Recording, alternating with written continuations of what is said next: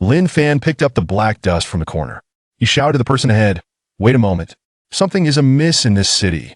What's the matter?" The leader paused momentarily and turned around. Lin Fan removed his protective helmet, placing the dust from his fingers to his nose, gently rubbing it to discern a peculiar scent. With a slight furrow in his brow, he remarked, "If you wish to survive, do not venture in recklessly. These black substances are their excretions." "How do you know this?" "I once served in the space fleet and am familiar with them. Just picking up dust from the ground and spouting nonsense." The leader adjusted his glasses, scoffing, "Let me tell you, drones have been scouting here for a week, and no abnormalities have been detected." He was Li Weigua, the captain of the scavenging team, numbered 1523, age 50. Once a PhD in philosophy, he lost his academic title due to inappropriate remarks and, out of desperation, joined the scavenging team, becoming the leader of the scavengers. Before Lin Fan could speak again, Captain Li Weigua had already walked away.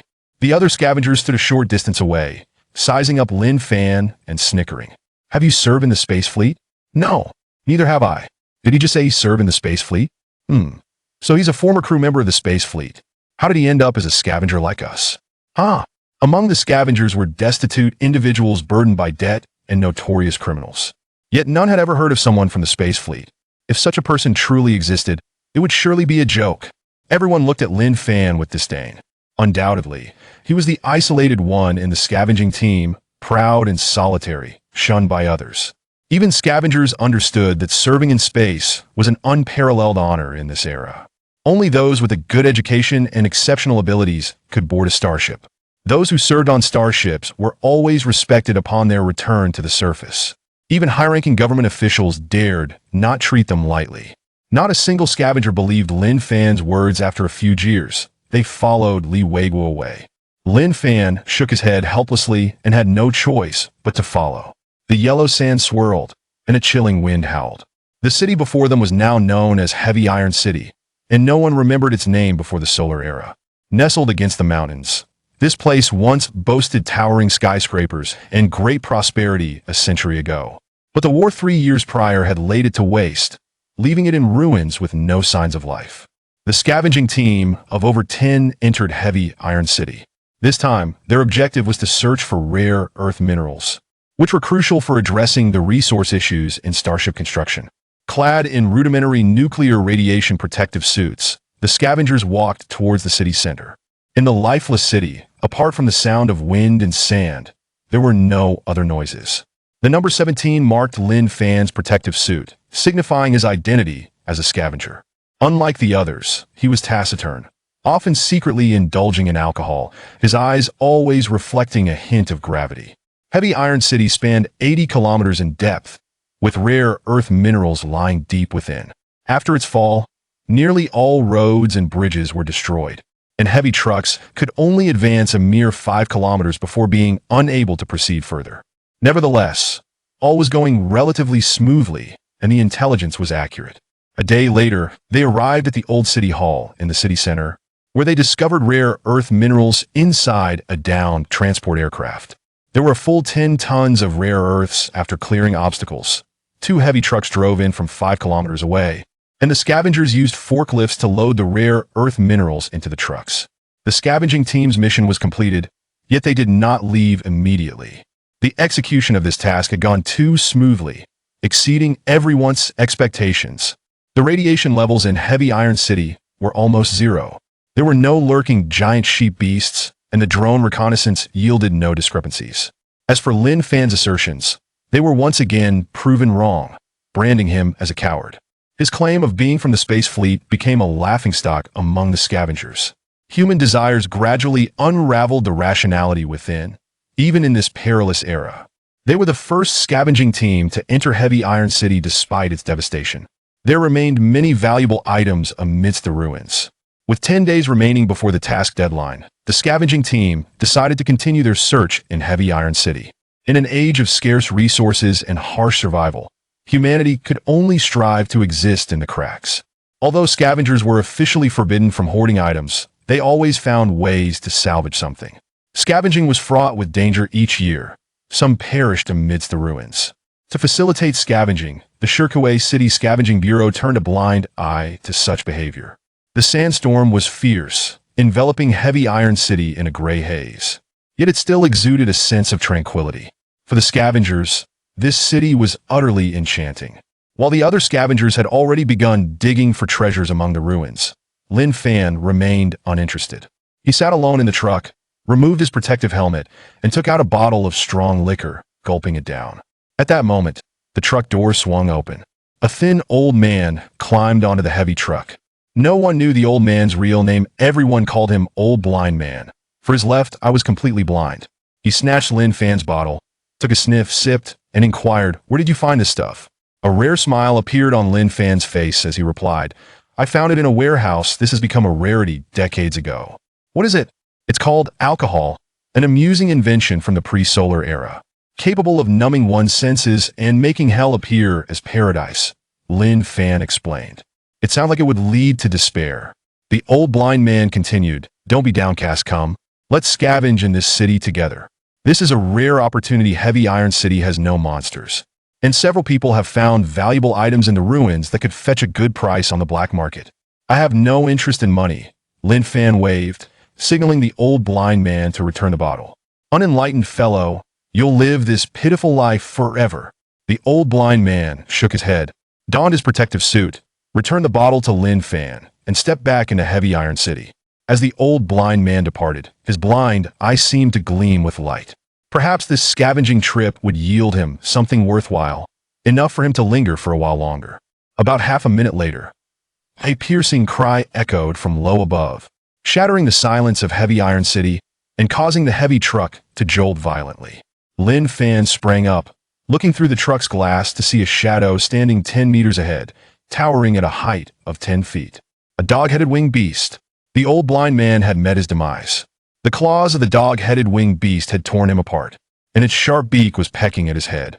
This creature was a native of the Qingyang star, which bore a striking resemblance to Earth in elemental composition and has fostered a diverse array of carbon-based life forms. The dog-headed winged beast was fierce and cunning, resembling a bat, but much larger in size. An adult dog-headed winged beast could span 5 yards wide, and scavengers were its prey. Lin Fan inhaled deeply. He knew all too well about these beasts, known for their brutality. During the invasion of the colonial merchant fleet, the inhabitants of Qingyang Star had unleashed them upon Earth, leading to a massive population explosion that severely impacted Earth's ecology. Dog-headed winged beasts frequently attacked the remnants of human cities, abducting many innocent lives. Humans had conducted numerous extermination campaigns against them, but they ultimately retreated to the ruins, waiting for opportunities to strike, still causing much distress to humanity. The dog-headed winged beast before him was merely a juvenile. However, these beasts were social creatures. If a juvenile was present, adult ones were undoubtedly nearby. Heavy Iron City was highly likely to be the lair of the dog-headed winged beasts. Lin Fan surmised that they must have left their lair to hunt in recent days, which explained why the drones had detected no signs of them. Now was the time for their return, and the scavenging team had undoubtedly intruded upon their territory. Alone, Lin Fan was unaware of the situation of the other scavengers. He refrained from making any rash movements, concealing himself in a discreet spot within the heavy truck. At that moment, bang, a loud crash resonated, causing Lin Fan's eardrums to throb painfully. The heavy truck was overturned, and Lin Fan's body slammed against the spherical steering wheel. Struggling to steady himself within the truck, he caught sight of a massive eye appearing before the truck's windshield. Lin Fan was horrified. It was an adult winged beast. Clearly having spotted him, it slammed its head against the windshield. The truck's armored glass could withstand the force of a typical explosion, but it was not without its cracks. From the sounds, it was apparent that there was more than one dog-headed winged beast outside. Lin Fan understood these extraterrestrial monsters better than most. He quickly discarded the liquor bottle and climbed into the driver's seat. He started the heavy truck and turned on the high beams, directing the lights towards the eyes of the winged beast. The creature's eyes were exceptionally developed even in darkness. It could detect the location of its prey. However, it also had a flaw. It was overly sensitive to light. The headlights of the heavy-duty truck possess a potency far superior to those of a conventional vehicle, causing the eyes of the winged beast to be painfully assaulted by the blinding light, resulting in a momentary blindness. It instinctively recoiled its head. However, this effect proved to be fleeting at that moment. The The heavy truck had overturned, rendering it undrivable. Lin Fan had become akin to a fish trapped in a barrel, ensnared within, and continuing in this manner was undoubtedly tantamount to awaiting death. Within mere seconds, the winged beast's vision was restored. This time, it had learned its lesson and first targeted the headlights of the heavy truck, deliberately shattering them. Unlike the windshield, the headlights were susceptible to mere impact, shattering upon collision. The winged beast, now unrestrained, faced no obstacles in its path. Lin Fan furrowed his brow, glancing at the winged beast outside, and activated the marker lights atop the vehicle. The marker lights began to flash. The adult winged beast, having just experienced discomfort, felt a surge of ire toward the luminous object and charged at the marker lights. Bang! The winged beast repeatedly thrust its head against the top of the truck, shattering each signal light in succession. With the force of the winged beast's collision, the heavy-duty truck righted itself. Chapter 2. The metal-eating piglet. In that fleeting moment, Lin Fan released the handbrake and clutch, pressing the accelerator to the floor. The heavy-duty truck, spanning 10 meters, surged forward with alarming speed, barreling straight towards the juvenile winged beast. The young creature was still lost in the delight of pecking at the body of the old blind man. Yet, the massive truck's front collided with the juvenile winged beast like a bullet, sending it sprawling, and then it rolled over the creature's head. The truck, weighing several tons, crushed the beast's head, altering its shape grotesquely. In mere moments, the winged beast succumbed to its injuries, groaning its last breaths. Old blind man, your vengeance has been served. May you find peace. Lin Fan's expression remained impassive. In this hellish world, he had long since cast aside the notions of life and death. He promptly reversed the vehicle, redirecting the truck towards the adult winged beast. The adult winged beast, furious, began to call out. Within seconds, similar cries echoed from various corners of the city, and their silhouettes emerged against the overcast sky. Lin Fan realized that the scavenging team was likely doomed, and the winged beasts were hastening toward him. He pressed the accelerator down fully, the heavy truck charging forth like a ferocious tiger. As the truck drew near, the winged beast flapped its enormous wings, soaring low to evade the impending collision. It then dove down, crashing into the back of the truck. A crackling sound erupted as the internal circuitry was affected. And from an external perspective, the truck appeared somewhat deformed. However, Lin Fan paid no heed. In an instant, he detached the trailer and executed a drift with the truck's front. The vehicle's front pivoted, colliding with the back of the winged beast. The adult winged beast was a far more formidable opponent than its juvenile counterpart. Though it emitted a pained roar, it did not suffer any serious injury. This marked the beginning of a fierce battle between Lin Fan and the winged beast. The creature had never encountered such tenacious resistance from a human, and fury blazed in its eyes. Ignoring the pain coursing through its body, it charged violently at the windshield. Lin Fan recognized the impending danger and activated the driving shield. In an instant, the windshield shattered under the impact of the winged beast, but fortunately, the protective barrier shielded Lin Fan from the shards of glass. The truck's front was propelled several meters away, and the windshield lay in ruins. Thanks to the vehicle's shock absorption system, Lin Fan sustained only minor injuries, though blood trickled from the corner of his mouth. As the truck momentarily vanished from the winged beast's sight, Lin Fan seized the opportunity, disengaging the shock absorption system as protection. He squeezed through the gap in the shattered windshield, retreating to the roadside and seeking refuge behind some debris. The adult winged beast, unaware of Lin Fan's escape from the truck, continued to batter the vehicle's front, which caved in further with each blow. The winged beast, seeing that the heavy truck could no longer move, emitted a low, triumphant sound, a declaration of its victory. It then leaned forward, peering into the truck's front, yet finding no trace of the human within. Instinctively sensing danger, it realized, but it was too late. The trigger of an old-fashioned rifle was pulled. Bang! The bullet struck the truck's energy furnace. Typically, heavy-duty trucks are equipped with robust protective measures to prevent explosions during operations. However, Lin Fan had deactivated those measures when he abandoned the vehicle. The bullet from the antique rifle ignited the energy furnace, causing an explosion that echoed once more. Flames erupted skyward. The grayish air of Heavy Iron City was illuminated by layers of firelight. The flickering flames and dense smoke enveloped the winged beast. It struggled fiercely, but ultimately succumbed to death. The adult winged beast lay lifeless, If anyone were to witness this scene, they would undoubtedly be astonished. A scavenger wielding an antiquated weapon had slain a winged beast. Yet, 4 or 5 more winged beasts circled overhead, descending upon Lin Fan's direction. Taking a deep breath, he sprinted towards a towering skyscraper. The winged beasts possessed sharper vision than humans, making it exceedingly difficult for Lin Fan to evade their grasp. He had encroached upon their territory, having killed one of their kin. Lin Fan was not merely prey. He was their target for vengeance. The massive bodies of the winged beasts could not enter the building. Nevertheless, they began to ram against its walls, shaking the entire structure. This assault continued for half an hour, only ceasing when the beasts grew weary. However, the winged beasts showed no intent of letting Lin Fan escape. They took turns patrolling the perimeter of the building, seeking to exhaust him. Yet Lin Fan, possessing a far greater understanding of human architecture than these alien creatures, had already located the building's drainage system and navigated into the underground sewer of Heavy Iron City. The sewer system was remarkably developed, resembling a vast subterranean realm. Following it, Lin Fan emerged several kilometers away at an exit. He concealed himself in a corner of the ruins. While the fates of the other scavengers remained uncertain, they likely faced grim outcomes. He fell into contemplation. Continuing the mission alone was exceedingly challenging, yet the thought of abandoning Heavy Iron City left him discontented.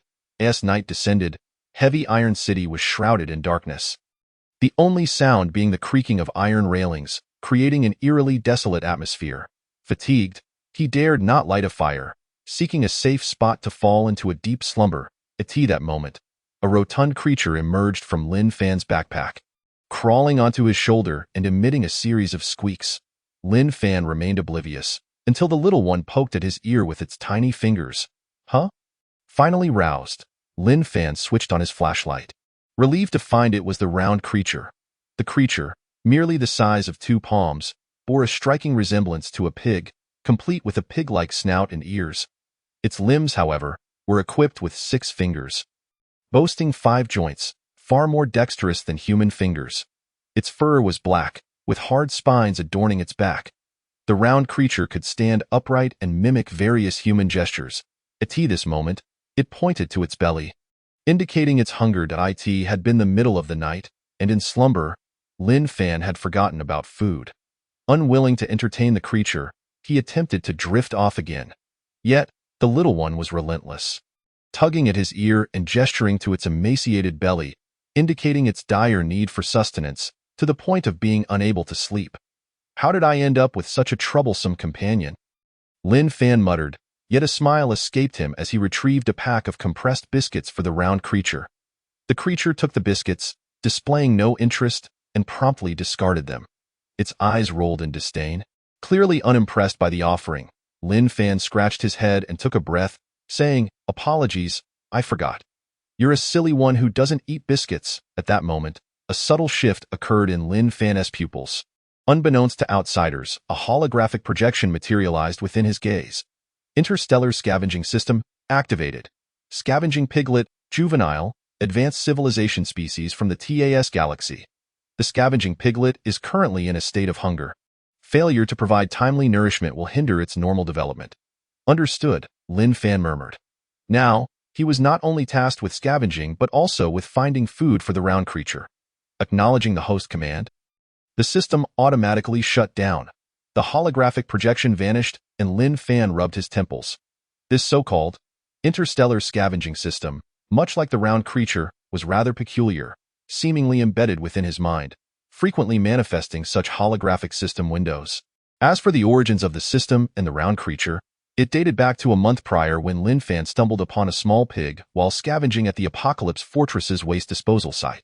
The pig was foraging through the remnants of the apocalypse. At that time, Lin Fan, seeing its filthy appearance, mistook it for an oddly shaped pet pig and took it in, unaware that this creature was anything but a pig.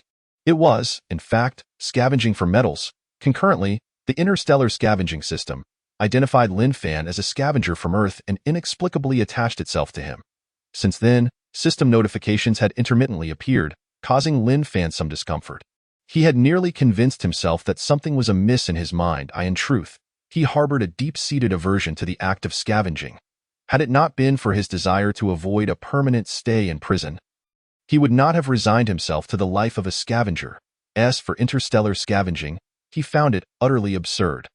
Gazing upon the ruins surrounding him, he realized that even leaving Earth was exceedingly difficult, making the notion feel distant. When Lin Fan turned his gaze back to the round creature, he felt an even greater sense of exasperation. This so-called scavenging pig was not easily dismissed. Once it became hungry, it would wail and fuss incessantly. The metallic items he salvaged could never escape the creature's keen sense of smell and its voracious appetite, which left Lin Fan in a state of despair.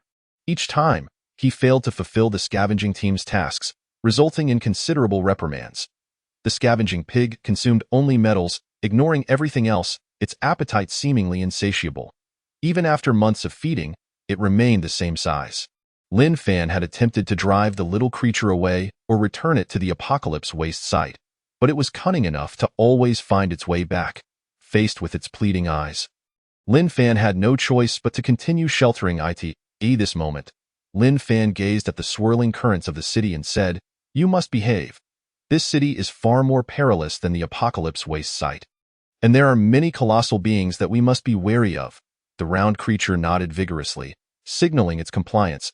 It then scampered down Lin Fan's pant leg, climbing onto his shoulder, pointing in a direction and gesturing insistently. "Let's go. This way, this way." Chapter 3. The dream of returning to space. The round creature was no ordinary pig. It possessed remarkable intelligence. Having spent merely a few days together, it had become evident that it could comprehend all of Lin Fan's words. While masquerading as a pet pig in the presence of outsiders, at this moment, guided by the spherical entity, Lin Fan, under the cover of night, approached a nearby alley where a dilapidated truck lay in repose. "Are you particularly sensitive to metallic elements?" Lin Fan inquired, gently patting the sphere's head. The creature squinted its eyes and nodded eagerly before leaping down from Lin Fan's shoulder. To humans, the truck was a formidable object. Yet to the sphere, it merely represented a modest meal, barely sufficient to satiate its hunger. It clambered atop the truck, emitting 2 plumes of vapor from its nostrils, its eyes glowing with a turbine-like blue light. A wave of heat surged from the sphere's body, rendering the surroundings indistinct, prompting Lin Fan to take a step back. Before him, the sphere's tongue began to lick the metallic surface of the truck, its mouth resembling an electric arc furnace, with its tongue functioning akin to a welding machine. However, the temperature was likely thousands of times higher. The truck's metal exterior was seared to a fiery red before swiftly transforming into molten iron, which the sphere effortlessly consumed, akin to a lollipop in the desolate wasteland. It had never indulged so freely, for humans were a frequent presence there. But in this ravaged city, it could finally feast without restraint. Lin Fan mused on the creature's formidable nature, contemplating that if it were to devour metals with the same fervor, it might just vaporize him as well. A mere 15 minutes later, astonishingly, the sphere had consumed the entire front of the truck. Lin Fan pondered inwardly, questioning the necessity of such voracious metallic consumption. Suddenly, a chime resonated, and the interstellar scavenging system activated, projecting a holographic image within Lin Fan's vision. "Report to the host. The scavenging pig is currently in its developmental stage, consuming metallic elements to construct its bodily structure." The system communicated directly within Lin Fan's mind, eliminating the need for vocalization. Lin Fan queried the system, "Why doesn't the sphere excrete anything, and it doesn't seem to grow at all? The sphere's physical strength is beyond human comprehension. Do you comprehend the strength of a white dwarf star? Its current physical resilience is akin to that of a white dwarf. The materials it consumes are trivial in comparison to its strength, and as it continues to grow, its resilience will only increase." Lin Fan gasped, fully aware of the immense strength of a white dwarf star, which can weigh tons per cubic centimeter. With such weight, how could the sphere bounce around without being crushed? The system elucidated. The 4 fundamental forces of the universe, strong force, weak force, gravity, and electromagnetic force, are unified. The scavenging pig is a being of a higher civilization. After billions of years of evolution, it has mastered these forces and can generate an electromagnetic field within its body, effortlessly counteracting gravity. Lin Fan, having heard of the 4 forces of the universe, murmured, "So, the scavenging pig is indeed an extraordinary creature. Certainly, it belongs to a high civilization. while the beings of the Capricorn star, whom humanity fears, are but a primitive civilization within the cosmos. Then where do you and the sphere originate? Lin Fan inquired. The system paused before reciting a poetic verse about the cosmos, from the vastness of the universe, from the edge of time, when the final chapter of destruction sounds and darkness envelopes the entire galaxy. Lin Fan, impatiently interrupting, asked, "Enough with the poetry. What is the universe like?" The system responded, "The universe indeed has a lifespan. Every civilization will meet its end, yet at every moment, new civilizations emerge. However, even advanced civilizations eventually face annihilation, such as the nature of the cosmos and Earth. What tier of civilization does it belong to?" Lin Fan pressed. Earth is still in its enlightenment phase, having yet to fully emerge from its solar system. What of the Capricorn star? The Capricorn civilization has entered the realm of primitive civilization. And compared to the intermediate civilizations in the universe, it is akin to an ant, easily crushed. Yet for Earth, it remains a formidable adversary, and humanity faces an exceedingly brutal war. Upon hearing this, Lin Fan fell into contemplation. Sighing, not just brutal. It is the apocalypse. Apocalypse? That is merely a minuscule conflict in a corner of the Milky Way, hardly deserving of the term true war, the system countered. Have you witnessed the apocalypse? Lin Fan inquired. Certainly, compared to the true cosmic apocalypse, the crisis facing Earth is but a single droplet in the vast ocean. Human civilization is strikingly insignificant. Lin Fan paused before asking, "Can I truly return to space?" "Of course," the system replied. "You could even possess a fleet of your own." "A fleet?" Lin Fan mused. "Only a nation possesses the capacity for starships, and assembling a fleet is an unimaginable endeavor, even for a regime." Noticing Lin Fan's skepticism, the system assured him, "Every word I utter is the result of calculations. I would never deceive you. Interstellar scavenging differs slightly from your form of scavenging, in the vast universe. Conflicts between different civilizations persist endlessly, much like the situation between Earth and the Capricorn star. Countless derelict starships drift in the cosmos, many of which are still salvageable. Are you suggesting that we venture into space to collect the wreckage of those damaged starships?" Lin Fan inquired. "Indeed. The universe is boundless, filled with artifacts from primitive, intermediate, and even advanced civilizations. Some items would even send shivers down the spines of the feared Capricorn beings. Why not embark on a journey of cosmic exploration, gathering those treasures for your own use?" Lin Fan surveyed the wreckage surrounding him and his own abject condition, remarking, "But how do we escape Earth?" "Indeed, returning to space has always been my aspiration. Yet as a mere scavenger, the challenge of leaving Earth seems insurmountable. Repairing those abandoned spacecraft, the system proposed. The scavenging pig is your loyal companion, the universe's most exceptional forger. Once it evolves, it will be capable of repairing them." "A forger?" Lin Fan murmured, "A creature resembling a pig, yet capable of repairing spacecraft. How ludicrous that would sound if shared with others." Nevertheless, as Lin Fan gazed at the nearby metallic wreckage, he felt no amusement. In a mere half hour, the once massive truck had been reduced to a mere tenth or so of its original size. The sphere, patting its belly, burped, seemingly unsatisfied. What an astonishing scene! According to the system, the sphere was currently in its developmental phase. Once it reached a certain level of growth, it would become a true extraterrestrial forger, capable of repairing anything on Earth with ease. Yet that was not the crux of the matter. As the scavenging pig continued to consume, it would also grow, and its forging abilities would become increasingly formidable. The scavenging pig emerged billions of years after the birth of the universe, thriving on the devoured metallic elements that had formed post-creation. This civilization's evolution occurred in an exceptionally harsh environment, yet the results of natural selection led this life form to develop an advanced civilization. The scavenging pig transmits the forging knowledge it acquires across generations through a mechanism akin to genetic inheritance. With such a being of advanced civilization, embarking on a journey of interstellar scavenging is not entirely beyond reach. Moreover, within the current city lies an abundance of discarded aircraft and tanks, if the sphere can indeed repair them. It may well be possible to assemble a small team to combat extraterrestrial monstrosities. As for the system's claim of constructing a space fleet, that undoubtedly would not be a simple endeavor.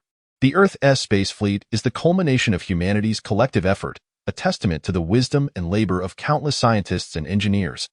That night, Lin Fan gazed at the sand-laden sky, lost in thought. After years of imprisonment, he had now become a scavenger. His life had been rife with sorrow. Yet, when one door of fate closes, another seems to open. Deep within this man's sorrowful eyes, a flicker of struggle remained. He was unwilling to await the final apocalyptic war in idleness. Suddenly, a hissing sound startled him.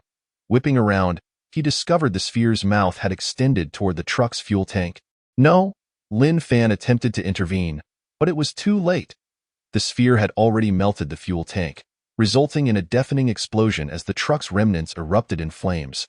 Soon after, the cries of the canine-headed winged beasts echoed, as dark silhouettes emerged in the dimly lit night sky, swooping down. The sphere was propelled backward by the blast, its form smeared with dark oily soot. Yet it remained unscathed. It scurried over to cling to Lin Fan's leg, pointing at the shadowy figures in the sky, chattering apologetically, aware of its transgression. Chapter 4. The busy sphere. Lin Fan lifted the sphere and dashed toward the underground waterways of the city. He knew the canine-headed winged beasts were still tracking his whereabouts. Should they sense any disturbance, they would converge upon him. Lin Fan felt no urgency to return, for Heavy Iron City was already besieged by the winged beasts. The path to becoming a true interstellar scavenger was still long and arduous. Heavy Iron City was an excellent locale, a forgotten industrial district devoid of human presence, providing an ideal environment for the Sphere's development. As for the tasks ahead, he still had 10 days to fulfill them.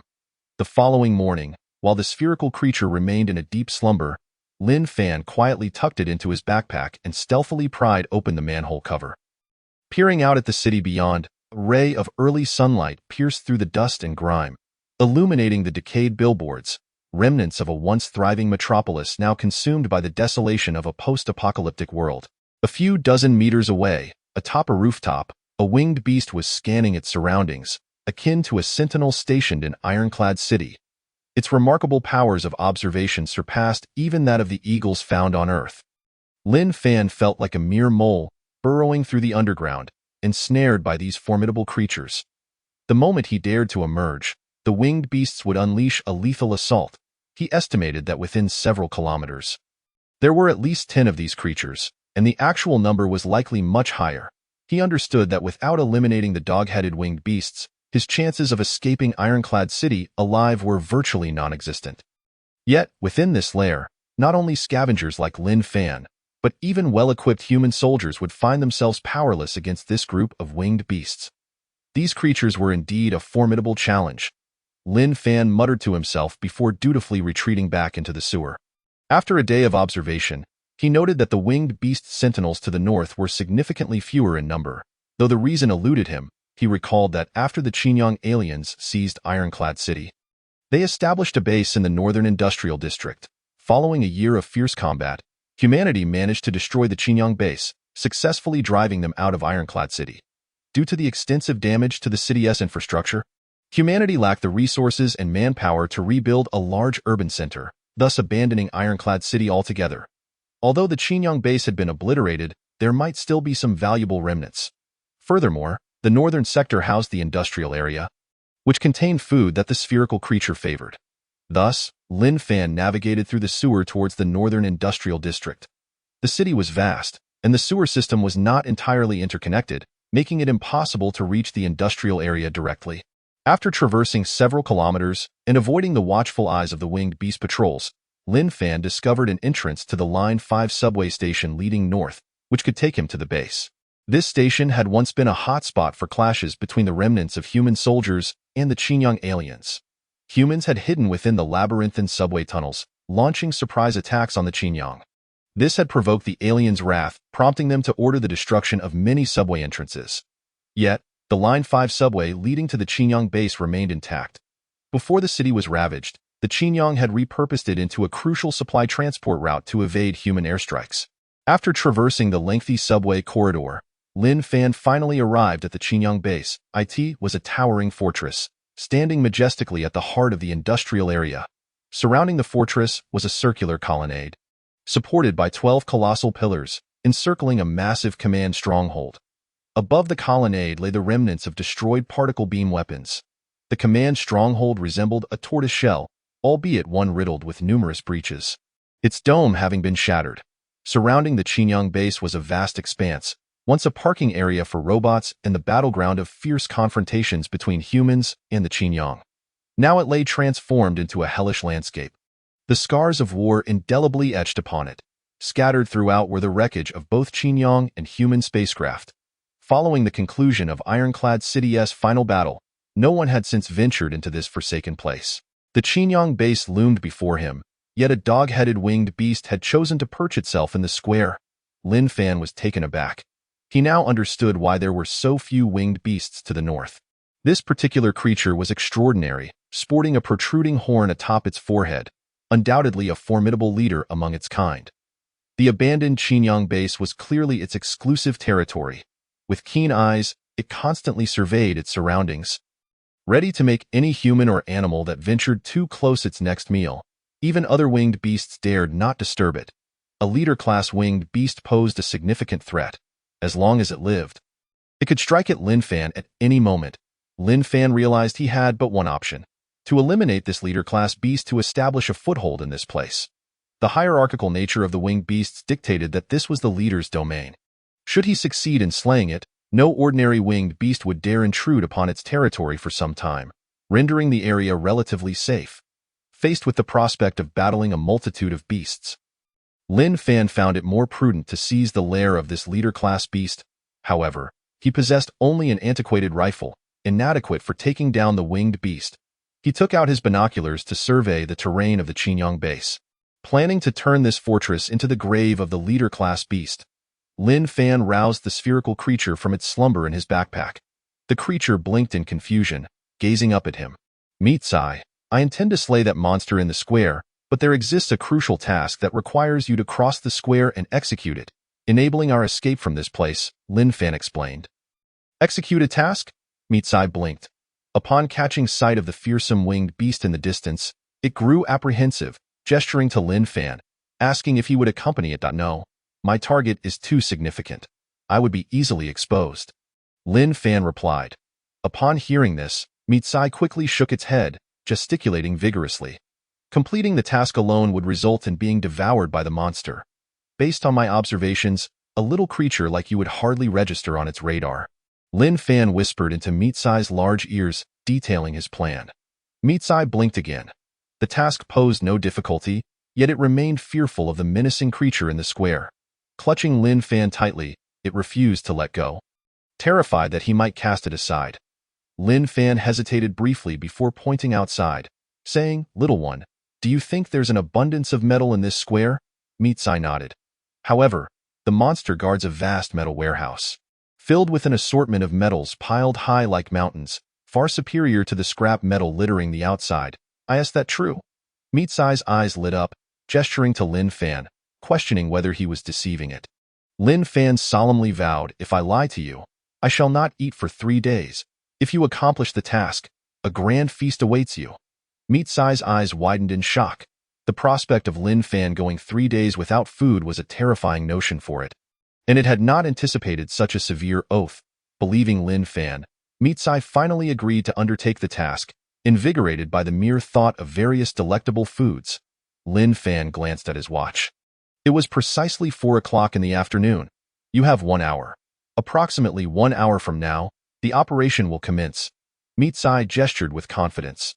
For a scavenger pig, billions of years of evolution had ingrained the laws of atomic motion within it, granting it a biological clock function akin to that of humans, albeit far superior, allowing for precise calculations of time. Once calibrated, it required no clock to measure time accurately.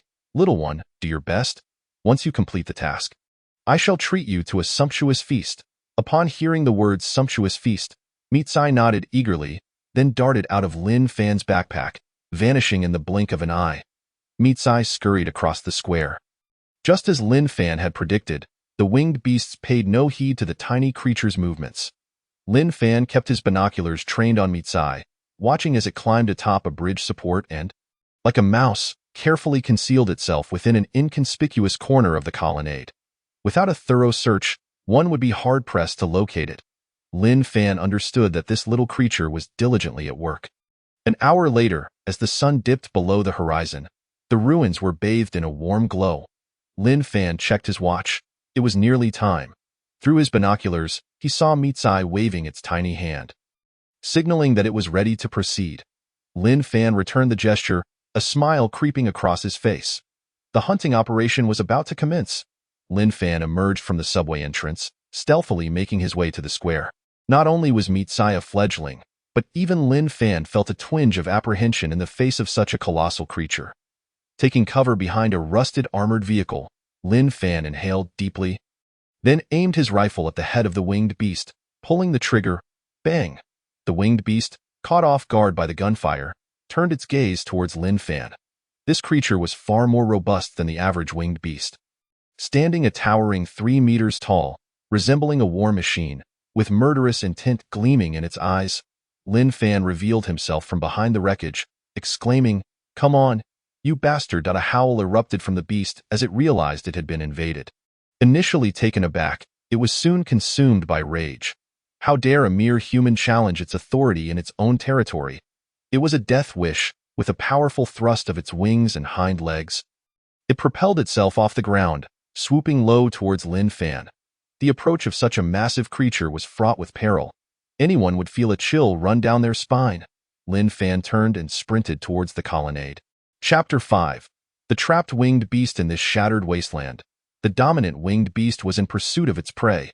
An atmosphere of murderous intent pervading the air. Lin Fan darted to and fro, evading capture like a mouse among the debris. Utilizing the craters left by bombs and the wreckage of downed aircraft, he engaged in a game of hide-and-seek with the winged beast.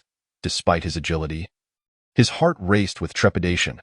The weapon in one's hand is but a trivial matchstick against the formidable winged beast before him. A slight misstep could result in being ruthlessly torn to shreds. Reduced to mere sustenance, the winged beast crashed through a derelict tank, scouring the debris but finding nothing. At that moment, a voice echoed. Here, following the sound, the winged beast turned to discover Lin Fan had appeared at the periphery of the military fortress. In that instant, Lin Fan leaned against a colossal column, the overhead corridor towering at a height of 40 meters, while the 12 massive pillars reached nearly 50 meters. After the harrowing battle of several years prior, the circular corridor was riddled with gaping wounds. Though it had not collapsed, it stood in a state of disrepair, perilously teetering. The wind whistled through the air, and the frayed cables at the breakpoints of the corridor emitted a chilling sound. At that moment, the winged beast was a mere 50 meters from Lin Fan. Surrounding Lin Fan was an expanse of emptiness, save for a solitary bridge pier, offering no refuge. The winged beast let out a low growl, its sharp beak agape, revealing its fearsome fangs. With a powerful flap of its wings, it lunged towards Lin Fan, closing in on him. Clearly, Lin Fan was trapped like a turtle in a jar, the distance between him and the beast almost negligible. Lin Fan swiftly sidestepped, seeking shelter behind the sturdy column. He circled around to the other side, raising his rifle to aim at the beast's eyes, and fired with conviction. Bang! The gunfire echoed. Yet, the winged beast seemed to have anticipated Lin Fan's stratagem. Tilting its head to evade the bullet in response, it emitted a triumphant hissing sound. It. This human was merely prey, his actions nothing more than a futile struggle before the inevitable demise. However, unbeknownst to the winged beast, a sense of peril was swiftly approaching. It was oblivious to the fact that it had become the true quarry, having stepped into a trap laid by humanity. The time to ensnare had arrived. Boom! The sound of shattering echoed. It was the sound of the circular corridor fracturing. The winged beast failed to react. A circular corridor, measuring 50 meters in length and 10 meters in width, fell like a colossal shackle from above, crashing upon the beast's head. The impact forced the creature's head into the ground, its entire body pinned beneath the corridor, shattering the stones beneath. The circular corridor had become a massive trap. Originally crafted by the Qinyang Star people, it was exceptionally sturdy. However, after enduring countless bombings during the war, it had become severely damaged. The sides of the bridge had fractured, barely held together by numerous cables, preventing a complete collapse. Under Lin Fan's meticulous planning, the sphere had stealthily severed more than half of the cables supporting the corridor. Unbeknownst to all, It had transformed into a trap for the beleaguered beast. The sphere calculated the forces at play during the corridor's collapse, and upon hearing Lin Fan's gunshot, the last critical cable was severed. In that moment, the winged beast, immersed in the thrill of capturing its prey, remained unaware of its descent into a trap. A mournful howl erupted. The immense corridor descended like a giant shackle, striking the dominant winged beast squarely beneath. The ground trembled violently, a cloud of dust billowing into the air. As the dust settled, the battered figure of the dominant winged beast was revealed, its body marred and its wings destroyed by the fallen corridor. Victory! Lin Fan, concealed behind the debris, inhaled sharply. The sphere, perched behind him, glanced at the pitiful dominant winged beast and scratched its head. He then nudged Lin Fan, gesturing with its tiny hands. It turned out this little creature was asking Lin Fan to take it to find food. Lin Fan understood that without the assistance of this peculiar sphere to construct a massive trap, he would have found himself at a loss against the beast. However, before entering the base, Lin Fan had one more task: to ensure the winged beast was truly dead.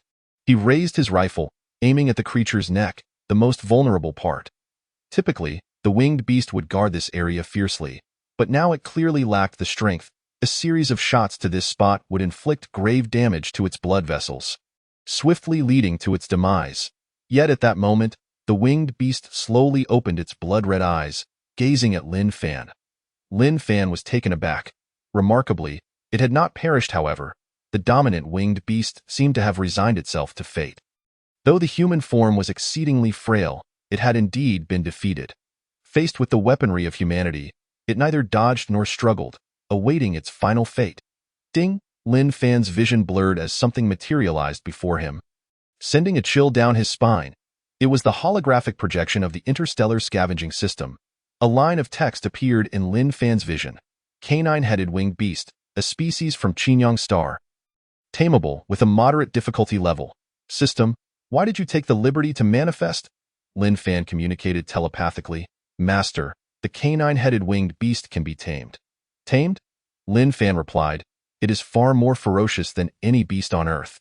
The Qinyang star people had previously tamed a portion of the winged beasts to serve as their patrol squad. The system continued. Its size surpasses that of ordinary winged beasts. Lin Fan pondered for a moment and concluded. This is undoubtedly a leader-class canine-headed winged beast. Master, it is not merely a leader class but a higher tier. The dominant class winged beast. Dominant class winged beast? Lin Fan was intrigued. Such a classification was unheard of. On Earth, dominant class winged beasts were a rarity, and yet here was one before him. The system elaborated. It is merely in its developmental stage. Once it matures and spreads its wings, it is estimated to achieve a wingspan of 7 to 8 meters. With muscles becoming exceedingly formidable, with the trap you devised, it would be unable to contain it. Then I must eliminate this complete menace, Lin Fan retorted. Your current strength is still too feeble. To become a true interstellar scavenger. The sole path to power lies in accumulating strength. Heavy Iron City is an excellent location. It harbors numerous resources that can serve as your first base. Oh? Lin Fan lowered his rifle. If he could tame this dominant class winged beast, it would mean controlling all the winged beasts within Heavy Iron City, securing the city as his own. Conversely, should he slay it, he would face immense difficulty dealing with the other winged beasts, let alone dominating Heavy Iron City. However, as Lin Fan scrutinized the massive creature before him, he could not help but marvel. Its head was nearly the size of a vehicle. If its primal instincts flared during the taming process, it could swiftly devour him whole. The matter was a matter of life and death, necessitating utmost caution. He inquired, is taming risky? Indeed. How does one proceed? You must first gather certain items, then I must hurry. The dominant winged beast was unlike ordinary winged beasts. It possessed an inherent pride. Having been chastised by Lin Fan, it contemplated summoning its kin. Observing Lin Fan lower his weapon, it initially appeared puzzled. But as Lin Fan prepared to depart, it grew agitated, baring its teeth and emitting a hissing sound. When Lin Fan intruded upon the territory of the dominant winged beast, it perceived this human as a challenger. For a high-ranking winged beast, a challenge was a sacred ritual. It was solitary and proud. Having failed in its challenge, the price was death.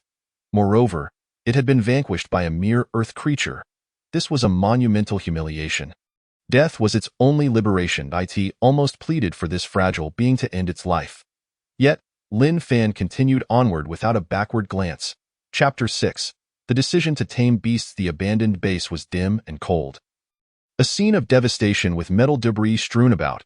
Lin Fan entered the fortress through a gaping hole created by a bomb. This fortress had once been a massive factory for war robots, housing numerous combat automatons, serving as their assembly and maintenance site. Following the last war in Heavy Iron City, the robots of Xinjiang Star had suffered a crushing blow from humanity and lay in ruins. Here, remnants of robot bases and scattered parts could still be seen. Lin Fan remained exceedingly cautious, wary of any surviving robots. Point 1. Must not underestimate the robots of the Xinjiang people. They could deliver devastating blows to humanity. After a thorough search, Lin Fan finally relaxed. Aside from fragments of robot parts, he found no surviving automatons, not even a single intact robot wreckage.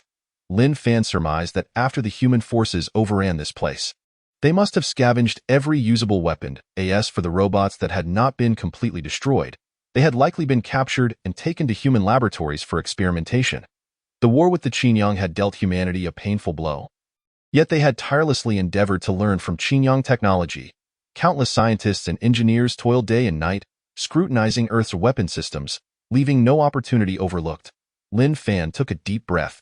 The impending apocalyptic war would eventually arrive. Although Lin Fan could not immediately find any useful items within the base, the steel fortress dazzled the sphere's eyes. For the sphere, every metal was a delectable feast, and it even caught the scent of many rare metallic elements. Lin Fan had not misled it. The sphere eagerly rubbed against Lin Fan, unable to contain its excitement. Its development required a continuous intake of various metal elements. Consuming only one or a few would lead to developmental deficiencies. Many metal elements were exceedingly rare, and one could hardly find them in ordinary vehicles or construction steel. Within this fortress, these rare metallic elements undeniably exist. This little creature is utterly entranced. Merely inhaling the scent of these precious metals sends it into a state of euphoria. It seems to drift amidst an orchestration of elements, where each metallic entity strikes a melodious note. Away it goes. The sphere, starving and ravenous, lunges at a battered robotic repair platform. The metallic drill atop it, forged by the exquisite craftsmanship of the Chiang aliens, is remarkably resilient, capable of easily piercing through the steel plating of robots. The sphere's eyes emit an ethereal blue glow. As its tongue brushes against the drill, it turns a fiery red under the extreme heat, becoming malleable. It tirelessly devours the metals of this base, though its form grows scarcely perceptible. According to the description of the interstellar scavenging system, the greatest talent of the scavenger pig lies not in consumption, but in its ability to repair and forge nearly all items from civilizations across the cosmos, including high-tech weaponry and spacecraft with ease. Much like its appetite for metal, the scavenger pig enters a near-manic state when it comes to forging. After eons of evolution, its body has become a veritable furnace brimming with immense energy and a formidable forging tool. As this little creature matures, a gene-like substance within it will awaken, elevating its forging and repair skills to a higher tier. The growth of the scavenger pig encompasses at least 4 stages: infancy, growth, youth, and maturity. Each stage is further divided into initial, mid, and advanced phases, with varying forging and repair techniques at each interval.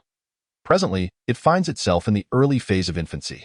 Once the sphere reaches the mid-infant stage, it will not only consume but also repair. What do I need? Lin Fan inquired of the system, a sonar capable of emitting infrasound waves. Sonar? Can this thing subdue the winged beasts? Indeed. Observing Lin Fan's lingering confusion, the system elaborated. Allow me to explain the winged beast race. In the hierarchy of winged beasts, lower-tier beasts submit to their superiors. When they submit to a particular entity, a potent mental contract is formed. The winged beast lords outside have not established a mental contract with any individual. Master, if you can compel it to submit and form a mental contract with you, it will remain eternally subservient. Moreover, this mental contract is unbreakable. How is a mental contract established? Lin Fan queried. The dominant winged beast is proud and will not easily forge a mental contract, but it has a critical weakness. They are exceedingly sensitive to infrasound waves at a frequency of 1 Hz. which causes a slight resonance with the sensory organs within their skull. Once subjected to such infrasound, they will inevitably suffer immensely. While it is tormented by the sound waves, the master can take advantage of the situation, employing both coercion and inducement. Once its mental defenses crumble, you can compel it to form a mental contract with you. Is there such a thing? Upon hearing the system's explanation, Lin Fan was taken aback and asked, "Is that how the Chiang aliens forced it to submit?" Apart from employing this primitive method, the Chiang aliens prefer to tame winged beasts through genetic means. However, our current circumstances do not permit that. Aside from the infrasound deterrent, there is no other way to make it yield. Additionally, the master must first spend 200 scavenger points to unlock lower life form. Interspecies communication consciousness simulation technology. What is that? This is a technology tree inherent to the system for interstellar scavenging. The technology tree encompasses 3 domains: exploration, warfare, and civilization. Upon acquiring scavenger points, you can unlock skills within these 3 fields. There is such a thing. Yes, at different stages of scavenging, various technologies can be unlocked. You currently belong to the novice scavenger tier. Interspecies. What is the simulation technology? The interspecies consciousness simulation technology is a skill within the civilization domain for the novice scavenging stage. Effective against lower life forms in the universe, it can decode the streams of consciousness of lower intelligence and semi-intelligent beings, enabling the master to communicate with those lower species that generate consciousness streams. Are you saying I can converse with the winged beasts? Precisely. The Chiang canine-headed winged beasts fall under the category of lower semi-intelligent beings. However, unlocking it requires 200 scavenger points. A holographic interface popped up in the system, displaying Lin Fan's scavenger points as 210. What are scavenger points? Lin Fan inquired. Scavenger points are a virtual value accumulated by the master through scavenging, determined by a series of factors such as the civilization level, technological sophistication, and rarity of the materials collected. I have worked so hard for so long to acquire only 210 scavenger points. Master, you misunderstand. Of those 210 scavenger points, 200 are provided by the system, while only the remaining 10 are what you have accrued through your scavenging efforts. What? Only 10 scavenger points? Lin Fan felt somewhat embarrassed upon hearing this. Goodness. After so much effort, he had only garnered 10 scavenger points. Especially considering he was already a seasoned scavenger with years of experience. Very well, Lin Fan said. Then let us unlock the simulation skill you mentioned. Ding. Lower life form. Interspecies communication consciousness simulation has been activated, consuming 200 scavenger points. Attention. Most lower life forms accessible to the host primarily transmit thoughts via electrical signals, so direct contact with the target is necessary. When the host needs to engage in interspecies communication, they must first physically contact the target. The system will then invade the target's consciousness stream. Once the target's language encoding method is understood, the host can communicate with the target species. Direct contact is required. Lin Fan was momentarily taken aback. Nonetheless, he hesitated no longer. The apocalyptic war is an insurmountable hurdle for Earth's civilization. The Chiang fleet may descend upon Earth again at any moment. That could be the final battle for Earth. Lin Fan hopes to contribute in that war, yet, in his current state, he is woefully weak, unable to stir even the slightest ripple amidst the torrent of war. He must swiftly amass his strength. Taming the winged beasts will be his sole means of controlling the ruined city, and he is willing to face any danger to achieve this. Chapter 7. The unyielding winged beast, Dawn. The wind and sand swirl in the air, and heavy iron city remains shrouded in a lifeless gloom. The wounds of the dominant winged beast have begun to heal, showcasing its tenacious vitality. When Lin Fan arrives, the dominant winged beast assumes he has come to end its suffering, and it is surprisingly calm. For it, death represents a form of liberation. Winged beasts revere the strong. Having lost to Lin Fan, it respects him as a defeated foe. It naturally accepts the traditional winged beast ritual of death. The dominant winged beast is mistaken. Lin Fan does not intend to kill it. Instead, he tosses a wire toward it, making contact with its body. Almost instantaneously, the system establishes a mode of consciousness communication with the beast. Utilizing the system, Lin Fan projects his consciousness stream directly into the beast's mind. Apologies, my friend. I acted out of necessity in wounding you. The dominant winged beast is taken aback. Lin Fan, after much hesitation, has not sought to kill it but instead engages in communication. However, it ignores Lin Fan, snorting dismissively. "Submit to me, and I shall spare your life." Submit? The dominant winged beast is initially perplexed, then becomes utterly enraged. It bares its teeth and roars, the breath it expels forcing Lin Fan to stagger back. For the dominant winged beast, the victor is king and deserves respect, but that does not equate to submission. To submit to another race is an even greater humiliation, especially to one as feeble as a human. It would never yield to a human out of fear of death. Lin Fan's brow furrows slightly, having sensed the beast's resolve, and gestures to the sphere in the corner. The sphere is hiding behind a dilapidated sonar, its fingers resting on the power input system. Electricity surges through the sphere's body, activating the sonar, which successfully emits an infrasound wave at 1 Hz. An inaudible infrasound wave radiates from the Chiang base in that instant. Several kilometers away, the winged beasts also perceive the infrasound and flee in terror. Howl! The dominant winged beast approaches the source of the sound, crying out in anguish. Its eyes gradually lose their luster, and its head hangs low, clearly tormented by the infrasound. Lin Fan once more projects the message demanding its submission into the beast's mind. Resist and you will endure endless suffering, ultimately leading to your demise. Yet the dominant winged beast's eyes widen, turning a blood-red hue. Howl, howl, howl. It lets out a skyward wail, shaking Lin Fan to the core, compelling him to cover his ears. The beast's cry is laced with anger and defiance. The infrasound is the winged beast's Achilles heel. Strangely enough, this sound, more terrifying than death itself, does not break the dominant winged beast. Rather, it ignites its spirit of rebellion. Gradually, the dominant winged beast loses its sanity, its muscles tensing as it gathers strength to break free from its shackles. The entire bridge trembles. Yet the bridge is far too heavy. Utterly exhausted, it ultimately fails to escape its bonds. What is happening? Lin Fan regains his senses amidst the beast's roar. Master, the resistance of this dominant winged beast is exceedingly vigorous, rendering the infrasonic waves ineffective in subduing it. The system's voice resonated within Lin Fan's mind. At this moment, the channel of information exchange between Lin Fan and the sovereign winged beast remained unbroken. Strangely, fragmented streams of consciousness from the dominant winged beast infiltrated Lin Fan's mind.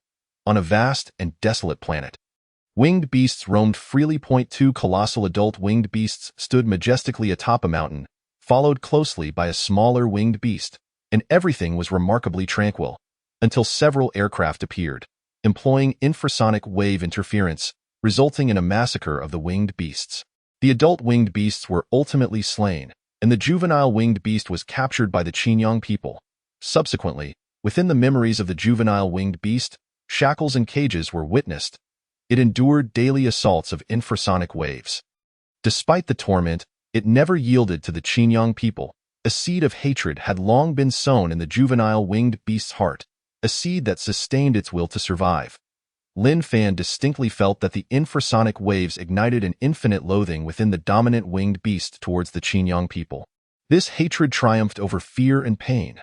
The sovereign winged beast recognized that this wire was the root cause of its communication with Lin Fan. With a powerful flap of its wings, it broke free from the wire, and the interspecies exchange came to an end. Lin Fan shivered. Finally, he emerged from the memories of the dominant winged beast, but he felt utterly unwell, his head pounding and drenched in sweat. Internally, he was alarmed. The infrasonic waves had proven ineffective against this creature, instead inciting its rebellion. Without hesitation, Lin Fan gestured for the sphere to cut off the sonar. Once the sonar was silenced, the world of the dominant winged beast returned to tranquility.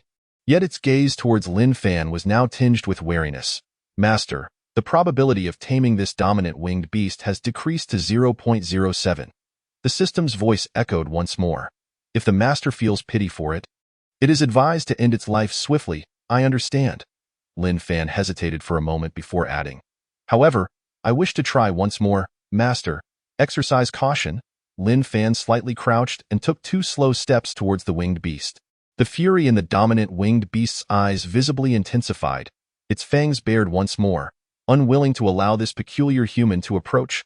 Lin Fan recognized that if he advanced recklessly, the winged beast would surely launch an attack against him. He hesitated briefly and called out, "Sphere, bring the sonar closer." As soon as he spoke, the observing sphere poked its head out, pushing the infrasonic device into the winged beast's line of sight. The winged beast evidently recognized this device emitting a harsh sound. Its eyes glimmered with boundless hatred, detesting the object with fervor. At that moment, Lin Fan seized the rifle on his back and aimed at the infrasonic device. With a loud bang, the bullet pierced through the device. The winged beast was momentarily stunned. Lin Fan did not pause, continuing to fire multiple shots until the device lay in ruins. Lin Fan's actions left the sphere dumbfounded, scratching its head, appearing bewildered, as if it had made a mistake. Seeing the sonar destroyed eased some of the dominant winged beast's fury, and its hostility towards Lin Fan diminished slightly, at least from the winged beast's perspective. Lin Fan had made his stance clear, distancing himself from that wretched device. Lin Fan knew that he had achieved his objective. The winged beast refrained from any further aggressive reactions, and he lowered his rifle, advancing until he stood beside the winged beast. In that moment, although the winged beast could not attack with its head, it could still strike Lin Fan with its wings. Fortunately, it chose not to do so. Lin Fan directly placed his hand upon the body of the winged beast, reinitiating the interspecies consciousness simulation. This time, the dominant winged beast actively transmitted its consciousness to Lin Fan. "You approach me. What is your intent? Do not worry, I shall not act against you. I merely wish to examine your wounds." The winged beast remained silent, ignoring Lin Fan. Lin Fan crouched down, focusing on the beast's abdomen, where several deep scars were visible. He gently caressed the scars, likely remnants of the Qinyang's aerial weaponry inflicted upon it. Beyond the wounds on the winged beast's body, Lin Fan also discerned a distorted information code etched into its neck. Probably inscribed during its juvenile years, Lin Fan inquired of the system, "Can you decipher the Qinyang's information code?" Affirmative. Subsequently, the holographic projection of the interstellar scavenging system reappeared, automatically translating the Qinyang's information code into text.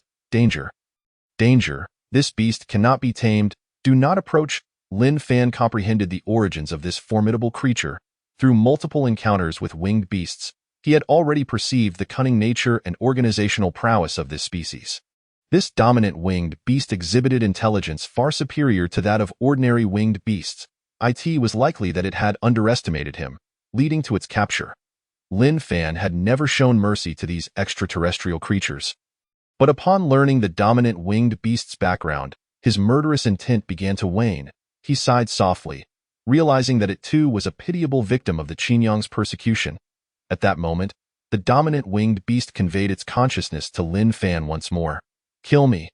Lin Fan reciprocated by transmitting his consciousness to the winged beast. "I have seen your memories. Your family and kin perished at the hands of the Qinyang. You were imprisoned in your youth." The winged beast slightly turned its gaze.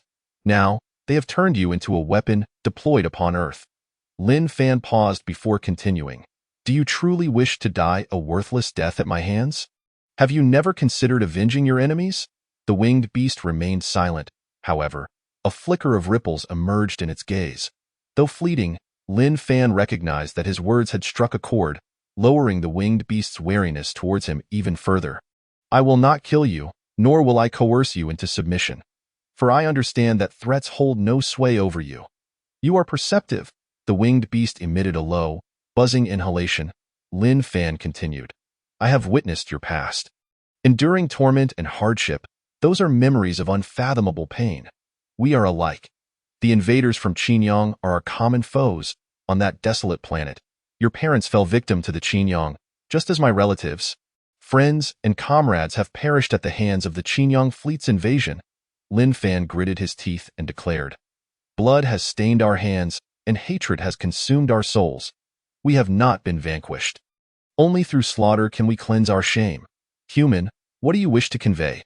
We are not enemies. We can collaborate. You possess formidable combat prowess alongside your allies, while I have the largest faction on Earth behind me."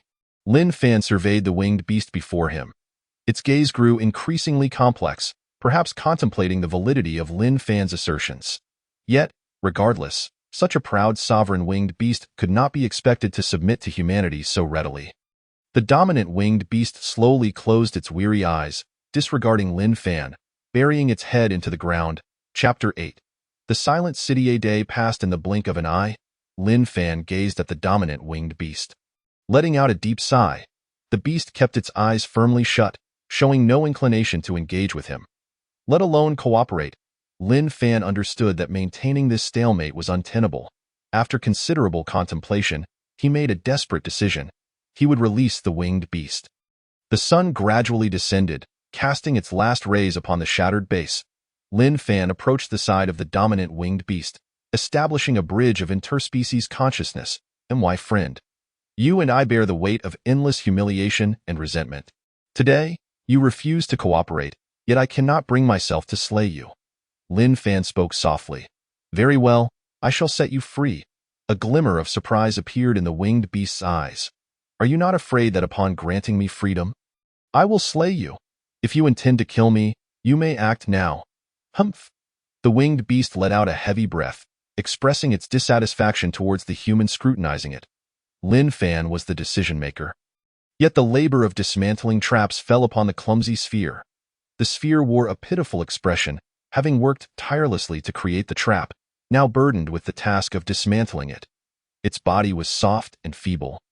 Lacking vigor in its work, a smile crept across Lin Fan's lips, for he understood its little schemes.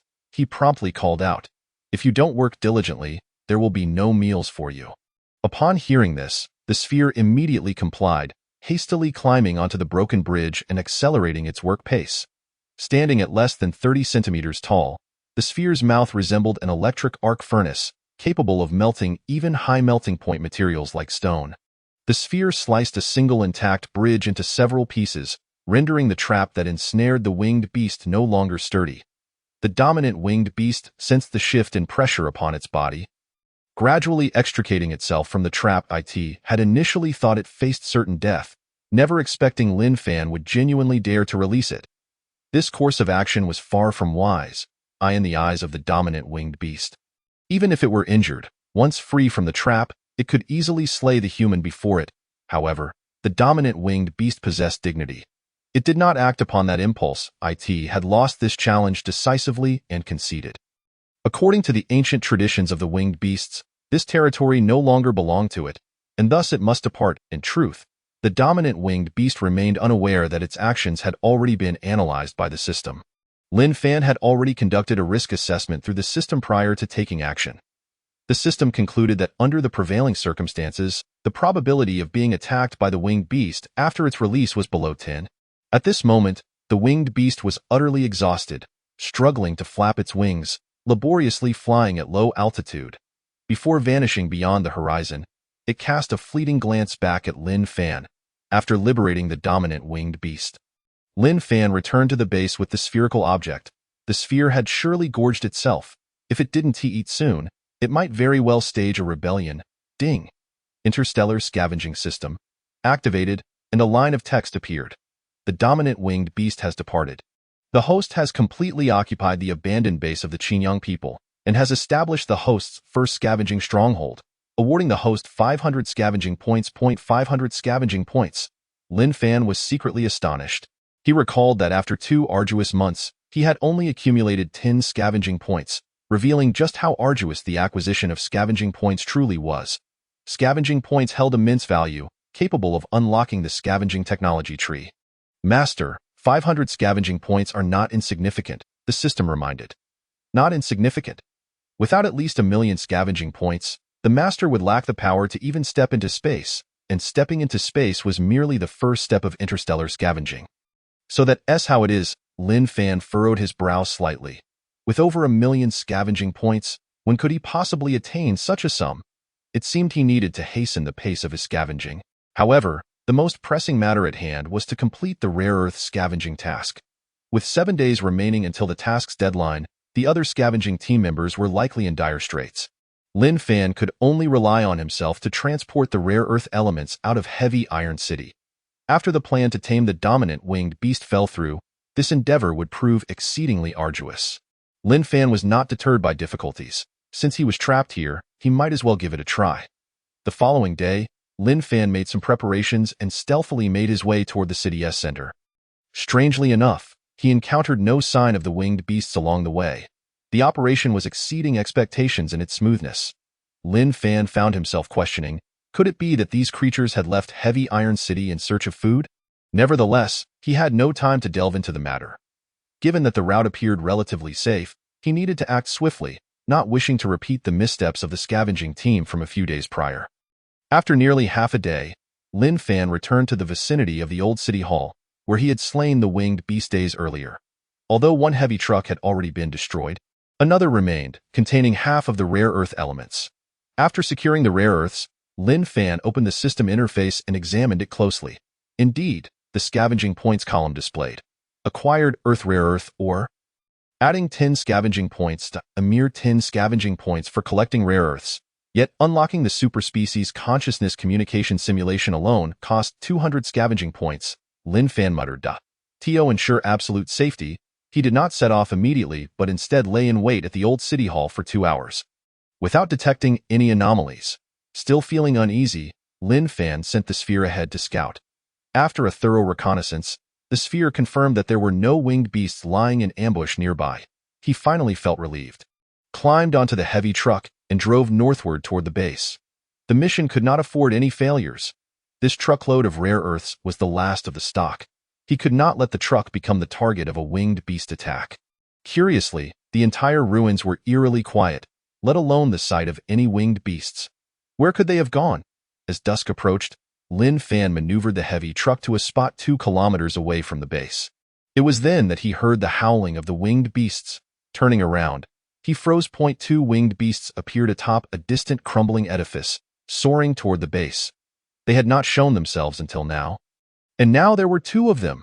Lin Fan stomped on the gas, only to see a dilapidated pickup truck stirring up clouds of dust as it sped toward him through the ruins. It dawned on Lin Fan that the winged beasts were not charging directly at them, but were in pursuit of that pickup truck. He raised his binoculars and discovered that the pickup truck was being driven by the scavenger, 15. It was unclear where 15 had scrounged up a pickup truck. Despite being covered in scratches and dents, the vehicle was still moving at a decent speed, its engine roaring. Lin Fan's brow furrowed deeply. 15 had mistaken Lin Fan for his last glimmer of hope and was tailing him closely. If the pickup truck surpassed him, the winged beasts would surely target the heavy truck instead. Lin Fan's resolve hardened. He pressed down hard on the accelerator, determined not to let 15 overtake him. If 15 led the winged beasts to him, the heavy truck would replace the pickup truck as the prey. Losing his life was a minor concern. If the heavy truck was destroyed, the mission would be a complete failure. Both Lin Fan and 15 were pushing themselves to the limit, racing to see who could run faster. Initially, the heavy truck was not slow, but laden with rare earths, it felt somewhat unwieldy compared to the pickup truck. In no time, 15's pickup truck had pulled ahead of the heavy truck.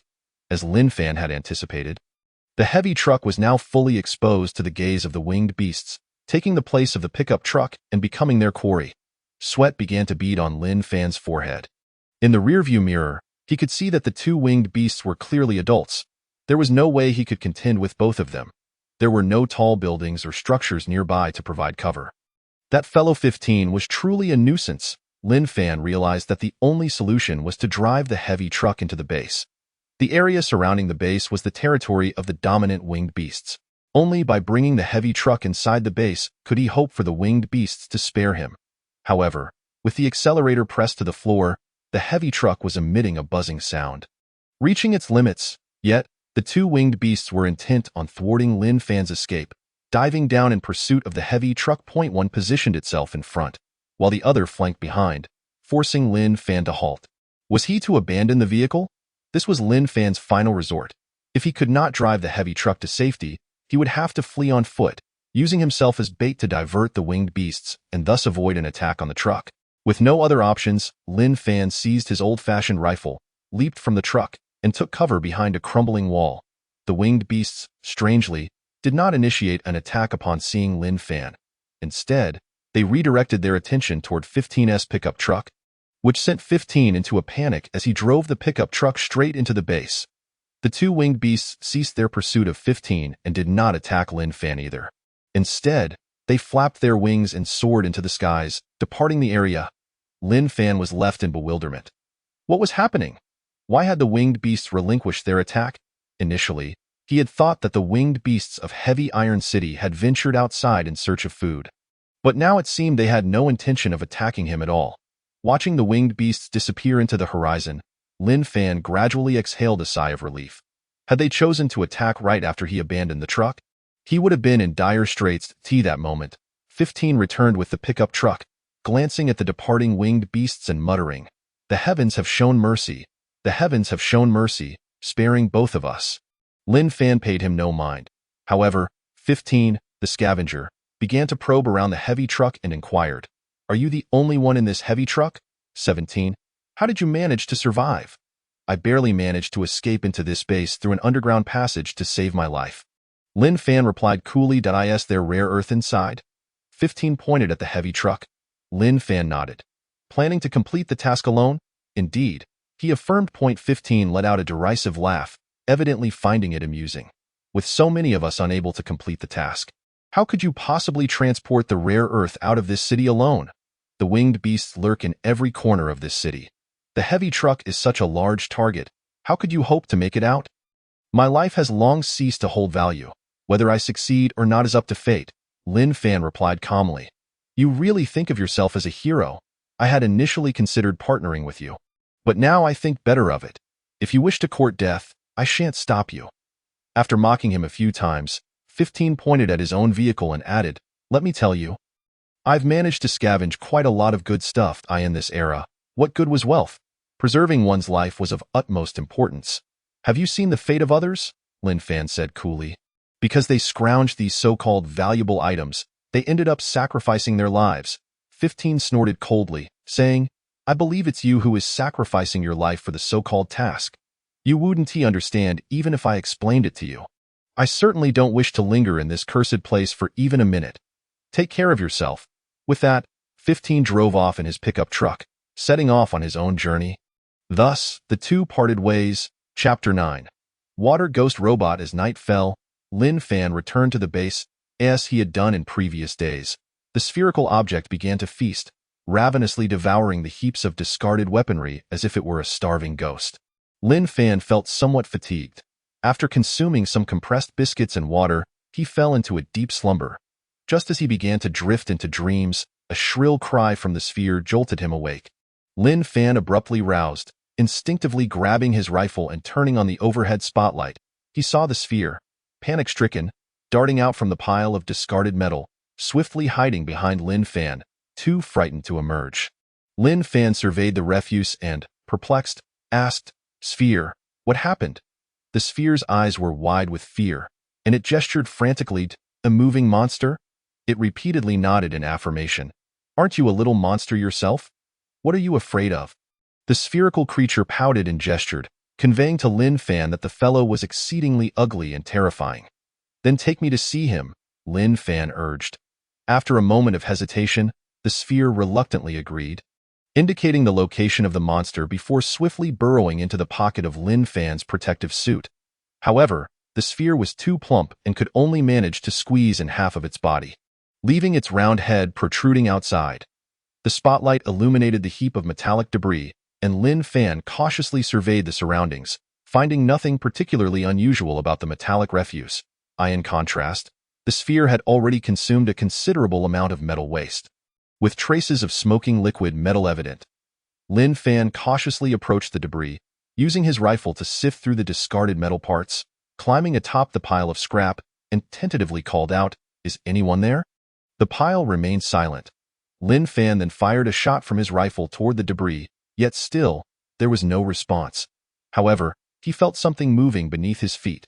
Glancing down, the spotlight revealed a spherical metallic structure. This metallic component bore a gaping hole, emanating a scent of molten metal. This metallic entity was alive. It lifted its head to reveal two eyes glowing with an eerie blue light. Strangely, it did not focus on Lin Fan but rather stared in terror at the sphere hidden in Lin Fan's pocket. Clearly, the sphere also noticed the creature beneath Lin Fan, and their gazes locked. The sphere let out a frightened squeal, desperately trying to burrow deeper into Lin Fan's pocket, nearly tearing it apart in the process. The creature, equally startled, seemed to recognize the hole in its head as the work of the sphere. Its mechanical arms pressed against the metallic refuse as it struggled to extricate itself from the heap. Lin Fan lost his balance and tumbled down from the pile of scrap. Only then did he see the creature in its entirety. A robot known on Earth as the Water Ghost. A war machine from the planet Qinyang. Standing at 3.2 meters tall, it was not particularly large among the robots of Qinyang but was armed with artillery. In space, they had brazenly infiltrated human starships, causing significant losses to human fleets. To his surprise, a Water Ghost robot still existed in this Qinyang base, albeit in a dilapidated state, with only half of its form remaining. Its weapon systems had been destroyed, and its lower half obliterated, leaving exposed damaged circuits and metal components. A large hole, burned by the sphere, marred the top of the robot's head, with its internal circuits occasionally emitting a sizzling sound. Upon noticing the sphere, the robot's reaction mirrored that of the sphere. Although devoid of tactile sensation, it felt an overwhelming heat emanating from the sphere. The intense temperature, capable of melting any metal, signaled extreme danger to it, leading the robot to mistakenly believe it was to be destroyed, cast into a furnace and reduced to a heap of scrap. Due to its disabled lower half, the Water Ghost could only move on the ground using its mechanical arms. Frantically retreating to a corner, trembling in fear, something's off. This robot's response is rather peculiar, Lin Fan murmured. He contemplated further. Generally, robots from Qinyang were equipped with self-destruction protocols to prevent capture by Earth. Once they broke free from Qinyang's control, they would initiate self-destruct sequences, obliterating all internal circuits and reducing themselves to mere scrap. Ding! The interstellar scavenging system was activated, and a holographic projection appeared before Lin Fan. The system began scanning the Water Ghost robot, and a line of analytical text manifested in Lin Fan's vision. Qinyang Model 2034 Robot. The target is a product of Qinyang civilization but has sustained severe damage. Its components are destroyed, rendering it incapable of normal combat or movement, and its built-in self-destruction protocol is unexpectedly damaged, preventing normal activation. In other words, this robot has gone rogue, exhibiting signs of confusion, temporarily beyond Qinyang's control and unable to launch an attack on humanity. However, its self-protection system remains operational, currently intimidated by the high energy emitted by the scavenging sphere. In a state of self-preservation. It's a loose end, Lin Fan sighed with relief. The system's voice resounded. Master? The Qinyang Model 2034 robot can be repaired. Even in such a severely damaged state, it can still be repaired? Lin Fan inquired. Indeed, its core processing unit is intact. As long as you find compatible mechanical leg components, it can be fully restored. Have you forgotten the sphere's expertise? It is a natural forger, the system explained. Lin Fan then looked at the sphere still nestled in his pocket and asked, Can you repair this type of robot? Without a moment's thought, the sphere vigorously shook its head. Lin Fan gently pinched the sphere's nose and asked again, Be honest, can you fix it? The sphere drooped its ears, pouted, and reluctantly nodded, gesturing with its hands. It conveyed to Lin Fan that it could indeed repair this model of robot, but it needed to grow a bit more first. Lin Fan remarked, You consume food in amounts akin to small mountains? Yet your size shows no signs of growth, little one. When will you ever grow up? The sphere gestured in a manner that indicated its distress. Who told you to prevent me from eating every day? Of course, I grow slowly, you little rascal. Still talking back. Seeing Lin Fan feigning anger, the sphere nuzzled against his protective suit, adopting a conciliatory demeanor. The system clarified. Since arriving in this abandoned city, the sphere's growth rate has actually increased by more than tenfold. Its mass has doubled, though this is imperceptible to human eyes. Lin Fan then queried the system. If this robot cannot be repaired for the time being, how should we handle it? The sphere's body served not only as a high-energy furnace and forging tool, but also as an energy entity capable of draining the robot's energy, thereby inducing it to enter a dormant state. Upon hearing this, Lin Fan turned his gaze back to the sphere. Sensing Lin Fan's ulterior motives, the sphere attempted to bury its head completely into Lin Fan's pocket. But alas, it was unable. Don't be afraid. This robot cannot harm you. If you drain its energy, it will fall into a slumber and cease to move, Lin Fan reassured. The sphere clearly appeared frightened by the creature before them. Shaking its head vigorously, I must return to complete my mission. If you succeed, you may stay in this city after I leave, and then no one will bother you. You can eat, sleep, and do as you please. What do you say? Lin Fan grinned at the sphere. The sphere gestured in disbelief, clearly skeptical of Lin Fan's words. I mean it. The entire base will be your banquet? Lin Fan chuckled mischievously. The sphere glanced at the robot in the corner. Pondering Lin Fan's words, it was unwilling to return to Lin Fan's original city, where life could only be described as one of hunger and cold. After careful consideration, the sphere emerged from Lin Fan's pocket. It stood upright, took a deep breath, and its eyes transformed once more into blue light turbines as it approached the robot step by step. The robot, upon spotting the sphere, perceived it as a moving furnace, the nemesis of machinery. It twisted its arms, attempting to flee, but the sphere was agile, swaying its rear as it swiftly closed the distance. Suddenly, the sphere leaped onto the head of the water ghost robot, and despite the robot's struggles, it could not dislodge the sphere. The sphere's middle finger elongated into a long steel needle, which it plunged into the robot's chest. The needle served as an energy interface, allowing the sphere to access the robot's circuits and quickly drain its energy. Although the sphere had not fully developed and lacked repair skills, it could master the simple operation of energy absorption. Before long, the robot's eyes lost their luster, and it ceased its struggles, lying amidst the metallic refuse. Merging with the surrounding debris, the sphere, still not entirely reassured, poked the robot's head again, and upon confirming its inactivity, it finally relaxed. "Well done, sphere," Lin Fan praised. The sphere turned its head, grinning broadly, then gestured once more. It indicated to Lin Fan that it did not wish to return to Shirkuei City. Chapter 10. The formation of a covenant. The dawn sun cast its light upon the desolate city. Lin Fan scavenged remnants of weapons within the base, loading them onto a heavy truck in preparation for his departure from Iron Heavy City. Meanwhile, the sphere was reluctant to part ways, desiring to remain with Lin Fan. It was rather timid and fearful of being alone, asking Lin Fan if it could stay together. "I have a mission and must return immediately," Lin Fan replied, amused yet exasperated, pinching the sphere's nose. "Do not be afraid, there is nothing here that can harm you." Lin Fan thought to himself that the sphere would be safe remaining here. Given its resilience, there was truly nothing in Iron Heavy City that could pose a substantial threat to it. As the sphere continued to develop, its appetite for metal grew, and it could not be satisfied in the cities inhabited by humans. Furthermore, if others were to witness the sphere's ability to consume metal, it would likely attract unwanted trouble. Lin Fan, merely a scavenger at the bottom of society, had nothing to hide the sphere with. The sphere nuzzled Lin Fan's finger, still unable to part ways. Lin Fan was the only life it could rely on in this world, akin to a family member. "Little one, muster some courage like a man," Lin Fan urged. He continued, "During my absence, you must not leave this base, nor cause any trouble, understood?" The round creature nodded vigorously, then waved its small hand to bid farewell to Lin Fan. Mimicking a human gesture, just as Lin Fan was about to depart, a howl from a winged beast shattered the farewell moment, forcing Lin Fan to climb onto the heavy truck.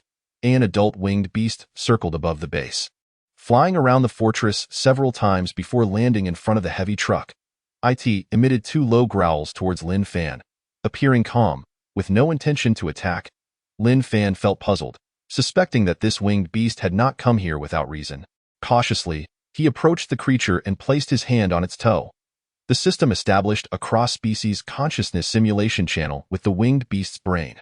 Lin Fan's thoughts transformed into specific electromagnetic waves, projected into the winged beast's mind. "What brings you here?" The winged beast understood and transmitted its thoughts back. Thus, a dialogue between 2 planetary life forms was realized. The system decoded the winged beast's consciousness. "This is the Lord's command. My kin can forge an alliance with you to confront the invaders together." Though the winged beast's linguistic thought processes were somewhat underdeveloped, Lin Fan could still grasp its meaning with the help of the system's decoding. "This is splendid," Lin Fan thought to himself, elated that the winged beast was finally willing to cooperate. With this, he would be safe in Iron City and could freely explore the city henceforth. A slight smile crept across his face as he inquired, "The reason I could smoothly acquire the rare earth elements without facing your attacks along the way, was that your Lord's arrangement?" "Indeed, the Lord commanded us not to hinder your mission, so it was. The Overlord winged beast was assisting him. Please convey my gratitude to it." However, the winged beast tribe had 3 conditions for cooperation with him.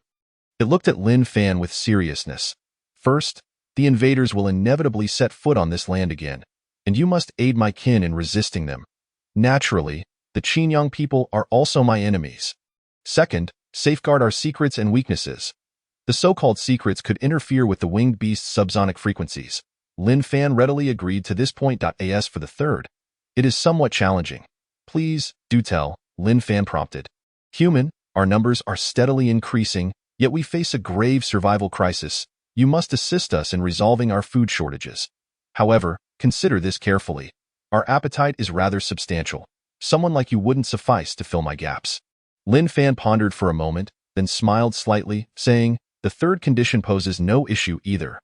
The winged beast's consciousness relayed again. Should these three conditions not be met, our cooperation will cease, and do not betray my kin. Otherwise, I shall be the first to hunt you down. Fear not. As long as we unite against the Xinjiang people, I shall be your most loyal ally, and you shall receive what you desire. What is a friend? I cannot comprehend. Lin Fan replied. A friend transcends species, yet is a trustworthy presence. It matters not. The winged beast's consciousness communicated once more. In exchange, I shall temporarily serve as your guardian. To ensure your safety, I will escort you out of this city. Lin Fan readily agreed. Thus, he became the first human in history to forge an alliance with the winged beast. After communicating with the winged beast through the interstellar scavenging system, he gained a deeper understanding of this race. Despite their grotesque and fearsome appearance, the winged beasts possessed considerable intelligence, and throughout the biological evolution of Xinjiang, they excelled in physical strength and sensory acuity. Lin Fan boarded the heavy truck and set off on his journey home. The truck slowly exited Iron City, passing by numerous dilapidated skyscrapers. The north had once been the main battleground, suffering extensive damage. With many roads blocked by collapsed buildings, he struggled to find a route suitable for driving. Suddenly, Lin Fan slammed on the brakes. A pickup truck was obstructing the road. It was the very one driven by number 15. The vehicle bore signs of an attack, covered in scars and stained with blood. Number 15 was nowhere to be seen, leaving Lin Fan uncertain of their fate. Furrowing his brow, he noted that the damage on the truck was relatively minor but denser, clearly not caused by the winged beasts. Growing increasingly cautious, he scanned the surroundings but detected no anomalies, although an ominous feeling lingered. Without delay, he continued driving the heavy truck forward. Before long, night fell, and he reached the northernmost part of Iron City.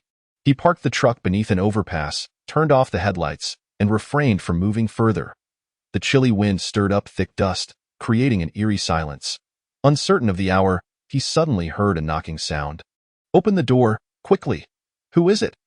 Lin Fan awoke. He activated the floodlight on the protective visor, revealing another scavenger outside. Lin Fan hastily opened the door, and the person quickly climbed in, collapsing into the passenger seat. Panting heavily, it's you, number 17, the newcomer exclaimed in astonishment upon recognizing Lin Fan. Lin Fan, too, recognized him as Li Weigua, the captain of the scavenging team. What brings you here? Lin Fan inquired. No time for questions, we need to leave now. Li Weigua appeared extremely anxious. Lin Fan started the heavy truck, switched on the headlights, and was immediately taken aback. A multitude of green lights filled the overpass. Then, a furry creature collided with the windshield, and upon noticing the glass, it began to claw and snarl at the occupants of the truck. Radiation mutated wolf. Lin Fan's brow furrowed. Ding! The interstellar scavenging system activated, and a holographic projection emerged, displaying a line of text before Lin Fan's eyes. Radiation mutated wolf pack, Earth species. Having undergone nuclear radiation, exhibit rapid growth in size, shorten lifespans, yet significantly enhanced reproductive capabilities, subsisting on carrion, and have gradually adapted to radioactive environments. This species retains the aggression and pack mentality of primitive wolves, continuing to roam the irradiated cities and other severely contaminated areas despite human attempts to exterminate them. Lin Fan surveyed the mutated wolves outside. There were easily hundreds of them.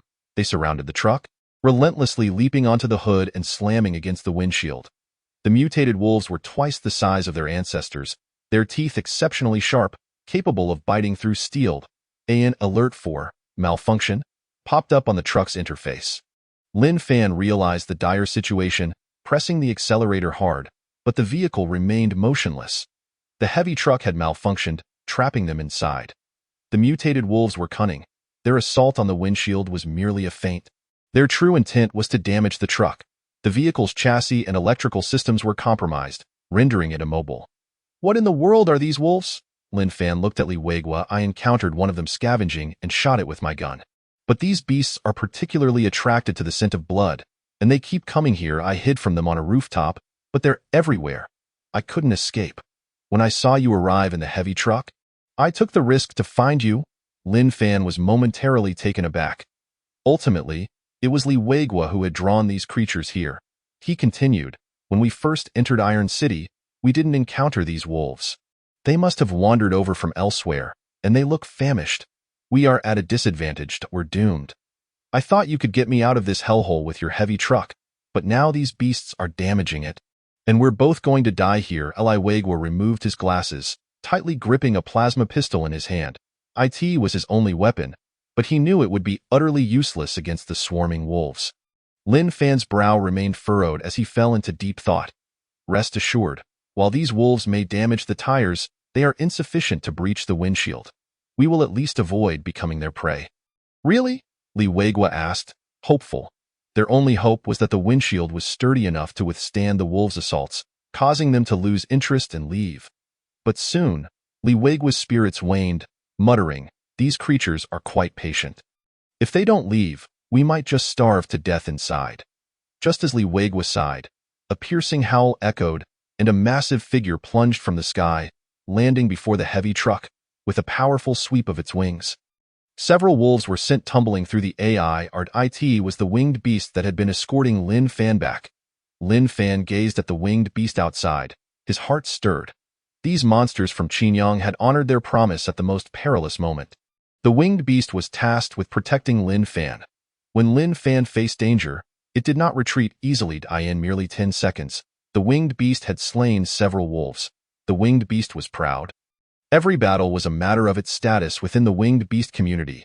It raised its wings in an attempt to drive the wolves away, but these wolves were not easily deterred.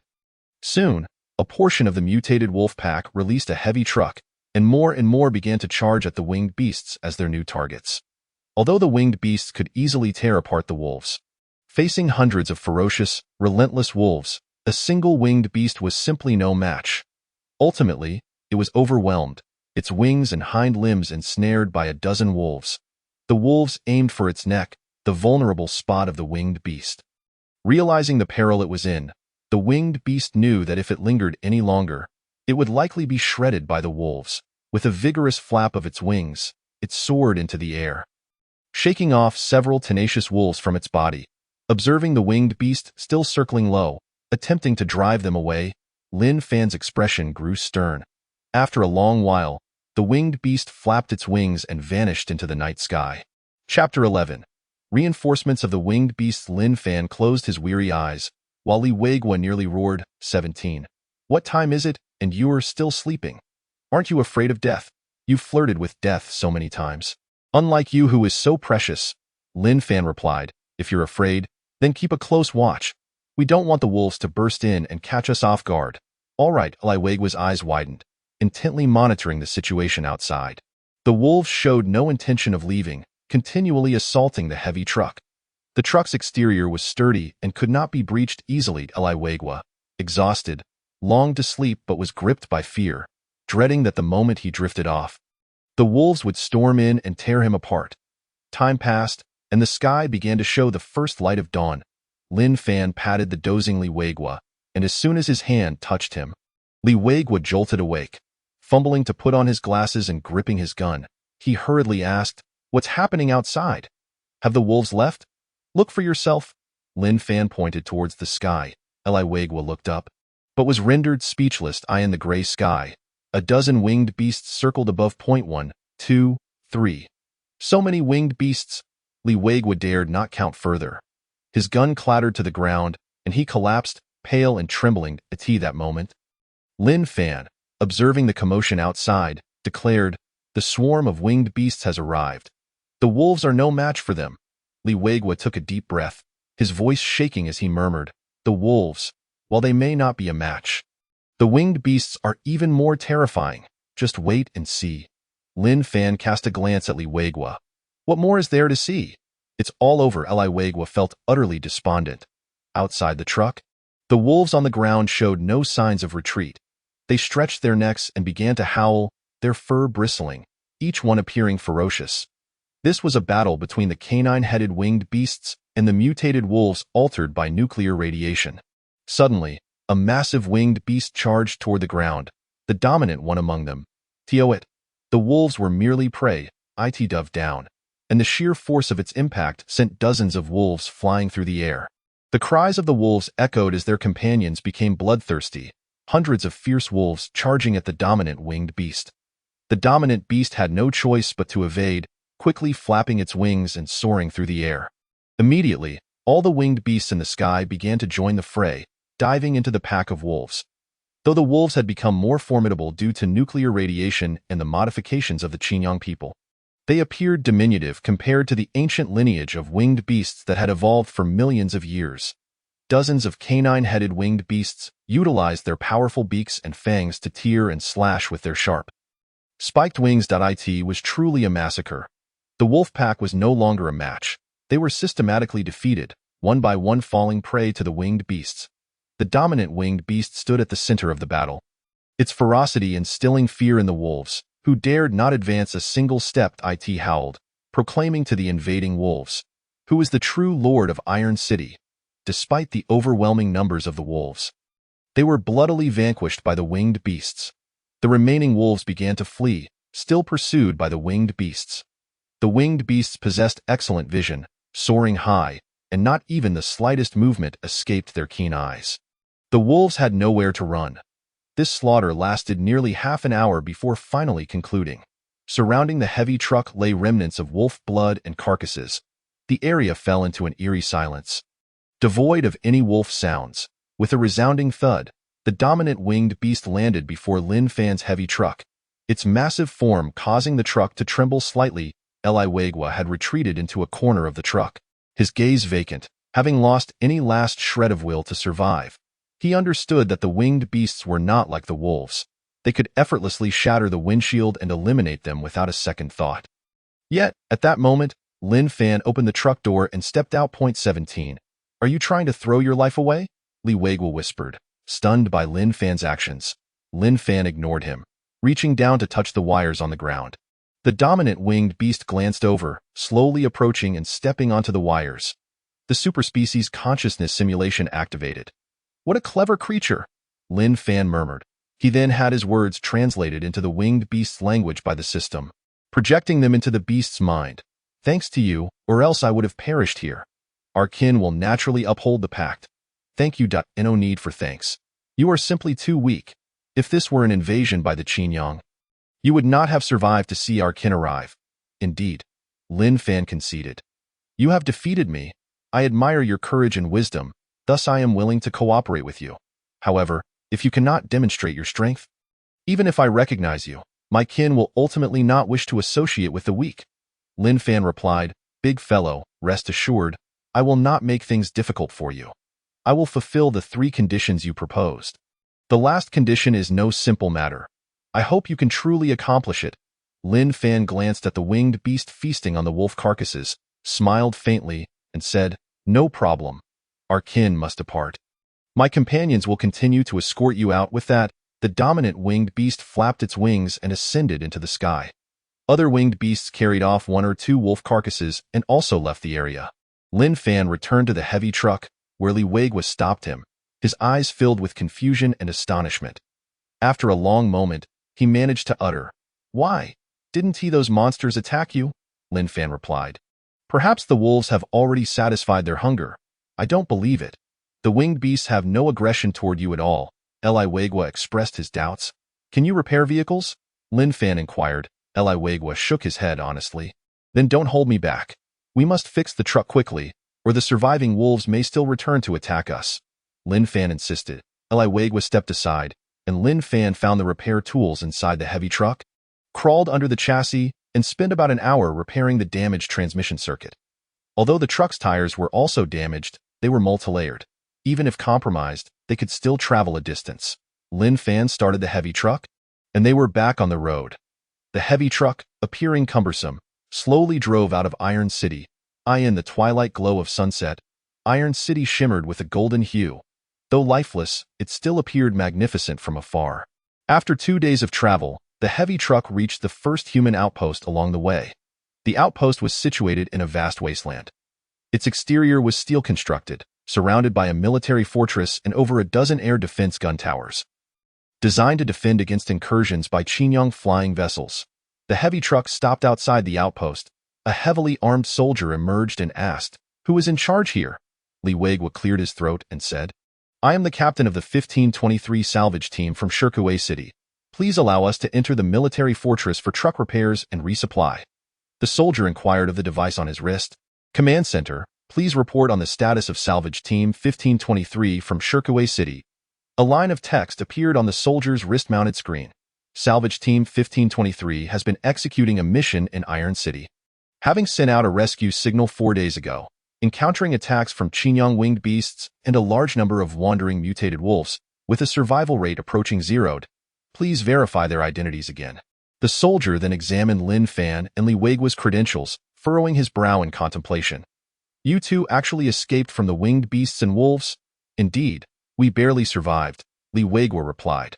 "The command center has already given up on you. It is truly incredible that you managed to escape from that hellish place."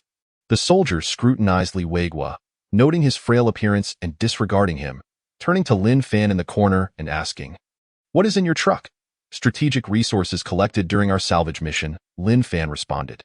The soldier boarded the truck, inspected it thoroughly, and upon confirming everything was in order, reported the status of salvage team 1523 to his superiors.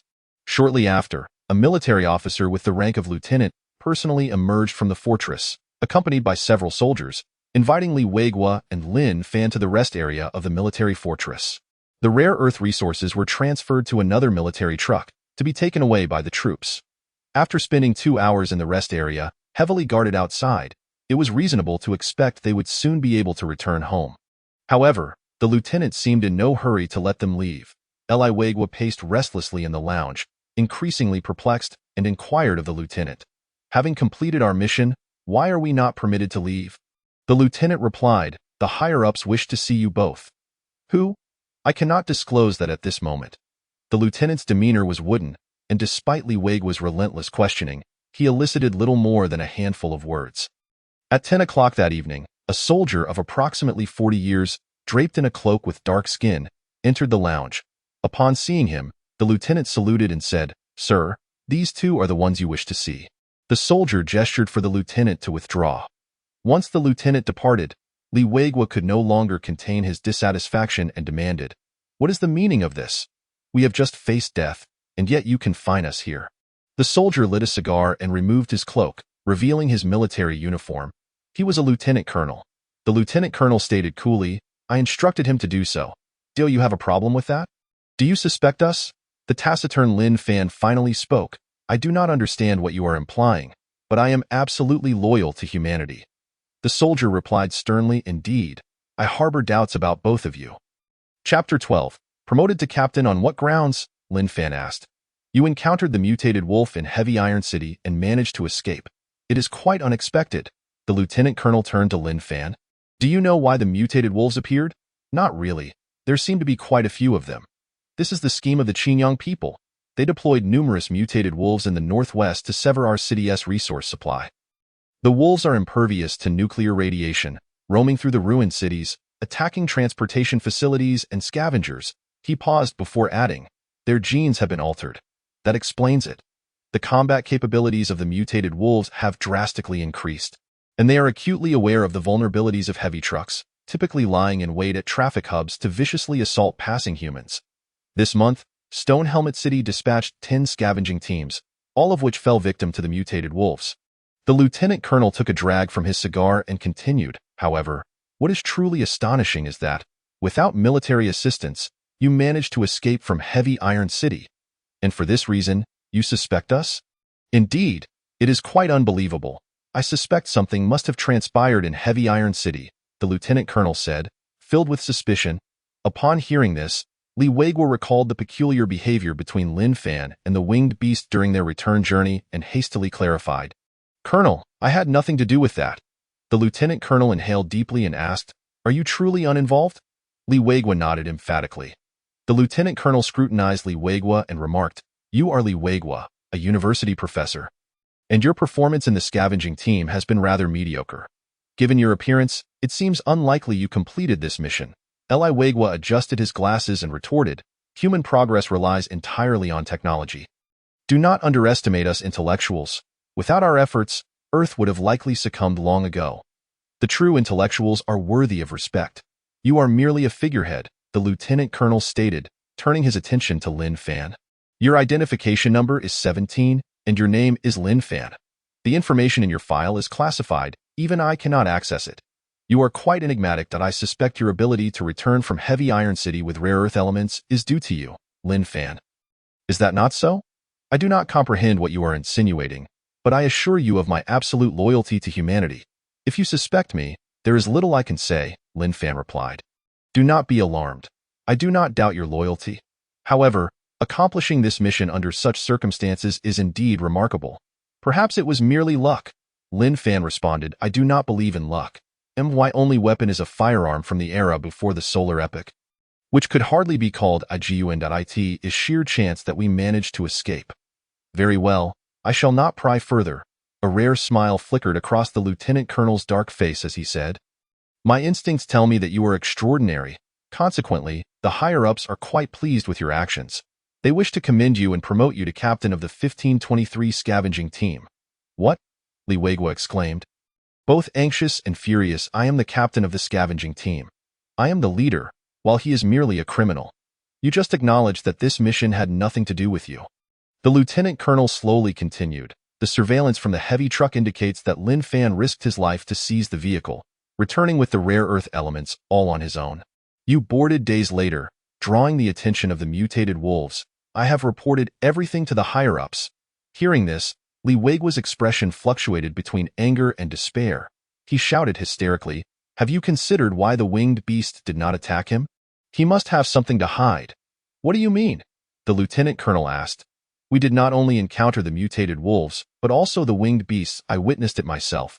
Number 17 stood before the winged beast, which showed no intention of attack. Li Weigua retorted vehemently, "He undoubtedly harbors a hidden secret, possibly having colluded with the winged beasts or even allied with the treacherous Qinyang people." "Colluded with the winged beasts? Allied with the Qinyang people?" The lieutenant colonel laughed heartily, then shot Li Weigua a cold glance, saying, "That is utterly absurd. Li Weigua, you are no longer the captain of the scavenging team. The ensuing matters do not concern you. Please leave." Li Weigua hesitated, realizing that his argument lacked persuasive power and would not be believed. He could only leave the lounge in frustration. "I am not interested in how you accomplish this mission. We seek results," the lieutenant colonel inquired. "So, are you willing to take on this captaincy?" "Sorry." Lin Fan surveyed the lieutenant colonel and stated, "I have no interest in being the captain of this scavenging team." The lieutenant colonel replied, "Comrade Lin Fan, do not be so quick to decline. Allow me to explain. Our situation is dire, and we need someone as courageous and capable as you to step forward." "What do you mean by that?" The lieutenant colonel turned to the side and explained, "Since the Fourth World War, we have lost the majority of our space fleets. Although we are currently in a tense standoff with the Qinyang people, their fleets will soon reach the solar system, and humanity will no longer be the sovereign of Earth. Therefore, we have initiated a doomsday strategy to expedite the development of weapons to confront this impending crisis." "I am aware of the doomsday strategy," Lin Fan said. The lieutenant colonel looked at Lin Fan with a knowing glance and remarked, "The Qinyang people have also recognized this. They are doing everything in their power to obstruct Earth's doomsday strategy. The mutated wolves are merely one of their tactics. They reproduce rapidly and adapt well to radioactive environments, making the scavenging plan exceedingly difficult to implement." The lieutenant colonel paused and continued, "Now, the doomsday strategy has reached a critical juncture. Yet resources are extremely scarce. We need you to undertake some special missions." "What about your military forces?" Lin Fan inquired. The lieutenant colonel sighed, "If we mobilize, the commotion will be too great." Lin Fan chuckled bitterly to himself. Well aware of the military's tactics, they would send him as cannon fodder while cloaking their intentions in lofty rhetoric. However, as a scavenger, he had little choice. The emergence of the mutated wolves had exponentially increased the dangers of scavenging in the ruined cities. In the past, Lin Fan might have weighed the risks, but circumstances had changed. He had forged an alliance with the winged beasts. The mutated wolves posed a significant threat to humans, but for the winged beasts, they were merely food, Lin Fan declared. I can't become the captain of the 1523 scavenging team and undertake those special missions. However, I have 3 demands. What demands do you have? Feel free to express them. As long as you accomplish the tasks, the lieutenant colonel said, patting Lin Fan on the shoulder. Lin Fan glanced at his tattered protective gear and stated, First, you must provide me with a complete set of the latest combat equipment. According to military standards, that is not an issue, the lieutenant colonel replied. The second demand. Your forces must have recently eliminated a number of mutated wolves. Inform me of the locations where their bodies were buried. The lieutenant colonel appeared puzzled and said, Indeed, our forces have repelled the attacks of the mutated wolves. Their corpses carry radioactive substances, so for safety, they were transported to a remote and desolate location for burial. However, the bodies of the mutated wolves hold little value. Why do you wish to know this? It is of some use to me, Lin Fan replied. If it is convenient, please send me the locations. The lieutenant colonel asked, Could you elaborate on your reasons? I cannot disclose that at this moment, but I assure you I will not betray your trust, Lin Fan responded. If you find this request burdensome, then forget it. I do not particularly wish to be the captain of this scavenging team. Very well, I will tentatively agree to your requests, the lieutenant colonel said.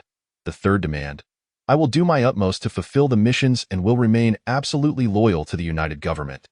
As for how I complete the tasks, you need not concern yourselves with that. During the execution of missions, you must not impede my actions, and if necessary, grant me temporary command of a small combat unit. This? The lieutenant colonel hesitated, saying, How about this? I will report this to the higher-ups.as for your latter 2 requests. I cannot guarantee anything. It will depend on their decision. If they agree, I will respond to you together. I await your reply, understood. The lieutenant colonel extinguished his cigar and added, Oh, by the way, my name is Chen Hu, affiliated with the Western Region Combat Unit, 178th Division. After saying this, the lieutenant colonel left the lounge. A day later, Lin Fan returned to Stone Helmet City, one of the largest cities in the northwest, nestled against the Moga Mountain range, which extends in a southeast direction. Before the solar era, this place was merely a modest town, home to abundant iron and copper mines. Following the Second War of the Shepherds, as the conflict intensified, a significant influx of heavy industry relocated to this inconspicuous town. To evade the onslaught of the Shepherd starships, the populace excavated the mountains, surreptitiously establishing an industrial city within the very bowels of the earth. The city, encased in rock, resembled a suit of armor, thus earning the name Stone Helm City. After the Third War, the city attracted an ever-increasing population. Within a mere few decades, this industrial hub evolved into a sprawling metropolis, blending technological research with military industry, standing as a colossal fortress nestled within the Moga Mountain range. Despite being carved from the mountainside, Stone Helm City surpassed many pre-solar era human settlements in scale. Countless air defense artillery stations lay concealed in the ravines, while a 200-kilometer perimeter around the city was fortified with exclusion zones and watchtowers, patrolled by a multitude of drones. This was one of humanity's last sanctuaries, relatively safe amidst the chaos. Within the city, towering pillars were erected to bear the weight of the mountain shell. Above, a simulated sky dome, several hundred meters high, mirrored the outside world, rendering the residents blissfully unaware of their subterranean existence. The inhabitants moved with haste, devoid of laughter or levity, as the entire city was shrouded in a heavy, oppressive atmosphere. Lin Fan sat by the window, opening an envelope containing a wedding invitation. The name inscribed within was familiar, Yang Xiaoqin. Without delving into the contents, he quietly retrieved a bottle of liquor from his drawer and took a solitary sip. Yang Xiaoqin, once Lin Fan's fiancée, had been his childhood companion. They had become engaged just before Lin Fan's last mission aboard the revival vessel. He had envisioned that upon his return to Earth, they would unite and traverse the remainder of their lives together. Alas, time had altered their fates. On the eve of the Fourth War, Lin Fan, a young officer, was imprisoned for his involvement in the hijacking of the revival. This incident was classified, known only to a select few. Even the crew aboard the revival remained oblivious to the true events. When he made the fateful decision to hijack the vessel, he was acutely aware of the potential consequences and resigned to face them. At that time, the United Fleet was on the brink of an unprecedented existential crisis, and Lin Fan, as a crew member, believed he was acting justly, he was willing to bear the ignominy and shame, placing the greater good above personal honor and romantic ties. Subsequently, upon learning of Lin Fan's imprisonment, Yang Xiaoqin's parents sought to annul the engagement. She resolutely refused, visiting him in prison to demand the truth. Lin Fan remained silent. She vowed to wait for his release, but he, unwilling to let his mistakes hinder her future, insisted on breaking off their engagement. Yang Xiaoqin left in tears, utterly disheartened. Lin Fan, too, felt a profound emptiness. Silently contemplating, I offer my life to my country. How can I offer anything to you? Years later, Lin Fan chose to emerge from prison as a scavenger, the most despised profession in the city. Meanwhile, Yang Xiaoqin transformed her grief into strength, leveraging her abilities and knowledge to rise as a prominent figure in Stonehelm City. She shone like a celestial moon, admired by many, while Lin Fan became but a glimmer of dust. Scarcely worth mention. Upon receiving the wedding invitation, he felt a twinge of concern in this apocalyptic world. No one knew how long they had left. Lin Fan, now alone and without family, felt a profound kinship with Yang Xiaoqin, reminiscent of a lost relative. After much deliberation, he resolved to attend the ceremony. It had been years since their parting, and as the impending cataclysm loomed ever closer, he sought to reconcile the past. From that moment forth, he would be unencumbered, free to face the approaching storm of war alone. Having consumed 2 or 3 bottles of liquor, Lin Fan began to feel the effects of inebriation. Suddenly, a knock echoed from outside his door. Startled, he realized that in his years as a scavenger, no one had ever visited him. Groggily, he called out, "Who is it? Is there a mistake? May I inquire if Lin Fan is present?" Came a polite and gentle voice from outside. Lin Fan was perplexed. At such a late hour, a woman was knocking at his door. He rose and opened the door, revealing an enchanting young woman standing before him. With delicate brows and cherry-red lips, her skin glowed like jade, and her presence exuded an ethereal elegance. She resembled the stars of old films, perhaps even surpassing them. Was he merely hallucinating due to the alcohol? Lin Fan muttered to himself, preparing to close the door. No hallucination. The girl swiftly blocked the door, her brow furrowed in annoyance. Is this how you greet an unexpected visitor? Is this real? Lin Fan scrutinized her once more, his drunkenness beginning to fade. I sincerely apologize, miss, but who might you be? Pouting, she exhaled softly and replied, It seems you have forgotten me, but that's all right. Wait, we know each other? Lin Fan, still dazed, asked, Did I owe you money? No. Did I wrong you in some way? Neither. The young woman pushed past Lin Fan into his modest abode, surveying her surroundings before fixing her gaze upon him. Your home is quite small. I heard you've been scavenging these past years? Lin Fan was taken aback. This girl not only sought him out but also knew of his status as a scavenger. Despite his inability to recall her, he examined her more closely. Her graceful figure and the emblem of the United Fleet emblazoned on her clothing ignited a flicker of recognition. Lin Fan's demeanor shifted to one of seriousness. What brings you here? I have no connections with your organization anymore. Seeing Lin Fan's anger, she pouted. My name is Wang Kiki. I currently work at the Northern Aerospace Command Center. And I simply wish to pay a visit to a senior. A visit to me? Lin Fan was utterly confounded. As he had no recollection of anyone named Wang Kiki, he bluntly stated, I cannot believe that a representative from the United Aerospace Agency would take the time to visit me at this hour. Please leave. I am just an ordinary scavenger now, and I have no ties to your organization. Wang Kiki glanced at the liquor bottle on the table, then caught sight of the invitation, murmuring, So, you and her. Enough!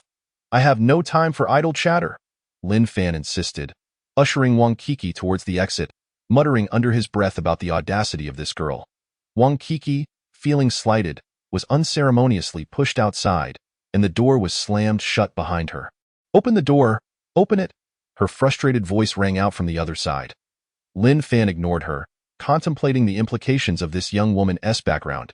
At such a young age, she was already associated with the Northern Aerospace Command Center, one of Earth's largest military command centers, pivotal to humanity's fate. Yet, he could not recall her at all. How infuriating. You would leave a girl out here alone at this hour. Wang Kiki's voice was laced with indignation, but Lin Fan remained unmoved, continuing to drink in solitude. The following morning, at 3 o'clock, another series of knocks reverberated from outside. Lin Fan peeked through the window. Dawn had yet to break. Returning to Stonehelm City, he found himself unable to sleep. Who could it be? Who is disturbing my rest? He called out, but received no response. Strangely, the knocking did not resemble a human's, but rather the sound of metal striking metal. Instinctively alert, he grasped his old rifle and approached the door, peering through the peephole. Suddenly, a colossal robotic head appeared outside the door, its eyes peering curiously inside. This did not startle Lin Fan. In an instant, he raised his old-fashioned rifle. However, Lin Fan soon noticed a tiny figure standing on the robot's shoulder, waving at him. A small ball? Only then did Lin Fan open the door. Outside stood the scavenger pig, Yuni, alongside the water ghost robot. Remarkably, the water ghost's previously damaged lower limbs had been repaired. Although the upper and lower parts were mismatched, the water ghost robot could manage to stand and walk. Yet, it emanated a foul odor reminiscent of the sewers. Yuni took small steps into Lin Fan's abode and gestured for the water ghost robot to follow. Furthermore, Yuni instructed the robot to remain still, forbidding it from breaking anything in Lin Fan's home. The water ghost robot appeared quite obedient, immediately curling up and cautiously squeezing into a cramped corner of Lin Fan's room. Yuni, how have you returned? Lin Fan inquired, filled with curiosity. Yuni pointed to its own body and gestured several times. It conveyed to Lin Fan that it had grown. Lin Fan scrutinized closely, indeed noticing that Yuni had increased in size. What was once merely the size of 2 palms was now akin to that of a small dog. Ding. A holographic projection from the interstellar scavenging system materialized, scanning Yuni and subsequently displaying a line of text. The scavenger pig has leveled up, currently in the juvenile phase, unlocking basic forging and repair skills. Lin Fan found it hard to believe and asked, have you consumed all the scrap metal from the Qingyin base during my absence? Yuni bared its teeth and nodded. Lin Fan pondered for a moment and then asked, did you repair the water ghost robot as well? Yuni nodded again. Chapter 14. The Wedding of the Apocalypse in the Cramped Room. Yuni gestured to inform Lin Fan that it had been consuming food continuously since his departure, to the point of nearly bursting, its body feeling like a bomb ready to explode. Unable to bear it any longer, it had dozed off. Upon awakening, it discovered it had grown. Its body had undergone some transformations, allowing it to morph into repair tools with ease.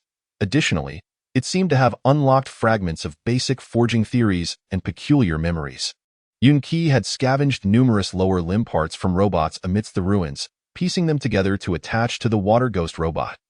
However, the physical assembly was still insufficient to fully control the water ghost robot, prompting it to begin altering the robot's programming. It is worth noting that during its usual feeding, Yuni had inadvertently ingested some baseband chips. After entering the juvenile phase, memories related to etched coding began to emerge in its mind. Driven by these memories, Yuni's body autonomously executed basic decoding on these baseband chips, unconsciously grasping a modicum of Qingyin coding techniques. Consequently, it performed the most rudimentary reprogramming on the water ghost robot. Of course, Lin Fan's luck played a part. Had the water ghost robot been completely destroyed or entirely intact, Yuni would have been powerless. Fortuitously, this water ghost robot was in a half-dead state. The firewall established by the Qingyin had failed, yet the other core programs remained intact.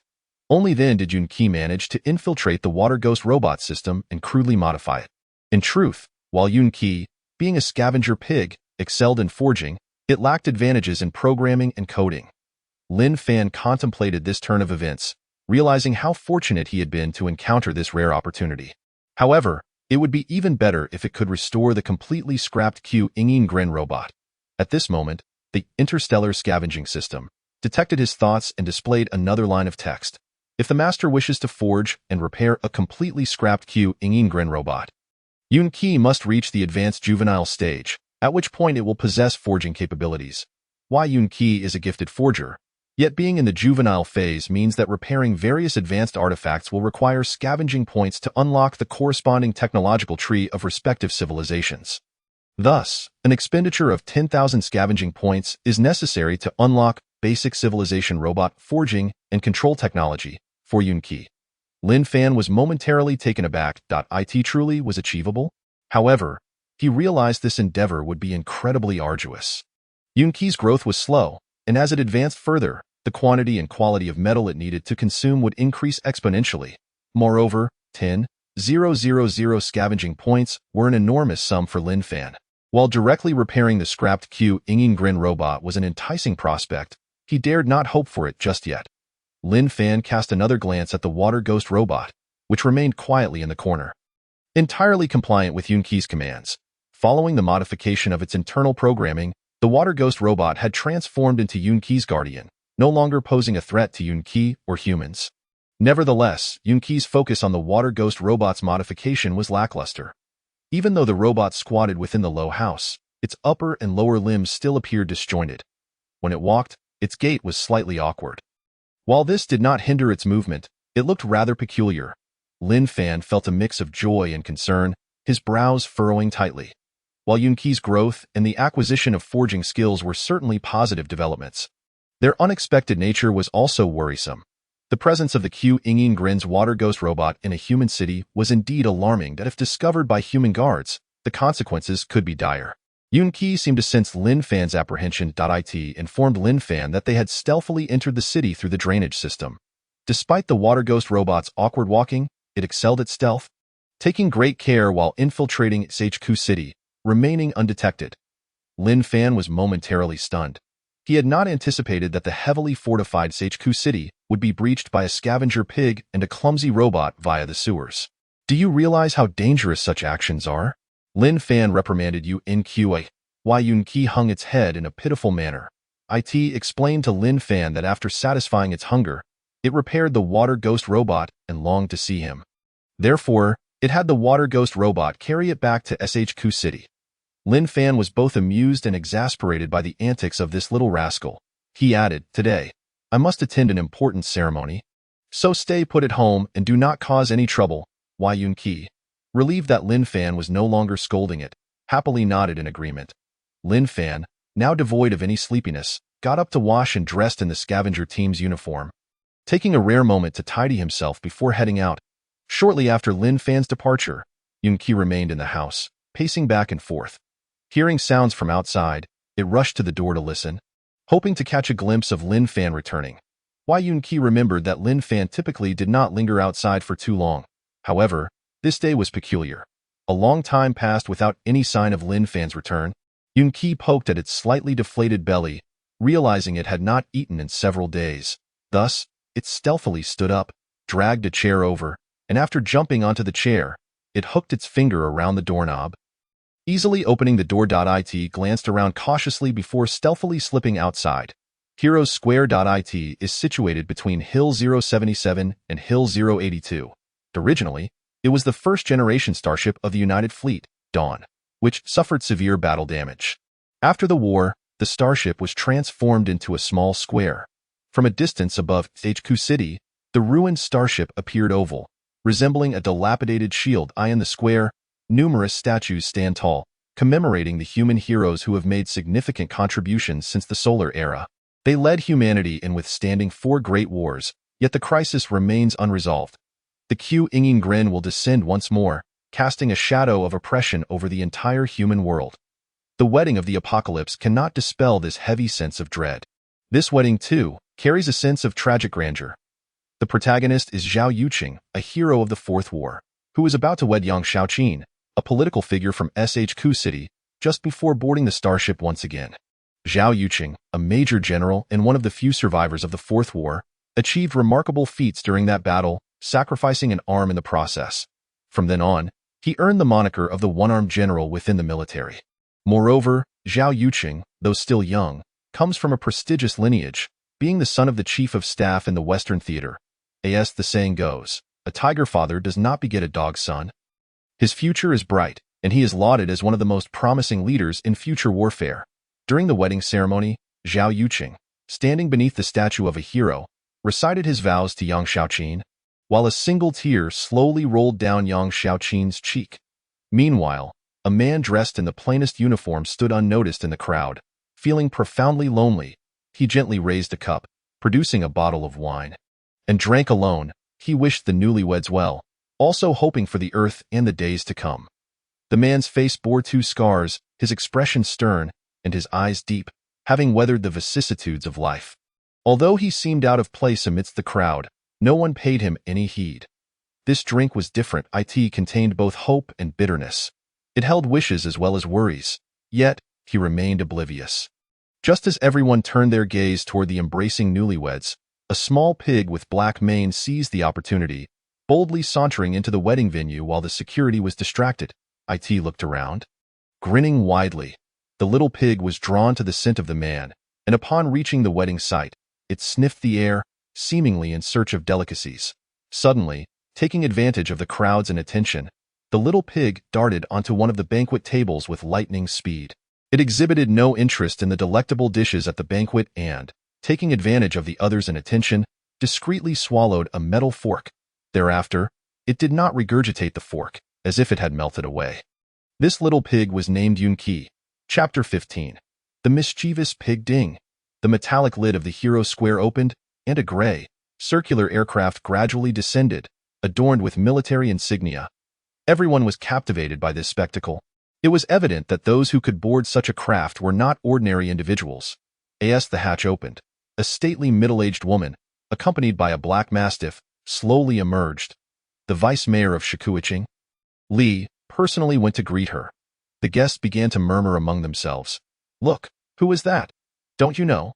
That's the wife of the governor of the central province." With the arrival of figures from the central province, the event was indeed grand. At this moment, the wedding ceremony concluded, and Zhao Yuqing and Yang Shaoqin temporarily took their leave. Madame Zhang, escorted by Mayor Li, approached the statue of the hero. The governor of the central province is the highest-ranking administrative official in the western region.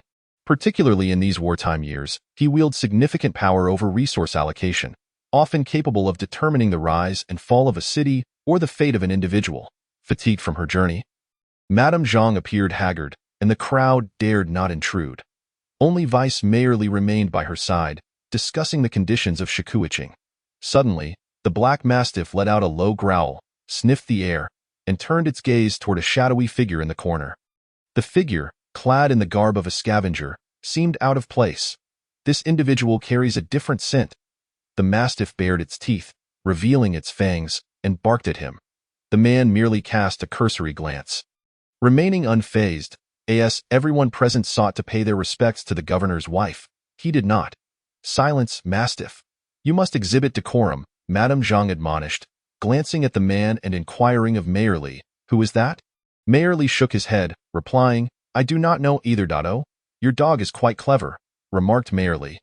"This mastiff is a genetically modified fighting dog, embodying the strengths of various breeds, specifically bred by the military to combat those mutated wolf-like creatures." "No wonder," Madame Zhang replied, seemingly unconcerned with the strange man, and proceeded with her mastiff toward the luncheon. The banquet was about to commence, with the food rather simple, given the scarcity of provisions in this era. However, the mastiff sensed something amiss. It sniffed around the banquet table, becoming increasingly alert, and upon turning its head, it spotted a shadow beneath a distant table. The shadow clutched a metal fork. Locking eyes with the mastiff, it became frightened and hastily swallowed the fork, waving its hand in a gesture of goodwill. It was none other than Yuni. Yet, the mastiff's eyes glinted with a feral instinct, its predatory nature surfacing. Suddenly, it broke free from Madame Zhang's grasp and charged towards the foraging Yuni. Realizing the impending danger, Yuni bolted. However, the mastiff was swift and significantly larger, quickly tackling it to the ground, baring its sharp teeth in an attempt to bite its neck. Terrified, Yuni shrank its neck and rolled on the ground, wriggling its small body to escape the mastiff's jaws. The mastiff, perplexed, felt as though it had bitten into stone. Its teeth oddly loose. This only fueled its aggression, and it relentlessly pursued Yuni in a state of panic. Yuni fled desperately, eventually reaching the edge of the dawn of the apocalypse square. In a moment of desperation, it buried its head in a filthy, foul-smelling garbage bin, curling up within. Squinting its eyes, Yuni thought, "This fellow is clean, while I am in this stinky bin. Surely, it won't follow me in." But with a resounding thud, the mastiff unexpectedly dove in after it. Instantly, the garbage bin shook violently as the mastiff attempted to maul Yuni. The sounds of the mastiff's frenzied scratching and biting echoed, followed by Yuni's desperate cries for help. Suddenly, there was a cracking sound, and the bin ceased to jostle, a fissure appearing, a howl echoed, and then silence enveloped the scene. Emerging from the garbage bin was Yuni, panting heavily as it cautiously closed the lid. Glancing around nervously, it soon slipped away unnoticed. The Mastiff was a new breed of fighting dog, with formidable claws, robust flesh, and swift attacks, a top-tier canine capable of killing solitary wolf-like creatures with ease. Yet, Yuni was a life form of advanced civilization. Despite its timid nature and youthful stage, it could only be described as terrifying in terms of physical resilience. As the Mastiff vanished, Madame Zhang instructed her aides to search for it. However, after a prolonged search, there was no sign of the creature. What is going on? Where has the Mastiff gone to play? Madame Zhang pondered in confusion. Mayerly approached and said, "Those below mentioned that they saw your dog chasing a pig." "A pig? How could such a filthy creature appear at this wedding?" Madame Zhang inquired. Puzzled, "I am not certain. But rest assured, there will be no trouble," Mayerly reassured. "I in this day and age. Where can one even find a pig?" "I fear it might carry some virus or bacteria," Madame Zhang remarked. Mayerly nodded repeatedly, then summoned Old Wang, the square's administrator, his expression turning grave. "What is going on? How could a pig appear in the square?" Old Wang, overwhelmed by the sudden reprimand, remained silent and instructed 2 security personnel to search for the dog.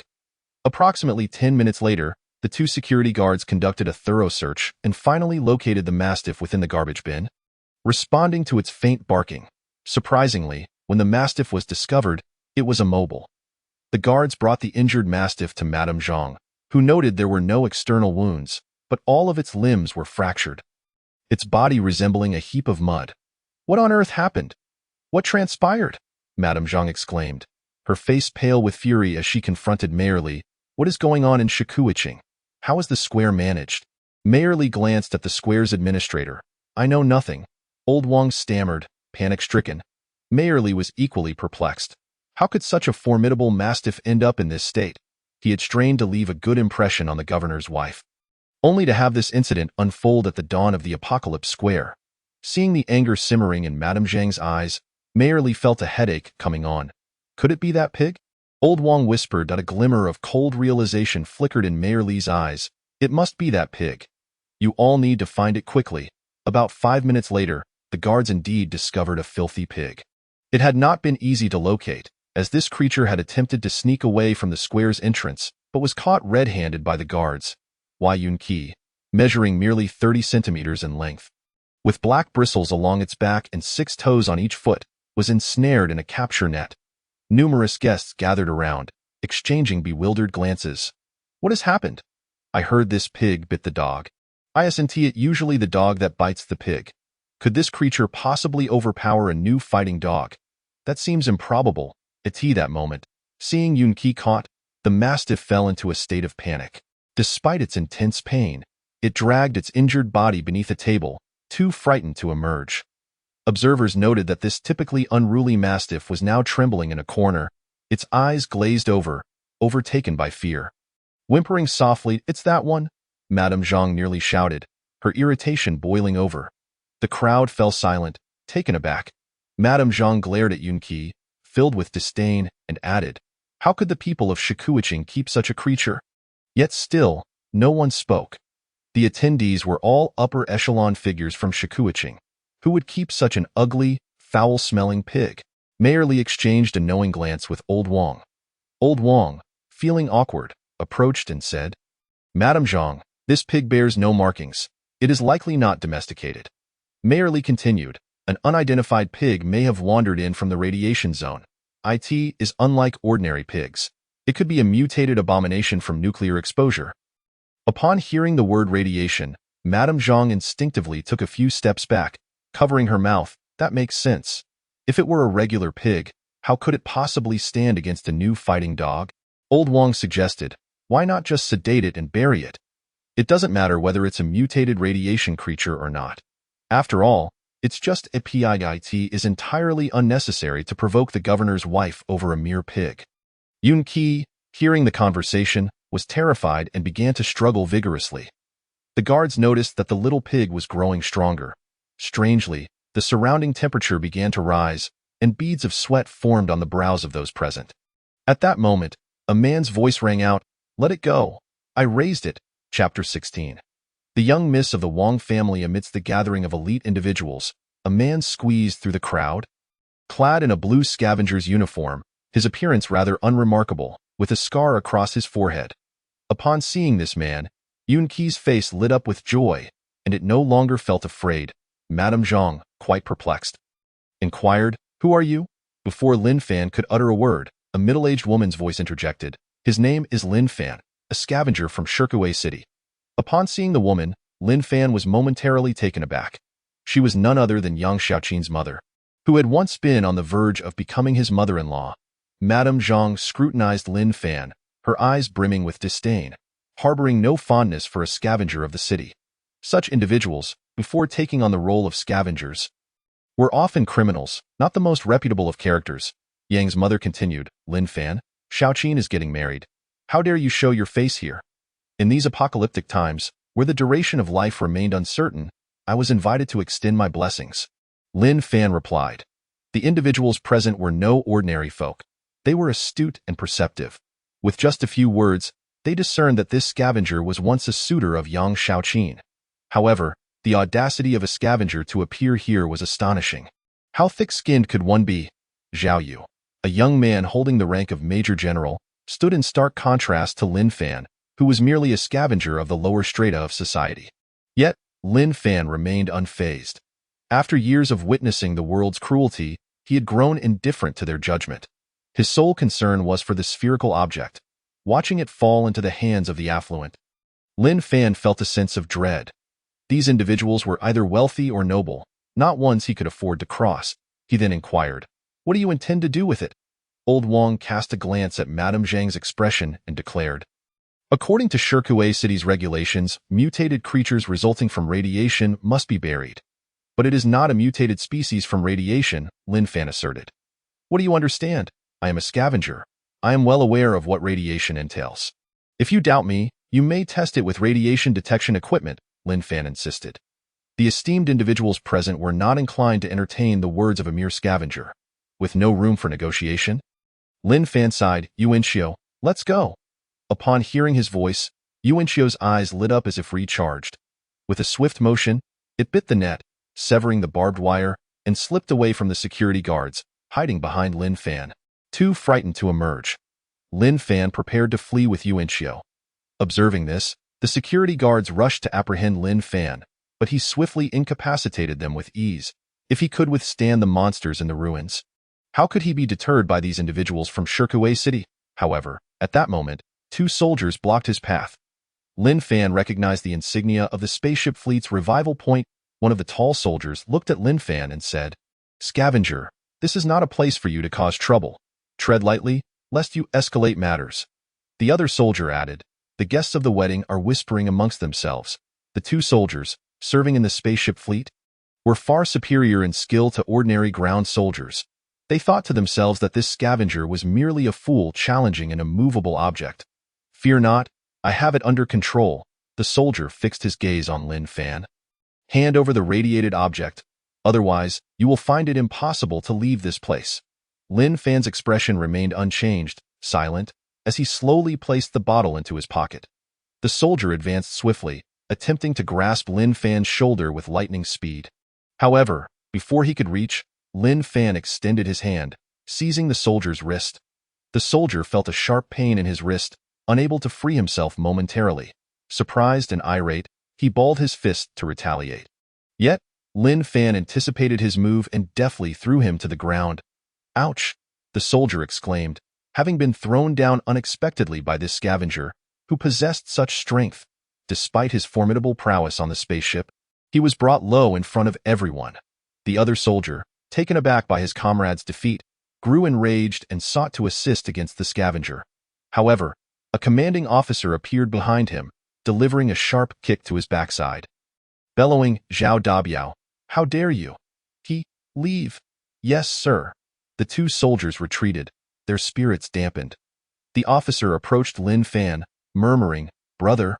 Lin Fan, recognizing the familiar figure, was momentarily stunned, muttering, "Taidan?" "Indeed," Li Taidan replied. The two soldiers nearby were utterly petrified.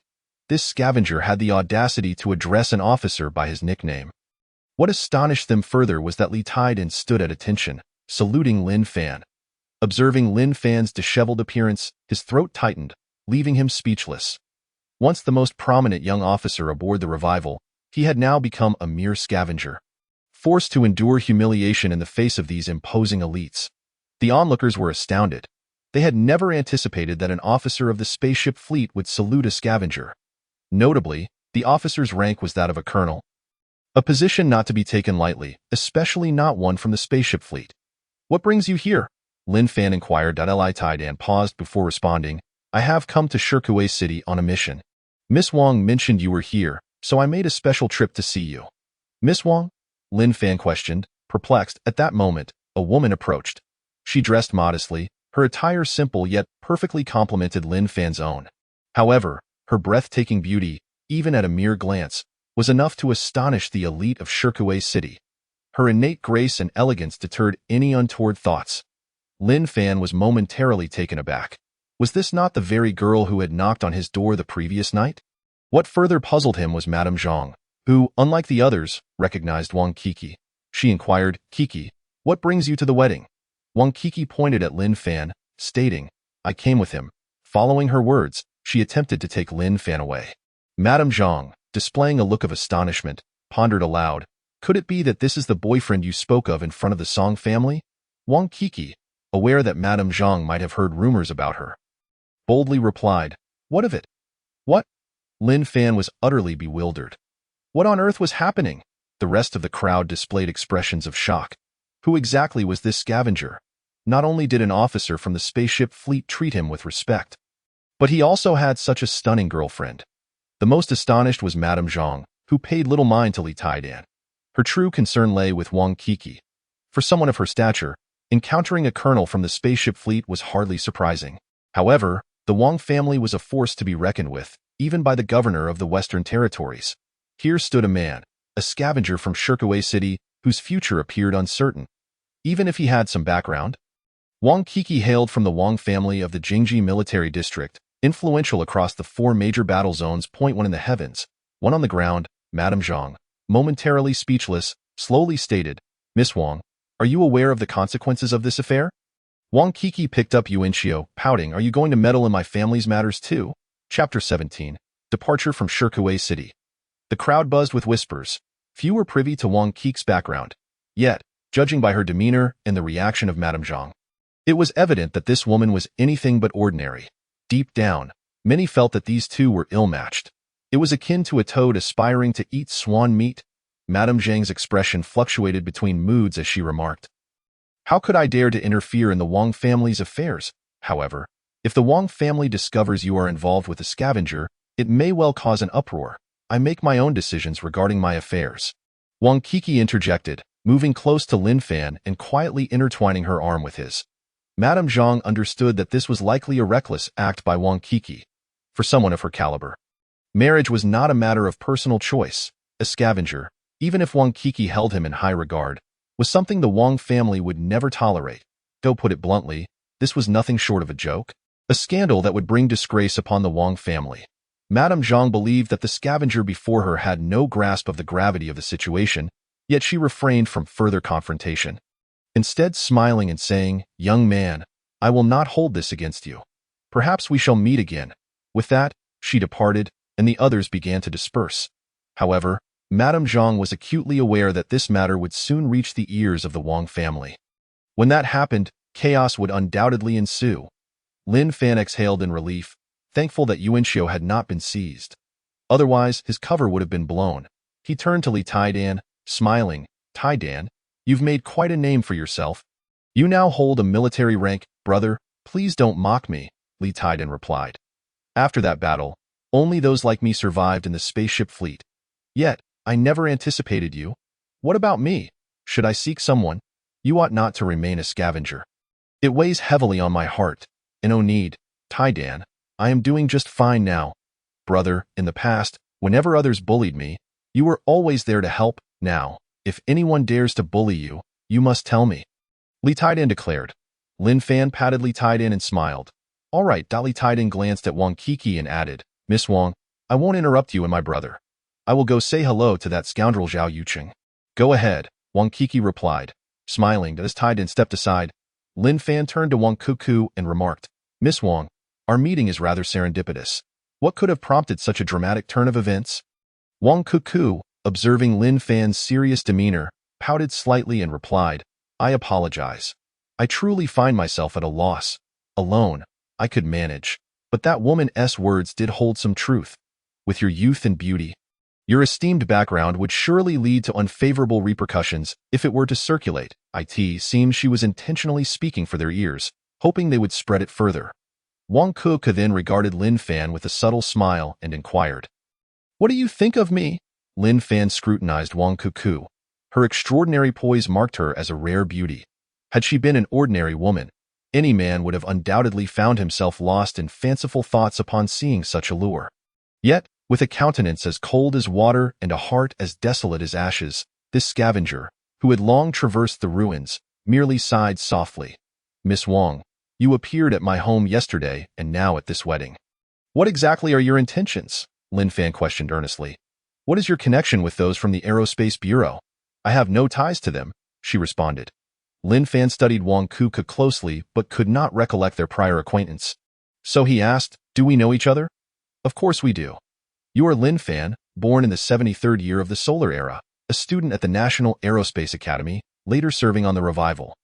Then you were imprisoned, losing a promising future and a beautiful fiancée, ultimately becoming a scavenger. Lin Fan was taken aback. Who was this woman? Under normal circumstances, his records were sealed, and no one should know his past. At that moment, a small sphere brushed against Wang Kuku's delicate arm. Gesturing towards Lin Fan, it inquired whether it could take Wang Kuku home with them. Lin Fan, momentarily stunned, chuckled helplessly and replied with mock seriousness. You little rascal, I shall deal with you properly when we return. Little rascal, but I am clearly a little pig, the sphere protested, its ears drooping, blinking its eyes in an adorably pitiful manner. Why are you so fierce? Wang Kuku shot Lin Fan a sidelong glance, not minding the sphere's dirtiness as she gently stroked its mane. Fear not, your sister is here. No one can bully you. The sphere bared its teeth, displaying an endearing expression, relishing the attention. Lin Fan glanced towards a figure in the distance and slowly said, I must go and greet someone. I will accompany you. No, that wouldn't be appropriate. In this era, weddings were quite simple. That day's ceremony was no exception. Once the rituals concluded, guests would share a few words of blessing and then disperse. The square gradually emptied, leaving only a handful of people. Lin Fan's gaze fell upon Yang Shaoqin, and a fleeting smile broke through his otherwise glum expression. Congratulations. Yang Shaoqin, upon seeing Lin Fan, momentarily lost her composure and asked, You still came? The stone helmet city remained as tranquil as ever. Yet the outside world had changed. Taking a deep breath, Lin Fan replied, I cannot say how much longer such times will last. Perhaps this is our last meeting. A hasty farewell had already spanned several years. This woman before him remained as beautiful and virtuous as ever, yet she was now another's wife, and the apology that lingered on his lips remained unspoken, for it was no longer necessary. Are you well? Yang Shaoqin inquired. Fairly well, Lin Fan answered. I must take my leave. Please take care of yourself. Seeing the smile on her face allowed Lin Fan to finally release the burdens he had carried for years. He turned to depart, knowing that his path ahead would be fraught with peril. Shortly thereafter, Lin Fan bid farewell to Li Taidan and exited the wedding venue, with Wang Kuku trailing closely behind. The two exchanged no words. Suddenly, Lin Fan halted, turning to face Wang Kuku. Miss Wang, I am nearing the station. You should return. Wang Kuku hesitated before responding. Then I shall return to the capital military district. If it weren't for you, the governor's wife might not have let this matter rest. Thank you, Lin Fan replied. Wang Kuku smiled gently. You're welcome. The sphere gazed longingly at Lin Fan, gesturing imploringly, clearly wishing to keep this young lady. Lin Fan shook his head. Wang Kuku added, Though we part ways now, we shall meet again. Let it be. I am but a scavenger. We are not of the same ilk. I do not care for others' opinions. Wang Kuku retorted, In less than a decade, the true apocalypse may be upon us. What value do these so-called accolades hold? Indeed, the end approaches. Those of my station may struggle to survive the impending calamity. Yet you are different. Born in the capital military district, you may still harbor a glimmer of hope. Regardless, I will not concern myself with that. The path I have chosen leads through mountains of blades and seas of fire. With only solitude as my companion, I am leaving. Take care, Lin Fan implored as he tossed a bottle into a nearby trash bin, departing with the sphere in tow. Observing his lonely silhouette gradually fade into the distance, Wang Kuku felt a twinge of sorrow flash in her beautifully sorrowful eyes. She understood that this man had once been an outstanding young officer in the space fleet, renowned for his illustrious achievements. To protect the revival, he had taken the helm of a starship during a crisis, willingly bearing the weight of infamy. Now, he had become a scavenger, scorned by society, and had lost his once beloved partner. Though this man had seemingly forgotten her, she had never ceased to keep him close to her heart. Even with nothing to his name now, he remained extraordinary in Wang Kuku's eyes. Chapter 18. A dangerous mission the following morning. In the confines of Lin Fan's abode, a knock sounded. Lin Fan activated his phone, and the holographic projection of Colonel Chun Hu from the 178th Division materialized before him. Chun Hu took a puff from his cigar and said, "Lin Fan, you've done quite well. I hear you've swept away the eldest daughter of the Wang family from the capital military district?" Lin Fan felt like crying without tears. The speed at which rumors spread was astonishing. Chun Hu was already aware, a once unknown scavenger, he had suddenly become the center of public attention. Their relationship, previously innocent, had been turned upside down by Wang Kuku's antics. Lin Fan could no longer clear his name, as he was merely a scavenger, and many were eager to see him ridiculed. Observing Lin Fan's disheveled expression, Chun Hu's lips curled into a sly smile. "Enough of that. I didn't call to tease you. I bear both good and bad news. Would you prefer to hear which first? Let us start with the bad news." Chun Hu paused before continuing. "The Scavenger Bureau has a crucial mission for you, but it is not assigned by our Western Military District. It comes directly from headquarters." "Headquarters? What mission?" "I'm not entirely sure. It is classified. I hear it's exceedingly challenging yet vital, pertaining to a core aspect of starship construction, that is of little concern. We are accustomed to operating in perilous circumstances. Do not underestimate this. It might be the most dangerous mission the Scavenger Bureau has undertaken in years. Regular ground forces would likely struggle to accomplish it. I see. IT is curious why they would assign such a task directly to you." "And the good news?" Chun Hu replied, "The 3 requests you made earlier have been approved. The individual weaponry and equipment you desired will be supplied according to the standard heavy armored warrior specifications. As for temporary command authority, as long as your requests are reasonable, headquarters will grant them personally." "What about the burial sites of the yawning corpses?" "Headquarters believes these locations are not secrets worth concealing. The coordinates have already been sent to you, encompassing all burial sites of the yawning in the western region." Chun Hu took another drag from his cigarette and added, "I am curious, what do you need these coordinates for?" "The yawning are mutated creatures exposed to radiation. Their corpses pose a threat to humans. There's a reason for my request, but it is not something I can disclose right now." Lin Fan exhaled in relief. At last, he had received some good news. Currently, he had established a cooperative relationship with the winged beasts of Heavy Iron City. Yet this relationship was exceedingly fragile. Cooperation or dissolution depended on the whims of the dominant winged beasts. Lin Fan needed to act swiftly to solidify and deepen this tenuous alliance into a stable, equitable strategic relationship. In simpler terms, he needed the winged beasts to recognize his value. The food crisis facing the winged beasts provided Lin Fan with an opportunity. While the yawning corpses eliminated by the Western combat forces were pivotal in resolving this crisis, the yawning bodies contained radioactive materials harmful to humans, necessitating burial in uninhabited zones. However, they posed no risk to the winged beast consumption. "Yuri, always so mysterious," Chun Hu muttered. Lin Fan chuckled softly before disconnecting the holographic call. By 10 o'clock that morning, Lin Fan received notification to report to the Scavenger Bureau. In the office of Director Zhao. He was entrusted with an extremely important mission, to venture to the Maslow Fortress in search of a mysterious substance. This substance was crucial for starship construction, yet humanity's cities were no longer capable of large-scale extraction. Only a handful of cities contained this substance, with Maslow Fortress being one of them. The director's office fell silent as Director Zhao glanced at Lin Fan, stating, "Number 17, you must understand that the probability of completing this mission is exceedingly low. Nearly 5. While the mortality rate stands at 95. It should be noted that Director Zhao was also reluctant to accept such a perilous task. To comprehend the substantial losses the Scavenger Bureau has endured during recent salvage operations, it is evident that they are reluctant to bear any unnecessary detriment. However, the directives from above are irrefutable. Lin Fan meticulously stored away the classified mission documents, lost in contemplation, remaining silent. The Maslow Fortress lies 1,200 kilometers west of Heavy Iron City. Yet it is relatively close to Base 254 on the Xinjiang Star. Once the military's heavy tanks and low-flying aircraft approach Maslow Fortress, evading the strikes from Base 254 becomes exceedingly challenging. In the quest to reclaim black iron oil, the combat units have already sacrificed the lives of numerous soldiers in recent years, achieving nothing in return. Scavengers may not attract significant attention from the Xinjiang Star base, but the Maslow Fortress itself is akin to a gateway to doom. Even for soldiers, this mission is fraught with peril. Nevertheless, Lin Fan did not outright refuse.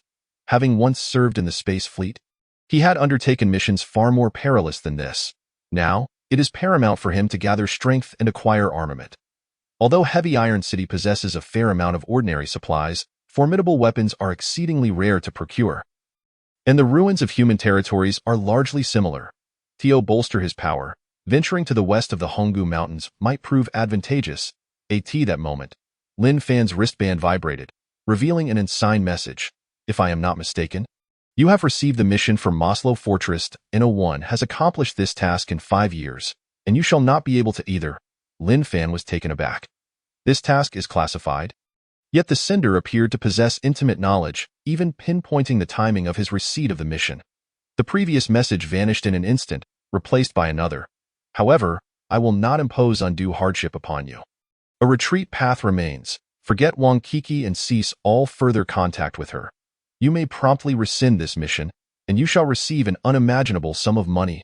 Lin Fan furrowed his brow tightly. How could he have received such a message, and from whom? Director Zhao, noticing Lin Fan's peculiar expression, remarked, in truth, I cannot fathom why such a mission would be assigned to you. Who knows? Lin Fan replied with a bitter smile. Director Zhao displayed a measure of sympathy for Lin Fan and rose to close the door, speaking in hushed tones. There is a way out. You could simply refuse the mission. According to scavenger regulations, you would merely return to prison, which is preferable to descending into hell. Lin Fan shook his head. He had no desire to linger in prison, waiting helplessly for the apocalypse to arrive. Director Zhao, I accept the mission and shall soon proceed to Maslow Fortress to fulfill it, Lin Fan declared. Director Zhao was momentarily taken aback. Lin Fan, observing the information on his wristband dissipate, maintained a stern demeanor. Might the messages originate from the Wang family? Or perhaps the Song family? Who could say? In their eyes, his existence, akin to that of an ant, had audaciously entangled them with the Wang family's prized jewel. Inciting their impatience, Lin Fan did not refuse the mission, for it would grant him a legitimate opportunity to escape the confines of human-controlled territory and venture into Xinjiang Star territory. There, amidst the remnants of battlefields, he might uncover valuable resources. Moreover, this mission directly pertains to the apocalyptic strategy. In a world where the nest is overturned, how can there be unscathed eggs? As a former soldier, in this critical juncture of survival, he must fight for his nation and humanity. Many warriors have already perished due to this mission, and the inherent dangers are self-evident in his pursuit of reclaiming that which was lost and in his quest for strength. Encounters with trouble are inevitable, yet Lin Fan remained unfazed. He had faced greater threats before. What was a mere Maslow Fortress in comparison? In truth, Lin Fan had no intention of entangling himself with Wang Kiki. However, the higher-ups seemed almost convinced that he would capitulate between life and death, abandoning Wang Kiki in exchange for wealth. They sought to intimidate him into retreating from the mission. Thus, he would not only preserve his life but also secure a worry-free existence. Yet, to their astonishment, Lin Fan accepted the mission. Similarly, this matter stirred considerable unrest within the Scavenger Bureau. Presently, even ordinary ruins are fraught with peril, let alone the Maslow Fortress, which scavengers have dubbed the gateway to death.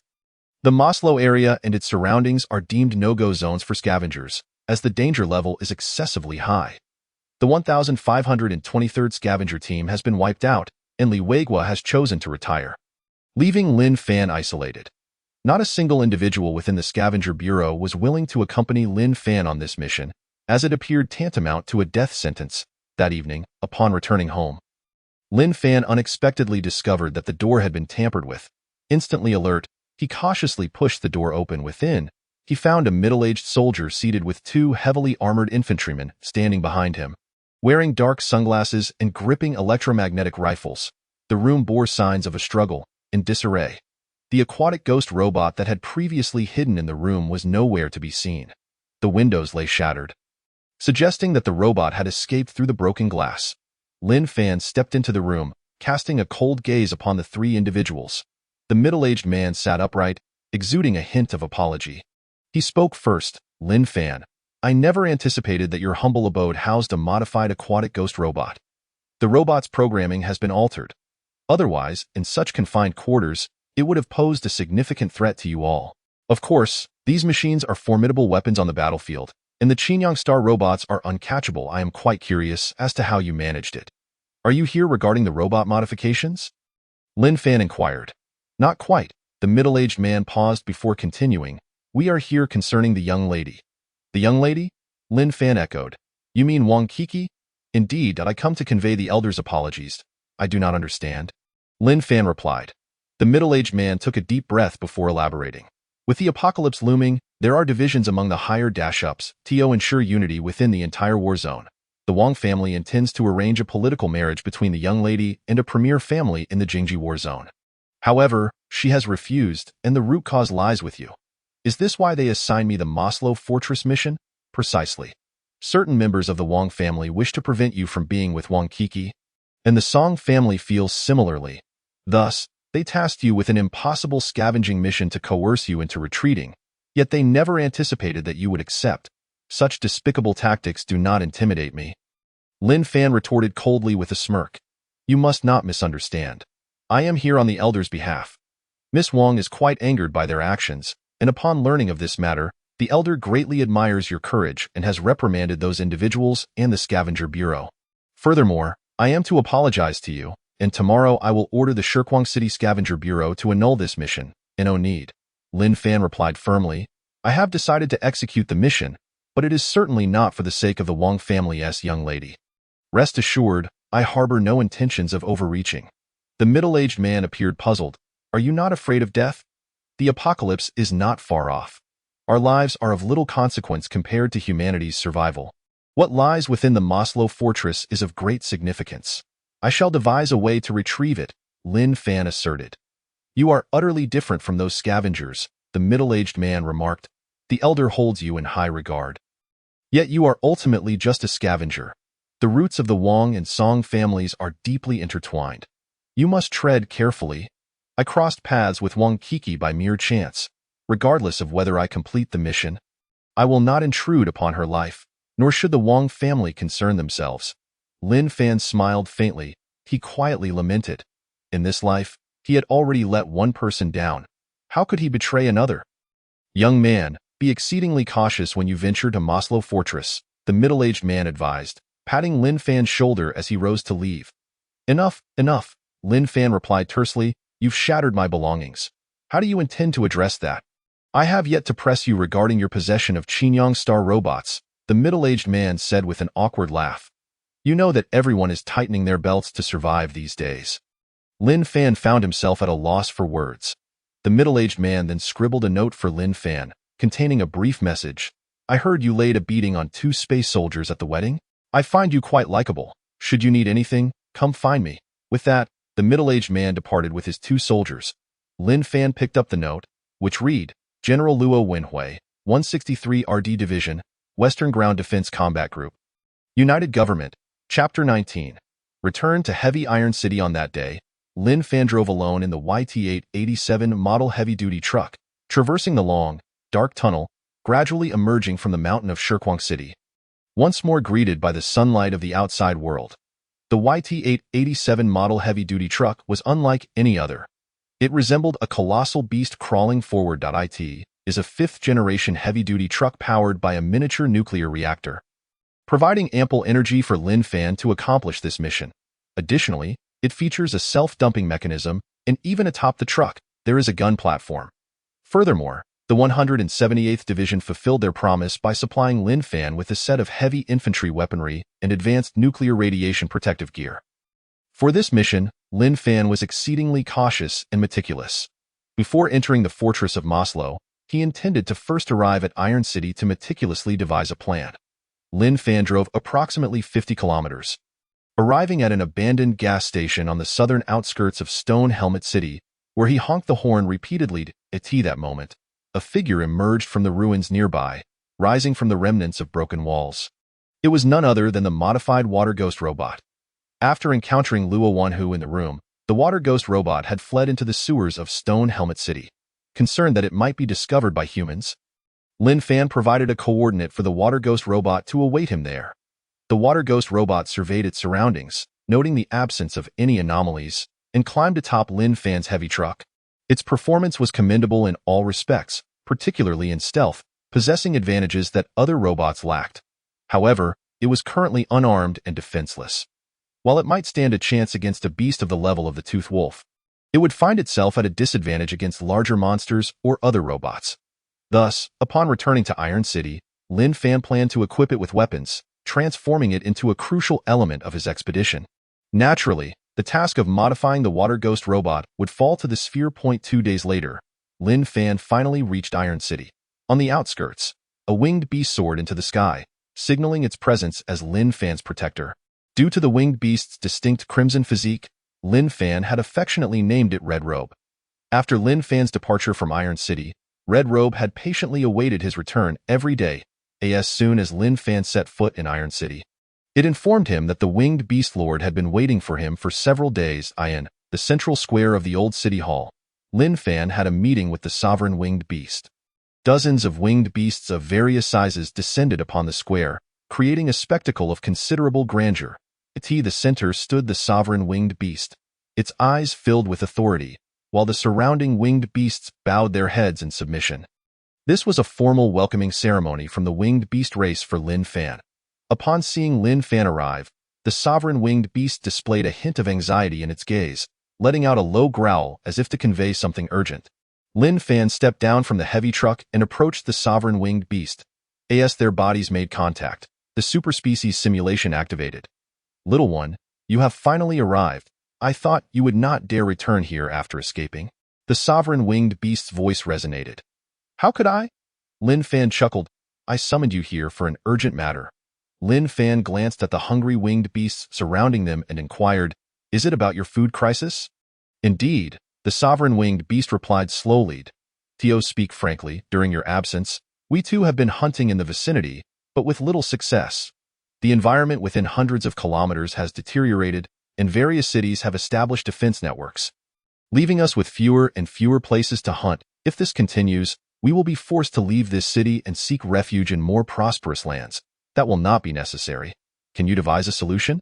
Lin Fan asked. In fact, I have already found a way for you, Lin Fan responded. What?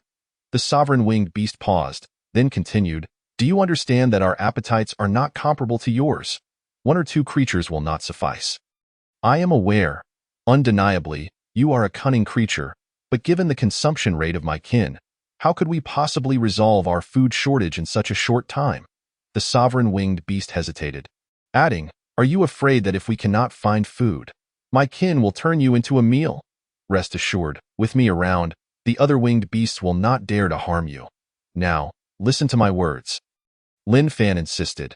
Currently, the toothed wolf species is rampant in the western regions, and humans are conducting extermination operations, with numerous toothed wolf carcasses secretly buried in the wastelands. Toothed wolf? A glimmer of interest sparked in the sovereign winged beast's eyes. Precisely. These fallen toothed wolves could serve as your sustenance. Upon hearing this, the winged beasts became somewhat agitated, asking, do you know where these locations are? Of course. There are 7 or 8 such places, all quite concealed and distanced from human cities, yet not within the territories controlled by the sheep people. You can readily venture there for food. Quickly, tell me these locations, the sovereign winged beast exclaimed, flapping its wings in excitement, eager to embark immediately. However, you must avoid the trucks transporting the toothed wolf carcasses and do your utmost to remain undetected, ensuring no conflicts arise, lest this food source be severed. Naturally, we are not fools. Otherwise, we would not have survived under the onslaught of the sheep people's invaders. The sovereign winged beast responded, urgency evident in its tone. Subsequently, Lin Fan relayed the coordinates of the tooth wolf carcasses to the sovereign winged beast.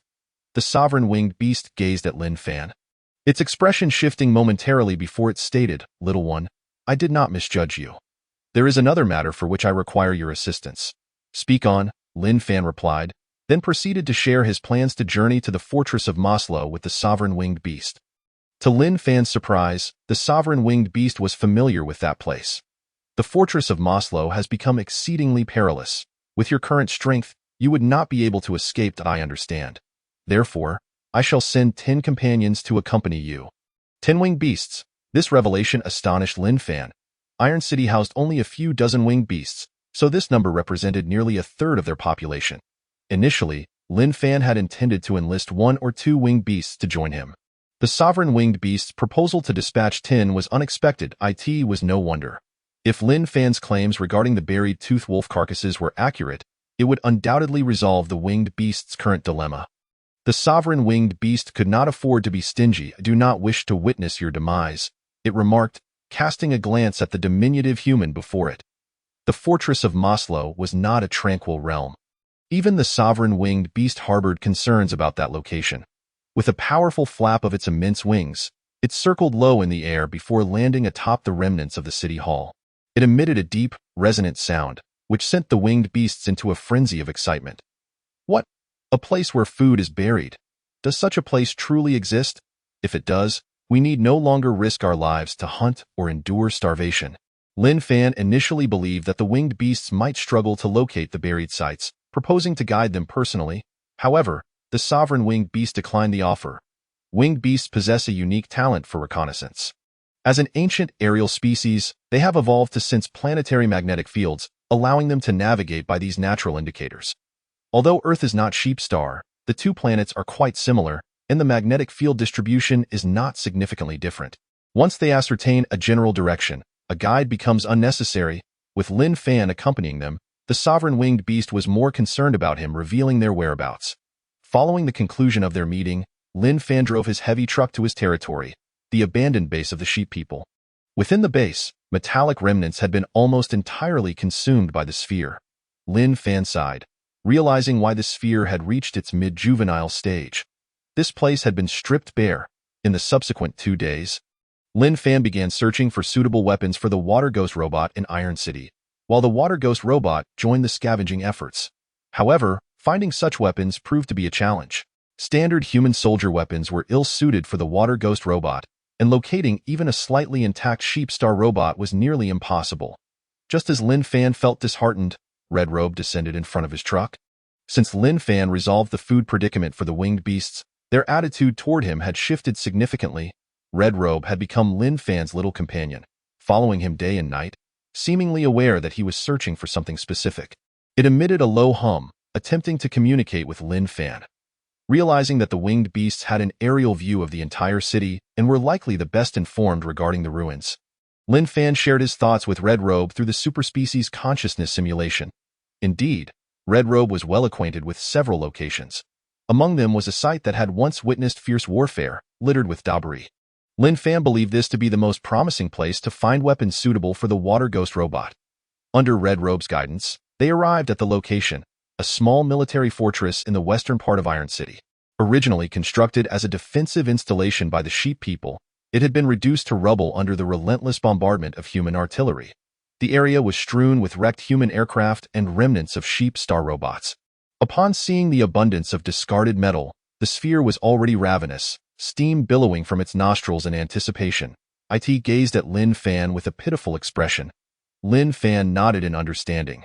This creature had scarcely eaten since returning to Stone Helmet City and was clearly famished. Darting toward the heap of scrap metal. Meanwhile, Lin Fan and the Water Ghost robot began to explore the ruins. The sphere housed a high-energy reactor within itself. When it began to feed, the reactor would activate, resembling a miniature sun. Any metal that came beneath the sphere's maw would melt into liquid form. Although the sphere knew how to manage the release of heat from its core, the surrounding temperature still rose by several degrees. Red Robe had never witnessed such a spectacle and was momentarily startled. keeping its distance from the sphere. In its daily routine, it had seldom paid attention to the diminutive figure, but from that moment forth, it no longer underestimated it. However, just then, a red point of light appeared on the surface of the orb. The orb, clearly aware of the red light, ceased its feeding and shifted slightly. Strangely, the light also moved in tandem. The core directive programmed into the water ghost robot was to protect Lin Fan and the orb. Upon detecting a threat, the water ghost would stop at nothing to shield them. At that instant, the water ghost robot sensed impending danger. He lunged toward the orb, aiming to push it away, but it was already too late.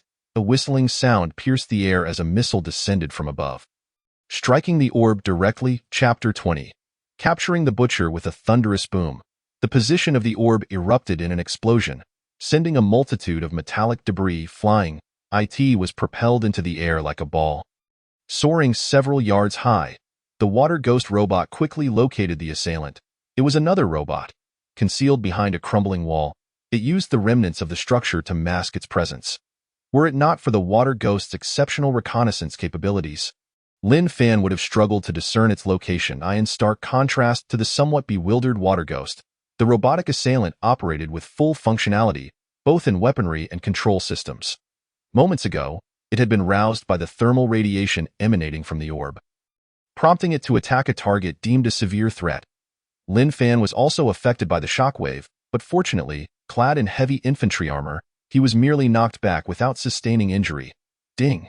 The interstellar scavenging system activated and scanned the robot, revealing a line of text in Lin Fan's vision. Detected butcher robot, belonging to the combat robots of Qingyang Star. It is fully operational, possessing formidable defensive and offensive capabilities, surpassing the water ghost in direct combat. Lin Fan mused silently. Initially seeking a discarded robot, he had unexpectedly encountered a living one. It appeared this adversary would not be easily dealt with. Without hesitation, he sought refuge behind a broken wall and gestured to the water ghost. After a moment's hesitation, the water ghost charged toward the butcher robot.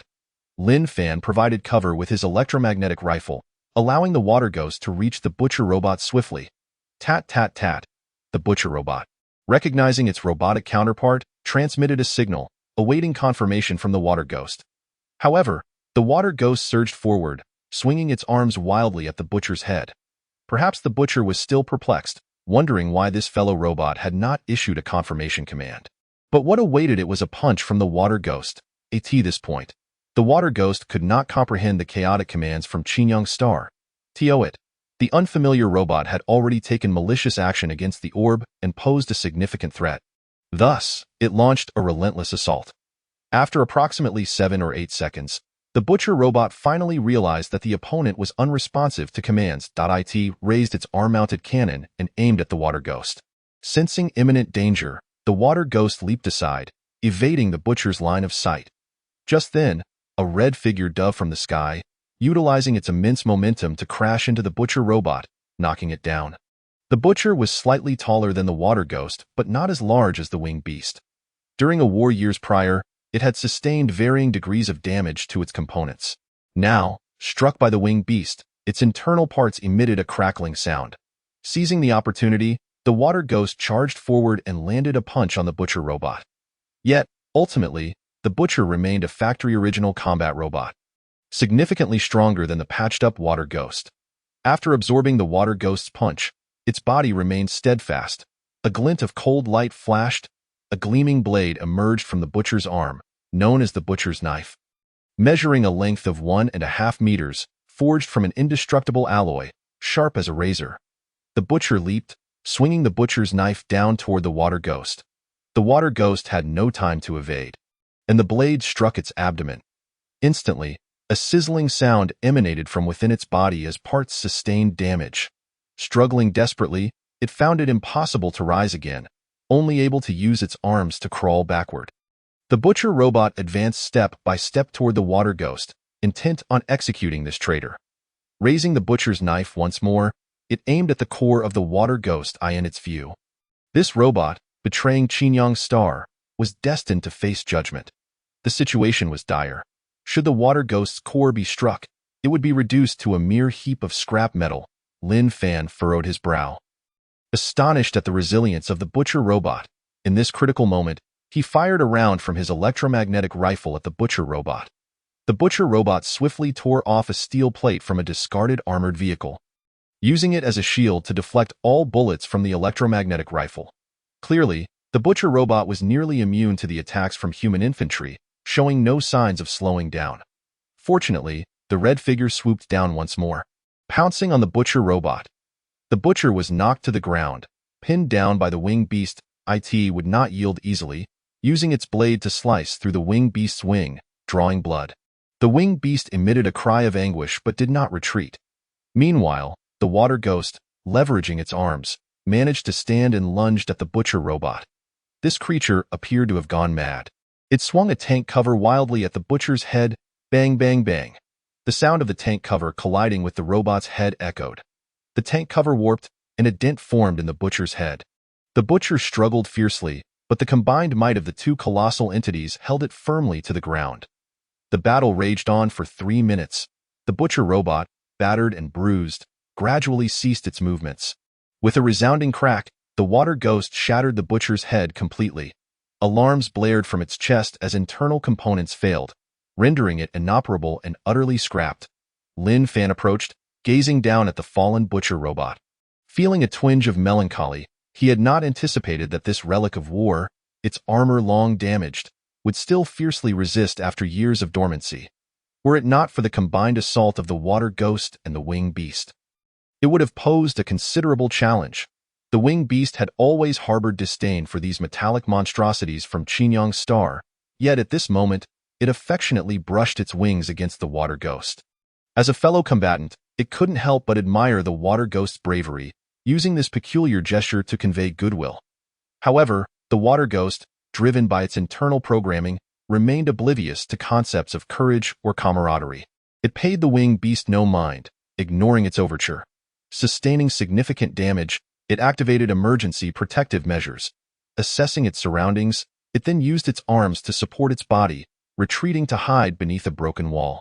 The water ghost's physical assessment had reached a critically poor state, rendering it incapable of further combat. It settled quietly in the corner, unwilling to emerge unless absolutely necessary. The winged beast found the metallic creature utterly uninteresting and ceased to engage with the water ghost. Flapping its wings, it ascended to a higher vantage point, continuing to monitor the situation around them. In truth, it too had sustained injuries. However, as a winged beast, its regenerative abilities were remarkably robust, causing it little concern. At that moment, the orb emerged cautiously from its hiding place. Covered in soot, it bore the marks of the missile strike it had just endured. It hopped on the butcher robot, relieved to find it motionless. The interstellar scavenging system scanned the butcher robot, revealing a line of text. Butcher robot has been destroyed, rendered inoperable, cannot be captured, gain 100 scavenging points. Lin Fan understood that to repair such a scrapped robot directly would require 10,000 scavenging points to unlock the scavenging technology tree, a daunting prospect for him at present. Subsequently, the interstellar scavenging system began scanning the water ghost, yielding another line of text. Water ghost robot has sustained severe damage. Immediate repairs required. System, can the parts from the butcher robot be used on the water ghost? Lin Fan inquired. Complete compatibility, came the reassuring response. However, he did not dare linger in this location, as the presence of other combat robots could pose a significant threat. Using a self-loading mechanism, Lin Fan loaded the butcher robot onto a heavy truck. The battered water ghost painfully climbed aboard, and Lin Fan transported it back to the base. Upon returning to the base, the orb began disassembling the captured butcher robot. The robot disassembly workstation. It took a deep breath, initiating fusion within its internal hydrogen reactor. Its eyes glowed an ethereal blue as the transformation commenced. The orb's formerly plush fingers underwent a rapid metamorphosis, instantly becoming a rotating alloy mechanical hand. The fingers flexibly combined, transforming into intricate tools, dismantling the metallic body of the butcher robot in no time. The fingers morphed into a glowing red welding machine.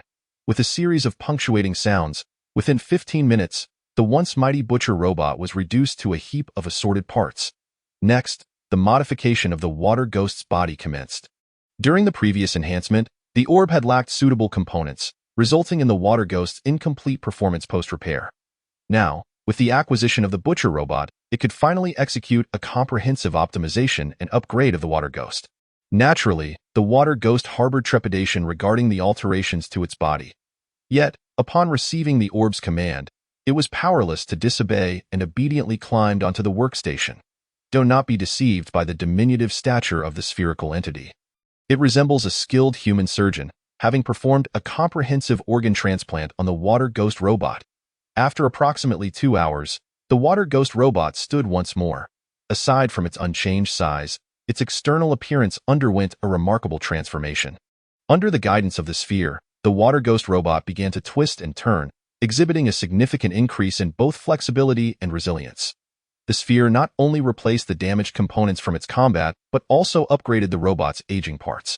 Most critically, the Water Ghost robot finally possessed its own weaponry. An automated cannon, originally belonging to the Butcher model, manifested upon its form. Furthermore, an arm equipped with a razor-sharp cleaver was also grafted onto the Water Ghost's body.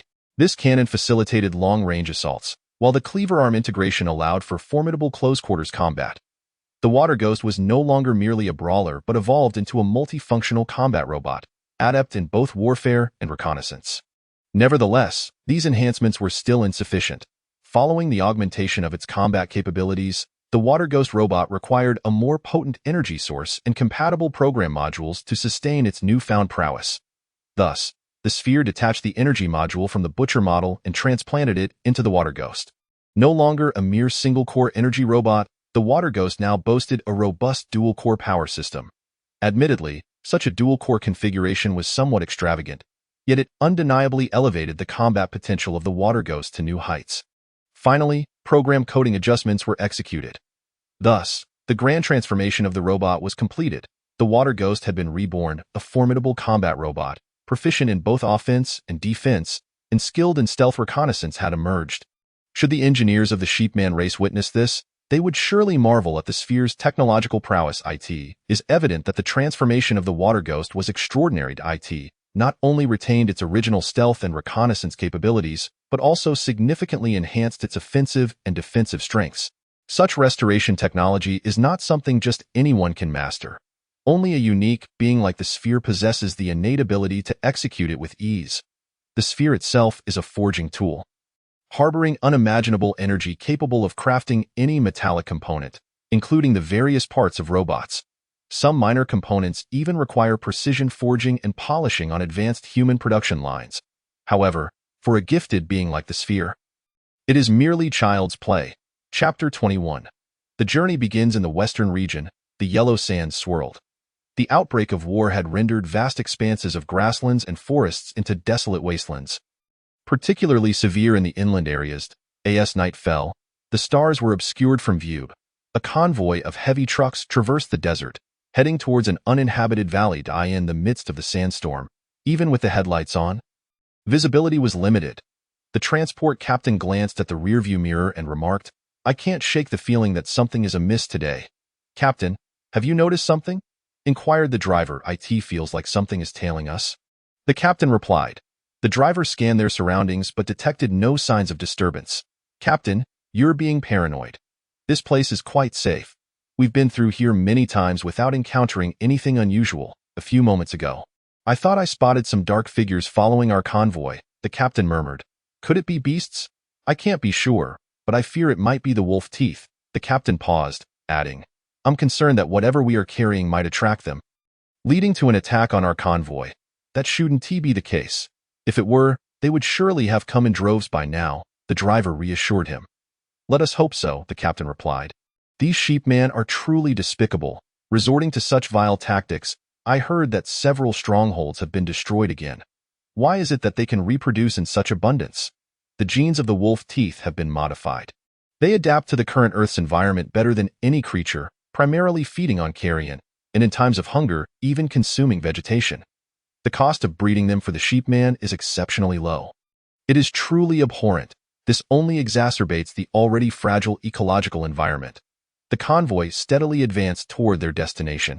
Everything appeared tranquil, yet unbeknownst to them, a massacre was unfolding merely 5 kilometers away. In fact, the convoy had been targeted by the wolf teeth an hour prior.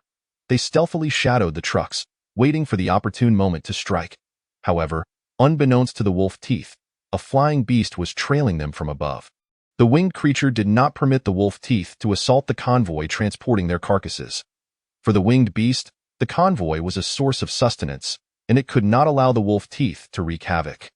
The availability of food is vital for the survival and reproduction of the winged beasts. Upon discovering these nefarious intruders, the winged beasts initiated an assault. With a thud, a towering winged beast descended, blocking the path of the wolf teeth. The latter attempted to swarm and attack, but with a powerful sweep of its massive wings, several wolf teeth met their demise. Dozens of winged beasts swooped down from the sky like hungry eagles, carrying off the fallen wolf teeth. This battle raged for approximately 15 minutes. Under the relentless assault of the winged beasts, the wolf teeth suffered devastating losses. Clearly outmatched, they abandoned their pursuit of the human convoy, fleeing in disarray. Thus, the human convoy successfully delivered truckloads of wolf teeth carcasses to their destination, the depths of the uninhabited valley. Tons of wolf teeth remains were discarded into the abyss. After completing their transport mission, the captain summoned the drivers. "I have had an uneasy feeling all day. Wasn't today quite smooth?" One driver chimed in. "Perhaps you're just overthinking it," another added. "Nonetheless, caution is never misplaced," the captain insisted as the drivers exchanged their thoughts. About 10 minutes later, the convoy resumed its journey without lingering. After the human convoy vacated the valley, enormous silhouettes emerged in the hazy sky, descending into the gorge to feast upon the wolf teeth carcasses, the very winged beasts that had previously driven away the wolf teeth. The deceased wolf teeth emitted a foul stench, and some even carried significant radiation, making it dangerous for ordinary humans to approach. Even during the transportation of the wolf teeth remains, strict protective gear was mandatory. Yet for the winged beasts, the carcasses were a delectable feast. Their appetites are not to be underestimated. A fully grown winged beast can span 5 meters across when its wings are fully unfurled and can consume an entire cow in a single sitting. The multitude of wolf teeth carcasses scattered across the landscape was perfect for satiating their ravenous hunger. The locations where the wolf teeth remains were buried were relatively concealed, not too far from the stronghold of Heavy Iron City. Aside from the periodic visits from human convoys to offload the carcasses, no other beings would frequent this area. This made it an ideal feeding ground for the winged beasts. It is crucial to note that as environmental degradation worsens, the available food for the winged beasts diminishes. Human strongholds possess anti-aircraft artillery, posing a significant threat to the winged beasts. Hence, it is exceedingly difficult for them to hunt within human territories. As dawn broke, the transport convoy was still en route. "Wolf teeth!" Suddenly, someone in the convoy exclaimed. The other members, upon hearing this, became somewhat flustered. The transport captain quickly inquired, "In which direction?" "Approximately 100 meters to our northwest." The driver replied, somewhat disgruntled. "But they're already dead." The captain sighed in relief upon spotting the corpses of several wolf teeth, signs of struggle, and numerous escape tracks. It seemed that a considerable number of wolf teeth had been driven away by something else.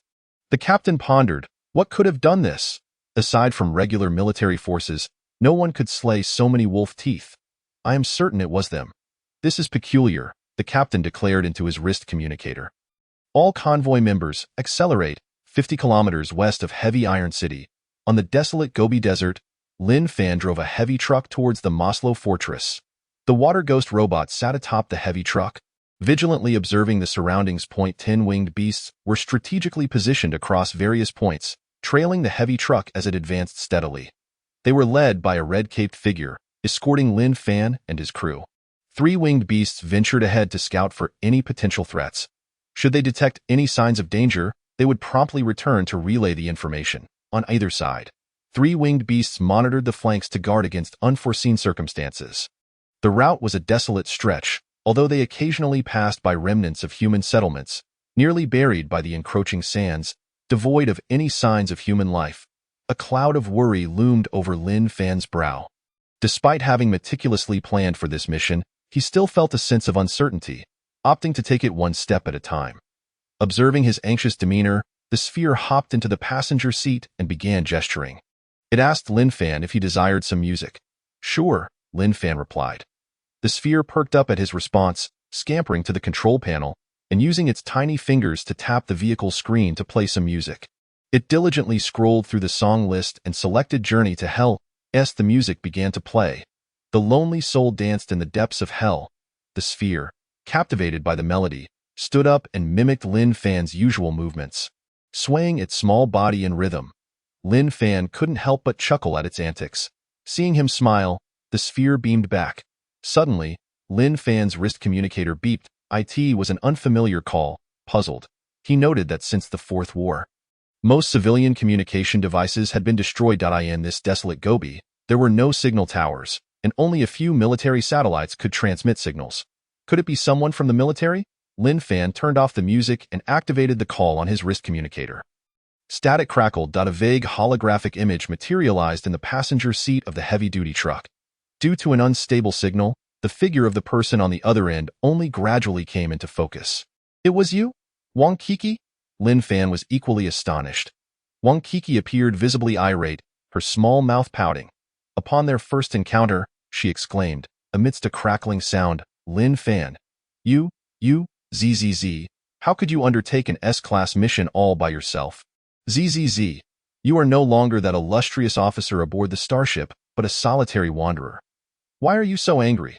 Maslow Fortress is within the actual control territory of Chinyang Star, and it is far too perilous for you at this juncture. ZZZ. Wang Kiki continued, if you were to perish, what would I do? What nonsense are you spouting? Lin Fan retorted, we are mere strangers. If I die, you should live well. You truly infuriate me. This is tantamount to courting death.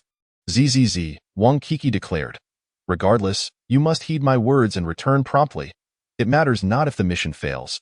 Should the Scavenger Bureau take action against you, I shall not let them off lightly. I have made my decision. Wang Kiki took a deep breath, biting her red lip, and stated, if it is my fault that you become trapped in Maslow Fortress, I would rather perish alongside you. My choice to participate in this mission was for myself. Not because of you. Wang Kiki huffed, if you do go, this may well be our last meeting. Even if it is the final encounter, I am but a scavenger. Dying in this mission might not be a misfortune. Lin Fan replied, Miss Wang, from this day forth, consider me dead. Take care of yourself in the future. After a moment's hesitation, he pressed the button to end the call. He inhaled deeply and muttered to himself, what merit or capability do I possess that warrants Miss Wang's concern? I apologize. Chapter 22. The wandering half-human at the military base in the Jiangyi combat zone. A young girl watched as the holographic image gradually faded away. She sat quietly in a chair, her expression forlorn, without uttering a word. Child, do not be too heartbroken. A middle-aged general comforted her. His hair was flecked with gray, yet his eyes sparkled with vitality, bright as a torch. How foolish can he be? That place is a den of peril. How could one emerge unscathed alone? The girl replied, could you not order the Scavenger Bureau to recall him? It is beyond my power. That was his choice, the middle-aged general responded, but he will die. The apocalypse war could erupt at any moment, and perhaps none of us will escape unscathed. His choice may be akin to a moth to the flame. Yet it embodies his hope. A tear glistened in the corner of the girl's eye as she slowly said, but I cannot watch him die like this, silly child. There exists an insurmountable chasm between you. Why must you suffer? The general said. You are the sole heir of the Jiangyi Wang family, while he is merely a scavenger. Forget him. Had it not been for this despised scavenger, I would no longer exist. A nameless corpse adrift in the boundless cosmos. The girl wiped her eye and rose from her seat. What do you intend to do? Do not concern yourself with me. Consider me dead. As she approached the door, a line of guards blocked her path. On the northern hemisphere's Gobi Desert, night had fallen, and Lin Fan had arrived at an abandoned town. Winged beasts patrolled several high points nearby, while Lin Fan parked the heavy-duty truck within the desolate town.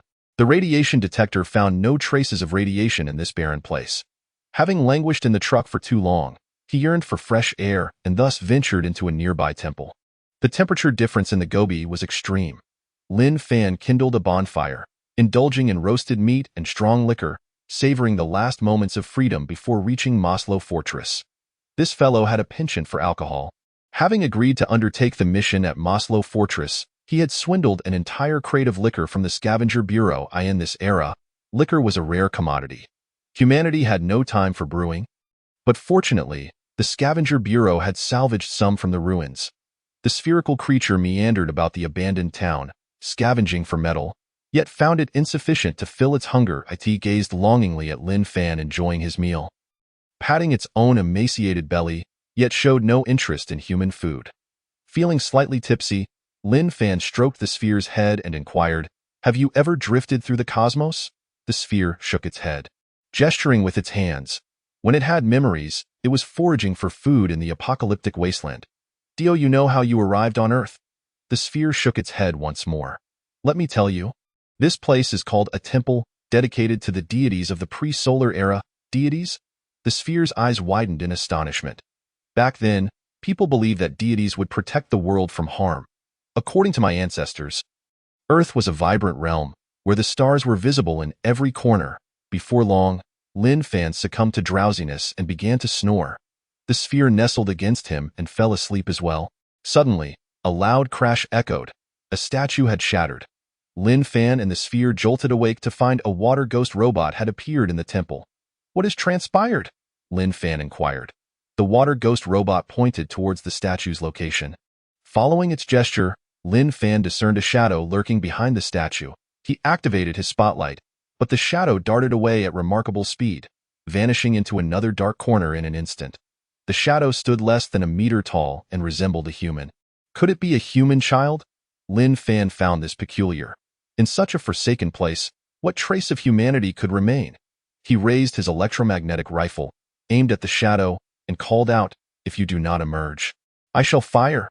The shadow, sensing danger, attempted to flee through an exit of the temple. However, the water ghost robot was no idle bystander. Renowned for its reconnaissance abilities, it swiftly leaped to block the exit. Under the combined intimidation of the water ghost robot and Lin Fan, the shadow hesitated to escape. Gradually, it moved into the beam of light. The creature stood about 90 centimeters tall, wrapped in thick silk fabric, its skin gray, with an oversized head and bulging eyes, yet scantily covered in hair. It possessed 2 legs and 2 arms, walking upright like a human. Ding! The interstellar scavenging system activated, scanning the creature before Lin Fan, revealing a line of text. Qinyang Star half-human slave, native of Baikin Star, sentient life form. Baikin Star has been conquered by Qinyang Star, and its half-humans, known for their industriousness, have become war slaves to the Qinyang Star inhabitants. "So it is them?" Lin Fan muttered. When the Qinyang Star merchants invaded Earth, they brought with them a multitude of half-human slaves to toil at their outposts. After numerous battles, sightings of such half-humans had become rare. Lin Fan had not anticipated encountering a half-human slave in this desolate town. The creature before him trembled, clutching a piece of roasted meat. Lin Fan realized that it had come to steal a bite. Upon noticing Lin Fan's gaze on the meat, the half-human slave appeared flustered, hurriedly stuffing the meat into its mouth. This action, however, incensed the water ghost robot. "Kill the robot." This thief was pilfering the master's food, a highly hostile act. The water ghost robot swiftly approached the half-human slave, lifting it upside down, prying its mouth open to shake it vigorously, attempting to dislodge the stolen food. Lin Fan, bemused, quickly signaled the robot to cease its assault. After a moment's hesitation, the water ghost robot dropped the half-human slave onto the ground, but not before giving its head a sharp rap with its rigid metal cannon, producing a clattering sound that conveyed its anger. The half-human slave yelped in pain, terrified, yet managed to swallow the roasted meat. For it, hunger was far too pressing. Having been caught, it resolved to die a full stomach. Nevertheless, Lin Fan held no intentions of harming the half-human slave. To him, these beings were truly pitiable. Their homeworld had been overtaken, their entire race enslaved, and they had fled to Earth to lead a wretched existence. Rather than reproaching them, Lin Fan tossed a piece of bread from his backpack to the half-human slave. The half-human slave clutched the bread, casting wary glances at the menacing water ghost robot, hesitant to take a bite. "Water ghost, you may step outside," Lin Fan instructed. The water ghost robot hesitated for a moment, stowed its weapon, and slowly exited the temple. Only then did the half-human slave feel safe enough to begin nibbling on the bread, a mix of gratitude and fear evident in its demeanor. As Lin Fan approached, the half-human slave recoiled further. "Do not be afraid. I mean you no harm. Lin Fan lowered his electromagnetic rifle, and the half-human slave finally ceased its retreat. He drew near, observing that the half-human slave's body was marred with scars. Gently, Lin Fan placed his hand on its head, establishing a cross-species communication simulation. His consciousness transmitted into the half-human slave's mind. Do you have a name? The half-human slave was astonished by this mode of communication. He lingered for a long while before uttering a sound. Kai. Kai. I harbor no malice towards you, nor do I wish to cause you harm. Lin Fan replied slowly, Can you tell me why you are here? The half-human slave, Kai, timidly glanced at Lin Fan. He said, I wandered into this small town. I am a half-human. Although I was born on Earth, I do not belong to its race. My homeland lies far away in the cosmos. Oh, forgive my ignorance. You can command the robots outside. Are you a prominent figure from Qingyang Star? Lin Fan responded, No, I am merely an Earthling, I see. I have committed a grave sin by stealing food from the elders. Will you execute me? Rest assured, that will not happen. Upon hearing that he would not face death, Kai was taken aback. Seeing that Lin Fan truly meant him no harm, he sighed in relief and continued to eat. Do not rush. Take your time, Lin Fan encouraged Kai. Are you familiar with the Maslow Fortress? Kai hesitated for a moment at the mention of Maslow Fortress, then nodded. His thoughts conveyed to Lin Fan, That is a very terrifying place. Sir, are you planning to go there? Yes. Do you know much about it? Kai's expression turned somber as he replied, Sir, I escaped from there. I was a miner at the uranium mine of Maslow Fortress No. 3. I see, Kai nodded. I worked day and night in the mines, and I never wished to return to that place. Your lives must be quite difficult. Indeed, you cannot even begin to imagine the depths of our subjugation. We are mere tools, brutally governed by the robots. If any of our kin are found to be slacking, they are torn apart. You truly are a wretched lot. Kai's expression grew grave as he clutched Lin Fan's sleeve. Saying, Sir, you are a kind human. I advise you against going there. My parents perished in that place. I cannot help it. I must go there. Lin Fan scrutinized the half-human before him, pondering slightly. I hope you will serve as our guide. Kai hesitated, timidly asking, If I refuse to comply with your wishes, will I be executed? No, you will not. Kai hesitated, casting a furtive glance at the menacing water ghost robot outside. He thought to himself how easily the robot could end his life. Then he looked at Lin Fan's backpack filled with food and asked, Sir, if I become your guide, will I be given something to eat? Of course, not only will I provide food, but I will also protect you. Then, I will stay and serve you, sir. Very well. Lin Fan regarded Kai, feeling a pang of sympathy for these unattractive alien half-human slaves who drifted through life on distant planets. He wondered, if Earth were to fall completely after the apocalypse, would humanity also become enslaved like them? With that thought, Lin Fan let out a deep sigh. Chapter 23. Traveling companions. The sun had risen high in the sky. Kai lay in the heavy truck, sleeping soundly. Last night, he had accidentally taken a sip of alcohol and subsequently fainted. Lin Fan was meticulously studying the map, his brow slightly furrowed with a hint of anxiety. He originally planned to traverse the southwestern basin, circumventing the southern part of the Moga Mountains to reach Maslow Fortress. However, the winged beasts discovered that numerous strongholds of Qingyang Star had been established in the basin, heavily guarded and difficult to breach. Continuing forward would likely result in detection. Thus, the planned route was no longer viable. The Moga Mountains, stretching north and south with their towering peaks, obstructed his way. The only remaining path was to circumvent the northern side of the Moga Mountains.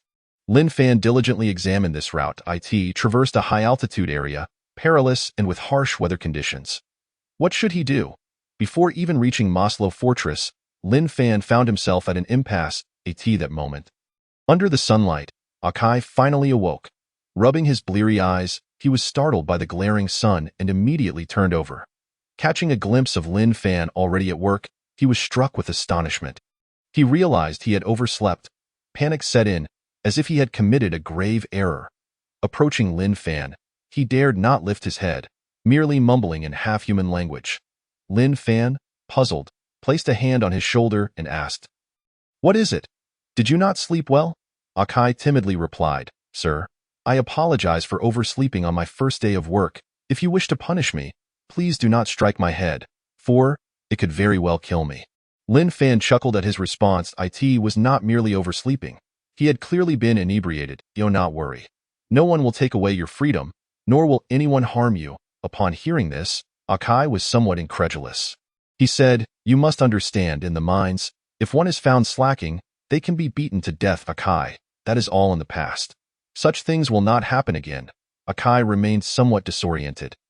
His years of servitude in the mines had left him with an invisible shackle. Believing that he was now Lin Fan's servant, it would not be easy to break free from that mindset. Lin Fan, feeling helpless, regarded the timid half-human before him and suddenly had an epiphany. He was troubled by the issue of the route, and this individual had once been in Maslow Fortress, but now found himself east of the Moga Mountains. Perhaps he had a solution. Thus, Lin Fan said, "I have encountered a dilemma. I initially intended to traverse the basin to reach Maslow Fortress, but I discovered the presence of Qingyang star guards there, making passage impossible. Do you have any suggestions?" Akai quickly replied, "You must avoid the basin. It is far too dangerous." Lin Fan hesitated slightly and asked, "Then how did you come from Maslow Fortress?" "I escaped through the Moga Mountains." "The Moga Mountains?" Lin Fan inquired further. "This mountain range runs north-south and is quite imposing. Are you able to traverse it on foot?" "No," Akai replied. "I escaped through a mountain tunnel beneath the Moga Mountains." "A mountain tunnel beneath the Moga Mountains?" Lin Fan murmured, studying the map. "There appear to be no tunnel marked on this map," Akai added. "Sir, do you know of Altai City?" Lin Fan nodded. The Qingyang Star individuals had constructed a mine in the Moga Mountains to extract metal, and they built a road for transporting minerals. Akai continued. "The mine is now abandoned, but the tunnel still exists." Lin Fan's eyes widened in realization. If it was indeed a tunnel for transporting minerals, it could accommodate heavy trucks. He felt a surge of excitement and asked, "Is the tunnel safe?" "It is safe." Lin Fan urgently handed the map to Akai. "Can you point out the location of the tunnel?" Akai stared at the map for a long time but could not comprehend it, let alone mark the location accurately. He scratched his head and said, "I cannot describe its location. However, if you follow a river valley that is dry, you will be able to return there." "Could it be the Heishui Valley?" Lin Fan pondered aloud. He quickly located the Heishui River on the map. The Heishui Valley had once been a river, but due to climate change, it had dried up. Finally, Lin Fan revealed a smile. The source of the Heishui River, there was indeed a mineral deposit within the Moga Mountains, likely the Qingyang Star Mine. Thus, it seemed that Akai's description of the dry valley was indeed the Heishui River. He exclaimed, "Akai, well done. If there truly exists a tunnel as you say, I must thank you profusely." "Thank you?" Akai's lips curled into a smile. He had never been thanked throughout his life. But soon, he shook his head vigorously, saying, "Sir, it is I who should be grateful to you. Half-humans are inferior." "How could you thank a half-human?" "Who told you that half-humans are inferior?" Lin Fan countered, "All life is equal, and you are exceptionally intelligent." Akai was momentarily taken aback. Having lived in the mines for so long, he felt as though he were a tool endlessly operating. He had witnessed his companions and parents being slaughtered like livestock, and fear gripped his heart. As a slave, he felt as lowly as an ant. Suddenly, being treated as an equal, even valued and praised, stirred emotions within him that he could scarcely contain. It was an excitement that surged from deep within. He said, "Not only does Sir share food with me, but he also praises me. Akai will strive to ensure that I do not disappoint your trust." Lin Fan smiled gently, patting Akai's shoulder. He said, "Akai, I should be the one thanking you.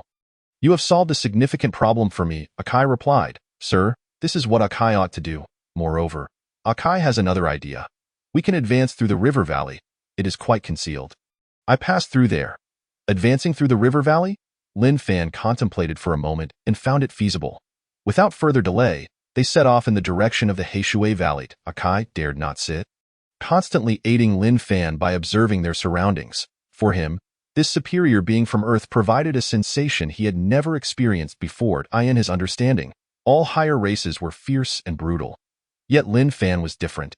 Not only did he share food with him, but he also forgave his transgressions and theft. He even regarded him as an equal partner. Half-humans have always been relegated to the role of the oppressed, and the initially equal relationship left Akai feeling bewildered. However, in the brief span of a day spent together, he surprisingly developed a sense of trust towards Lin Fan. As twilight descended, Lin Fan arrived at the Heishui Valley, seeking a concealed spot to park and rest. Akai, ever diligent, busied himself by helping Lin Fan kindle a fire and mimicking his actions as he grilled meat. Having never tasted such delectable fare, he was already salivating profusely. Akai, do be careful.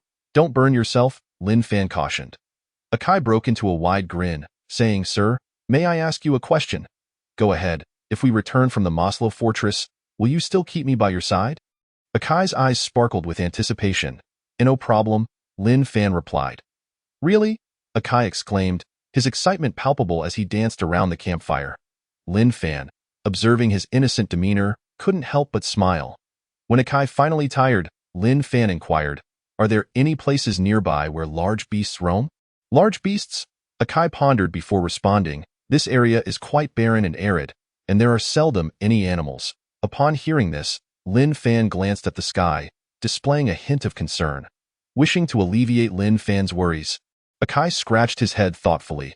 After a prolonged moment of contemplation, he said, There might be a place where beasts could be found. Where is it? It should be to the south of here, in a secluded valley that contains a small lake where beasts often come to drink. Lin Fan unfurled the map.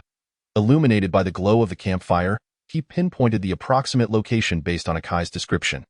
Akai scratched his head again, saying, I apologize, sir. I can't recall the exact location. An approximate location will suffice. Lin Fan assured him as he stood up and waved a torch into the distance. In the originally silent, dark night, the sound of wind could be faintly heard. Soon after, a shadow emerged. The dark figure lunged forward, heading straight for the heavy truck. Wow, wow, wow, Akai shouted, terrified by the shadow overhead. Having spent long hours in dimly lit mines, his eyesight was keen, allowing him to see more clearly than others. It was unmistakably a flying ferocious beast. Its wings spread wide, measuring over 4 zhang in span. Upon seeing the monstrous creature approach, he dashed away in fright, disappearing from view. Yet, noticing that Lin Fan remained rooted in place, he hurriedly returned, frantically screeching in the language of the Baikin star, seemingly urging Lin Fan to hide quickly. The nearby water ghost robot regarded Akai with a puzzled expression, clearly unable to comprehend his extreme reaction. Lin Fan called out to the panicked Akai. Don't panic, Akai. Everything will be all right. However, without the superspecies consciousness simulation, Akai could not grasp Lin Fan's words. Seeing Lin Fan remain unmoved, Akai was like an ant on a hot stove, frantically pacing. He feared that Lin Fan was in trouble or immobilized. And in a moment of desperation, he grabbed Lin Fan, attempting to carry him away. At that moment, a thud echoed as the winged beast landed in front of Lin Fan. Akai looked up, trembling at the sight of the colossal creature. Yet somehow, he found the courage to pick up a stone and raised it defensively in front of Lin Fan, as if to protect him. Even the winged beast seemed taken aback by Akai's boldness. The creature, known as the Red Cloak, had been guarding Lin Fan and had never encountered Akai before. Noticing the little fellow's provocative stance, the Red Cloak glared at him, emitting a low growl from its throat. This utterly terrified Akai. His body turned weak, and he quickly hid behind Lin Fan. Finally, Lin Fan managed to reach out to Akai, conveying his thoughts. It is not an enemy. It is our friend. Do not be afraid, friend.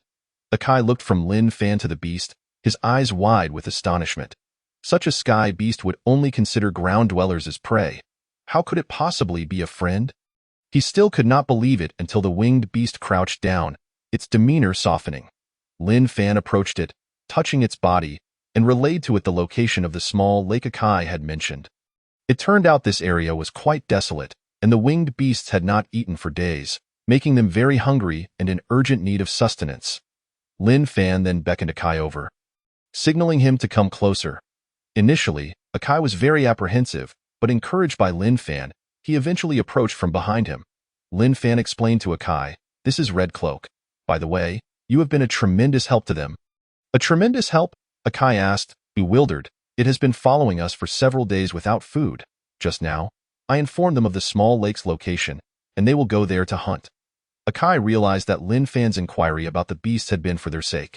Indeed, Lin Fan confirmed, and for this, it wishes to express its gratitude to you.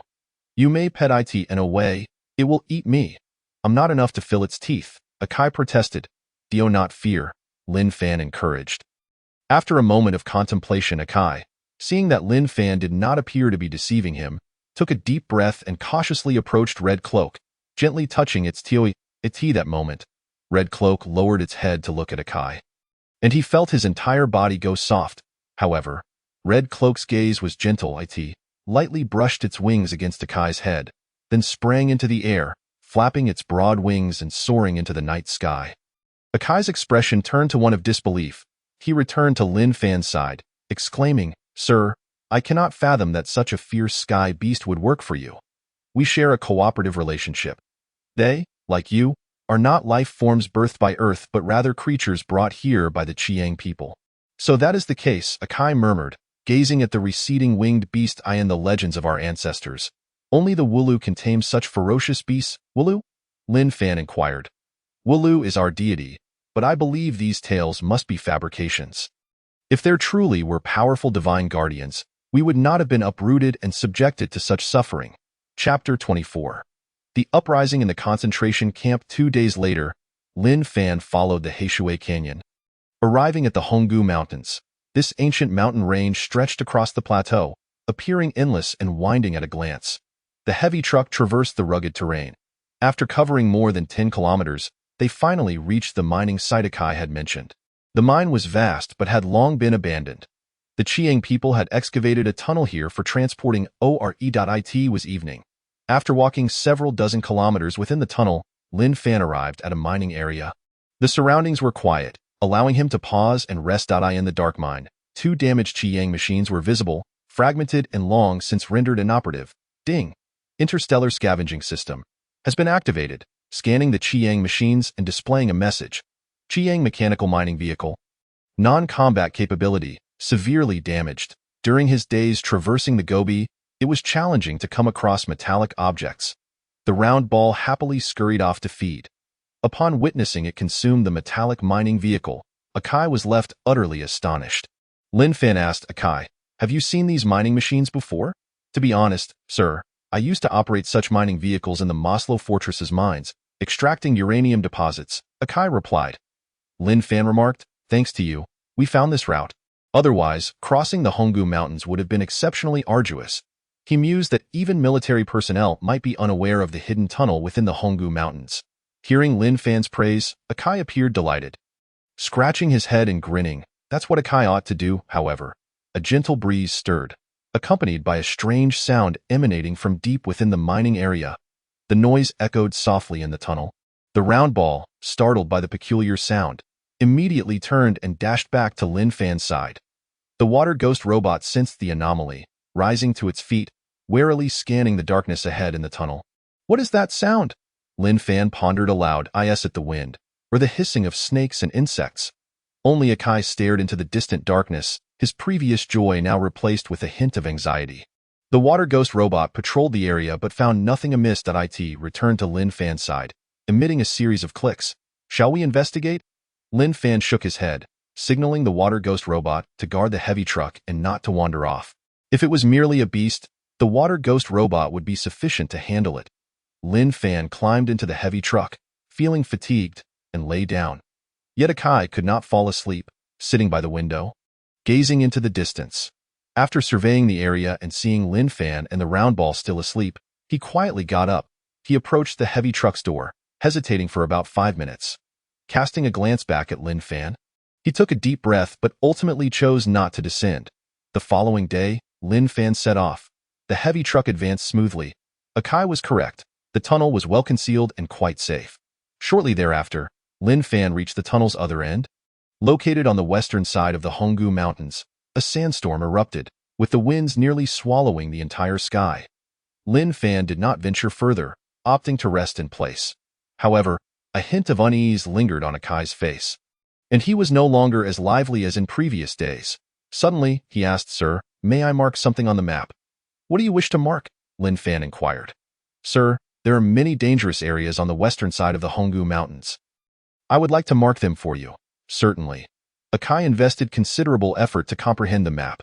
With pen in hand, he remained silent, meticulously sketching on the map.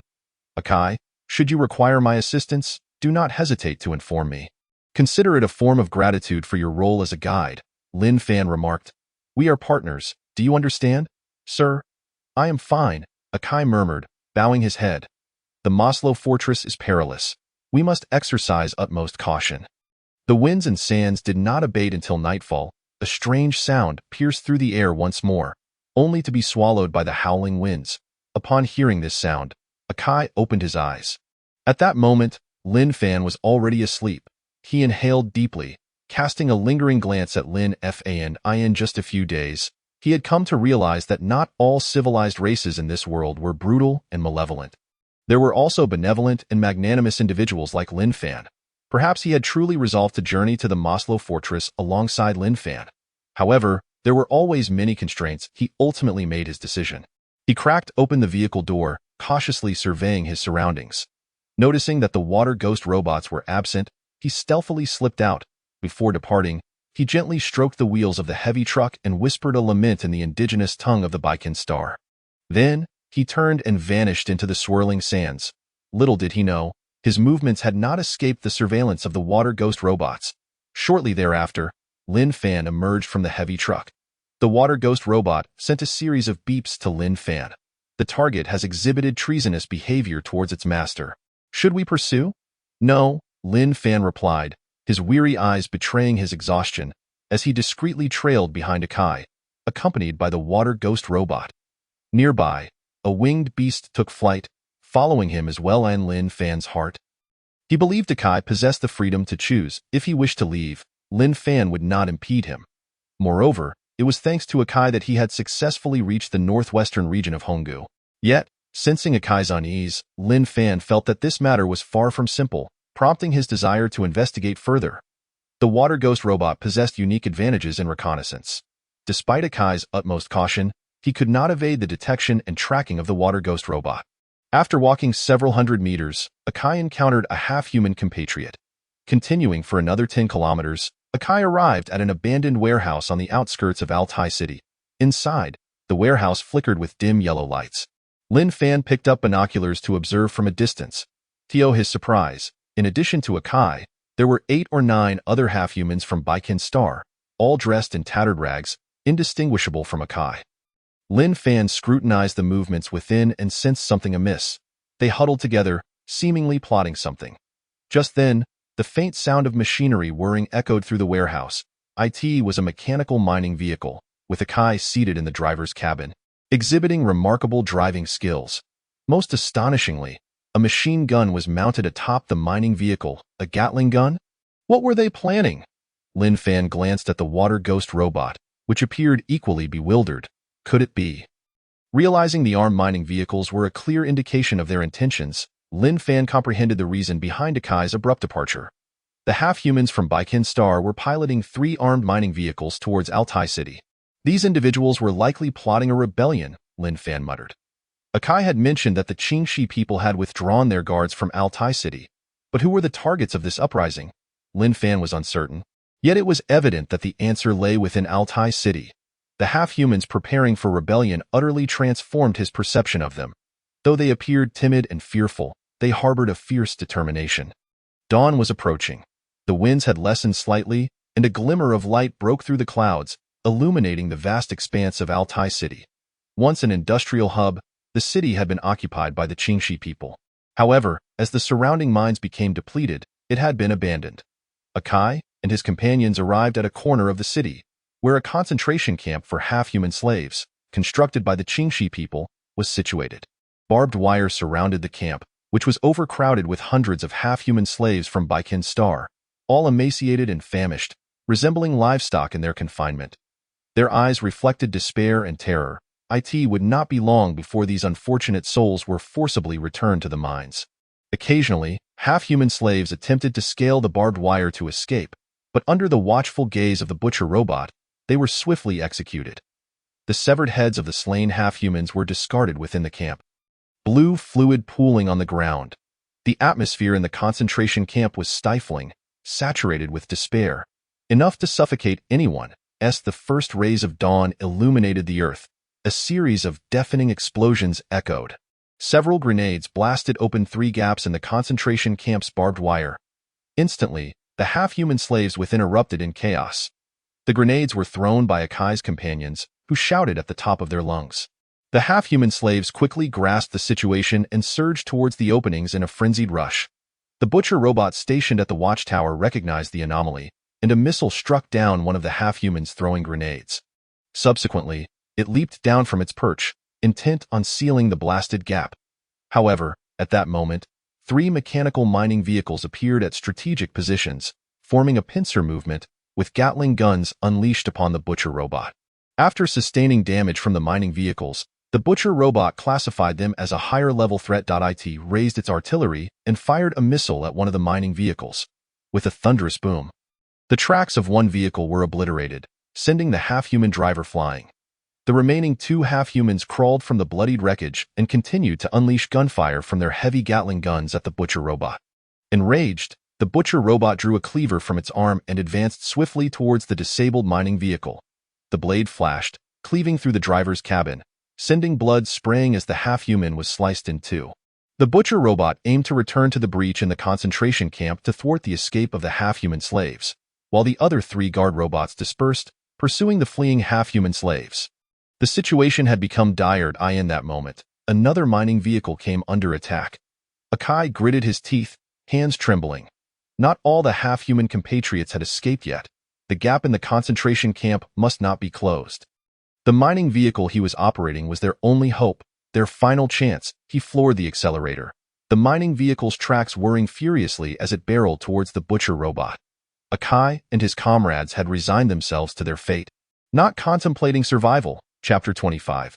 You spirit. Just then, Akai's 2 companions swiftly redirected their Gatling guns and unleashed a torrent of fire upon the butcher robot. A barrage of bullets struck the robot's chassis. The butcher robot's armor was thick, rendering the bullets ineffective. However, they successfully captured the butcher robot's attention, which was precisely their intent. They had no intention of defeating the butcher robot. Their sole purpose was to draw its fire and cover the escape of the half-human slaves from the concentration camp. The butcher robot readied its artillery once more, launching a missile towards Akai's mining vehicle. Fortunately, Akai had anticipated the butcher robot's tactics and skillfully maneuvered the controls. The cumbersome mining vehicle surprisingly twisted, narrowly avoiding the missile, which continued to accelerate. In an instant, it closed in. The mechanical arm shot up, the hardened metal drill pressing against the butcher robot's body. The mining vehicle lacked offensive capabilities. However, its size was comparable to that of the butcher robot, and it carried substantial kinetic energy. With a resounding crash, the butcher robot was jolted. Though it remained unharmed, it was pushed aside, allowing Akai to hold the breach in the concentration camp. The skirmish lasted barely a minute, yet a significant number of half-human slaves had already surged through the gap in the barbed wire, fleeing in all directions throughout Altai City. The butcher robot, having taken a hit, recalibrated its assessment of the mining vehicle as a greater threat. Amidst the hail of Gatling gunfire, the robot regained its footing, its cleaver reappearing to aim to eliminate the clumsy mining vehicle. However, Akai had no intention of fleeing in the face of such a robot. Escape was impossible. Their objective was solely to cover the retreat of their half-human compatriots. Even if it meant delaying for just a second, it would allow more of their kin to survive. The robot leaped into the air, closing the distance rapidly. With a swift stroke, it severed the tracks of the mining vehicle, rendering it immobile. The butcher robot seized 2 half-human gunners, who screamed in agony. With a mere squeeze, their skulls were crushed, blood streaming down the mining vehicle. The butcher robot's assault did not relent, eventually locking its gaze on the driver's cabin. Yet, Akai was nowhere to be found. He had jumped from the mining vehicle, fleeing in desperation. Just as Akai made his escape, the butcher robot spotted him and gave chase. Its speed was unparalleled, akin to an arrow loosed from a bow, far beyond what the half-humans of Baiken's star could hope to match. With great strides forward, a leap intercepted Akai's path, a blinding white light flared up, and a sharp blade was thrust toward Akai's chest. In that fleeting moment, he sensed the imminent approach of death. Just as fate seemed sealed, a missile appeared before the butcher-class robot, which was caught off guard, struck by the projectile, veering off course and collapsing to the ground. Akai narrowly escaped disaster. A thunderous roar resounded as a colossal figure jumped down from a broken wall, sending dust swirling into the air. Amidst the haze, another robot emerged, Water Ghost, the automaton captured by Lin Fan. The Butcher-class robot hesitated upon seeing Water Ghost, but quickly determined that this entity had betrayed the Qinyang star, raising its cannon to unleash a barrage of fierce attacks. Water Ghost, powered by dual cores, exhibited remarkable speed. Before the Butcher-class robot could fire, it seized Akai and evaded. Lin Fan also made his appearance, clad in heavy armor and wielding an electromagnetic rifle, firing at the Butcher-class robot to cover Water Ghost's rescue operation. Upon seeing Lin Fan, Akai was taken aback, his entire being freezing in place, a look of guilt etched across his face. The Butcher-class robot advanced, charging toward Water Ghost. However, the piercing cry of the winged beast echoed through the sky. Through the swirling winds and sands emerged a massive figure, its red cloak billowing as it descended rapidly from the heavens, crashing down upon the Butcher-class robot. Seizing this moment, Water Ghost stealthily appeared behind the Butcher-class robot, brandishing a sharp cleaver and launching a surprise attack. With a sharp crack, the Butcher-class robot was caught off guard, its head severed cleanly. Akai was left dumbfounded. It was the first time he witnessed the demise of a Butcher-class robot. To him, countless compatriots had perished at the hands of these robots, which had seemed invincible. Hidden in a corner, the half-human slaves of Baikin Star observed in astonishment, equally stunned. Though they could not discern the identity of the newcomer, they sensed an ally in their presence. The half-human slaves from Baikin Star had been stranded on Earth, toiling endlessly in the mines. They were slaves, devoid of status and dignity, having never received aid from anyone. Their fate was perpetually one of misfortune and tragic endings. It was unfathomable to consider what kind of being would lend assistance at such a critical moment. Moreover, in a mere minute, the devilish Butcher-class robot was brought to an end. At that moment, in a corner of Altai City, 3 more robots were pursuing the fleeing half-human slaves. Upon discovering their comrade had been decapitated, they identified Lin Fan and Water Ghost as primary targets. Thus, they abandoned the chase of the half-human slaves and headed towards the concentration camp. The half-human slaves, concealed in the shadows, harbored deep concerns. They knew that the recently defeated robot was merely one among them. If the 3 Butcher-class robots joined forces, they doubted whether Water Ghost and Lin Fan could withstand the onslaught. As the Baikin half-humans continued to worry for Lin Fan, the sounds of other winged beasts echoed once more. A howl pierced through the storm, gradually revealing their forms. The half-human slaves on the ground were utterly astonished. Eye in the sky, 9-headed Cerberus-like winged beasts flapped their wings, launching a frenzied attack on the Butcher-class robots below. The robots attempted to retaliate with their cannons, but the winged beasts' flight speed was astonishingly swift. Utilizing their immense momentum from the descent, they effortlessly evaded the robots' fire. They were cunning, concentrating their efforts to capture a lone Butcher-class robot. Compared to humans, the Butcher-class robots were towering figures, yet they appeared slightly diminutive in the presence of the winged beasts. The winged beasts surrounded the Butcher-class robot, their fangs and claws formidable weapons. Targeting the robot's weapon systems first in a frenzy, their powerful jaws seized the robot's arms, tearing apart its components piece by piece. With the robot's arms incapacitated, it no longer posed a threat. What followed was a massacre. Shortly thereafter, a small-scale war came to a close. Under the siege of Water Ghost and the winged beasts, all 4 Butcher-class robots were rendered inoperable, and tranquility returned to the vicinity of the concentration camp. The half-human slaves, who had previously fled, came to a halt. Observing the colossal flying beasts circling above, they were astonished as they began to converge back towards the concentration camp. At this moment, Lin Fan approached the corner and found Akai. Lowering his head in deep shame, Akai pounded his own head in regret. "Why, Lord, I apologize." Akai had departed without a word. "You have more pressing matters at hand. This is your mission," Lin Fan replied. "I do not hold it against you." A flicker of relief crossed Akai's face as the clouds of sorrow began to dissipate. "Why, Lord, can you truly forgive Akai?" Lin Fan nodded, saying, "I, like you, bear a mission that requires me to set aside emotions, even to the point of sacrificing my own life." Elated, Akai continued, "My lord, not only have you saved me, but you have also rescued my compatriots. I have one request. Can you grant it?" "Speak." "I wish to continue serving as your guide." Upon hearing this, Lin Fan's brow furrowed slightly. Akai felt a knot tighten in his chest, and the joy on his face vanished entirely. He feared that his actions had disappointed his lord. leading to a loss of trust. Lin Fan retorted, "After consuming so much of my rations, do you still wish to flee?" At this, Akai felt a wave of relief wash over him, jumping for joy in front of Lin Fan. The dust in the sky began to settle, and a ray of sunlight broke through, illuminating the battered Altai city. Numerous half-humans from Baikin Star emerged from every corner, gathering around. Lin Fan observed this with curiosity. The half-humans approached silently, forming orderly lines before him, their faces filled with reverence. Suddenly, they knelt in unison, prostrating themselves on the ground. Ulu. The half-human slaves of Baikin Star cried out in unison. What? Lin Fan was taken aback by this display.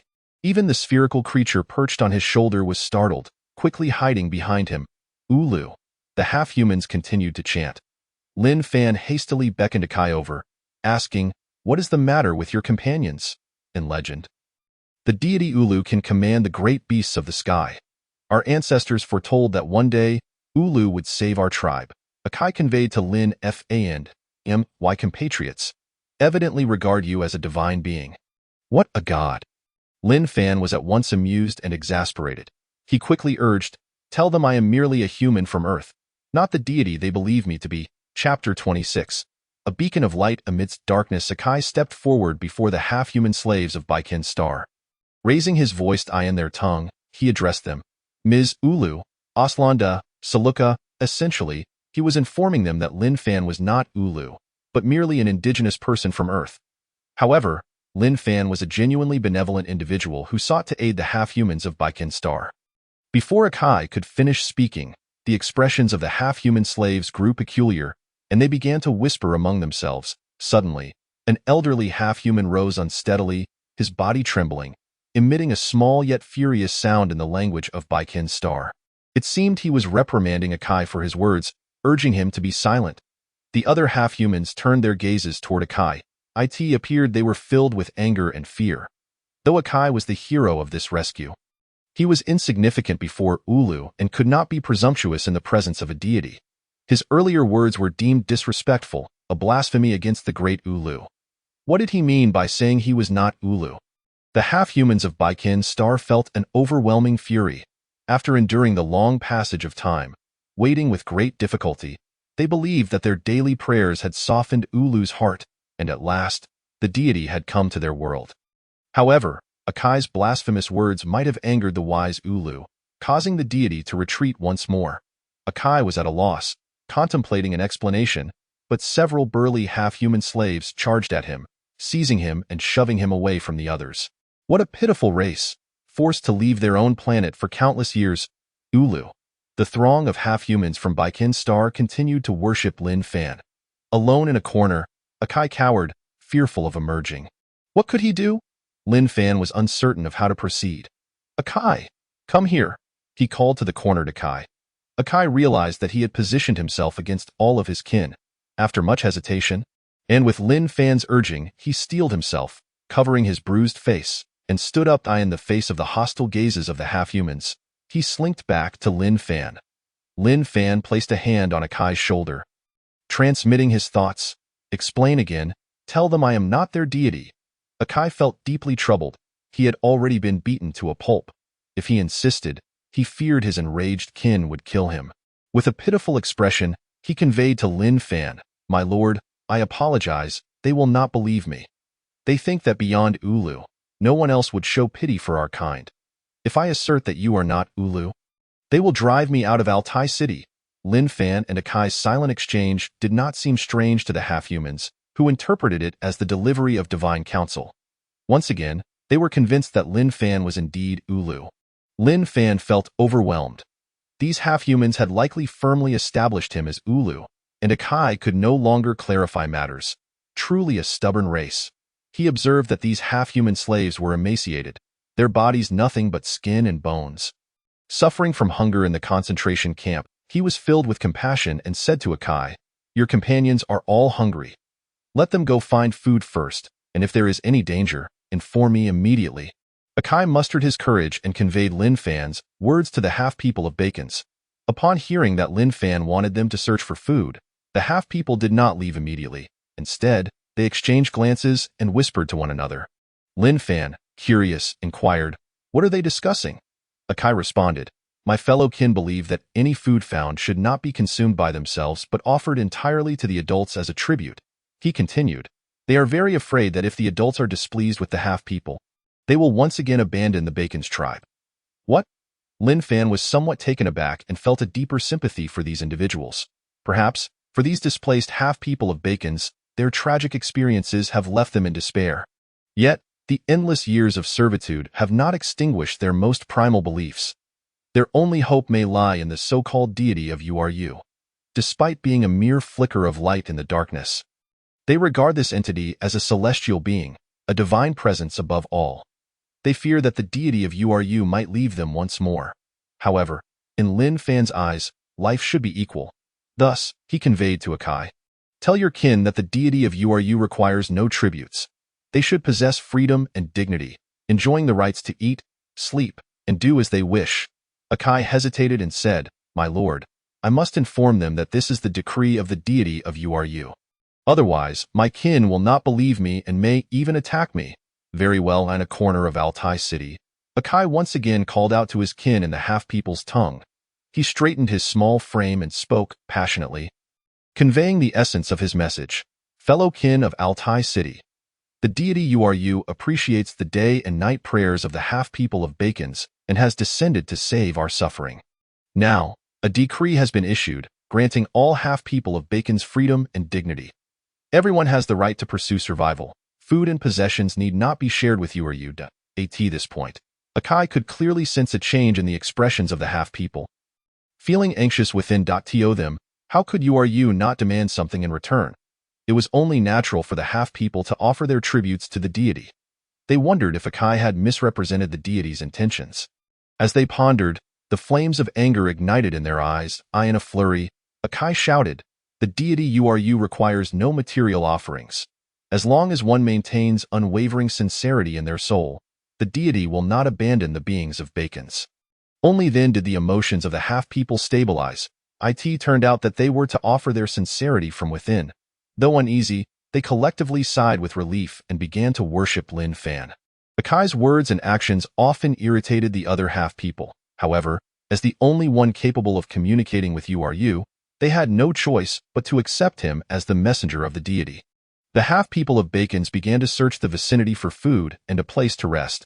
By nightfall, an elderly half-person quietly approached the heavy truck and crawled before it.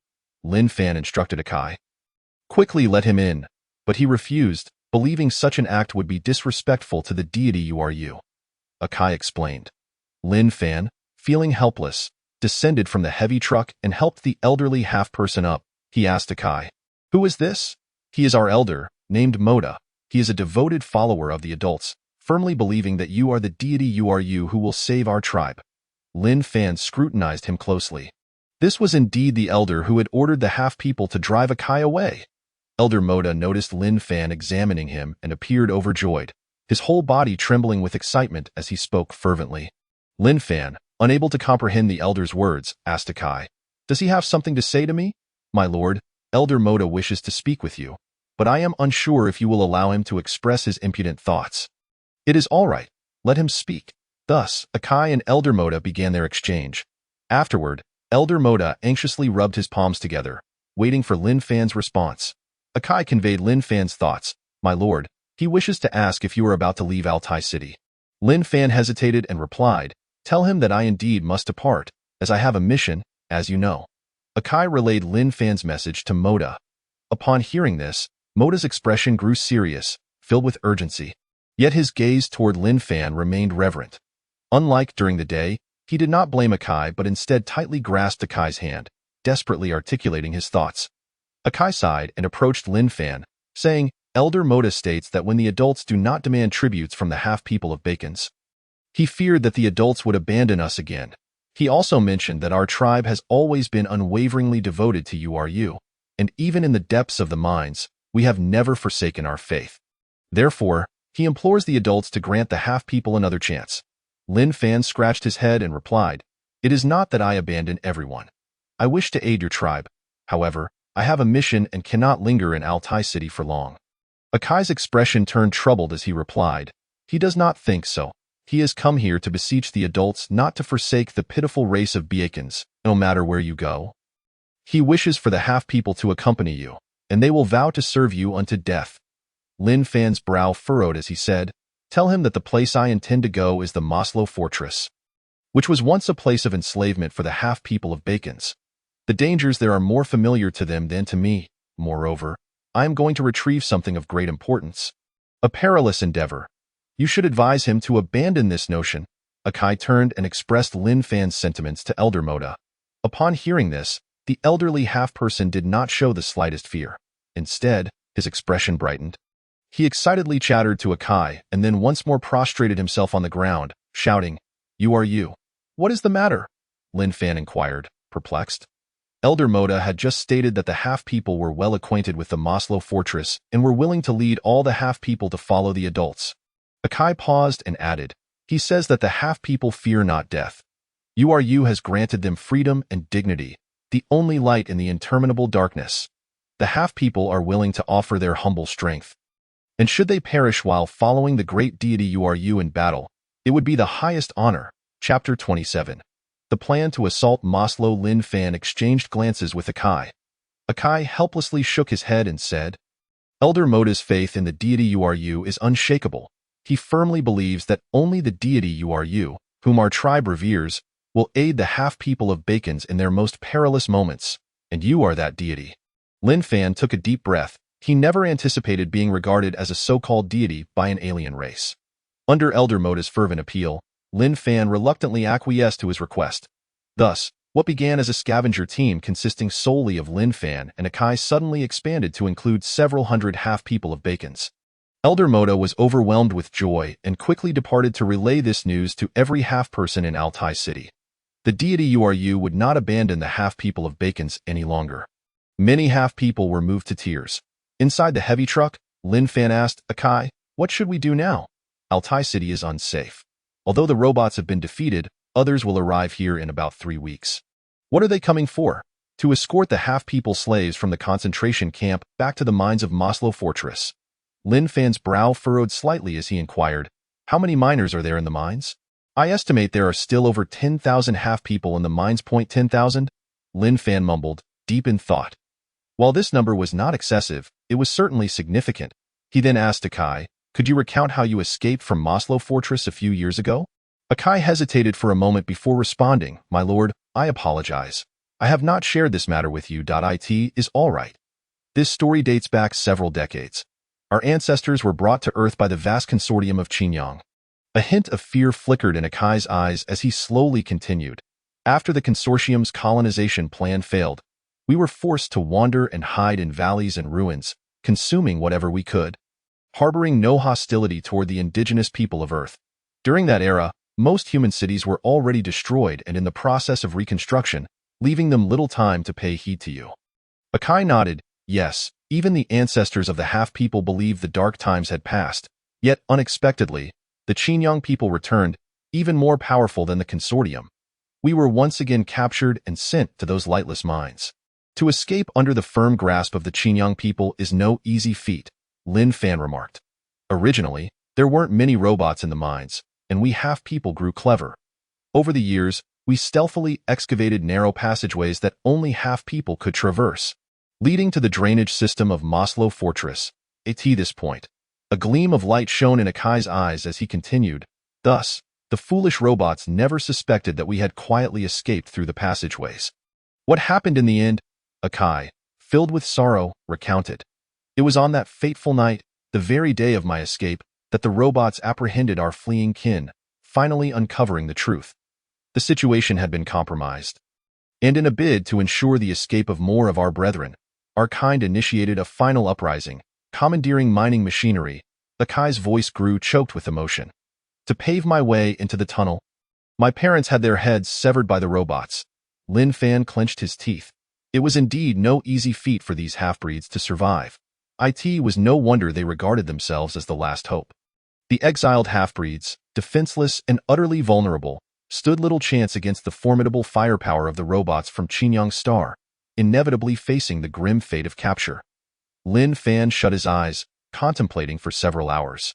Turning to Akai, He finally spoke again. Akai, do you know? Before today, I had intended to infiltrate the Maslow fortress with you and the water ghost, evading the robots to steal what I desired. Akai understood. Lin Fan continued, however, I have now changed my plans. Akai scratched his head, inquiring, what has prompted this change? A glimmer of resolve sparkled in Lin Fan's eyes. I now intend to assault the Maslow fortress and rescue all our kin trapped in the mines. Akai was taken aback.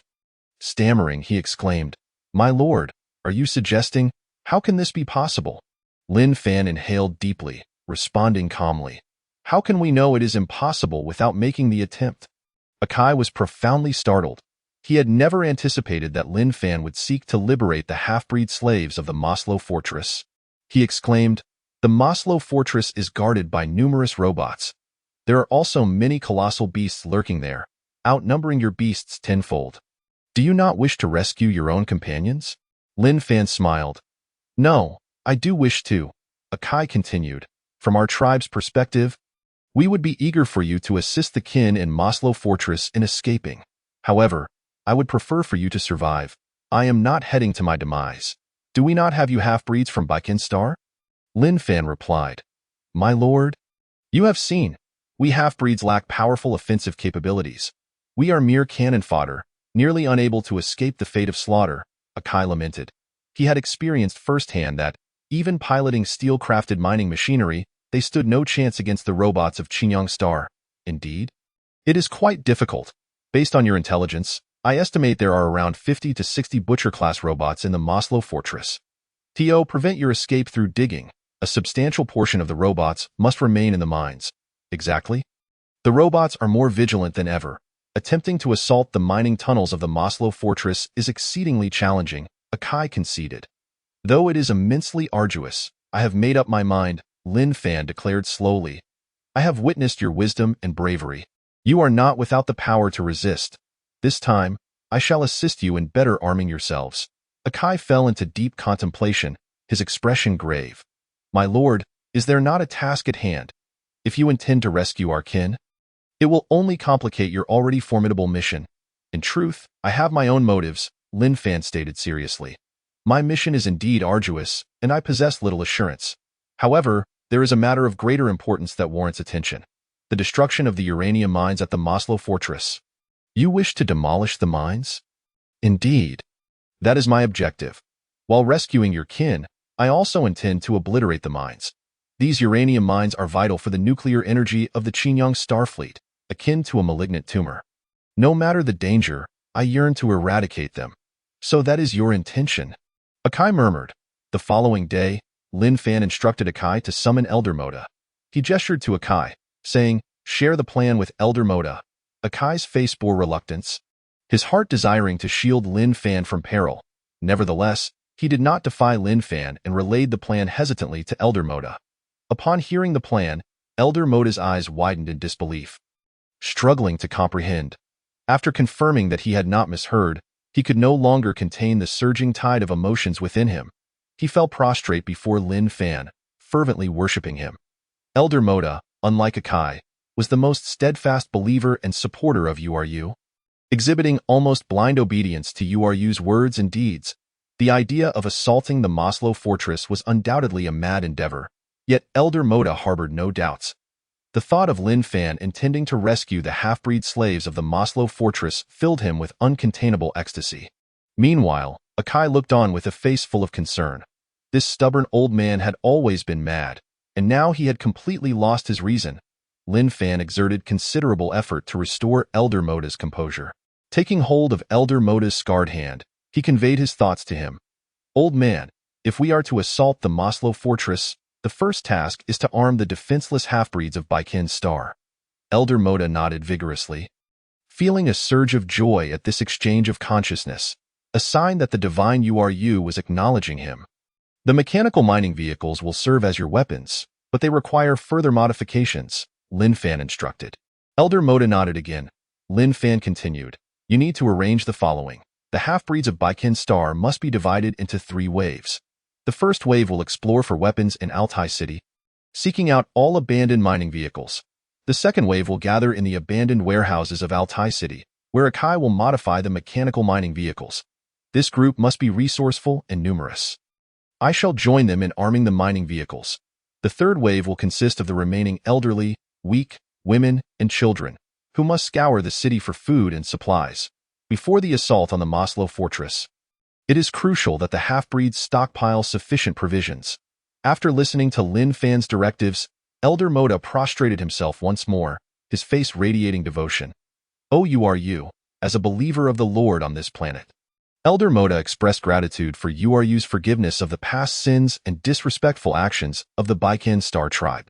The entire Baiken Star tribe would be eternally grateful, pledging to follow the divine in the pursuit of the evil Maslow fortress, even at the cost of their lives. Without hesitation, Lin Fan painstakingly pulled the old half-breed up, saying, "There is one more thing.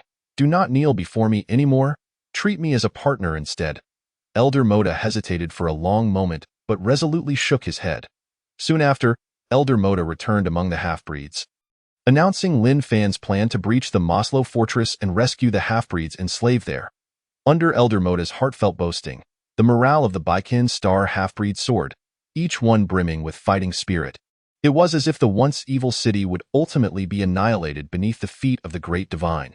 Even the small children of Baiken Star seemed revitalized, having mostly escaped from the Maslow fortress, fully aware that it was a hellish place. Yet, under Uru's call, they were prepared to face death without fear. Chapter 28. The training of the disparate crowd. Altai City, a city that had risen years ago due to its mineral wealth, now lay shrouded in the desolation and sandstorms of brutal warfare. In a deserted warehouse in the southern part of the city, numerous half-breeds scurried about, tirelessly working. Nearby, several long-abandoned mining transport vehicles had been commandeered by the half-breeds. Standing less than a meter tall, their nimble bodies moved with frantic energy as they scoured the city for discarded mechanical mining vehicles. Some of these vehicles were still operational and were driven directly into the warehouse, while others had long since been rendered inoperable, requiring the half-breeds to load them onto transport trucks. Even the discarded mining vehicles retained many intact parts. The round figure busied itself, its body transforming as its fingers morphed into tools for disassembly. Just as eating brought satisfaction, repairing the vehicles filled the round figure with joy. Tirelessly leaped upon the mining vehicles, outfitting them with new components. Gradually, a portion of the half-breeds gathered various tools to assist in the repair work, attempting to disassemble and reassemble the mining vehicles. They were not foolish. They had repaired mining vehicles in the mines before.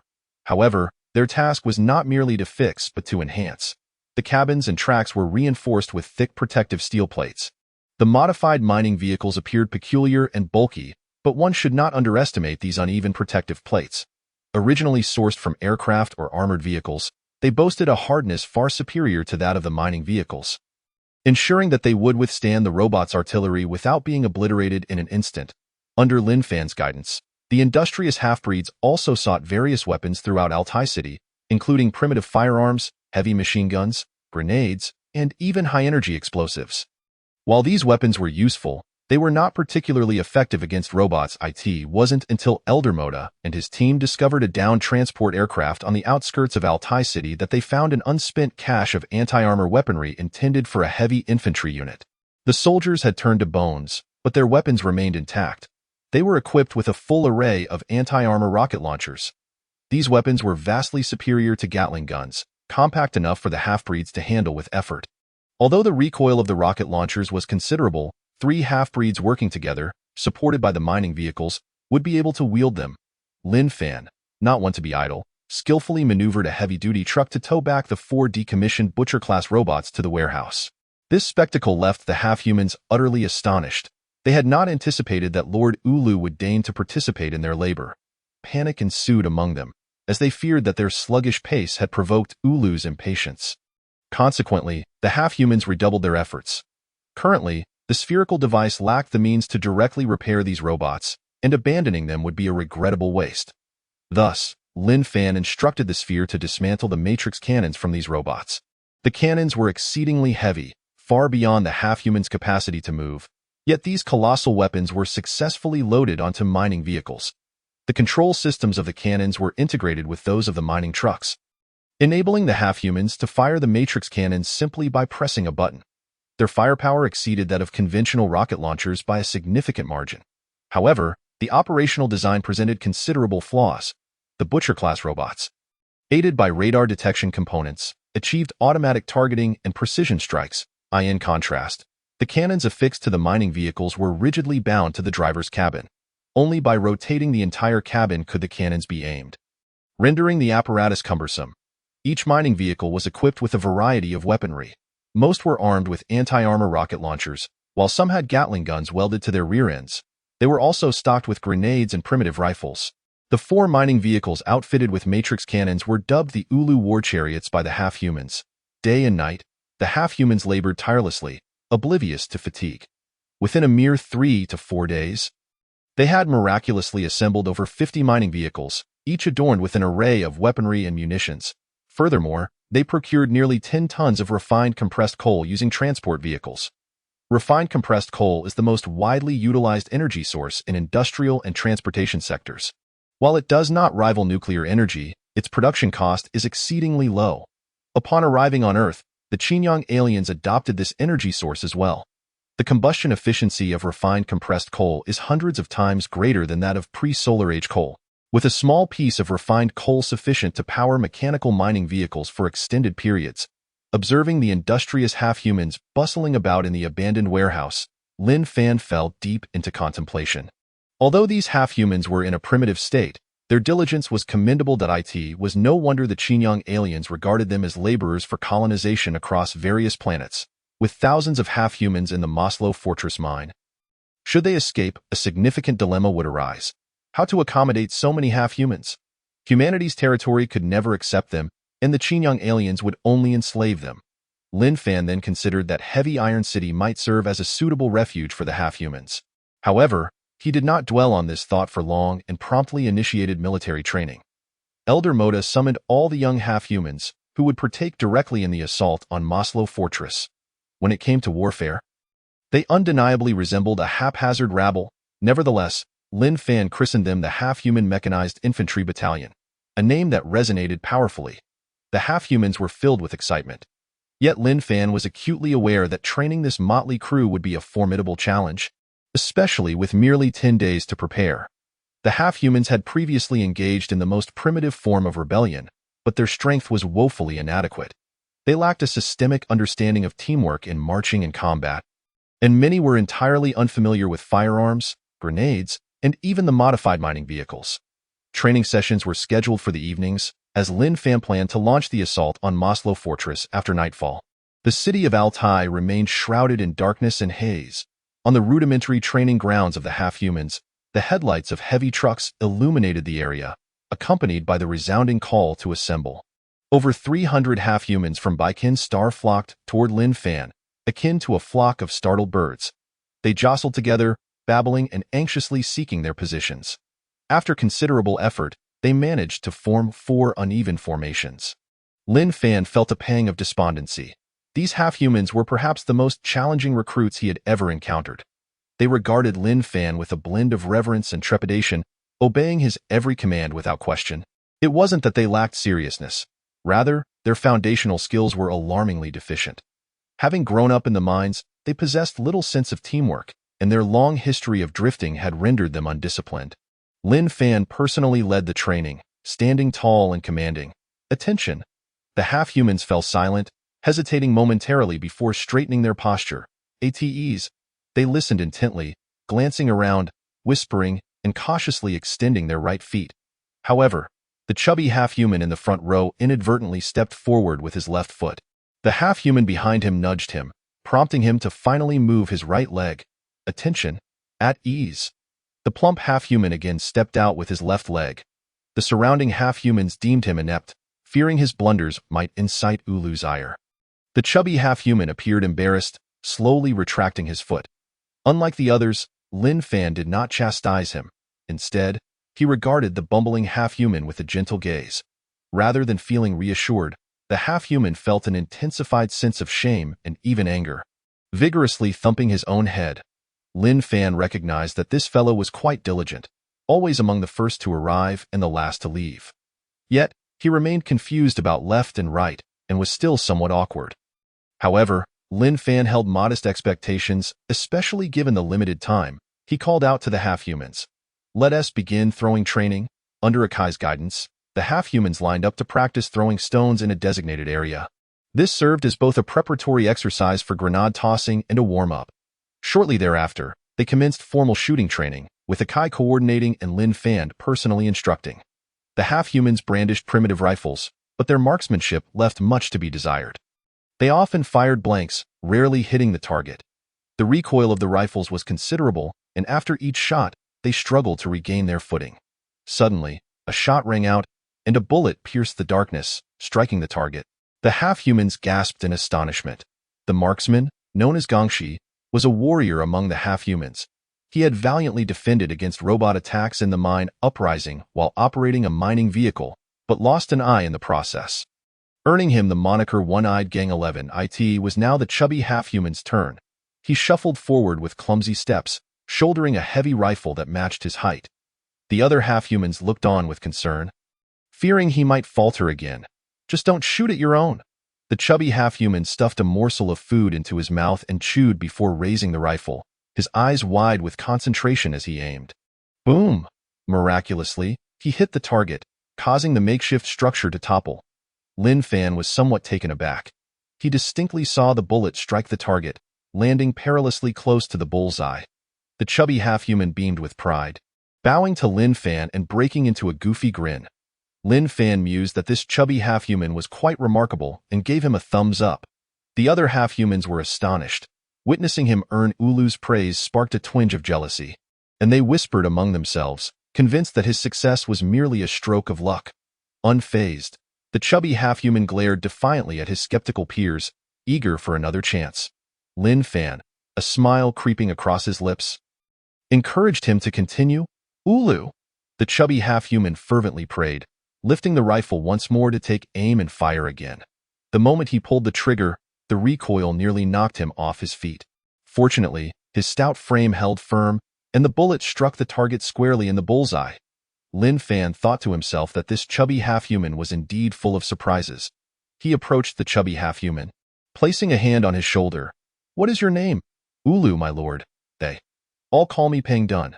This was the first time the chubby half-human had conversed with Lin Fan, and he was visibly anxious. Stumbling over his words, have you ever used a gun?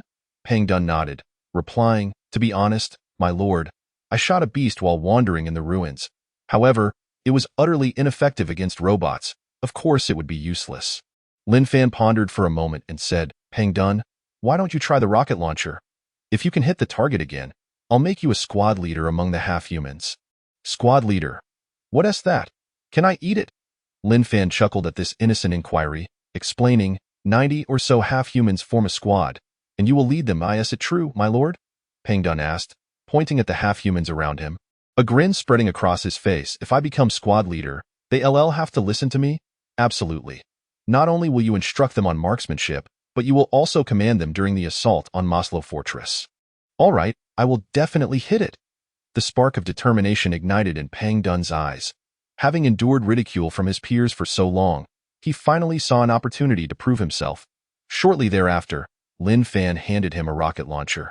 With the assistance of two other half-humans, Pang Dun eagerly hoisted the launcher onto his shoulder. He examined the armor-piercing projectile and gauged the weight of the launcher before firing. Boom. Without a stable footing, the combined recoil sent three half-humans tumbling to the ground. Nevertheless, the armor-piercing shell struck the target, then soared toward a distant crumbled wall, obliterating it completely. Chapter 29. The surrendered winged beast scout days passed by. The haze and sandstorms enveloping Altai City had, remarkably, begun to dissipate. In the days leading up to their departure, Lin Fan conducted a mobilization. Over 50 armed mining vehicles gradually emerged from the ruins, resembling a procession of mobile fortifications, an awe-inspiring sight. The half-humans had formed an army, albeit a modest one. The elderly, the weak, women, and children among the half-people have also arrived, each one brimming with excitement. This is likely the first armed force of half-people ever established on Earth. The half-people, who have either been fleeing or enslaved, have never before possessed their own military as they do now. Nearly 300 half-people have been organized into 4 squads. The first squad is led by a water ghost robot.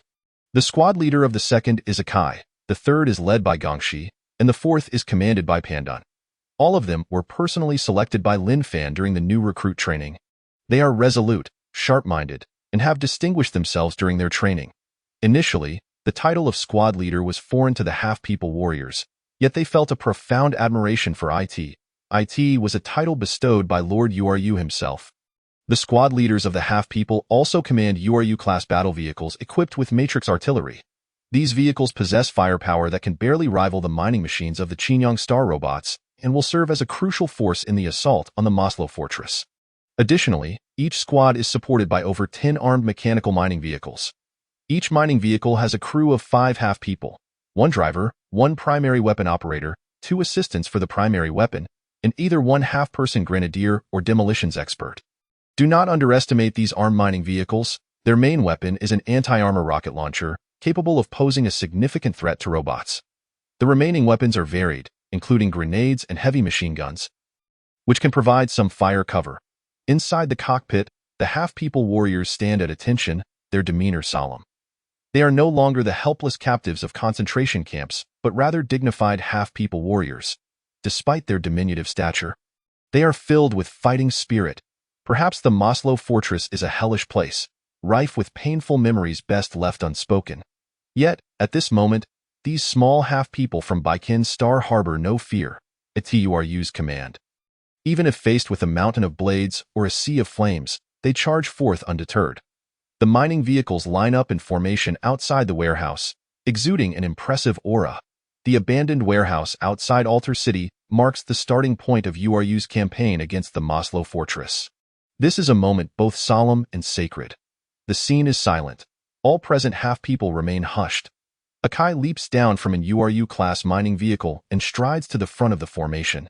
Raising his voice, he passionately delivers URU's final pre-battle rallying speech in the language of Baikin Star. Akai's voice resonates throughout the training ground.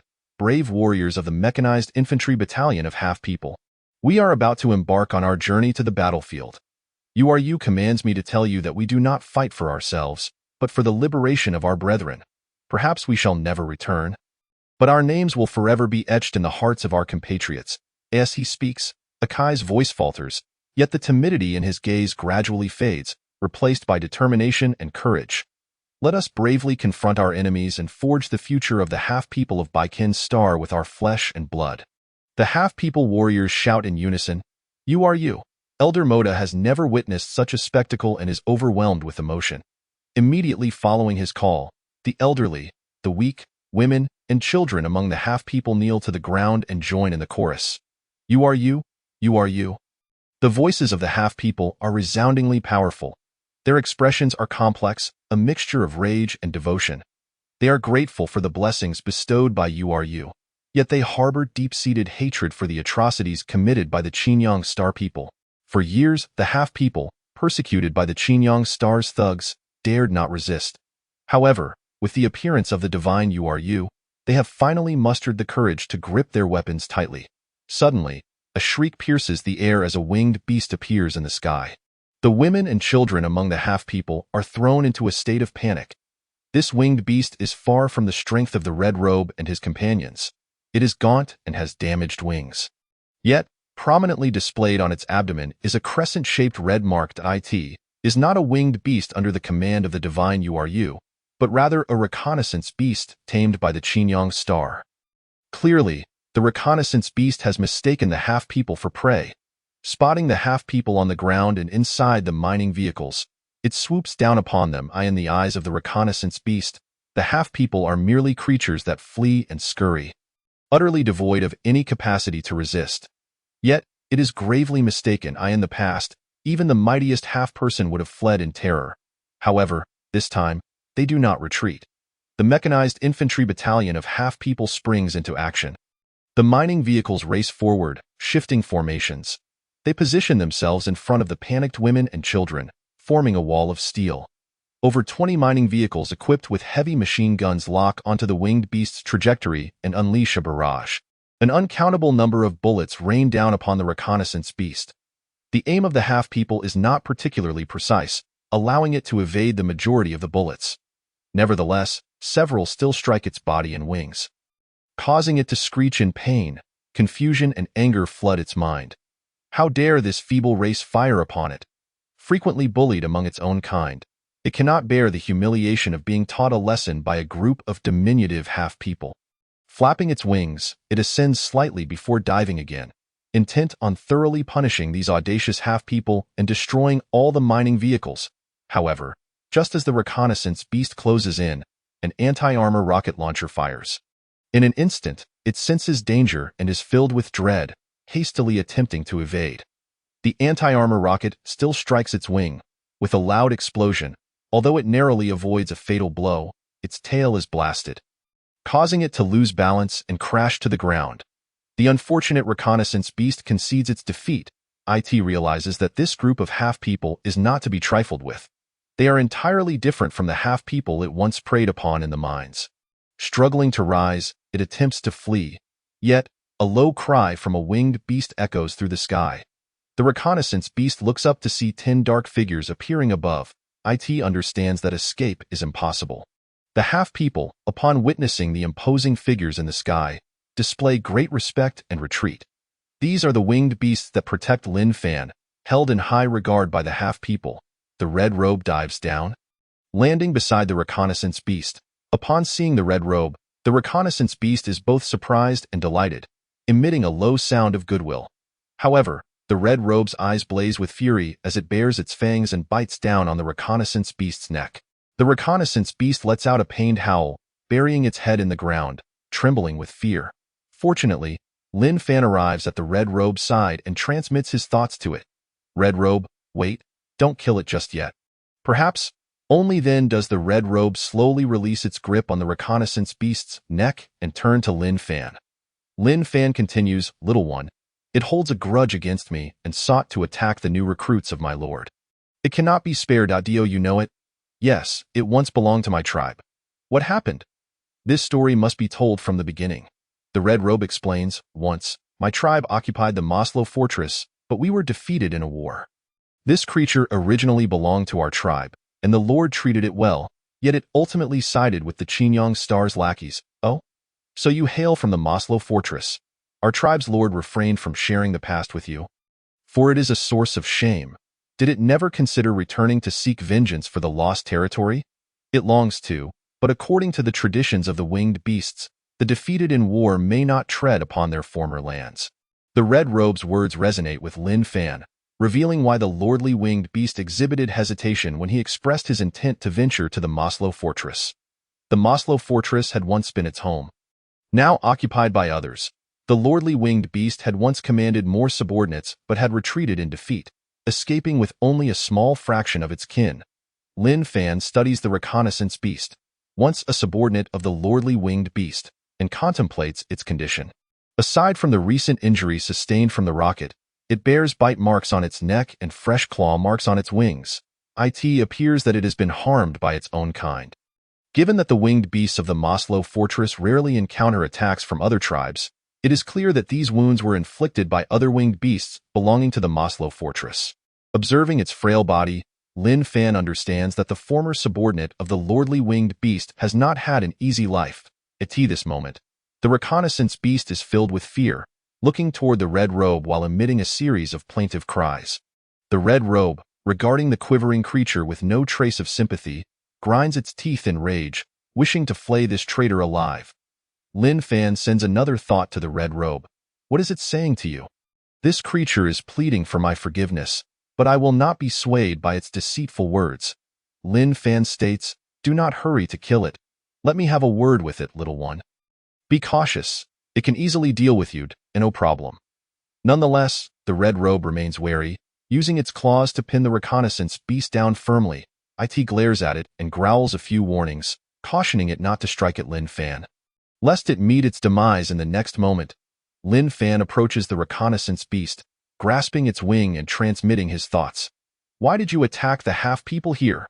The reconnaissance beast is taken aback, astonished that this human can communicate with it, and somewhat surprised to sense that the red robe obeys this human, though it dares not inquire further. Bowing its head, it looks at Lin Fan with a pitiful expression and replies, Human, I am simply too hungry. You are a reconnaissance beast of the Qingyang Star, Do you not have sufficient food? Not at all. We are merely tools. The reconnaissance beast takes a breath and continues. Ever since Howling Wind departed, our lives have been miserable. Howling Wind? Oh, that was our former lord. It may regard that name as a disgrace and be unwilling to mention it. Originally, the overlord beast was called Howling Wind.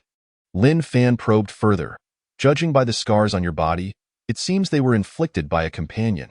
Upon hearing this, the winged beast scout displayed a flicker of resentment and said, "It was that fellow who did it.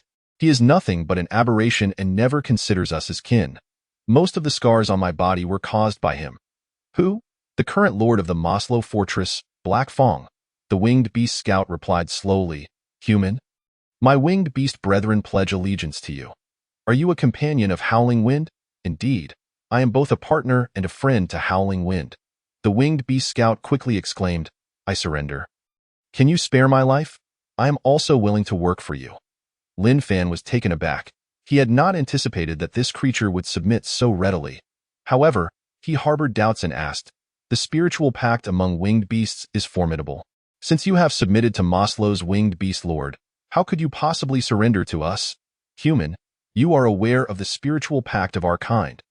The winged beast scout expressed surprise, then continued, "In truth, I have not formed a spiritual pact with Black Fong." "What do you mean?" "I cannot say for certain. Our tribe was defeated in battle, and I was captured after falling behind. Black Fong coerced us into submission. Strangely enough, a new spiritual pact was never formed." Lin Fan was secretly astonished. Their communication was a simulation of consciousness. If the winged beast scout were lying, the superspecies simulated consciousness technology would detect subtle anomalies in the electrical signals. Yet, there were none, indicating that the scout was indeed truthful. He pondered deeply. It was almost certain that this was due to the bloodline of the overlord winged beast. This ancient gene was far too potent, preventing the new lord-level winged beast from breaking the original spiritual pact. Lin Fan inquired further, "How did you deceive the new lord?" "Black Fong is arrogant and utterly oblivious to the fact that I have not truly submitted to him." The winged beast scout replied, "I have committed an unforgivable sin. However, I have never genuinely betrayed my original lord in my heart."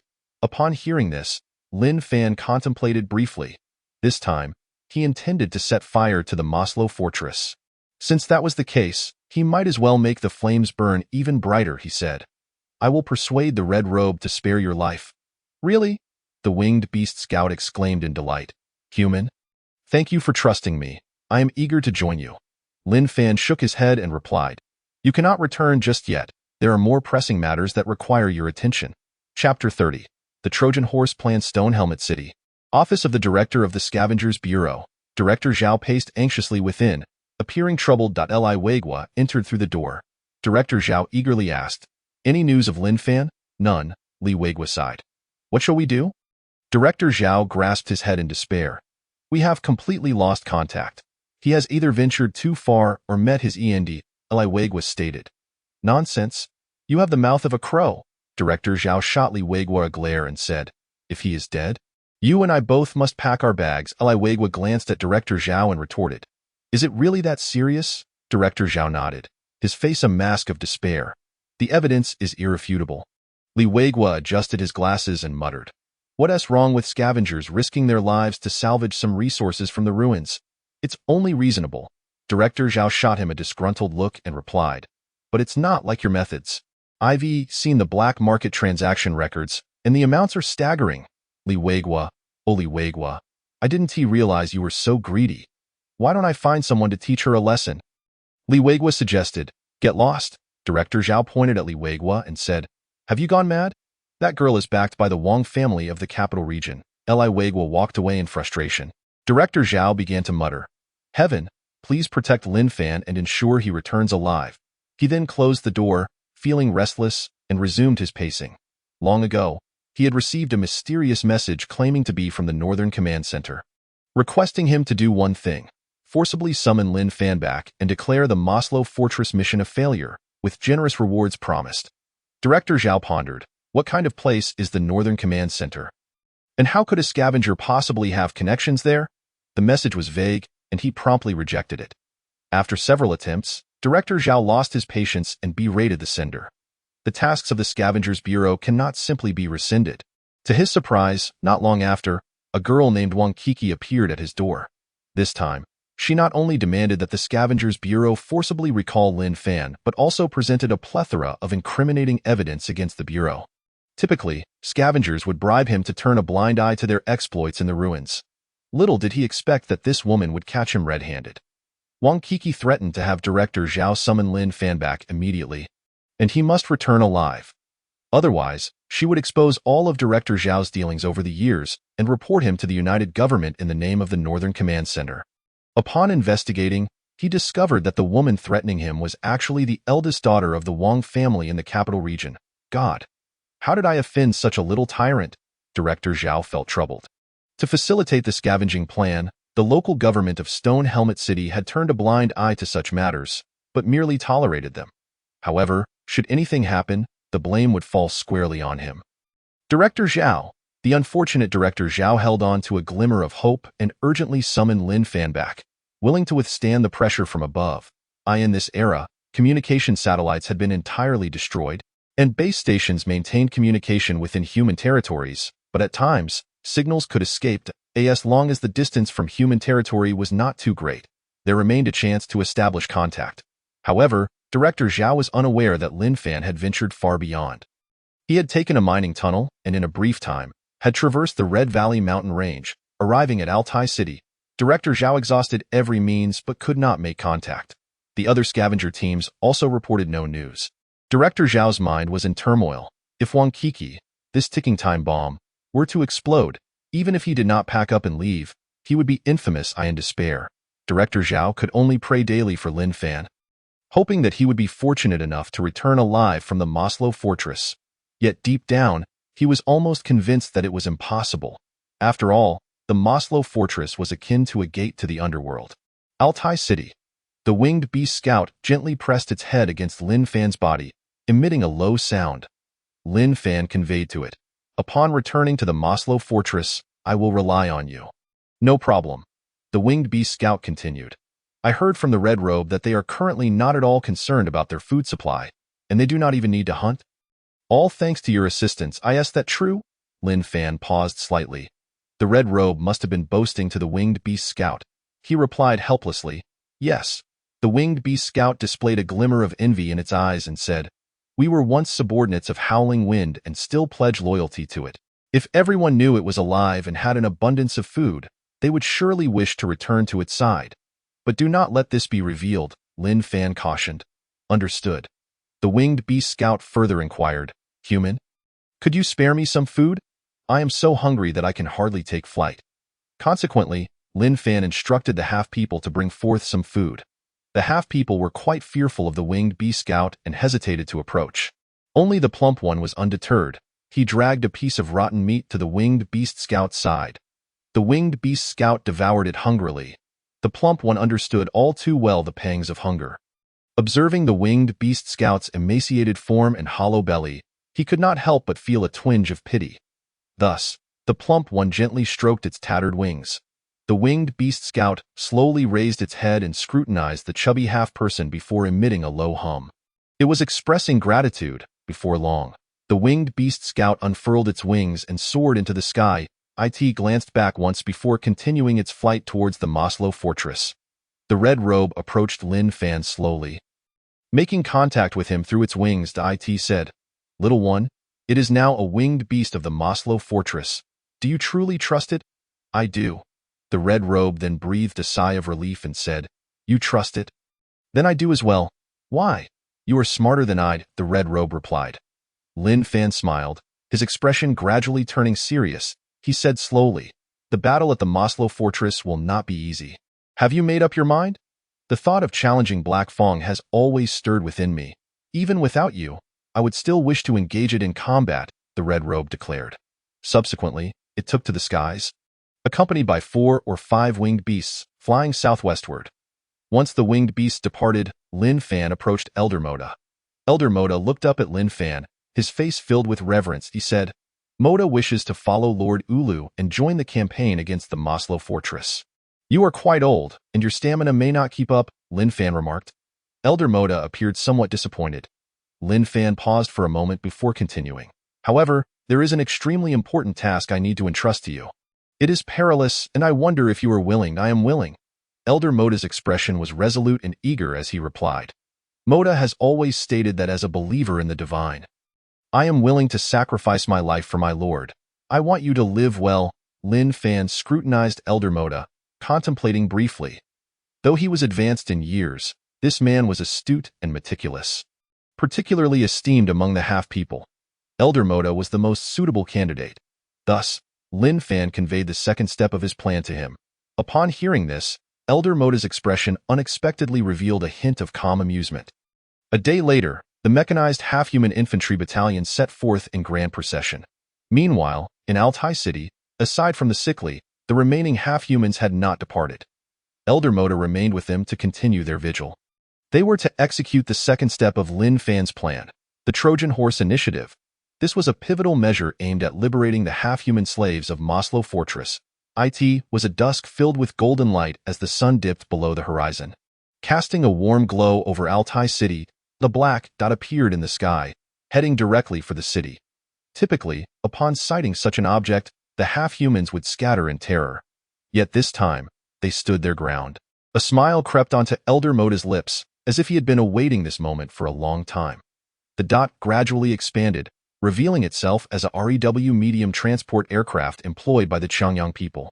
The aircraft landed near the concentration camp, and 4 Butcher-class robots emerged from its belly. They quickly discerned that the camp had been ravaged by bombs, and the guarding robots were nowhere to be found. While the half-human slaves from Baikin Star had made their escape, the Butcher-class robots immediately went on high alert, calculating that a jailbreak had been executed successfully. Consequently, they began a search throughout Altai City. Most of the half-human slaves had fled, but a small group was apprehended. These captives were frail and aged, offering no resistance. Upon seeing the Butcher-class robots, they immediately prostrated themselves on the ground. The robots interpreted this as a renewed act of submission and did not open fire. Thus, the half-humans were loaded onto the REW transport aircraft, the specially designed half-human cages within the aircraft. Elder Moda and the others were crammed together. Unlike in previous instances of hysteria, they were silent. Each lost in their thoughts, they bore the weight of a daunting yet noble mission. Upon their return to the uranium mines of Maslow Fortress, they would relay the Changyang gods' plans to every oppressed half-human slave.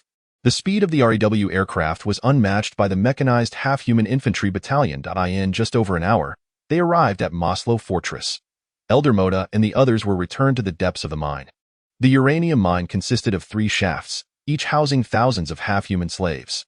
Due to past attempts by the half-humans to tunnel their way to freedom, numerous Butcher-class robots were stationed at each shaft. Before the robots, the half-humans had no means of resistance. The Changyang people believed that as long as the half-humans could not breach the tunnels, escape was utterly impossible.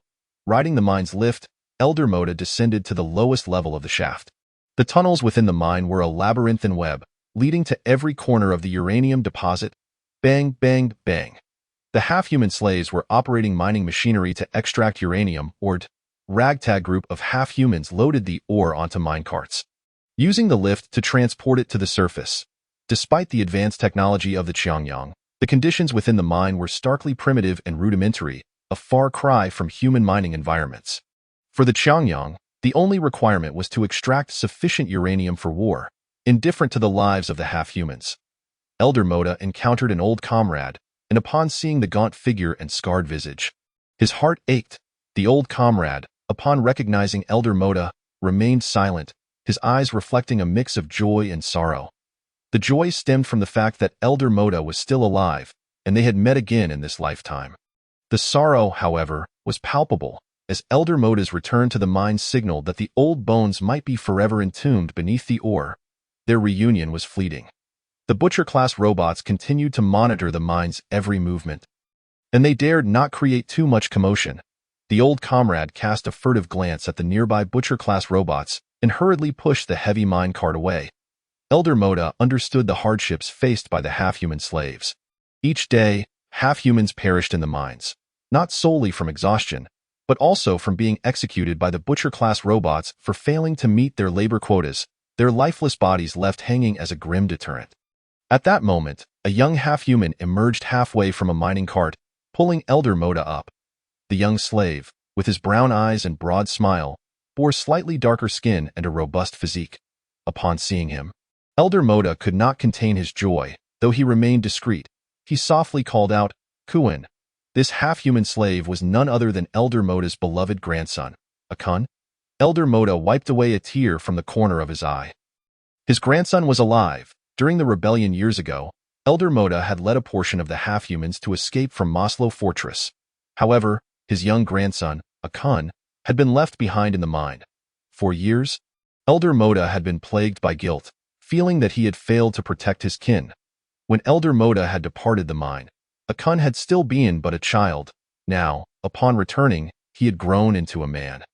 Akun bore no resentment towards his grandfather, merely asking innocently why he had returned to the mine. After transporting the uranium ore, Elder Moda led Akun to a corner and cautiously whispered a few words of half-human language into his ear. Ulu. Akun's face first registered shock, then transformed into a fervent expression mirroring that of Elder Moda, filled with excitement. Chapter 31. The arrival of the Qiangyang deity Altai city lay 500 kilometers from Maslow Fortress. Armed mining vehicles forged ahead, laden with various weapons and explosives. Following them were transport trucks carrying provisions, refined coal, and other supplies. The half-human infantry battalion traversed the western foothills of the Red Valley Mountains, heading north towards the Black Hill Plateau. This region was patrolled by winged beast scouts, and with their presence, the journey proved relatively safe. On the plateau, the cold winds howled. The half-humans wrapped themselves in thick cloth. Yet their bare feet traversed the frozen ground, feeling the bitter chill. From the Black Hill Plateau, one could glimpse the northern mountains, towering even higher than the Red Valley Mountains, and ranking among the tallest on the continent. Ancient and sacred, they loomed majestically, their lofty altitudes and harsh weather rendering even migratory birds incapable of crossing. This was the notorious Death Mountain, Mount Moga. Day and night they marched, laboring tirelessly. After several days, the half-humans finally reached the eastern edge of Maslow Fortress, a mere 10 kilometers from its perimeter. Unbeknownst to anyone, the small army of half-humans had stealthily established a base in a deep valley. Years prior, they had discovered this concealed valley, using it as a refuge during their flight. Nestled between two mountains, it was strewn with boulders, and only a narrow gap allowed a glimpse into the valley's depths. Akai led the second row of half-human warriors into Maslow Fortress under the cover of night, stealthily infiltrating through the underground drainage system. They were the reconnaissance squad of the half-human infantry battalion, tasked with gathering intelligence. The rest of the half-humans concealed themselves in the valley, feeling a mix of tension and excitement. After all, Maslow Fortress was the city that had once enslaved them. It was the stronghold of the winged beasts, guarded by numerous patrolling robots. While sneaking inside posed a modicum of possibility, rescuing their brethren from the mines seemed nearly impossible. Without Ulu, they would have never found the courage to assault Maslow Fortress. On a dawn 2 days later, Akai returned, entering the heavy truck. Grasping a pin, he marked the enemy's troop strength on Lin Fan's map. Lin Fan observed the map, nodding slightly. The second row had performed admirably. He then inquired, "Akai, do you have any leads on that substance?" Akai hesitated, shaking his head. "I have been searching, but have yet to find anything." Lin Fan inhaled deeply. The substance he referred to was the target of the scavenging mission, a material known as black iron oil. Incredibly rare, it was crucial for the manufacturing of starship engine parts. Years ago, several operations aimed at obtaining black iron oil had failed, severing intelligence channels. In fact, there was only a 70% probability that black iron oil existed in Maslow Fortress, while the remaining 30% suggested it might no longer be there. The Scavenging Bureau, Lin Fan's task seemed insurmountable. The mission for black iron oil was not only fraught with peril but akin to searching for a needle in a haystack. Fortunately, Lin Fan had a group of half-humans aiding him. In comparison, half-humans were more adept at rummaging through ruins, and their movements were considerably safer.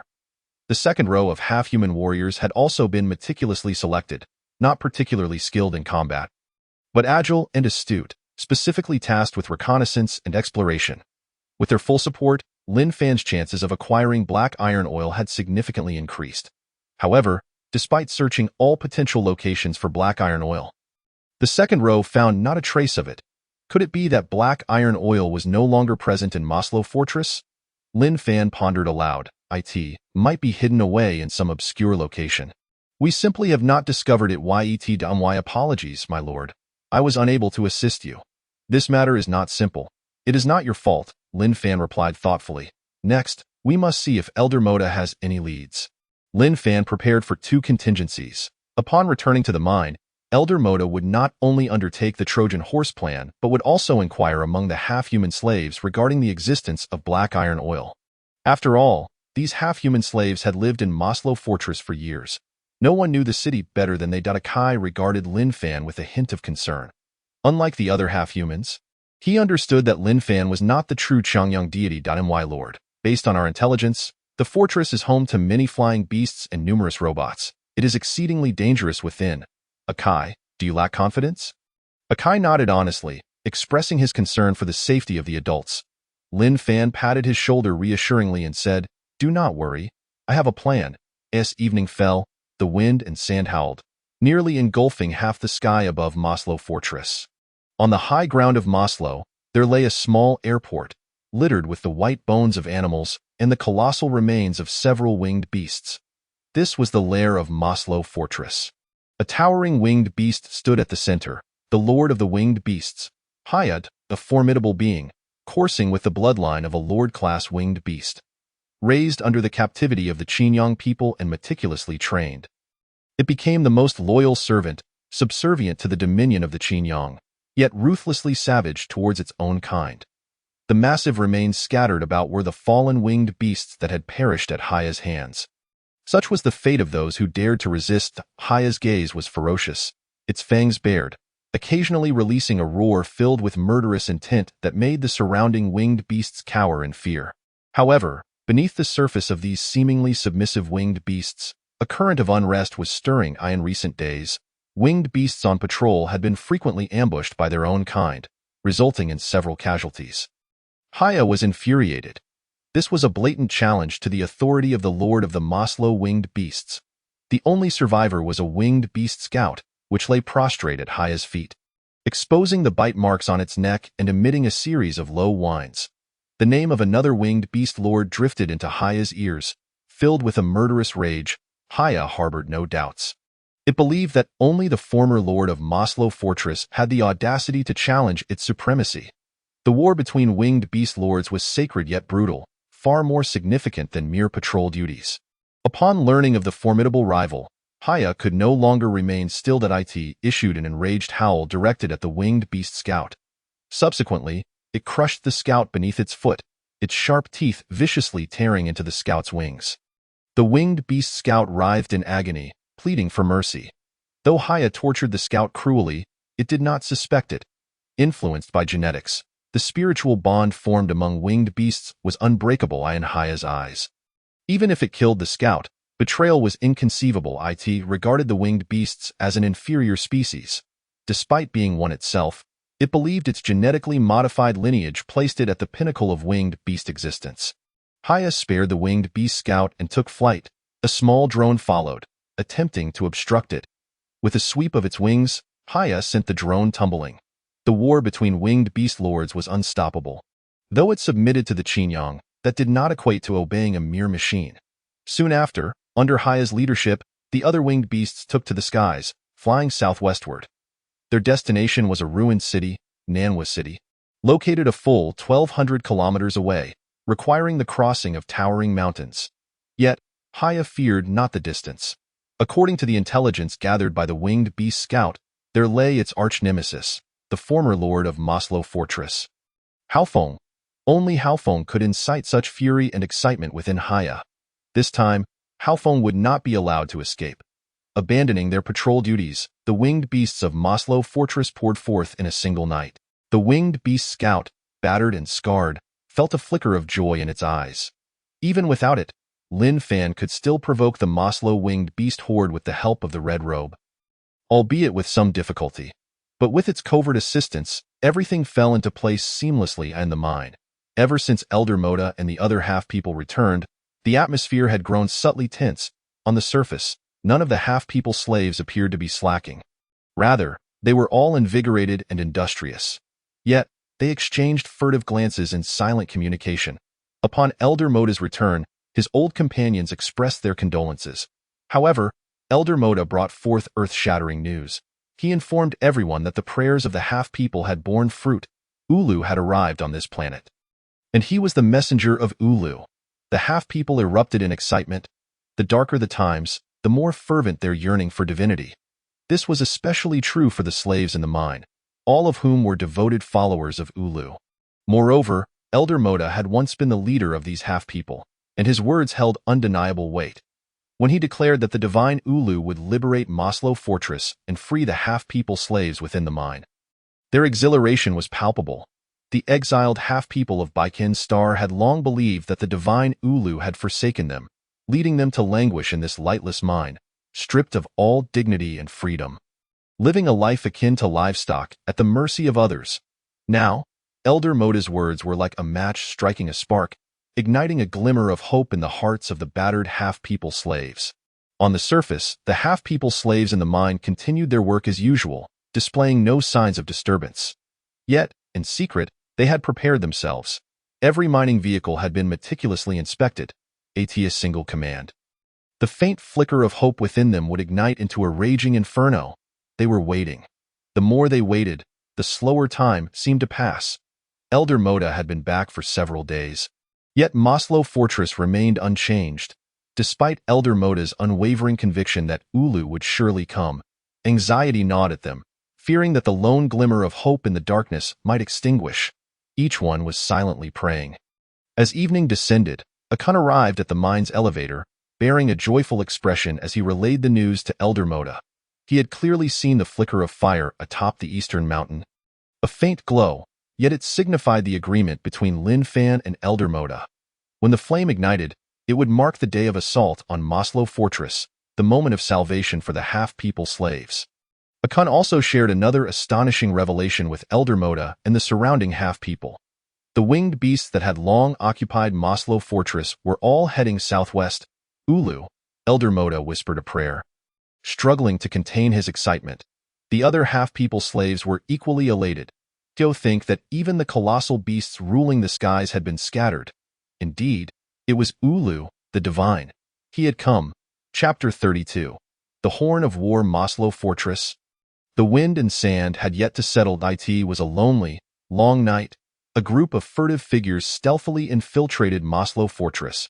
At this moment, the second row of half-people had already gathered intelligence on the robotic guards. With the winged beasts taking flight, the fortress's defensive strength had dwindled significantly. However, the butcher robots remained a formidable obstacle. In the northwest uranium storage facility, inside the iron enclosure, under dim lighting, half-people workers laboriously loaded uranium ore onto the transport vehicles. 2 butcher robots patrolled the area.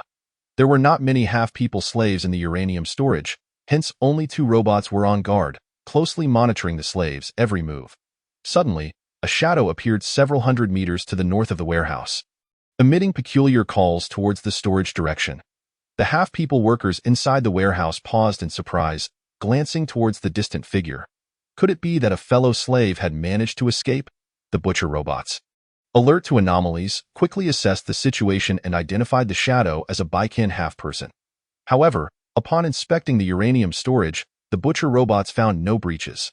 The system detected something amiss. How could this half-person have escaped? After a brief analysis, a conclusion was drawn. A half-person was on the run. Soon, one of the robots initiated a pursuit. For escaping half-people, the robot's first command was to capture, not to kill. In reality, the shadow was not a slave from the uranium storage but a soldier from the 4th row of the half-people infantry battalion. After drawing the robot's attention, he desperately fled northward. The butcher robots moved swiftly, gradually closing the distance. As the robots approached, the half-people soldier frantically darted into an alley. Yet, he could not evade their gaze. Moments later, he arrived at an intersection, with the pursuing robot merely a breath away. Panting heavily, the half-person, looking anxious, stopped in his tracks, seemingly resigned to his fate. The butcher robot revved its gears, producing a rhythmic sound. Preparing to seize the half-person, suddenly, a thunderous explosion erupted beneath the robot's feet. Flames erupted, and debris flew. This was a bomb that the half-people had laid in advance. The butcher robot was hurled into the air. Enveloped in thick smoke, its body marred with dents. Nonetheless, it sustained minimal damage. The butcher robot rose, undeterred in its pursuit of the half-person. However, in the night, a line of mining vehicles emerged, inadvertently leading it into the encirclement set by the fourth row of half-people infantry. Bang! Flames erupted. Inside one of the mining vehicles, 3 half-people soldiers raised a rocket launcher, having already aimed it.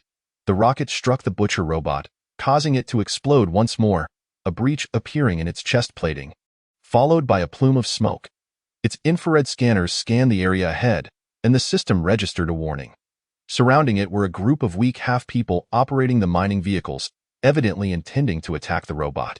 The butcher robot, however, appeared unfazed. It stood tall, shaking off the dust from its body, surveying the distant mining machines. According to the robot's recognition, the mining vehicles were non-threatening, and the half-people were too, in that fleeting moment. 7 or 8 rockets were launched simultaneously, resounding with thunderous explosions. The massive body of the butcher robot was caught off guard as several rockets detonated upon impact. The butcher stumbled and fell to the ground. Realizing something was amiss, these mining vehicles were unlike any it had encountered before. They were all armed. They were not mere half-men, but a formidable armed force of half-men. Under the relentless assault of numerous anti-armor rocket launchers, the butcher robot could only attempt to evade, but it was too late. Over a dozen armed mining vehicles had already sealed off its escape route. After enduring successive attacks, it was blasted down once more, emitting a crackling sound from within its metallic form. Nevertheless, it had not been truly defeated. Slowly rising again, it readied its matrix artillery, preparing to launch a devastating counterattack against this formidable half-man armed force. However, the half-men had no intention of granting it a moment's respite. From the darkness, the URU-class battle vehicle revealed itself, having already locked onto the butcher robot's back. The rotund figure personally fired the matrix missile. With a whoosh, the missile arced through the air, striking the butcher robot's rear. The explosion thundered. The defenses on the robot's back were weak, and after sustaining a barrage of attacks, the steel plating had cracked. The final missile obliterated its defenses, leaving a gaping hole in the butcher's body, with internal components emitting distressing noises. It swayed uncontrollably, unable to maintain its stance, and within the blink of an eye, it crashed to the ground. This powerful butcher robot had fallen prey to the ambush of the half-men. Ultimately, it succumbed to overwhelming odds. Even so, the butcher robot continued to resist fiercely. Struggling, it lifted its matrix artillery, aiming at the most threatening URU-class battle vehicle. The rotund figure gasped in alarm, hastily instructing the half-man drivers to retreat and take cover behind a crumbling wall. Boom! Under the butcher robot's missile attack, the wall exploded. The heavy URU-class vehicle was pushed back 2 or 3 meters by the force of the shockwave. Fortunately, fortified with thick steel plating, it sustained minimal damage. Witnessing this, the 4th squad of half-men soldiers erupted in fury. They revered the URU-class vehicle as a treasured artifact, hoping one day to join the battle. How dare this robot attempt to destroy their URU-class vehicle? In an instant, all the half-men opened fire. The barrage of rockets, the sweeping fire of Gatling guns, and even demolition experts hurled grenades. Under the relentless assault, the butcher robot's body was left in tatters, reduced to a heap of scrap metal. In the uranium mine warehouse, another butcher robot sensed the continuous explosions and deduced the presence of a threat. It moved toward the source of the detonations. Yet, it too fell victim to the half-men's ambush. Once, a single butcher robot could slay hundreds or thousands of half-men. The half-men slaves, they were cruel and tyrannical, instilling terror. However, at this moment, the armed force established by the half-men had dismantled 2 seemingly invincible butcher robots. The threat in the uranium mine warehouse was neutralized. The rotund figure led the 4th squad of half-men soldiers toward the uranium mine warehouse. Amidst the cacophony of roars, the half-men demolition experts blasted open a gap in the barbed wire fence. "URU?" the rotund figure shouted. He urged the half-men inside the warehouse to resist.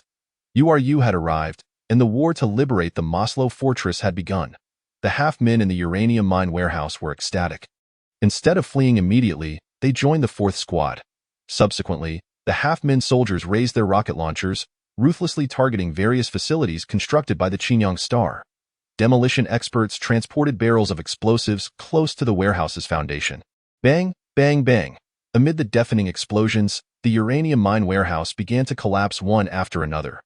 Many half-men rushed into the nearby abandoned energy plant, igniting it in no time.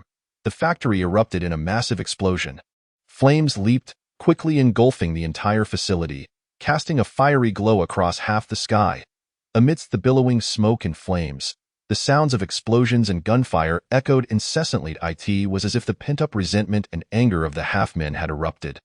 Perhaps merely a prelude to their own destruction. The scene appeared grand and exceedingly chaotic. In the midst of the flames, the rotund figure revealed a faint smile. He understood that the greater the commotion, the better, for it would draw the attention of the robotic guards in the mine. The mine was the lifeblood of the Maslow fortress. There, the Xinjiang people had deployed a multitude of robots. The true threats, the inferno and turmoil spread across the northern region of the Maslow fortress. The situation seemed to be spiraling out of control. The robots outside the mine finally sprang into action. Over 30 butcher robots assembled, marching decisively toward the north. On a distant ridge, Lin Fan observed through binoculars. Seeing this, he knew the fourth squad had not disappointed his expectations. They had captured the uranium mine warehouse and successfully attracted the attention of the robots in the mine. The clarion call of war had sounded. Gunfire shattered the somber stillness of the Maslow fortress night sky. Within the mine, dark currents were already swirling. Hearing the faint rumblings from outside, the half-men slaves within the mine felt a surge of excitement. For that was the march of Uru, the half-men of Baikin's star still favored by the divine. Their hearts were filled not only with exhilaration but also with a strong sense of urgency. Elder Moda had long informed the half-men in the mine that the assault on the Maslow fortress would be a fierce battle. It would require not only the bravery of half-men soldiers to slay their enemies, but also the courage of all oppressed half-men slaves to rise up. United, they would overthrow the tyrannical rule of the Xinjiang people in the Maslow fortress. Chapter 33. Night Raid on the Maslow fortress. Near the uranium mine warehouse, chaos reigned. Nearly 30 butcher robots formed a battalion, advancing aggressively in pursuit of the rebellious half-men. Boom! 2 or 3 missiles soared in from a distance, striking the armed mining vehicles of the fourth squad. The steel plating of the armed vehicles was torn asunder, and with a resounding explosion, flames engulfed the vehicle's body. The half-men soldiers scrambled to escape the vehicles in panic. Witnessing the approaching robot battalion, the rotund figure gritted his teeth. Under his command, most of the half-men soldiers of the fourth squad began their retreat to the north. Near the uranium mine warehouse, only the rotund figure and a handful of half-men remained. They huddled against 3 or 4 mining transport vehicles, their expressions grave, daring not to breathe loudly, their bodies trembling. The might of the butcher robots was overwhelming, capable of shattering an entire half-man infantry battalion with a mere flick of their hands. Let alone, they were just a small fourth squad. Before long, the robots closed in, their synchronized footsteps almost audible. "You?" the rotund figure murmured. Grabbing a piece of bread, he stuffed it into his mouth, a look of reverence appearing in his eyes. Then, he bellowed, his voice thick with anger and grandeur. Invoking the half-man language, the half-men soldiers wasted no time, quickly climbing onto the mining transport vehicles, starting them up one by one. The vehicles laden with uranium or charged through the barbed wire and obstacles. The massive wheels churned with effort, and the overloaded engines emitted a buzzing sound. Accelerating to their maximum speed, they sped northward. However, upon witnessing this scene, the butcher robots refrained from opening fire. Instead, they retracted their matrix artillery. For if they were to fire, they would not only slay the half-men but also destroy the mining transport vehicles, resulting in a loss of uranium ore. The actions of the rotund figure and the other half-men were viewed as thievery. The robots pursued relentlessly, intent on reclaiming the uranium ore and exacting vengeance on these half-man thieves. The rotund figure sighed with relief upon seeing the pursuing robots. How foolish these robots were. Yet, they remained vigilant, knowing that to be caught would mean dismemberment. After traversing nearly 7 or 8 kilometers, the transport vehicles arrived at the abandoned military base to the north. This base, built by humans, was nestled within the mountains and had been abandoned for decades.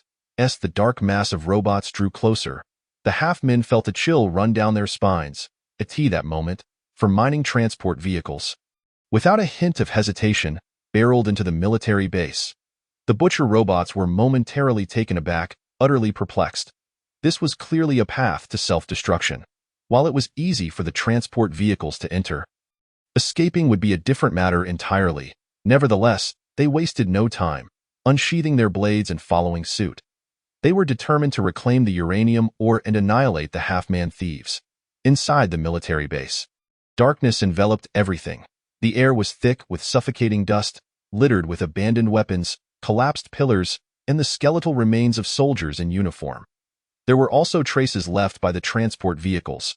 The butcher robots cautiously advanced along the tracks, fully aware that such places were prone to ambush. However, after traversing approximately 400 meters, they encountered no anomalies in the clearing ahead, for transport vehicles filled with uranium ore stood silently. The butcher robots split into two groups, encircling the vehicles. Yet, the vehicles were empty. The half-men were nowhere to be seen. That instant, boom, crack, a series of explosions erupted at the entrance of the military base. Massive stones shattered, parts of the mountain crumbled, sealing the entrance tightly in mere moments. It turned out that this military base had endured a fierce attack many years prior. Numerous fissures had appeared in the stone walls of the passage. The half-men demolition experts had long since packed these crevices with highly potent explosives, creating a nearly 10-meter-long blast zone. Just moments ago, they had been detonated. Inside the military base, the shockwaves of the explosion slammed against the robotic bodies. The last flicker of light from outside vanished. The robots searched for a long time, and apart from a solitary passage accessible only to humans, no other escape routes could be found. Astonishingly, these numerous butcher-class robots were ensnared by mere half-humans. Despite their formidable strength, capable of effortlessly annihilating an entire half-human armed force, the half-humans possessed no means to contend with such a multitude of robots. Yet, at this moment, within the pitch-black confines of the military base, the robots moved back and forth, producing only the sound of clattering footsteps. It was as if the heavens offered no response, nor did the earth provide solace. The mission of the fourth row of half-humans was not to sabotage the uranium storage facility, nor to steal uranium ore. Everything they undertook was solely to lure the robot battalion to this very spot, where they would ultimately meet their demise. The entrance to the number 1 uranium mine was deceptively small. Yet within lay an expansive underground mining field. A chilling wind howled as dim lights illuminated the area surrounding the entrance. Most of the robots had departed to the north to quell the uprising, leaving only 2 to guard the entrance. Suddenly, a shadow approached from a distance, drawing near to the mine's mouth. The butcher-class robots reacted swiftly, raising their matrix cannons and opening fire without hesitation. However, the shadow was not a half-human, but rather another robot. Its speed was astonishing, and the missiles missed their target. Gradually emerging from the darkness and into the feeble light, its form became clear. It was a water ghost. Both butcher-class robots unleashed their firepower simultaneously, and in an instant, 2 missiles hurtled towards it. The water ghost, skilled in stealth, evaded the missiles by deftly shifting its body point. One of the butcher-class robots, seeing this, advanced towards the water ghost, brandishing a deadly blade from its right arm, intending to engage in close combat. Under the dim spotlight of the mine, the blade glimmered with a chilling light. That moment, a line of armed mining vehicles approached. These were the frontline half-human warriors. The rocket artillerymen had loaded their weapons, aimed, and fired. The whirring of rockets filled the air as they launched a coordinated assault. Their firepower was formidable. The butcher-class robots were momentarily taken aback, astonished that a mere group of half-humans operating mining vehicles dared to fire upon them. Next, the sounds of heavy machine guns and rifles erupted. Countless bullets struck the steel plates of the butcher-class robots, producing a cacophony of clanging sounds. Embarrassingly, the water ghost also felt a resounding thud against its back. Initially startled, it assumed it was under attack and swiftly dodged to the side. Upon glimpsing the spent bullet casings on the ground, it realized the source of the disturbance was the half-humans. It felt a sense of helplessness. The marksmanship of these half-humans was far from precise, and in their frenzy, they inadvertently struck their own. Under the relentless onslaught from the frontline mining vehicles, the butcher-class robots found themselves in disarray, smoke billowing from their bodies. However, the frontline was not the true threat. It was the water ghost robot that posed a significant danger. Enhanced by spherical modifications, it possessed dual-core power, rendering it far swifter and stronger than the Butcher-class robots. Seizing the moment when the Butcher-class robots were preoccupied with defending against the half-human rocket attacks, the water ghost closed in, its arm brandishing a blade. With a flash of white light, it moved with blinding speed, causing the Butcher-class robots to falter in panic.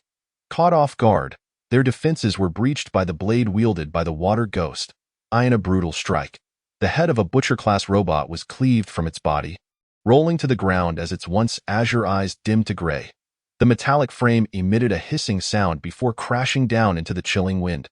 Another Butcher-class robot sensed the threat and realized it could not hold its position. Emitting a signal of distress, it attempted to summon the robots within the mine. Yet, those inside were already overwhelmed. In a corner of the mine, Elder Moda had gathered hundreds of half-humans. "Ulu," he cried out, his voice a frantic crescendo, releasing years of pent-up fury and the anguish buried deep within. The half-human slaves surged with fervor, igniting the uprising. They rushed through the labyrinthine passages like a tidal wave, shouting in a frenzy, wielding shovels and pickaxes as they wreaked havoc upon the mining equipment. The scenes of rebellion erupted in chaos and confusion. Although the robots outside called for reinforcements, the Butcher-class robots inside the mine were powerless to assist. Deep within the mine, the half-human insurgents relentlessly attacked the robots. They piloted mining vehicles, charging down the narrow corridors at full throttle, pushing their engines to the limit. While the Butcher-class robots were indeed struck, the heavy mining vehicles lacked true offensive power. In the next moment, a Butcher-class robot effortlessly tore off the door of the mining vehicle's cabin, seizing a half-human slave and crushing their frail form, bones splintering and flesh mangled. This was, in essence, a suicidal assault by the half-humans. Yet, in their desperate bid to delay the Butcher-class robots, the insurgents cried out the name of Ulu, embracing their fate with unwavering resolve. Even if they were to fly into the flame, they would do so without hesitation. In the blink of an eye, another half-human clambered atop a mining vehicle, driving the cumbersome machine towards the robots. Clearly, the Butcher-class robots had lost their patience. With a thunderous explosion, the mining vehicle detonated under the barrage of the Butcher-class's firepower, the half-human's body consumed by the flames, gradually turning to charred. The robots. The half-human slaves seemed weak, and killing them was akin to squashing ants. However, the half-human's uprising surged like a relentless tide. In the intricate, convoluted expanse of the mine, the Butcher-class robots found themselves unable to regain control of the situation. At this moment, as the robots dealt with the half-human insurgents, the remaining half-human slaves frantically surged into the elevator, using it as their means of escape from the mine. Chapter 34. Elder Moda's last wish. Wave after wave of half-human slaves escaped from the mines of Maslow Fortress. They beheld the remains of two Butcher-class robots, their expressions frozen in disbelief. The Butcher-class robots were invincible, while the half-humans were merely lambs led to slaughter. Outside the mine, one robot lay with a blade pierced through its chest, while another had its head severed entirely. The ragged, emaciated half-human slaves gathered around Lin Fan, scrutinizing him with wide eyes. Lin Fan stood tall against the biting wind, towering over the half-humans, clad in protective gear that concealed his true visage. Behind him were half-human warriors piloting mining vehicles, accompanied by a towering robot guarding his side. Could it be? In their state of bewilderment, the half-human slaves felt a surge of excitement. This was the Lord Ulu spoken of by Elder Moda. The deity who had once abandoned the half-human populace of Baikin's star now extended his compassionate hands to illuminate a beacon of hope within their dark world. Only the powerful Ulu could effortlessly vanquish Butcher-class robots and was willing to rescue them from their suffering. The half-humans, overwhelmed with gratitude, prostrated themselves on the ground, tears of joy streaming down their faces. Ulu, Ulu. Lin Fan felt a twinge of exasperation. There was little time for explanations. The utmost priority was to escort the half-human slaves to safety. At that moment, the second row of half-human warriors arrived, ready to escort the fleeing half-human slaves. Within the mine, Elder Moda directed the evacuation with a grave countenance, sparing no room for error. The insurgents piloting the mining vehicles were no match for the Butcher-class robots. It would not be long before the Butcher-class robots found a way to break free. When that time came, the half-humans remaining in the mine would face certain doom. The chains creaked ominously as 8 or 9 elevators ascended and descended in operation. Watching wave after wave of half-humans escape in the elevators, only a final few remained in the mine. Elder Moda let out a sigh of relief, only for his heart to seize in terror as he suddenly realized his grandson, Akun, was not among the evacuees. Akun was the last descendant of their tribe. Akun, Elder Moda cried out, his voice a heart-wrenching lament. The last elevator was about to arrive, likely carrying the final batch of fleeing half-humans. He turned to the surrounding half-human slaves, inquiring if anyone had seen Akun. The others shook their heads in unison. Suddenly, a thunderous roar echoed through the mine as a butcher-class robot blasted through the debris blocking the tunnel. Clearing a path, IT emerged from the passage and approached the elevator, scrutinizing the fleeing half-human slaves. Cannons were raised, poised to eliminate them. The surrounding half-human slaves screamed in terror. Elder Moda was horrified as he witnessed the butcher-class robot drawing near. The situation growing increasingly perilous. Just then, a mining vehicle charged forth from the tunnel like a frenzied bull, its engine roaring at full throttle. Caught off guard, the butcher-class robot was knocked down as the mining vehicle struck it. Inside the vehicle sat a half-human slave, covered in dirt and dust. Elder Moda's mixed emotions of joy and anger surged as he recognized his grandson, Akun. Under his guidance, Akun was supposed to have boarded the elevator long ago.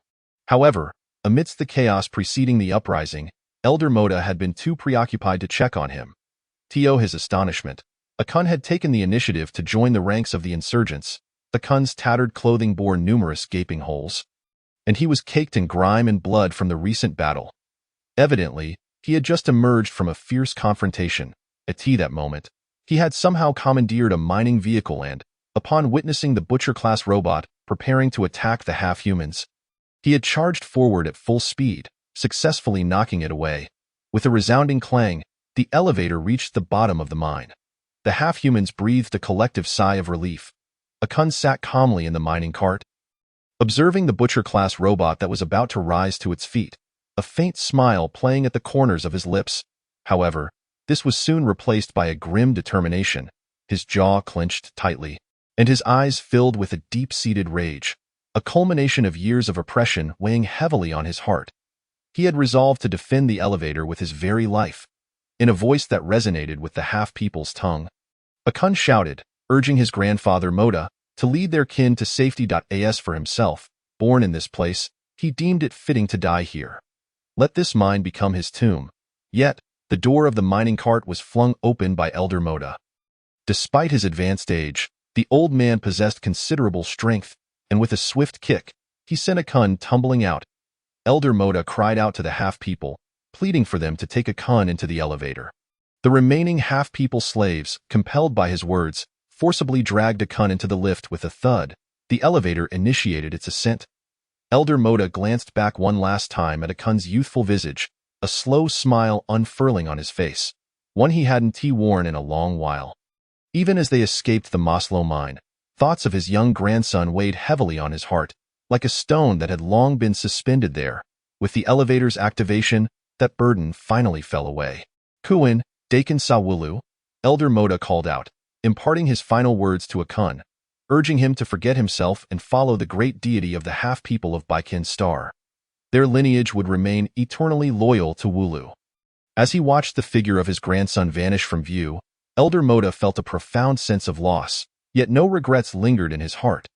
He was among the first half-people slaves, and was no less adept at maneuvering the mining cart than the younger half-people. He steered the cart with intent, aiming it at the butcher-class robot. Akun cried out, desperately pushing against the elevator, but his efforts proved futile. A thunderous explosion echoed as the mining vehicle was obliterated. A wave of heat surged forth. Moments later, the elevator reached the surface, and the last group of half-people slaves was liberated. Lin Fan inquired of one of the half-people warriors, "Where is Elder Moda?" Upon hearing the question, a half-people warrior solemnly recounted the events that had transpired in the mine. Clenching his teeth, he replied with deep sorrow, "Elder Moda has sacrificed himself." "What?" Lin Fan's expression darkened. Elder Moda was the leader of the half-people at Maslow Fortress. While his kin were being freed, he lay forever at the bottom of the mine. Subsequently, Lin Fan issued a command. Blow up all the elevators of mine number 1. At that moment, the butcher-class robot ascended the elevator, preparing to emerge. Meanwhile, The water ghost robot received the order, its left arm deploying a cannon, bombarding the elevator with a fierce onslaught. Other half-people warriors raised their rocket launchers, simultaneously attacking the lift point one by one. Elevators plummeted.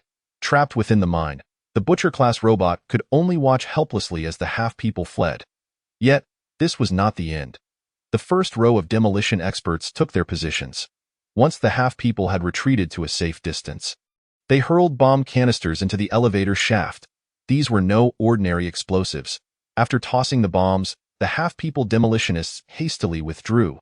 A thunderous roar erupted. The ground trembled violently, akin to an earthquake.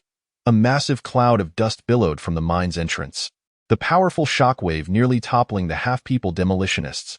The searchlights outside the mine shattered. The resounding noise reverberated throughout Maslow Fortress. Soon after, the earth near the mine entrance caved in. Mine number 1 was utterly destroyed, becoming the grave for the half-people rebels and the robots of the Qingtian Star. A throng of half-people slaves, led by the second row, fled eastward, inhaling the fresh air and gazing at the collapsed mine. In their previously oppressed and fearful eyes, glimmers of vitality and light sparkled forth. They thought to themselves, the dark era has passed. A new epoch of Wulu is dawning. To them, Lin Fan was the embodiment of the benevolent deity Wulu, destined to dispel the shadows cast over the half-people of Baikin Star and bestow light upon them once more. The half-people escaping Maslow Fortress were all loyal devotees of Wulu. Remarkably, a small number of half-people wished to remain and join the fight. However, Lin Fan declined their offer. They had lived in the mine for too long, their bodies frail and lacking proper training die in battle. They might not be able to contribute effectively and could inadvertently increase casualties. The half-people, obedient to Lin Fan, made their way eastward. Yet, one stubborn individual refused to leave, bloodied and covered in dust. Lin Fan inquired, "Who are you?" The half-person fell to his knees, concealing his grief, and replied, "I am Moda's grandson." A kun? Lin Fan promptly helped him to his feet, sighing, "You must follow everyone else." Back in Altai City, Elder Moda had implored Lin Fan to protect Akun's life if they ever crossed paths, for he was the last descendant of Moda's family. Now that Elder Moda had fallen, Lin Fan was resolute in his vow to safeguard the young half-person at all costs. Akun studied Lin Fan intently, a look of reverence etched on his face. He sensed that Wulu was not the distant, exalted figure he had imagined, but rather approachable and kind. This was, indeed, the legendary deity of Baikin Star. Overwhelmed with emotion, he exclaimed, "Please, Lord Wulu, take Akun under your wing. I shall be your most faithful devotee." Lin Fan shook his head firmly. "Your grandfather is gone, and I do not wish for you to suffer a similar fate. He told me before he died that after escaping, I must help you find that thing." Akun choked on his words. "This is my grandfather's dying wish." Chapter 35. The mutant fish monster. A distant explosion resounded, shaking the ground once more. Lin Fan's face lit up with joy. He understood that the second and third rows of half-people had successfully destroyed mine number 2. The assault on Maslow Fortress had progressed smoothly, with the sole shortcoming being the failure to locate the black iron oil. He turned to Akun and asked, "Do you know its whereabouts?" Akun nodded, contemplating for a moment before responding, "I cannot be entirely certain it is what you seek." Lin Fan was taken aback, realizing there was indeed a lead on the black iron oil.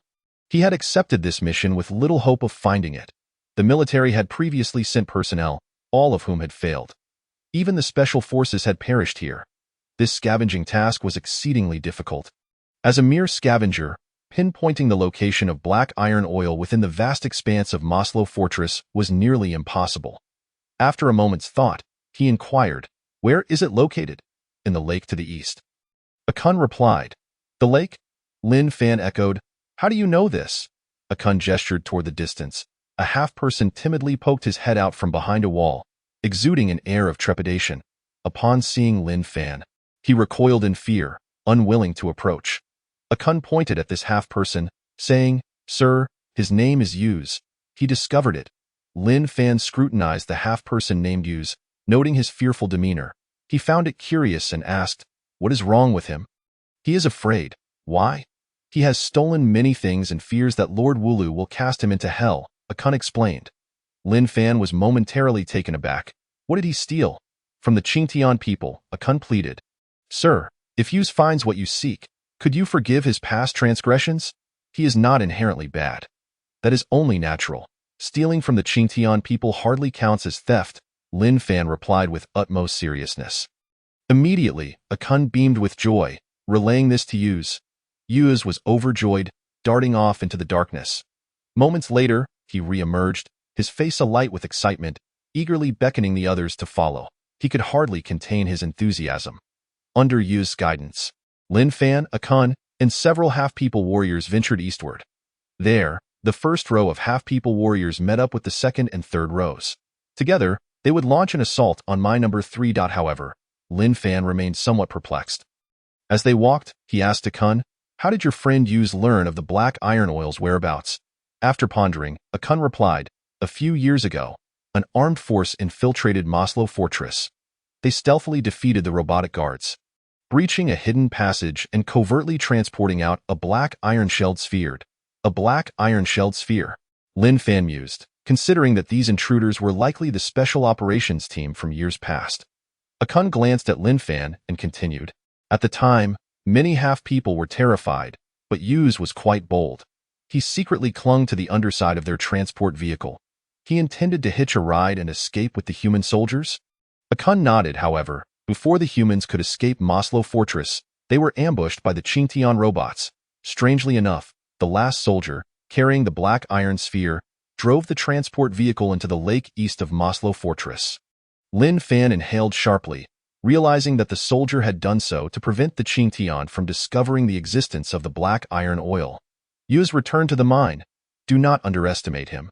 He fears no one but Lord Wulu and possesses a keen intellect. Knowing he could not escape, he slipped back into the mine. Lin Fan was nearly certain that the object Akun had described was indeed the elusive black iron oil. Yaoza appeared unremarkable in appearance, yet possessed a unique set of skills. Shortly thereafter, they arrived at the lake situated to the east of Maslow Fortress. The water had turned an ominous black, coated with a layer of crude oil.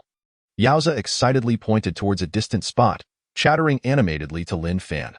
Lin Fan realized that this location was likely where the black iron oil lay submerged. He could hardly fathom that the objective of their mission had sunk to the lake's depths. No wonder those who followed had never been able to locate the black iron oil again. At that moment, the spherical creature that had been sleeping in Lin Fan's backpack curiously poked its head out. Its eyes gleaming and drool escaping its mouth. The sphere was acutely sensitive to rare metallic elements, seemingly detecting an unfamiliar substance. However, Lin Fan sternly admonished, "Sphere, this matter pertains to our mission. You must not indulge in any thievery." Upon hearing this, the sphere, understanding it would be left out, reluctantly withdrew its head, displaying a hint of longing. Lin Fan was faced with a dilemma. The nameless lake was far deeper than he had anticipated. After measuring the water's depth, he found that the black iron oil lay a full 10 meters down. The half-human Yekexing had lived in mines and had no experience in swimming. Lin Fan pondered the situation. The black iron oil weighed a ton, and only by immersing himself could he use a chain to retrieve it, leveraging the mining vehicle's power to raise it to the surface. However, throughout this process, Lin Fan could not remove his protective suit. The radioactive substances carried by the crude oil could compromise the suit's integrity, exposing him to harmful radiation. Time was of the essence, with the black iron oil lying right before him in the lake. Lin Fan did not wish to squander this opportunity and resolved to take the plunge himself. He retrieved a thin cable from the mechanical arm of the mining vehicle. Yet, Yaoza became restless. Positioning himself in front of Lin Fan, he seemed eager to volunteer and assist Lin Fan in this task. Lin Fan smiled and placed a hand on Yaoza's frail shoulder, transmitting his thoughts. "You are too feeble. Let me handle this." Yaoza was taken aback that Lin Fan could communicate with him in this manner, feeling quite invigorated. "Why, Lord, you must not enter the water. Leave this dirty work to Yaoza. It is very dangerous in there." "What do you mean?" "There are monsters." Yaoza nodded emphatically, adding, "Very large ones, but I know how to deal with them." Lin Fan was perplexed. The surface of the lake seemed tranquil and devoid of any monsters. Yet, Yaoza had already begun to unwrap the cloth around his waist, revealing 3 putrid dead fish tied around him. The stench overwhelming Lin Fan and Akun, causing them to recoil. It was unclear where Yaoza had procured these foul fish. He hurled the 3 carcasses towards the distant shore, ensuring they were spaced at least 100 meters apart. After approximately 10 minutes, ripples began to form in the nameless lake, and beneath a small whirlpool emerged a massive shadow. Sensing danger, Lin Fan urgently instructed the half-human to extinguish the mining vehicle's searchlight. In the ensuing darkness, a colossal, shadowy figure became vaguely discernible. With a powerful flick of its tail, it sent a wave surging over a meter high across the lake's surface. The monster writhed its corpulent body ashore, ravenously heading towards the furthest dead fish. Ding! Interstellar Scavenging System activated, displaying a line of text. Radiation Mutant Fish Monster, a mutated creature resulting from radiation exposure to crocodiles on Earth. Genetically altered and extremely dangerous. Lin Fan couldn't help but draw a sharp breath. Astonishingly, a radiation mutant fish monster still thrived within Maslow Fortress. Fortunately, Yowza was astute. Had Lin Fan dived in alone, he would undoubtedly have become the monster's next meal. Yowza swiftly grasped the cable from the mining vehicle and securely fastened it around his waist. He extended a finger towards Lin Fan's protective suit, saying, "Lord, you are you. I am going. Do not push yourself." "Be cautious," Yowza nodded, chattering briefly with the Kun before stepping into the lake. His time was limited. He needed to ensnare the black iron oil with the cable while the mutant fish monster consumed the dead fish, and retrieve it before the monster submerged. Yowza waded deeper into the icy water, shivering from the cold, yet he did not falter, sinking beneath the surface, bubbles rising around him. After a moment, Yowza resurfaced, his expression fraught with anxiety. He had evidently failed to locate the black iron oil. Lin Fan felt a surge of trepidation. The mutant fish monster was swift, having devoured one fish and closing in on the second. Yowza recognized he could not afford to delay. Holding his breath, he plunged back underwater, swimming vigorously towards the lake's bottom. The water was murky, illuminated only by a faint glow from a distant fire. Fortunately, having lived in darkness for so long, Yowza managed to navigate towards the sunken vehicle, which was riddled with holes and bore a significant breach likely caused by the monster's assault. The soldier who had operated the transport vehicle had probably been consumed long ago by the creature. Yowza entered the transport through the gaping hole created by the monster. Inside, the black iron oil was ensconced within a black iron shell, its once vivid red patterns now dulled by the lake's erosion. Yowza was elated. He unfastened the cable and securely hooked the hook onto the iron shell. At this moment, he was nearly out of breath and quickly resurfaced. He called out in the half-human tongue, informing his compatriots that the cable had latched onto the iron shell encasing the black iron oil. A Kun leaped in excitement. The mining vehicle reversed, pulling the cable and dragging the shell towards the shore. However, at that moment, the mutant fish monster turned its massive head, sensing the ripples in the water and gazing toward the black iron oil's direction. The iron shell was circular, measuring a full meter in diameter, creating a considerable disturbance in the water. The mutant fish monster was evidently intrigued and lunged back into the lake, heading straight for the black iron oil. Both a Kun and Lin Fan were left dumbfounded. The iron shell was crafted from metal, yet the foolish mutant fish monster mistook the black iron oil for food. Chapter 36. The dying seed of civilization. The half-human accelerated the mining vehicle to maximum power. However, the black iron oil was heavy, and with the resistance of the water, the iron shell was not moving swiftly.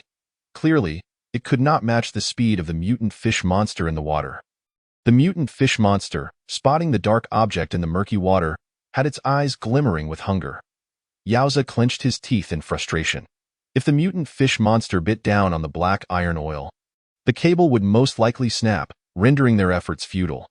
Given the formidable creature lurking at the lake's bottom, securing the black iron oil with the cable was no longer a viable option.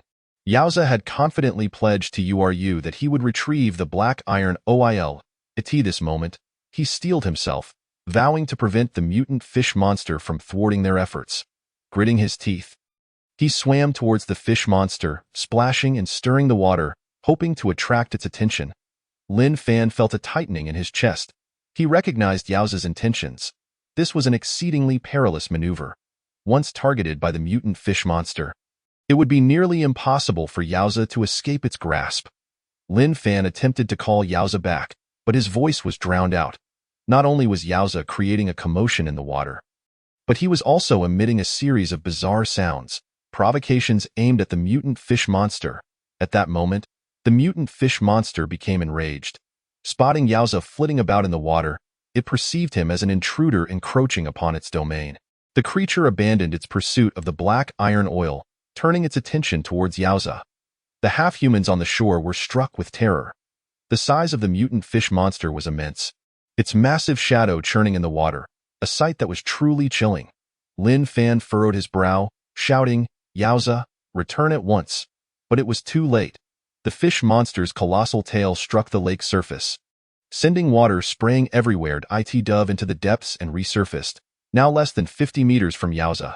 Yaoza, upon seeing this, was paralyzed with fear, paddling frantically towards the shore. In that moment, Lin Fan retrieved his electromagnetic rifle and fired a shot at the mutant fish monster.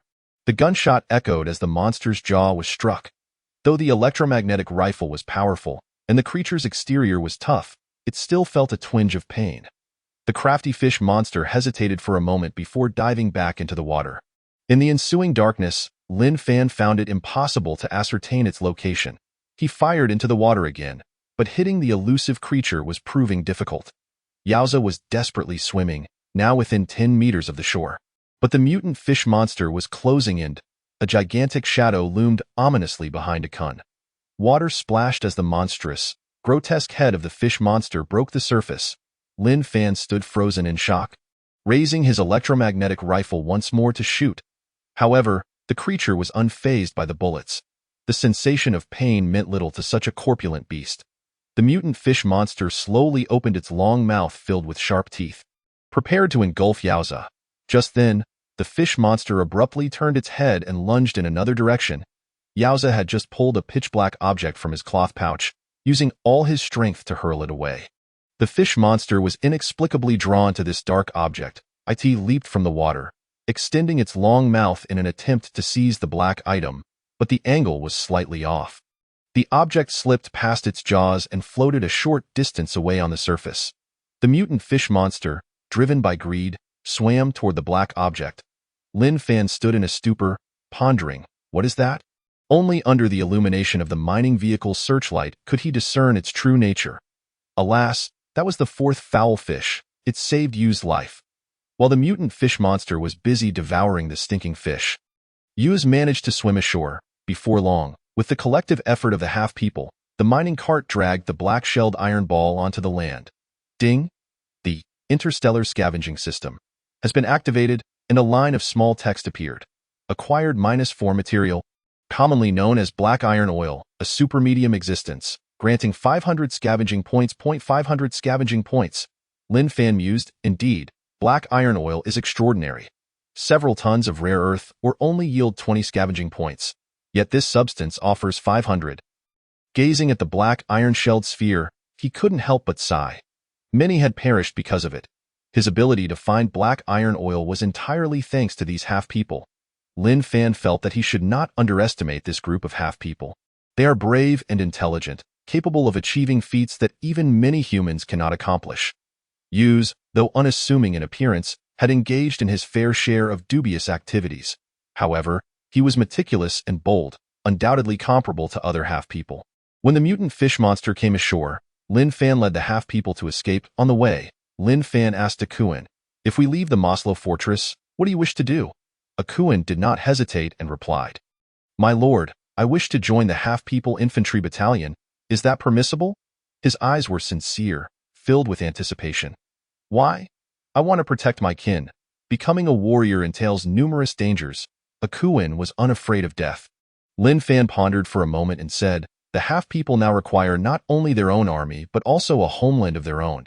A homeland for the half-people? Yes, one free from oppression and exploitation. Self-sufficient.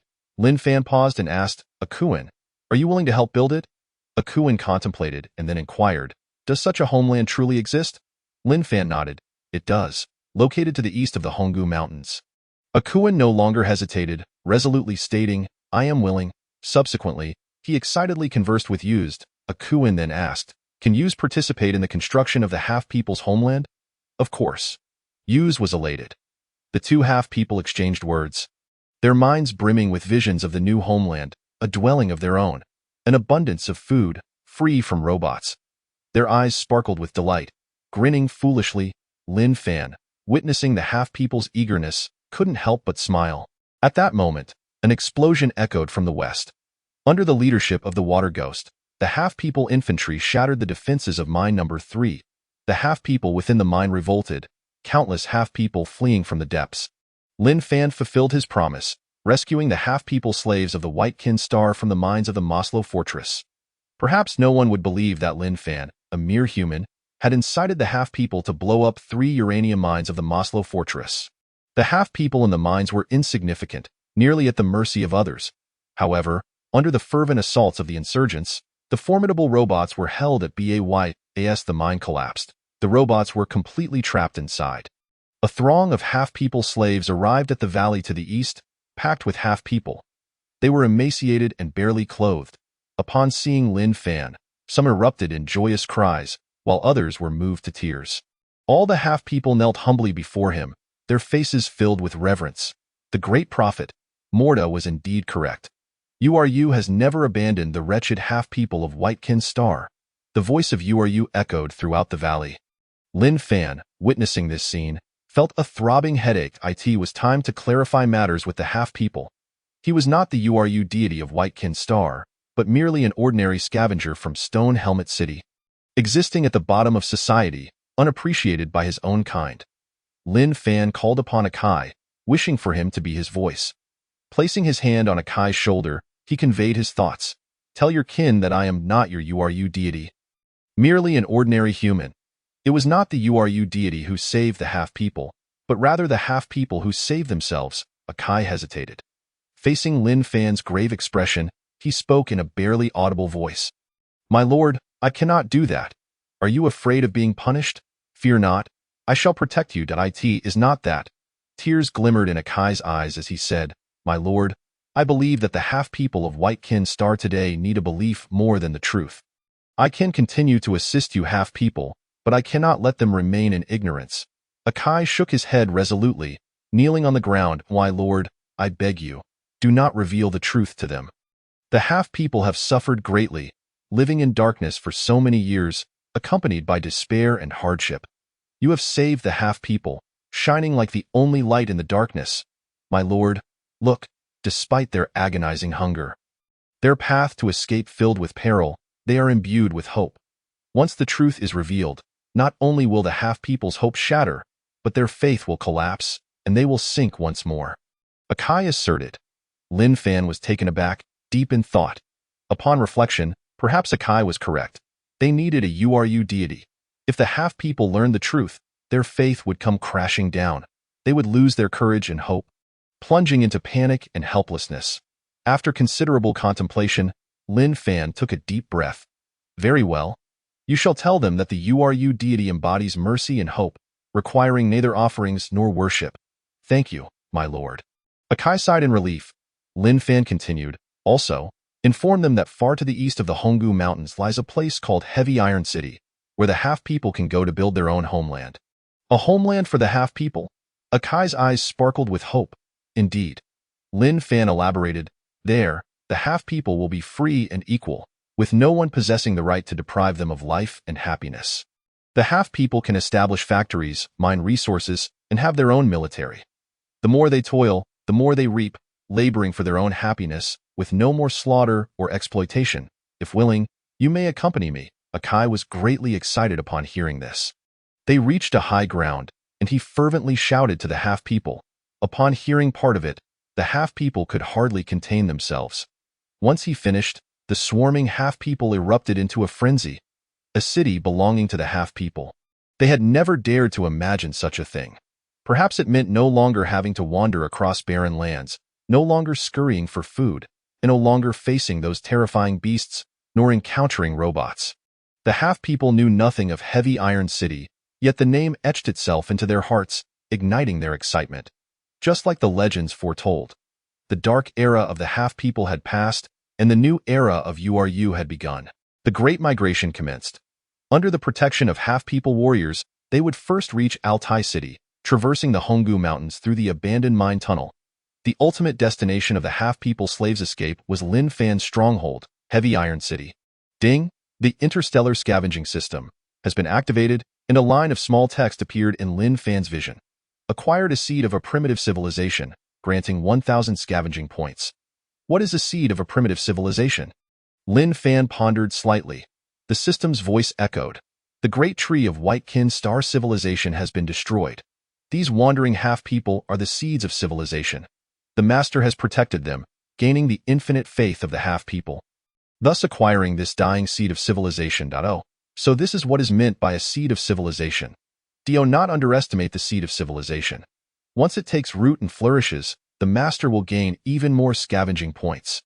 Oh, master, this is not even the true strength of the seed of civilization.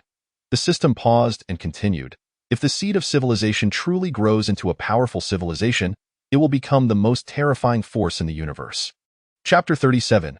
Mount Moga. At 3 in the morning, the half-people in the valley gradually migrated eastward. Yet Lin Fan did not set off immediately, for there was still a group of half-people yet to evacuate from the Maslow fortress. That was the third squad led by the one-eyed warrior Gongshi. That night, after the half-people captured mine number 3, nearly 10 robots appeared to the west of Maslow. The emergence of this robot squad was unforeseen by Lin Fan. Should the robots latch onto the tail of the half-people's group, the consequences would be dire. At that moment, the situation was extremely precarious. The squad leader Gongshi made a decisive call. To cover the escape of the half-people. He voluntarily led the third squad in a counterattack. When firepower was lacking, he led the third squad to retreat southwest. The third squad managed to draw the Butcher-class robots away. Lin Fan was once again moved by Gongshi. Indeed, Gongshi was a true warrior among the half-people. Fierce in battle and steadfast in will, he played an indispensable role in the half-people infantry battalion's conquest of mines number 2 and number 3. Ultimately, for the survival of the half-people, he disregarded his own safety. Lin Fan understood that encountering 10 Butcher-class robots without any preparation meant the third squad had no chance of victory. Nevertheless, he still hoped for a miracle to occur. Gazing toward the west, he quietly waited. Yet, the shadow of the third squad never emerged. As dawn approached, Akai, standing behind Lin Fan, wore a worried expression. He said, "My lord, we should retreat. The third squad is unlikely to return." Lin Fan hesitated for a moment, saying, "The third squad are the heroes who attacked the Maslow fortress. I wish to welcome them here. However, once dawn breaks, we will be in danger. Let us wait a little longer." At that moment, a piercing cry echoed through the air. A winged beast emerged in the sky. Not as an enemy but as a reconnaissance scout, it appeared to be injured, landing anxiously beside a heavy truck. Lin Fan instructed Akai to fetch some food to nourish the winged beast scout. Subsequently, he made contact with its body, initiating the simulation of interspecies consciousness. The consciousness of the winged beast scout relayed. The red robes have suffered heavy casualties. Aside from the red robes, only 4 or 5 of our kin managed to escape. Heya will soon realize he has been ensnared in a trap and will undoubtedly lead the winged beasts of Maslow Fortress in pursuit of you. Lin Fan was taken aback. Realizing he had underestimated Heya and the winged beasts of Maslow Fortress, he inquired, "How much time do we have left?" The scout replied, "You have approximately 1 day to flee. The flight speed of the winged beast tribe is swift. On the plateau, you will not escape." Lin Fan furrowed his brow slightly. He understood that, as the scout had indicated, the threat posed by the winged beasts of Maslow Fortress was significant. While the half-humans knew how to hide to evade winged beast attacks, the sheer number of winged beasts meant that a significant portion of the half-humans would fall prey to them. The winged beasts of Maslow Fortress remained a considerable nuisance. Lin Fan muttered, "What shall we do?" The winged beast scout hesitated for a moment, then said, "Human, there is a path that can lead you and the half-humans safely to Altai City." "Where?" The scout raised its gaze toward the northeast and emitted a low growl. "The Moga Mountain range?" Lin Fan exclaimed in surprise. "That place is perilous. The climate is extremely harsh, frigid, and frozen. The half-humans may not be able to traverse it at all. Do not worry. I know of a concealed path that even my winged kin would not notice." This path was discovered by chance while I was evading a storm. It is quite safe." The winged beast scout picked up food from Akai and declared, "If I did not trust you, I would not reveal this location." Lin Fan smiled and replied, "I am profoundly grateful." The winged beast scout swallowed the food greedily and gently shook its tattered wings. It stated, "From now on, I shall defect from the Maslow camp and return to serve under Ho Feng. Becoming your new guardian? Excellent. Lin Fan paused before asking, Scout, I have one more question for you. Speak. Have you seen any half-humans heading this way? No. Upon hearing this, Lin Fan sighed. He then called for Akai, saying, Akai, quickly lead the second squad to the forefront of the half-humans' march. Redirect them to find a concealed spot to enter the Moga Mountain range. Following the winged beast scout, Akai nodded vigorously, driving the mining vehicles to pursue the half-humans. Lin Fan himself started the heavy truck, while the winged beast scout soared into the sky, heading northeast. Maslow Fortress. It was the third day since its siege, now a scene of utter devastation, with 3 uranium mines collapsed. Smoke billowed over Maslow Fortress, flames scorching the surroundings of the uranium storage. Heya returned to the lair of the winged beasts. Finally realizing that the Lord's challenge was merely a ruse, it was that detestable winged beast scout who had betrayed him. The winged beasts of Maslow Fortress, weary from their long pursuit, were nonetheless driven by Heya's fury to continue the chase. Soon, they discovered the tracks of vehicles around the eastern valley and collectively flew toward the east. Amidst the ruins, a half-conscious, one-eyed half-human gazed up at the sky, watching the winged beasts flocking eastward. A flicker of concern in his eyes, he was pinned beneath a fallen wall, struggling in vain to free himself. He emitted a series of half-human sounds, seemingly in distress. Suddenly, the debris was lifted. Looking up, he saw a butcher-class robot. In the blink of an eye, he was thrown into a transport vehicle meant for imprisoning half-humans. At this moment, Lin Fan and the half-humans had already ventured into the Moga Mountains. The towering peaks and deep ravines concealed their figures within. No one anticipated that the fleeing half-humans would take the route through Moga Mountain. The mountains were too high. Traversing one towering peak after another was nearly impossible. The area was engulfed in perpetual ice and snow, frequently beset by storms and avalanches, fraught with danger. Moreover, the magnetic field in this cursed place was erratic. Long before the solar era, numerous aircraft had met their demise here. Thus, the Moga Mountain range was also known as the Death Mountains. However, under the guidance of the winged beast scout, thousands of half-humans did not lose their way. They walked safely through the valleys of Moga Mountain. Strangely, in this desolate region, there was a hidden path. Although covered in thick snow, traces remained discernible. Lin Fan was also puzzled. Even during the century before the solar era, this area had been scarcely trodden. As evening fell, dark clouds suddenly enveloped the sky, instantaneously plunging it into darkness. A storm, like a great dragon, swept through, as if the very mountains would be uprooted. A bolt of lightning, as thick as a python, burst forth from the heavens, striking a nearby mountain. The ground trembled as an avalanche ensued. The winged beast scout emitted a low growl, seemingly urging everyone to stay close. It then flew into a vast cavern. The half-humans quickened their pace, following closely behind. The cavern was spacious enough for the winged beasts to fly within, startling swarms of dark bats. The further they ventured, the darker it became. Upon entering the cave, Lin Fan was secretly astonished. This place appeared somewhat naturally formed, yet bore the semblance of having been artificially constructed. Originally, the entrance to the cavern was quite small. Had it not been for geological changes exposing it, the winged beast scout would have had difficulty discovering this place. After walking for about 10 kilometers, Lin Fan was astonished to find numerous coffins stored within the dark cavern. The coffins had long since decayed, their contents reduced to dust. It seemed these belonged to the ancient human inhabitants who lived in this region before the solar era. Lin Fan sighed deeply, realizing that this cavern preserved the relics of humanity's ancestors. He illuminated the walls with his searchlight, revealing strange patterns, ancient tales of deities suppressing demons and monsters.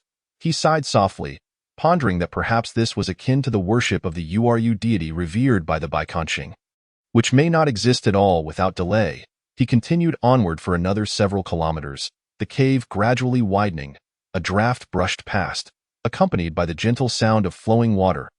He examined the rocky formations ahead with his searchlight, astonished to discover that it was a subterranean river passage.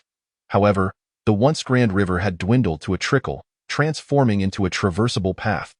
The path was not narrow, and having been worn smooth by the flowing water, it was relatively even. Lin Fan contemplated the abnormal climate.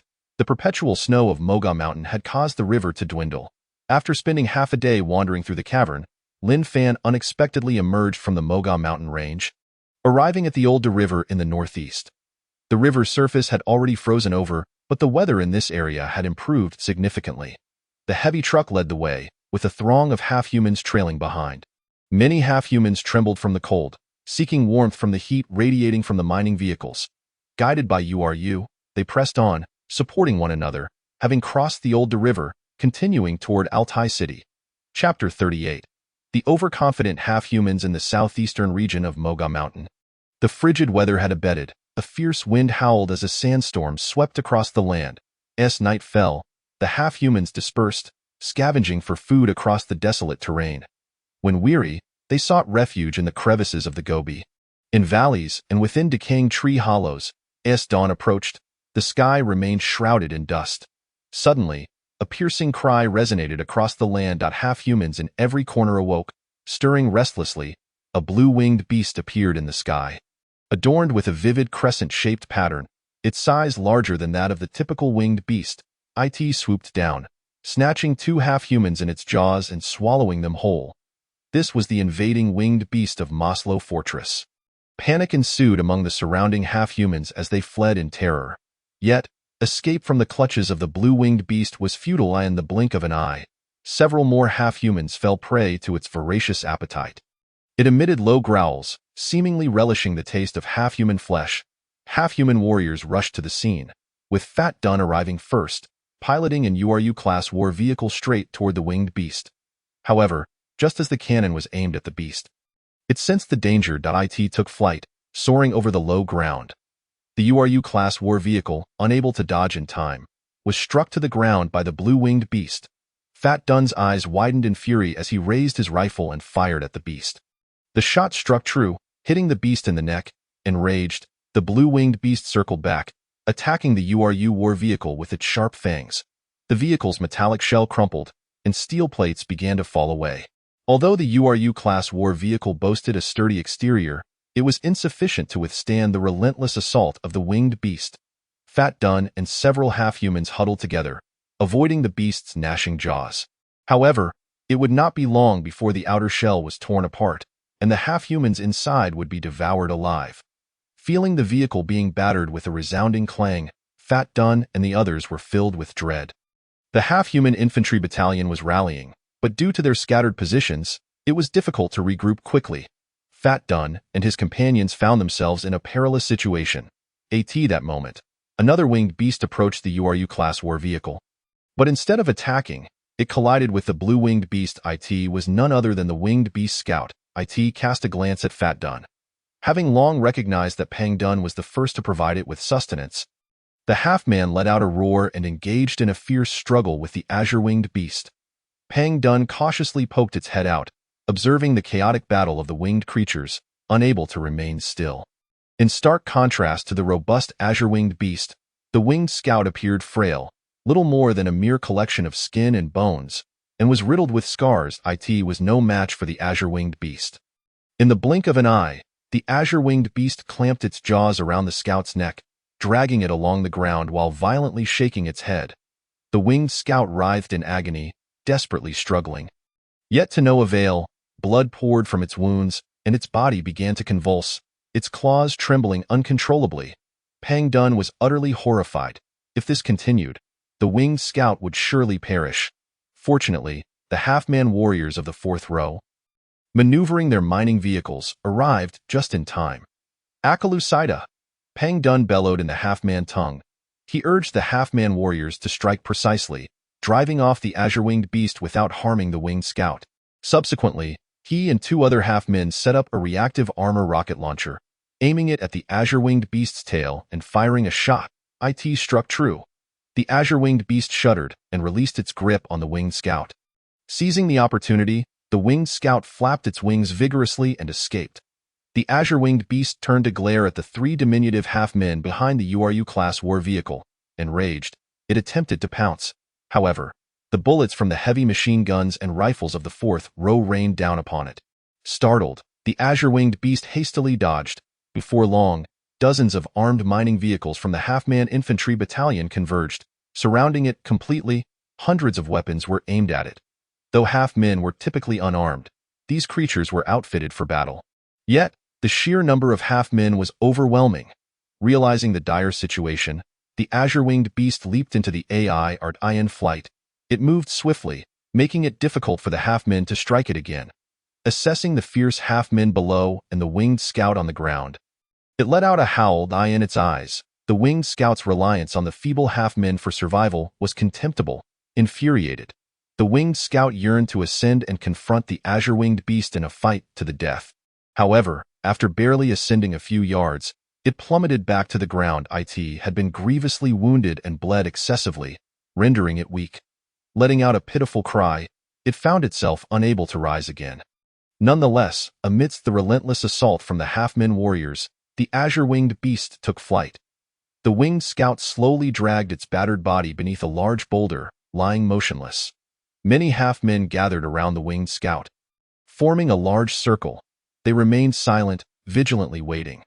They understood that it was the winged scout who had escorted them to safety, fully aware that it was no match for the azure-winged beast.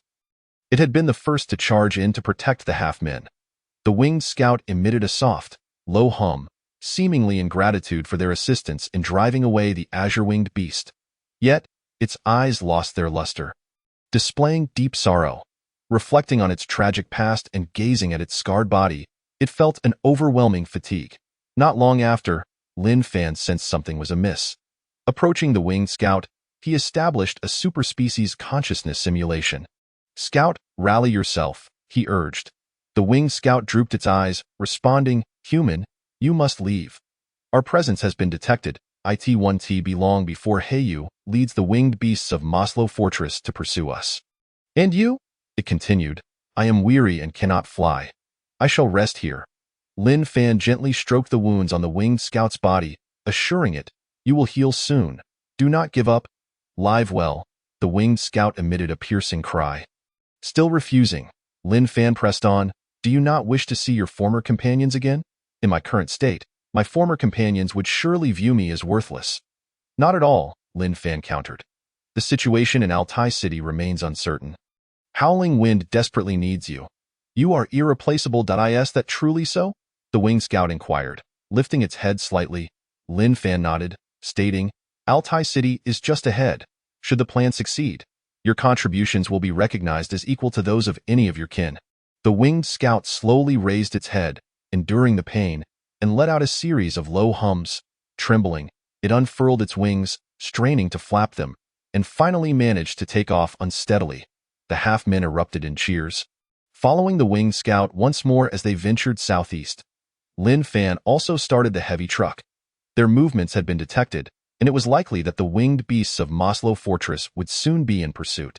Only by reaching Altai City in the shortest time possible could they hope to survive. After a day's arduous journey, Altai City was now within reach. The sky gradually darkened as the half-men arrived at the industrial ruins west of Altai City. Suddenly, amidst the swirling dust, they heard the whoosh of wind. The half-men were filled with trepidation. They knew this was not the sound of wind, but the ominous tearing of air as the massive wings of winged beasts sliced through it.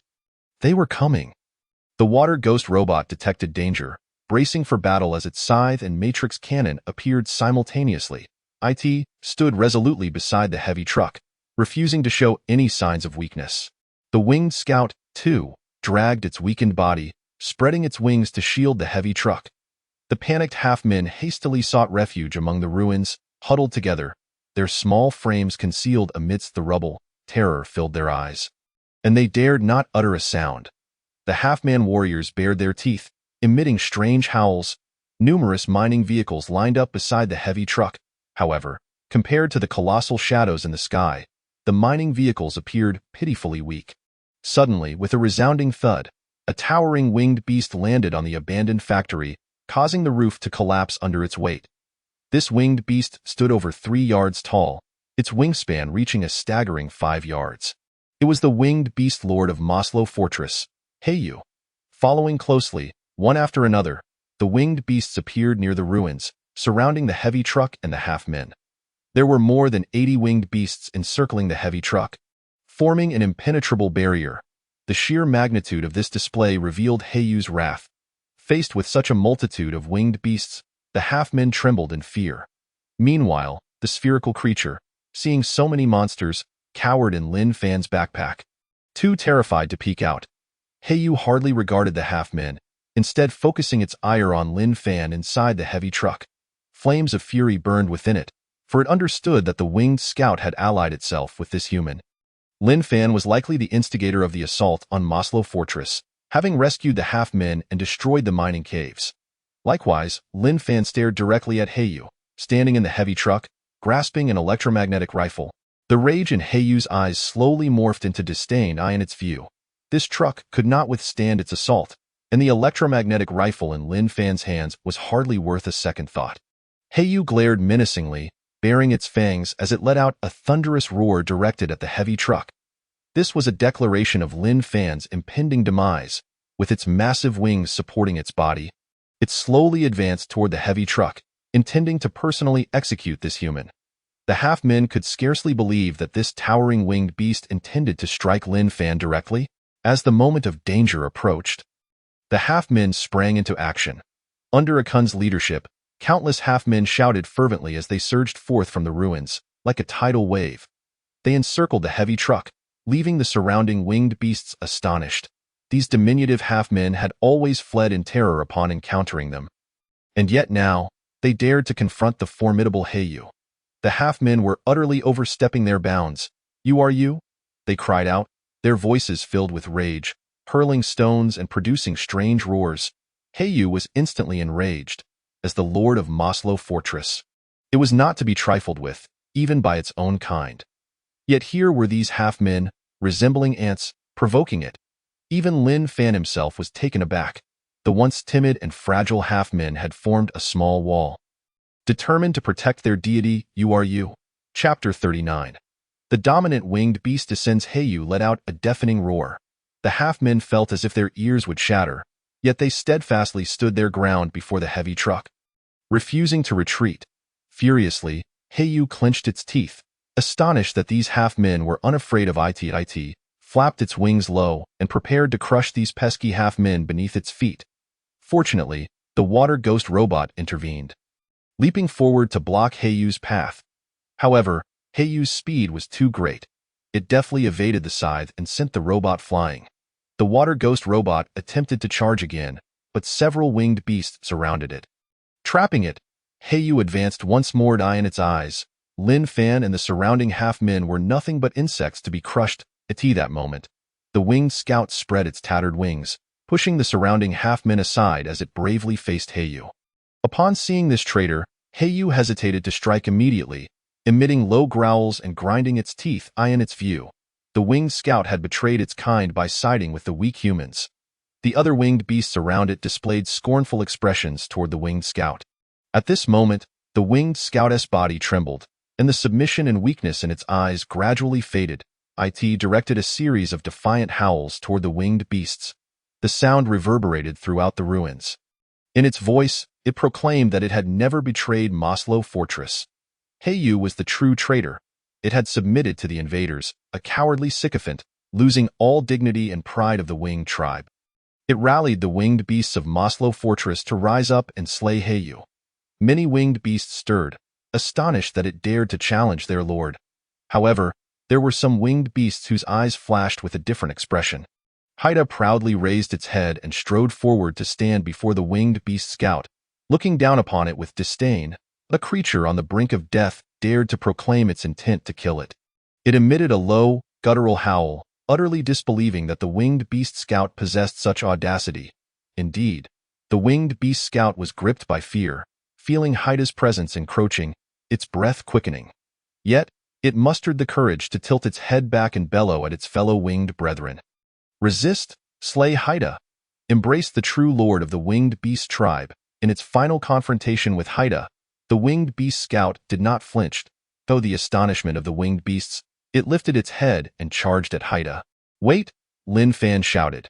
But it was too late. The winged beast scout had made its choice. Having lived a life of weakness, it now fearlessly surged toward Haida, determined to prove its bravery and honor as a member of the winged beast clan in its last moments. Using its blood to cleanse the shame it had carried. With a sharp sound, blood splattered as Haida bit through the neck of the aged winged beast scout. With a powerful shake, the lifeless body fell to the ground. Its wings curling, body convulsing, blood flowing. The surrounding winged beasts were shocked by this gruesome scene, each too frightened to move. The half-people in front of the heavy truck witnessed the winged beast scout being dispatched in an instant. They regarded the ferocious winged beast lord with trepidation, trembling in fear. They watched as Haida approached, ready to trample them to death. Suddenly, a deafening roar echoed through the sky, filled with grief and fury. The half-people looked up to see a colossal figure descending from the heavens. With its massive wings unfurled, it radiated immense power, rapidly closing in. With a resounding thud, upon landing, it sent Haida flying. It was another winged beast. Yet, none of the half-people had ever seen it before. The winged beast stood over 3 meters tall, adorned with prominent horns that gave it a fearsome appearance, its eyes brimming with unending murderous intent. It was none other than Lin Fan's companion from Heavy Iron City, dominant winged beast, Howling Wind. A fierce gust swept in as Howling Wind nudged the battered body of the winged beast scout.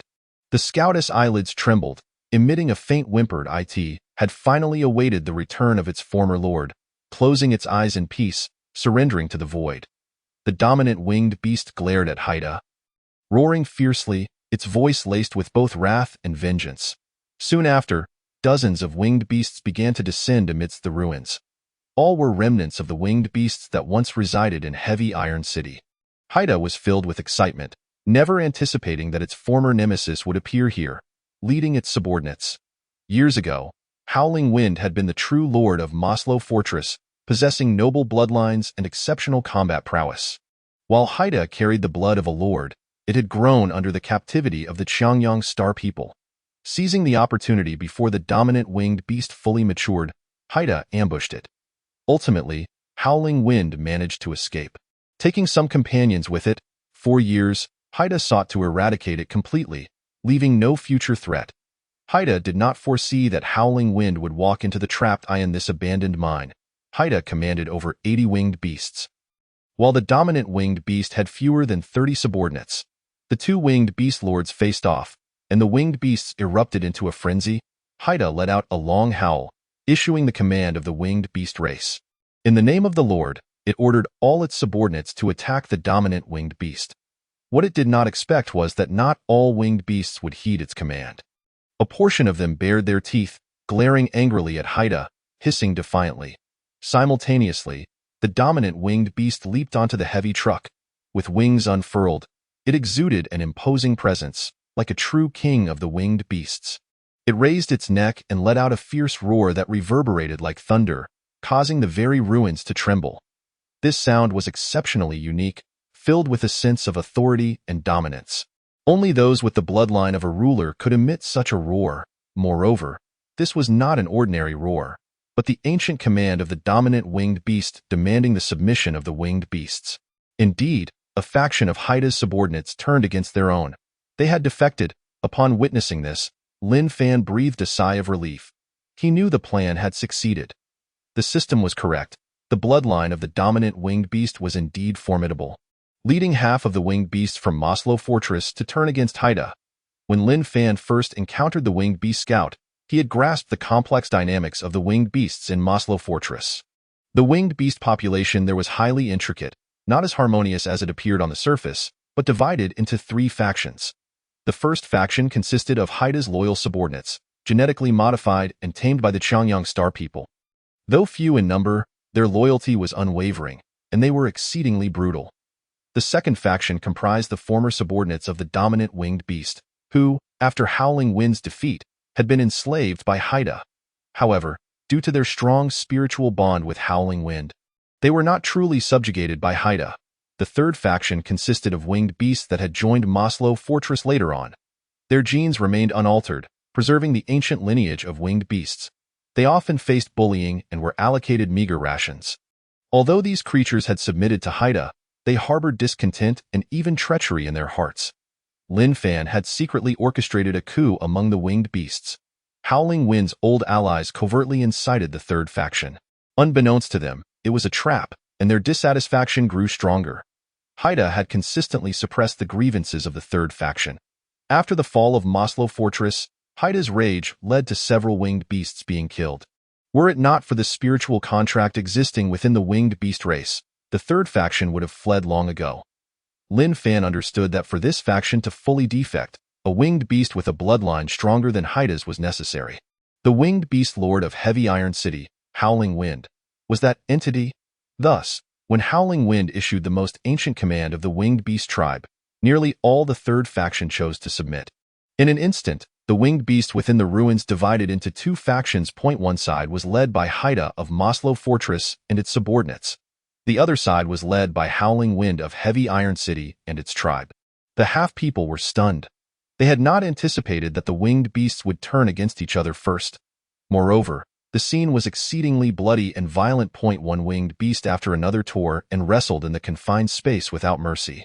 The half-people realized that hiding in such a place made them vulnerable to the fallout of the winged beast's war, so they quietly slipped away, seeking refuge in the corners of the ruins, feeling the ground tremble.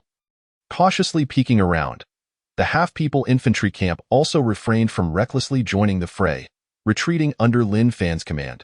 At this moment, the two winged beast lords, having faced off for a considerable time, finally clashed. This was a battle for the dominion of the winged beasts, and neither colossal creature dared to be careless.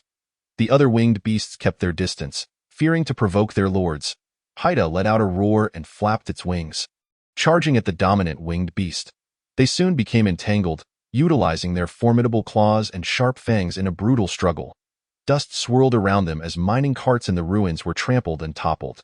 After several exchanges, the dominant winged beast left deep gashes on Haida's body with its sharp fangs, while Haida's barbed wings slashed open the dominant winged beast's back. Although Haida's bloodline was not as ancient and noble as that of the dominant winged beast, its strength was terrifying. Under the genetic modifications of the Qiangyang star people, it possessed numerous innate advantages. The hardness of its body far surpassed that of ordinary winged beasts, and its teeth and claws were exceedingly sharp. Otherwise, it would not have been able to dominate the winged beasts of Maslow Fortress. Furthermore, it was cruel and savage, and its subordinates dared not resist. The battle between the lords of the winged beasts was intensely fierce and evenly matched. The half-people observed the clash, whispering among themselves, speculating that the dominant winged beast and its subordinates were summoned by Uru. Thus, those hiding in the corners began to quietly chant, Wingkasa, slaughter, Alameda. They prayed for the warriors to defeat the evil monsters and drive out the wicked. Chapter 40. The War of the Winged Beast Lords. Originally, Haida commanded numerous winged beasts in Maslow Fortress, capable of forming an overwhelming advantage. However, with half of the winged beasts defecting, its sole advantage had vanished. Haida was indeed powerful in combat but remained no match for the dominant winged beast. The current dominant winged beast was no longer what it once was. Its strength, speed, and resilience were formidable. After repeated assaults, Haida began to falter in a head-on collision. The dominant winged beast knocked it down. Yet, Haida was resilient. Suddenly, it opened its jaws and, taking advantage of the moment, clamped down on the dominant winged beast's neck with all its might. A sharp sound echoed as Haida's jaws latched onto the dominant winged beast's neck, its fangs slicing through flesh. Even though the dominant winged beast's neck was sturdy, blood began to seep forth. Haida held on tightly, relentlessly tearing at it. The dominant winged beast sensed the peril and twisted its neck, struggling to break free. The neck was the most vulnerable part of a winged beast. Haida sought to sever the dominant winged beast's neck, aiming to end its life. The half-people in the corner covered their eyes, not daring to breathe. Surely, they wouldn't meet the same fate as the winged beast scout. Having their necks bitten through, Lin Fan was taken aback. He had not expected Haida to be so ferocious. He knew the weakness of the winged beast lay in its neck. If this continued, the dominant winged beast would surely be in danger. Thus, he stepped out from behind the heavy truck, taking up an electromagnetic rifle and aiming for the back of Haida's head. As the dominant winged beast beheld this scene, it let out a snort through its nostrils. Just before Lin Fan pulled the trigger, it twisted its body to shield Black Tooth from the gunfire. Subsequently, it was struck by the bullet, letting out a muffled grunt. Turning its gaze towards Lin Fan, it emitted a series of low growls. Tio, the dominant winged beast. The battle among the winged beasts was not to be interfered with by outsiders. Moreover, considering the chaos of the skirmish, Lin Fan's actions were perilous. Should he attract the attention of the opposing winged beasts, he would find himself in dire straits. Lin Fan discerned its intent and reluctantly stowed away his electromagnetic rifle, obediently returning to the armored truck. Suddenly, the dominant winged beast let out a skyward howl, its eyes ablaze with battle fervor, its blood coursing with primal energy. It could not afford to fall. Black Tooth had betrayed its tribe, submitted to the Qingyang aliens, and slaughtered its Ki in this battle. It sought not only to redeem past humiliations, but also to affirm the noble lineage of the winged beasts, untainted by the Qingyang's defilement. With that, it unfurled its wings, spanning a full 5 zhang in width. Harnessing the power of the air, it steadied its form, raised its robust neck, and charged violently towards the abandoned tank with a resounding crash. Black Tooth's head collided with the tank, denting the steel plating. A buzzing sensation enveloped its head, blood seeping forth. Yet, Black Tooth stubbornly refused to relent. The dominant winged beast, incensed, lifted its head once more and charged at the tank. Black Tooth took another blow and was finally compelled to release its grip. It stepped back, aiming to topple the dominant winged beast. However, the dominant winged beast would not allow it to succeed again. Utilizing the powerful muscles of its hind legs, it leaped, evading Black Tooth. Suddenly, it appeared behind it, its hind legs crashing down into the ruins, momentarily lifting its body off the ground in the blink of an eye. It surged towards Black Tooth, its body akin to a slingshot, sending it crashing to the earth. Dust billowed as Black Tooth was propelled 10 meters away.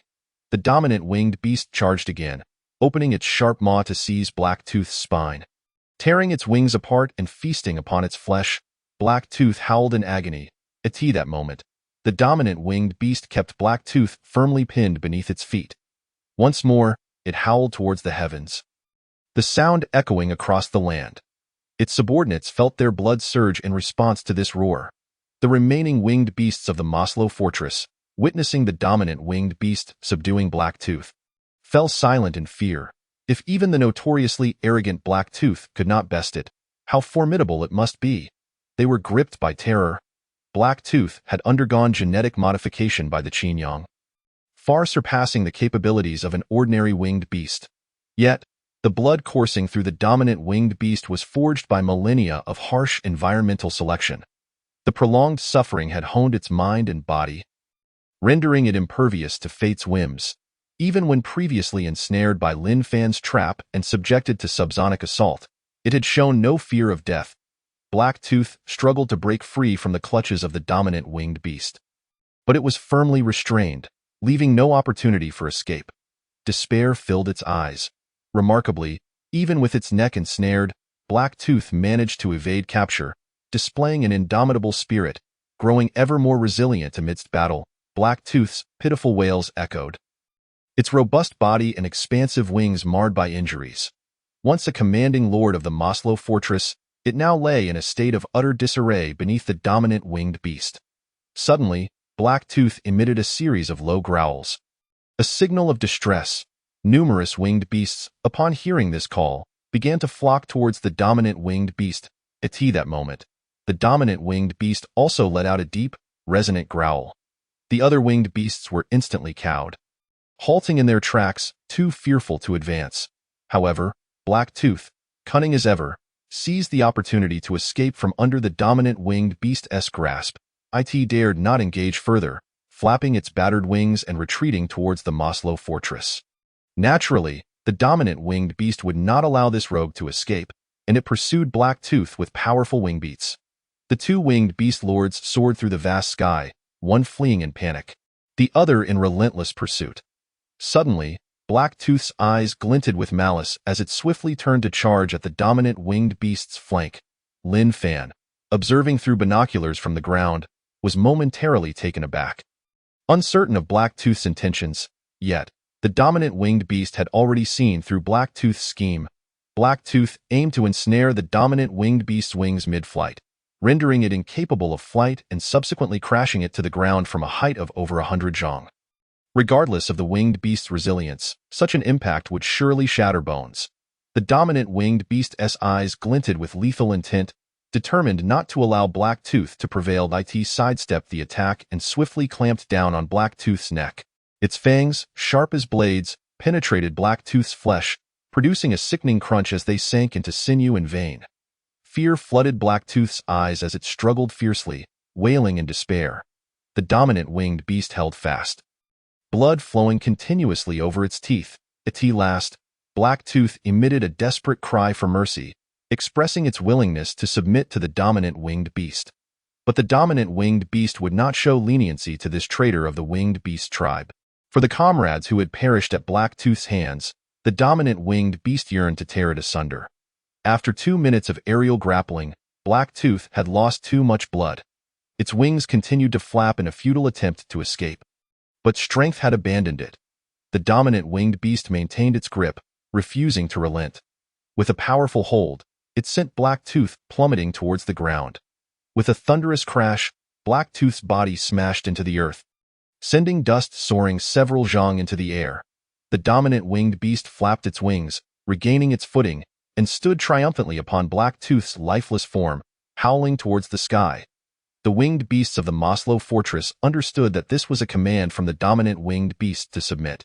Submit or perish. At this moment, with Blacktooth dead, the winged beasts of the Maslow fortress were left leaderless, each displaying signs of trepidation. Yet, one azure-hued winged beast launched an attack against the dominant winged beast. A loyal subordinate of Blacktooth, it sought vengeance for its fallen leader. The dominant winged beast's killing intent surged. With a swift sweep of its wings, it knocked the assailant down, then advanced, ruthlessly snapping its neck. The other winged beasts of the Maslow fortress dared not challenge further. They felt the overwhelming power and authority of the dominant winged beast. Slowly, one by one, they prostrated themselves on the ground, all submitting to the dominant winged beast. A dark mass of 50 winged beasts gathered in this war of winged beast lords. The roaring wind emerged victorious. Meanwhile, those half-humans huddled in the corners shouted towards the dominant winged beast. Winkasa too. Only then did the dominant winged beast notice the cacophony of the half-humans, though it could not comprehend their utterances. Snorting disdainfully, it exhaled through its nostrils, appearing quite fearsome, causing the half-humans to scatter in fright. The dominant winged beast slowly approached Lin Fan, lowering its head to rest upon his shoulder. A consciousness flowed into Lin Fan. At last, we meet. Thank you, little one. Upon learning of your plan, our kin awaited in this city. Though we arrived too late. Not too late. I lament only that the winged beast scout has perished. It proved its worth in its final moments, never forgetting the honor of the winged beast tribe. It was commendable. The dominant winged beast regarded Lin Fan, its gaze softening for the first time. I am truly astonished that you have indeed conquered the Qinyang's fortress, Lin Fan replied. Without your winged beast kin's assistance, this would have been impossible. No, without your cunning, I would have lacked the confidence to win against Blacktooth and to subdue the winged beasts of Maslow fortress. The dominant winged beast let out a low growl. You are a true warrior. As long as you remember our pact, our kin will serve you forever. Rest assured, I shall always uphold my promise. These newly subdued ones require organization. I shall return to Heavy Iron City with them. The Crimson Cloak shall continue to protect you. The dominant winged beast glanced at the half-humans in the corner. And your little subordinates as well. The dominant winged beast departed with the other winged beasts. At that moment, another winged beast circled overhead. It bore injuries, moving slowly, almost unsteadily.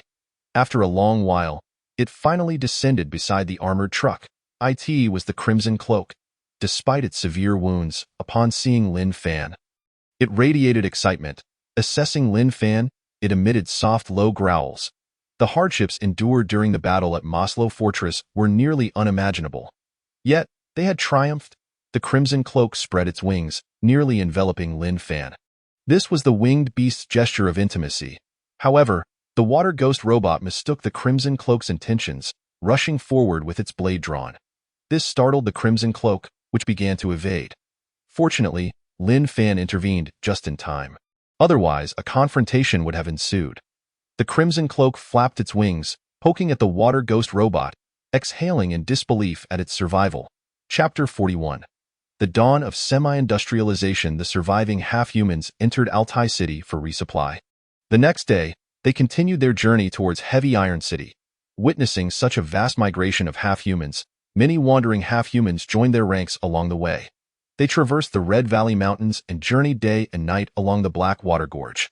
With the protection of the winged beasts and half-human warriors, the half-humans no longer feared the threat of the All-Wolves. Finally, they arrived at the no-man's land actually controlled by humans. After nearly 10 more days, they reached Heavy Iron City. Exhausted and famished, they felt an overwhelming surge of excitement upon entering Heavy Iron City. They held their breath, their heartbeats quickening, some unable to contain their tears. This place held profound significance. It symbolized the end of their enslavement and nomadic existence, heralding the dawn of a new era. They quietly entered, gazing around, curiously exploring every corner. The crumbling high walls, shattered roads, dilapidated factories, abandoned tanks and transport vehicles, and precariously hanging billboards painted a scene of desolation and ruin. Yet, in the eyes of the half-people, this place exudes a sense of homeliness. Before long, they settled in this city, clustering closely around Lin Fan's base. They preferred not to stray too far from URU and were not accustomed to dwelling in the abandoned houses of humans, which felt overwhelmingly large. Instead, they constructed modest shelters from broken stones amidst the ruins, taking residence within. Although these abodes appeared small, they were sufficiently spacious for half-people who had long endured servitude or wandering in the biting cold. They no longer suffered from the chill, now clad in thick cotton garments rather than flimsy silk wrappings. Thus began the reconstruction of Heavy Iron City. Lin Fan conveyed to the half-people that they were no longer enslaved miners or wanderers. With their newfound home, they aimed to build it well, vowing never to return to the days of aimlessness and exploitation. The fate of the half-people must be firmly grasped in their own hands. Industrial productivity was paramount. Mastering industry would mark the first step on the path to empowerment for the half-people. Therefore, an industrial revolution among the half-people was urgently needed. Lin Fan's words deeply inspired them. Having spent years as miners, they understood all too well that their physical frailty could only be overcome through machinery. The foundation of machinery manufacturing, repair, and energy lay in factories. Under the dim lights of mining vehicles in the dead of night, Akuin and Yuze sketched plans on a wall with pebbles. Akuin had been appointed by Lin Fan as the leader of the Heavy Iron City reconstruction team, with Yuze as his assistant. They deliberated earnestly, feeling the weight of their task. The reconstruction was a responsibility entrusted to them by Lin Fan, and failure was not an option. The two half-people initially focused on a coal mine and a compressed coal factory in the northern part of Heavy Iron City. Having previously worked in the compressed coal factory of the Qinyang people, they understood that the primary challenge was securing the energy source, refined compressed coal. While various machines could be salvaged from the ruins, their operation demanded a substantial supply of compressed coal. Although remnants of compressed coal remained in Heavy Iron City, this was not a sustainable solution, as it would eventually be depleted. Thus, the production of compressed coal was fundamental to industrial operations. The first factory they aimed to restore was the abandoned compressed coal plant. This was an endeavor the half-people had never attempted, fraught with difficulties and hardships. Nevertheless, the two felt exhilarated and full of vigor. Given the current state of the half-people, progress would need to be gradual. They would start from scratch, navigating cautiously. After much discussion, they reached a crucial conclusion. The most vital and straightforward task was to consolidate the useful resources of the city. The following day, Akuin summoned several thousand half-people. He informed them that compressed coal was the lifeblood of machinery, and the compressed coal factory represented the dawn of their industrial revolution. Though it was a formidable challenge, the half-people understood the significance of the compressed coal factory, their spirits soaring. They embarked on a fervent exploration and scavenging mission throughout Heavy Iron City, diligently covering every corner, including sewers and basements. Not to mention various abandoned factories, garages, transport stations, warehouses, and military installations. Remarkably, their efforts yielded substantial results. Heavy Iron City was vast, stretching 80 kilometers deep, encompassing residential areas, mining zones, and industrial districts. After the devastation, few had ventured here, rendering Heavy Iron City akin to an unmined treasure trove. Amidst the ruins, the half-people discovered numerous operational transport vehicles and trailers. Do not underestimate the half-people. Many of the older ones had previously worked in factories and knew how to operate transport vehicles and trailers. With these transportation tools at their disposal, their quest for resources became significantly easier. Within the compressed coal factory, the half-people busied themselves both inside and out, at Lin Fan's request. All half-workers donned human safety helmets, often obscuring their vision. Burdened with large backpacks filled with various tools, they tightened screws with primitive wrenches, hammered deformed machine parts, and wiped away thick layers of dust. The half-people labored diligently to restore everything here. They had performed similar tasks in the compressed coal factory and the mines, conducting simple repairs when production lines broke down under the Qingyang people's directives. However, the comprehensive restoration of an entire factory was still a daunting task. Yet, the half-people feared not failure. Even in defeat, there was always the possibility of a fresh start.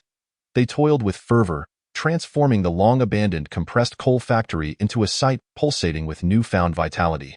Meanwhile, Lin Fan was not idle. Beyond compressed coal, another crucial energy source was electricity. Without it, the industrial revolution of the half-people in Heavy Iron City could not progress. Consequently, he needed to assist the half-people in restoring the power plant. If the power plant remained inoperative, the city would continue to languish in a state of paralysis. The compressed coal factory would also be rendered impotent, and all industrial production would face constraints. Within the industrial district of Heavy Iron City lay a nuclear power plant, which had once supplied electricity to the industrial city. Lin Fan brought dozens of half-people to this site. The interior was shrouded in darkness, thick with dust. Fortunately, the defensive structures here were robust. Several years prior, the nuclear power plant had been affected by the war, yet it had not been destroyed. Upon arrival, the spherical entity expressed remarkable excitement. Emerging from Lin Fan's backpack and releasing steam from its nostrils, inhaling the scent of steel and heavy metal atoms from the reactor. Observing this, Lin Fan pinched the sphere's nose and said sternly, "This place is hazardous. You must not act recklessly. A nuclear leak would spell disaster for me." The sphere grimaced but nodded obediently, realizing Lin Fan had not brought it here merely for a meal. Lin Fan continued, "Our task is to repair the damaged power generation equipment and reinstate the operation of the nuclear power plant." The sphere's eyes lit up at the prospect of restoring the power plant. Deep in thought, it gestured to Lin Fan, indicating that repairing such a reactor was feasible. However, it noted the vastness of the site, stating that complete restoration would require considerable time. Time was not an issue. But the sphere remarked that repairing the nuclear reactor would not be a trivial endeavor. Upon hearing this, the sphere became invigorated and eagerly leaped onto the nuclear reactor equipment, transforming into a furnace state. Its forelimbs morphed into repair tools. It commenced a comprehensive inspection of the nuclear power generation equipment. In the eyes of the scavenger, this nuclear fission equipment was unremarkable, rather a relatively low-end method of nuclear reaction. Now in the mid-stage of its juvenile form, the sphere found the repair of this reactor to be quite manageable. Shortly thereafter, the sphere completed its assessment and excitedly informed Lin Fan that, despite the damage, the main reactor remained intact. Moreover, the remaining materials within the nuclear power plant could provide enough electricity for the entire city for 2 years. In a secluded valley, hundreds of kilometers outside Heavy Iron City, under the guidance of the elder winged beast, numerous new winged beasts arrived. Famished, they were astonished to see a mountain of wolf corpses and ravenously devoured the remains. Some newcomers almost resorted to fighting over the feast. It is worth noting that, within Maslow Fortress, the winged beasts were merely tools for patrol, receiving scant food while executing daily tasks, never satiating their hunger. They had never experienced such abundance before, their bellies nearly bursting. In the desolate Gobi of the western regions, finding food was a daunting task. The newcomers had never anticipated the opulence of Heavy Iron City's winged beasts. Even the remnants of the former Black-Tooth loyalists felt a profound transformation within. After gorging themselves, they no longer harbored resentment towards Howl Wind for slaying their former leader. Instead, they felt liberated from suffering by Howl Wind's intervention. The former subordinates of Howl Wind were even more effusive in their gratitude, wholeheartedly acknowledging him as a magnificent winged beast lord who not only forgave their past transgressions, but also granted them such bountiful rewards. In the central old city hall, which had evidently become the nest of the winged beasts. A significant transformation occurred within the winged beast tribe of Heavy Iron City after their victory over the winged beast lord. Now, under Howl Wind's command, there were over 100 winged beasts. A far cry from their former numbers. The increase in their ranks brought about a more complex composition.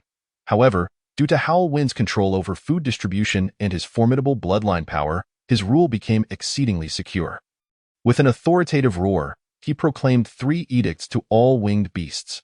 First, no matter how hungry they were, they must not attack humans or human cities unless directed by the Little One. Second, they must not assault half-people unless instructed by the Little One. Third, the burial site of the wolf corpses must not be discovered, but assistance must be rendered in the event of an attack on human transport teams by wolves or other creatures. Unless the Little One forbids it. The densely packed winged beasts bowed in agreement, their heads low to the ground, not daring to defy the commands of their beast lord. Chapter 42. The Curiosity of Yuzhe in Heavy Iron City. The warehouses near the base were transformed into barracks for the half-people. Armed half-people warriors departed from here, stationed in the city's corners, vigilantly guarding their new home. Their movements were clandestine, difficult to detect, as they meticulously monitored any signs of disturbance in the city. Collaborating with the patrols of the winged beasts, they established a tight surveillance network in Heavy Iron City. Indeed, the mechanized armed forces of the half-people had grown stronger. Evolving from a mere battalion into a regiment, the original few hundred half-people had expanded to over 3,000. Many former half-people miners had transformed into soldiers. Lin Fan returned command of the half-people's armed forces to them. In the battle at Maslow Fortress, both Pangdun and Akai had achieved remarkable feats. With the expansion of the half-person infantry regiment, it has now been organized into 4 battalions. Pangdun has been promoted to deputy commander and combat director, responsible for leading the battles. Akai has taken on the role of armaments officer, overseeing military supplies and defensive fortifications. Nevertheless, the entire half-person infantry regiment is resolute in their belief that they are fighting for URU and their tribe, unwaveringly following Lin Fan, from whom they cannot detach. Although Lin Fan no longer concerns himself with the regiment's specific affairs, he still makes the critical decisions. However, the half-person armed forces face a grave dilemma, an acute shortage of weaponry and equipment. The remaining armed mining vehicles are woefully insufficient for the needs of an entire regiment, with more than half of the half-person warriors lacking weapons altogether. They have scoured Heavy Iron City, discovering a variety of equipment, including firearms and light weaponry like cannons, as well as several armored vehicles and tanks. Yet, most of these are defective and require repairs, a task the half-persons are currently unable to execute independently. Without weapons, the half-persons lack combat effectiveness. The concept of establishing a half-person armament factory has taken shape in Pangdun's mind. Since taking on the roles of deputy commander and combat director, he has redoubled his efforts. Were it not for URU's trust, he would still be the butt of jokes among his peers. Being the deputy commander is both an honor and a source of responsibility and pressure. He knows that in the days to come, they will encounter the robots from Qinyang's star once more. Even armed, the half-persons would find it challenging to confront the robots head-on. He has been pondering how to strengthen the infantry regiment, even considering the repair of heavy weaponry like tanks, which would be significantly more powerful than mining vehicles. After much deliberation with Akai, they approached Lin Fan. Upon hearing his thoughts, Lin Fan felt a surge of joy. Indeed, the establishment of a half-person military industry is a pressing and vital need. However, the industrial foundation of the half-persons remains exceedingly weak. For them, independently repairing light weapons and moderately damaged heavy equipment is not insurmountable. Yet, to repair heavy weaponry on a larger scale, such as tanks and armored vehicles, they have a long road ahead. Despite the lack of weapons, the expanded half-person infantry regiment has not remained idle. They are engaged in 2 key tasks: training new recruits, which Pangdun personally oversees with great patience and strictness, imparting not only the techniques for using human light weapons, but also the strengths and weaknesses of the Qinyang Star robots. Additionally, he is exploring tactics specifically aimed at ambushing robots and employing trap warfare. The second task of the infantry regiment is the construction of defensive fortifications in Heavy Iron City. Due to the weapon shortage, some half-persons are serving as engineers. Akai is leading them in this endeavor, which is crucial for the safety of the half-persons, and they dare not cut corners. Centered around the base, they are clearing obstacles from main thoroughfares, restoring vital traffic routes to ensure the mobilization of half-person armed forces should war break out. They plan to excavate trenches and traps to guard against robot incursions and have identified many sturdy structures to construct watchtowers and bunkers. Meanwhile, the city reconstruction efforts and the industrial transformation of the half-persons are also progressing. In a concealed underground passage, Yuz has led a group of half-persons to this location, venturing inside. Were it not for the thorough search conducted by the half-persons in Heavy Iron City, they would have found it difficult to discover such a place. He nervously navigates the passage, eventually arriving at a door that blocks their way. The door is solid, and no amount of pushing from the half-persons will budge it. The atmosphere is somewhat eerie, instilling fear in the others, who are completely unaware of what lies beyond the door. They harbor an innate terror of the unknown. However, Yuz is filled with curiosity upon arriving here. He instinctively senses that this place is anything but ordinary. Driven by his curiosity, he cannot restrain himself. While the other half-persons hesitate to open the door, Yuz persists, determined to take a look inside. The others are at a loss, as he is the second most prominent figure in the half-person industrial transformation. Thus, the half-persons diligently operate the mining vehicles, chiseling a path beside the door. However, the mining vehicle becomes stuck halfway through. In desperation, Yuz retrieves explosives and blasts a way through. Bang! The sound of the explosion echoes far and wide. Lin Fan, stationed at the base, faintly hears the noise and furrows his brow. What has transpired? Could it be an incursion by the Qingyang Star robots? Yet, at that moment, ding! The interstellar scavenging system has been activated, displaying a line of text in the holographic projection. Recovered 1 scrapped Butcher-class robot. Gaining 100 scavenging points. Recovered 2 scrapped Butcher-class robots, gaining 100 scavenging points. Recovered 3 scrapped Butcher-class robots, gaining 100 scavenging points. Recovered 56 scrapped Butcher-class robots, gaining 100 scavenging points. What is happening? Lin Fan is taken aback and hastily inquires of the system. What exactly has occurred? Meanwhile, Yuz, amidst the billowing smoke from the explosion, steps into the space beyond the door. It is an underground warehouse. Under the glare of the searchlights, his body trembles. Before him stands a line of Butcher-class robots from the Qingyang Star. A mere glance reveals the metallic panels glinting faintly in the light, exuding a chilling and merciless aura. Yuz dares not take a second glance. In an instant, fear overtakes him, and he bolts in a panic, retreating with his fellow half-persons.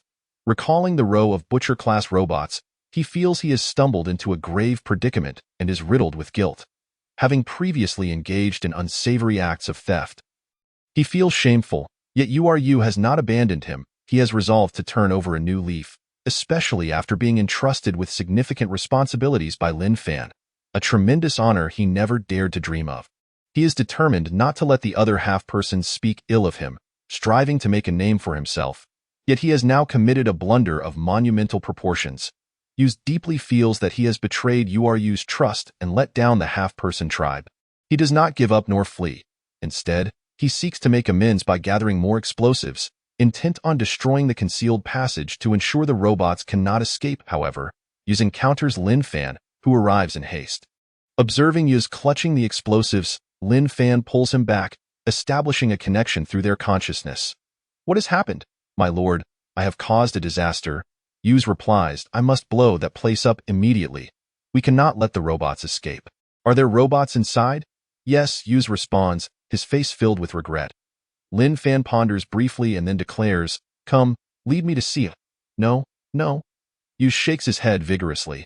There are many robots. I must blow this place up. Even if it costs me my life. If they are living robots, you won't be able to escape at all. Lin Fan chuckles lightly, gently patting Yuz's shoulder. Yuz, you have brought me quite the surprise.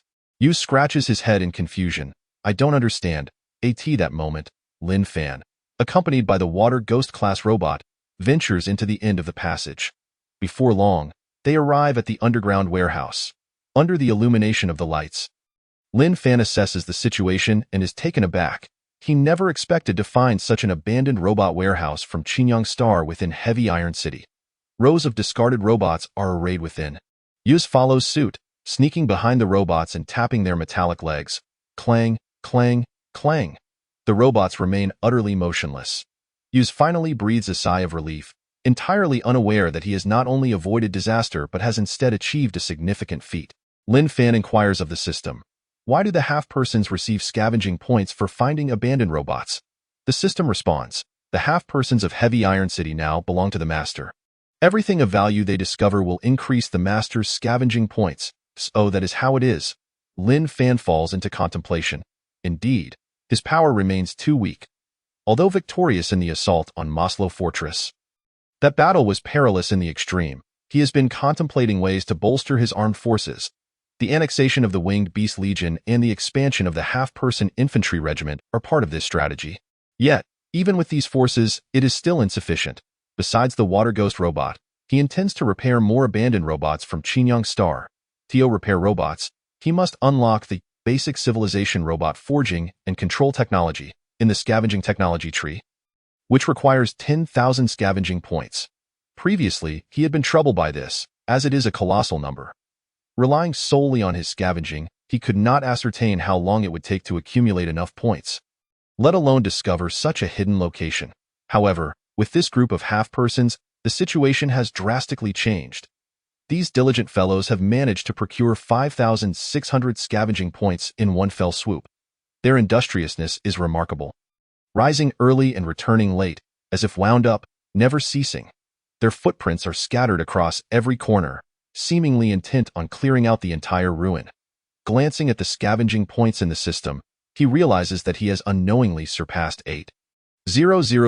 A faint smile graces Lin Fan's face. Chapter 43. The budding of half-person agriculture at the base. Akun has brought a limping half-person before Lin Fan. The half-person is named Jamu, quite elderly, having once been a trusted companion of Elder Moda and held in high esteem among the half-persons in the mines.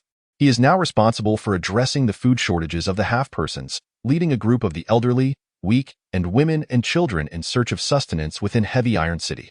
However, this visit has brought an air of anxiety. Lin Fan inquires, Jamu, is the food remaining in Heavy Iron City insufficient?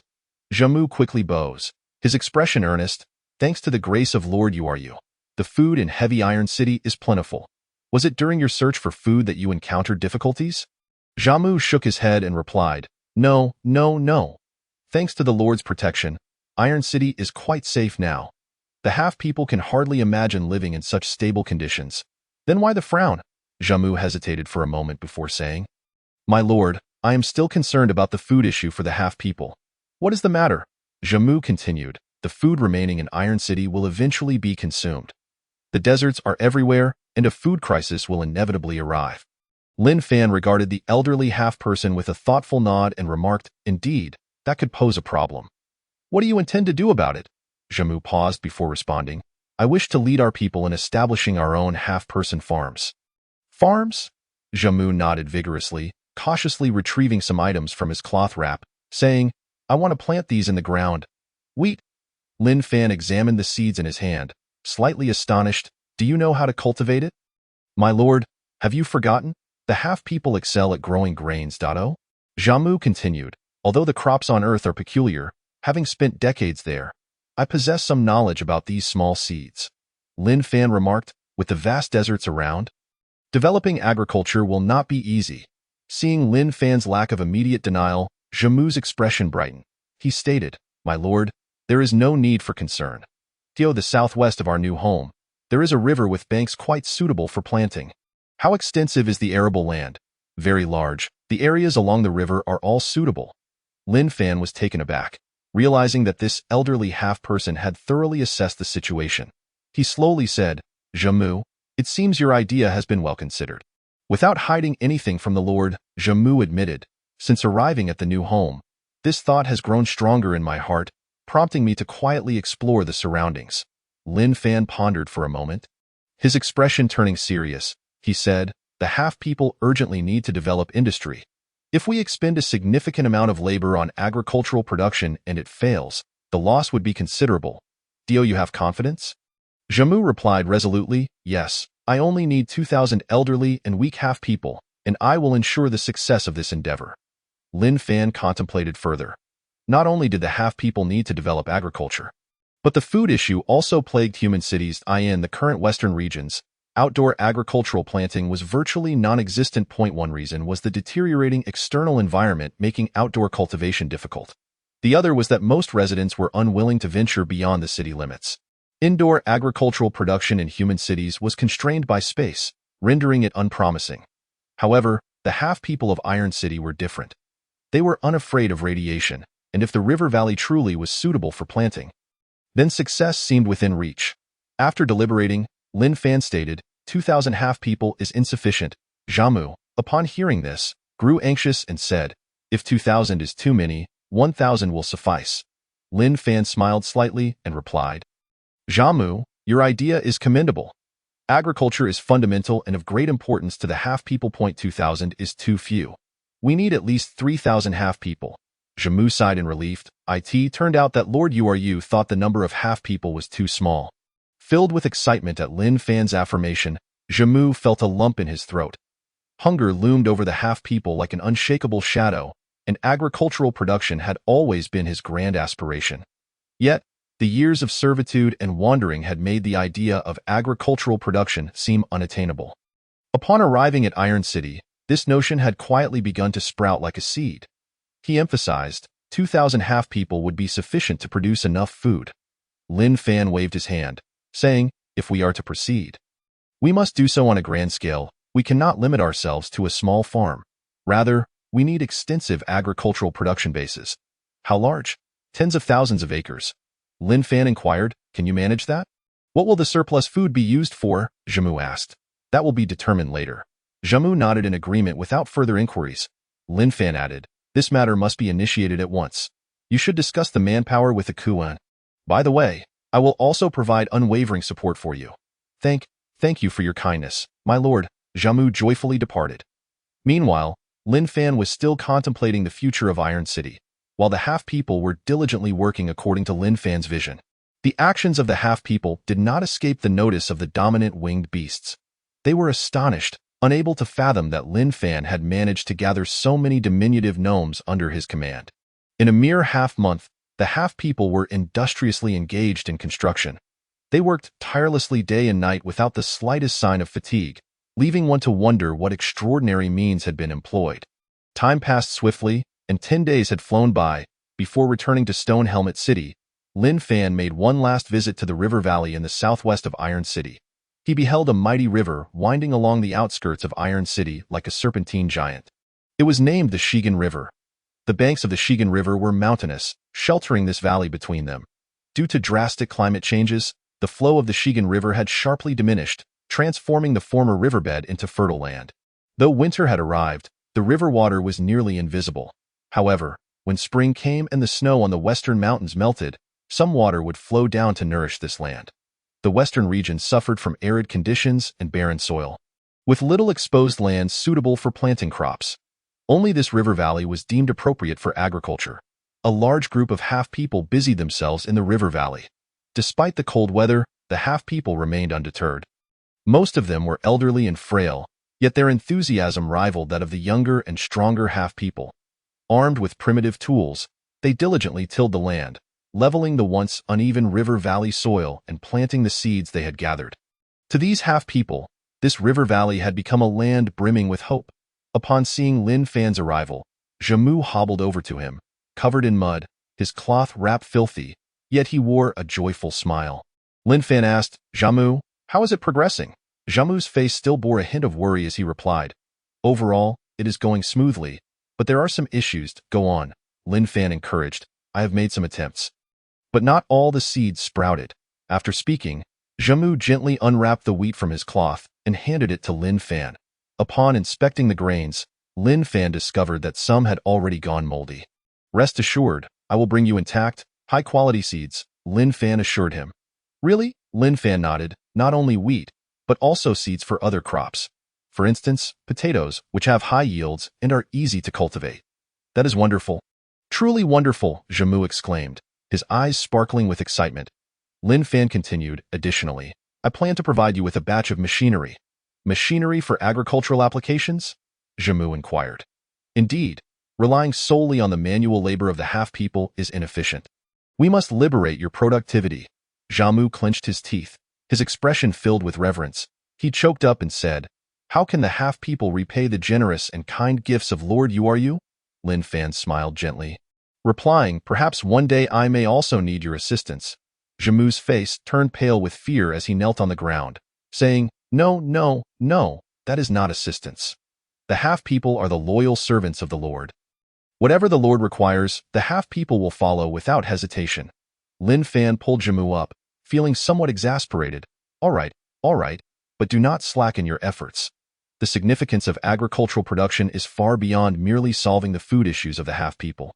I will not falter. Even if it costs me my life, I will ensure the agricultural production base for Lord Uru is established, Lin Fan felt reassured. The agricultural production of the half-people had already commenced.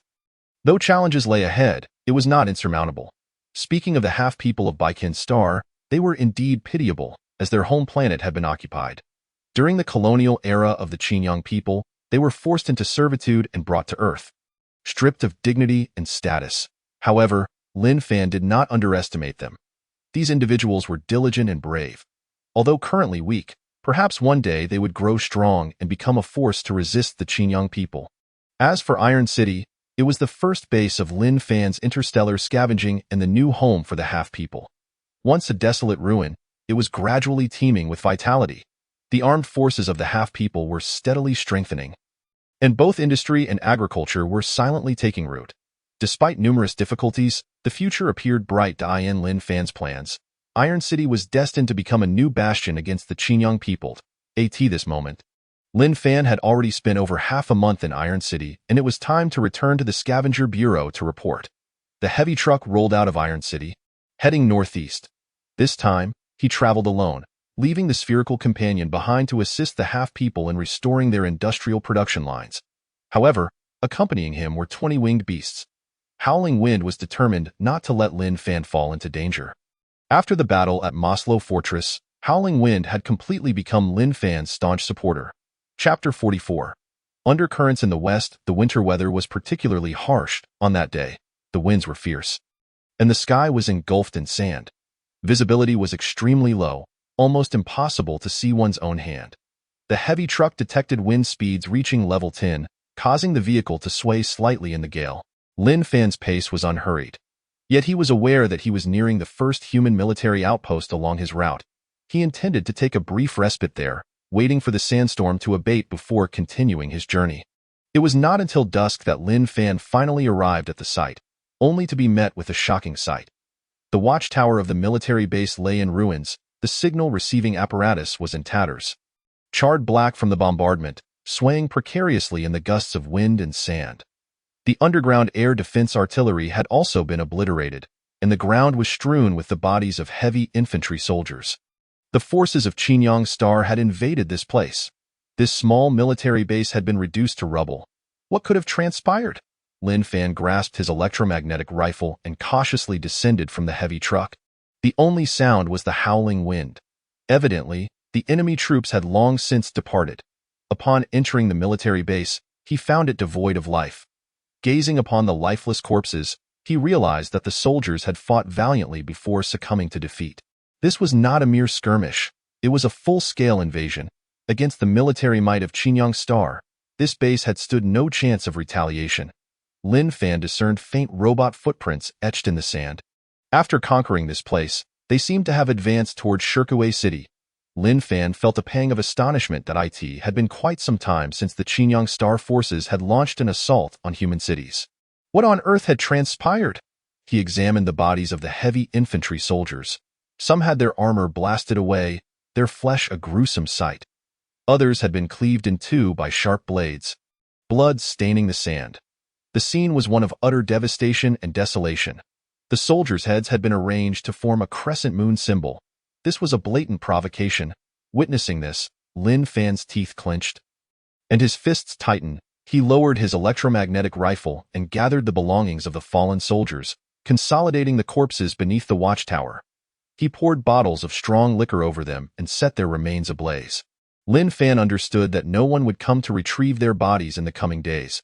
Had he not passed through this area, the remains of these soldiers would have likely attracted the ravenous toothed wolves. Amidst the sandstorm, the soldiers' bodies slowly ignited. Such scenes were all too familiar to Lin Fan. His face betrayed no sorrow, but a glint of murderous intent flickered in his eyes. He uncapped the last bottle of liquor. Taking a few swigs before pouring the remainder onto the ground, he spoke softly, "Farewell, my comrades." Straightening his posture, he rendered a military salute to the burning corpses. He had never forgotten his identity as a soldier.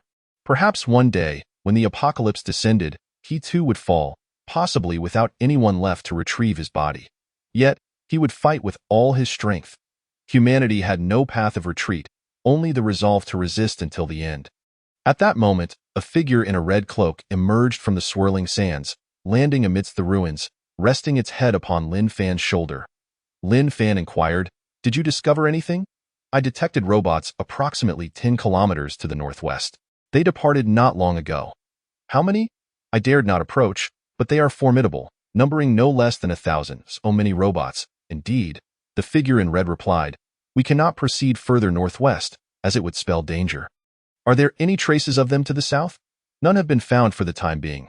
Lin Fan pondered briefly, then declared, "Let us head south for now. Exercise utmost caution and avoid detection." The figure in red emitted a low rumble. "Do not worry, little one. My companions and I shall ensure your safety.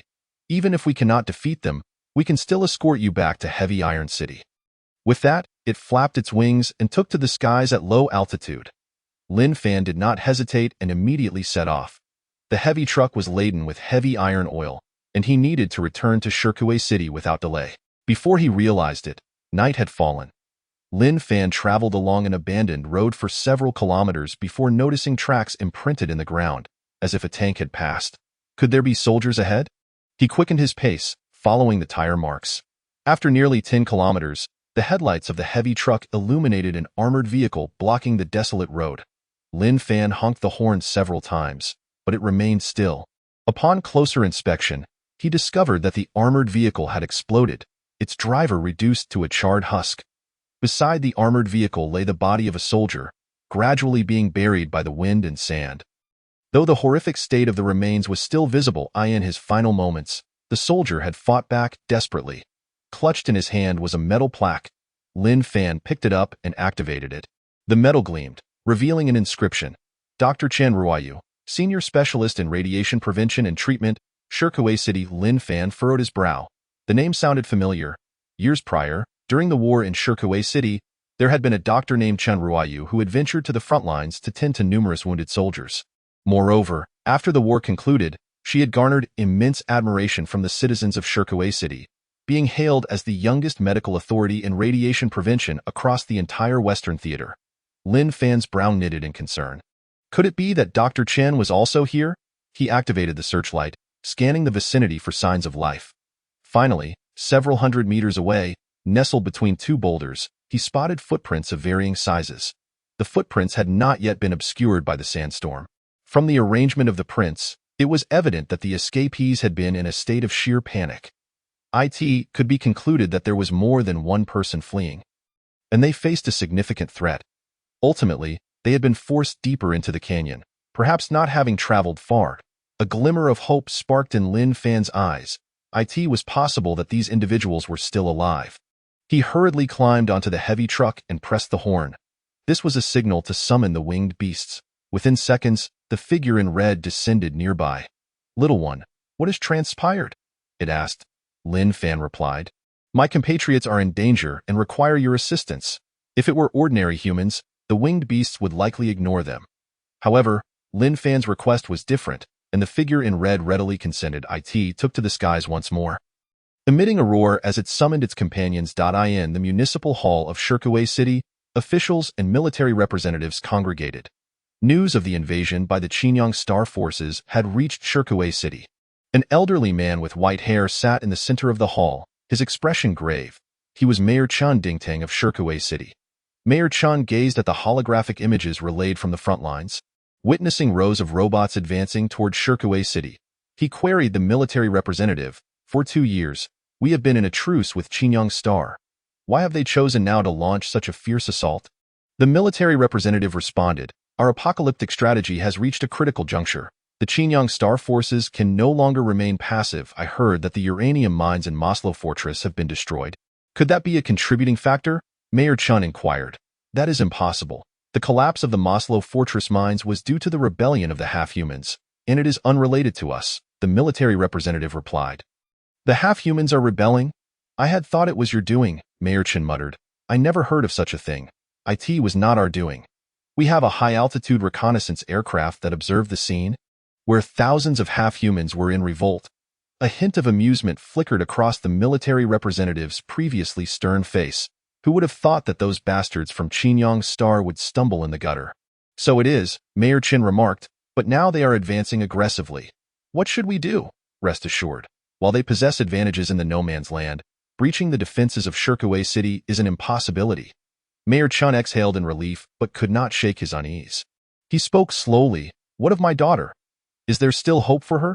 The military representative sighed, hesitating before responding. The outpost where she is stationed was among the first to be attacked. We have been unable to establish contact. This invasion is unlike any before. She is likely in grave peril. Mayor Qin's face turned ashen, and he remained silent for a long while. I am sorry. Miss Jian is a good doctor, and we have failed to protect her. In a secluded canyon deep within the southern expanse of Shirkuei City, fierce winds howled, and yellow sands whipped through the air, enveloping the area in darkness. A massive boulder stood resolute against the storm, its surface drenched in blood, staining it crimson. Upon this stone lay the dismembered corpse of a soldier, bloodied and unrecognizable as human. Above the boulder hovered a colossal flying robot known as Viper. Standing 4 meters tall, it boasted 4 turbines, its formidable power enabling it to remain aloft even in such tempestuous weather. Its might was unrivaled, and its methods of attack were far more brutal than those of the Butcher-class robots. At this moment, the mechanical arm of the Viper robot grasped a soldier. Under the imposing figure of the robot, the human form appeared diminutive. The unfortunate soldier was a lieutenant, one of his legs torn asunder by the Viper. Blood covering his body, yet he clung to life. The robot's cerulean eyes fixated on the wretched human, its metallic fingers seizing the other leg. With a sickening sound, blood erupted, and the lieutenant's remaining leg was violently severed.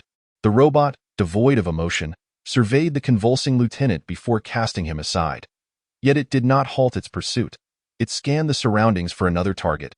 However, the lieutenant did not succumb to death. Despite the loss of both legs and the numbness that consumed his body, he still attempted to claw his way through the sand with his hands, desperately trying to reach his electromagnetic rifle, which lay just out of reach. Not far behind a rocky outcrop, a young female doctor witnessed her companion's agonizing struggle. Her heart torn with anguish, as a physician, she felt an overwhelming sense of guilt and helplessness. The lieutenant was on the brink of bleeding out, and she could do nothing to assist him. Even though the lieutenant was on the brink of death, devoid of any hope for survival, at that moment, she yearned to rush forward and staunch his bleeding. Yet, confronted by the specter of death, she felt an overwhelming dread that rendered her immobile.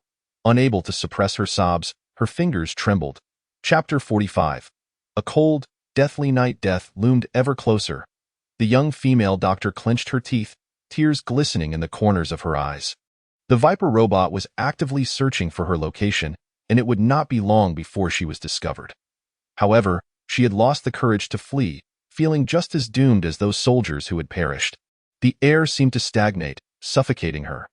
The entire world fell into an eerie silence.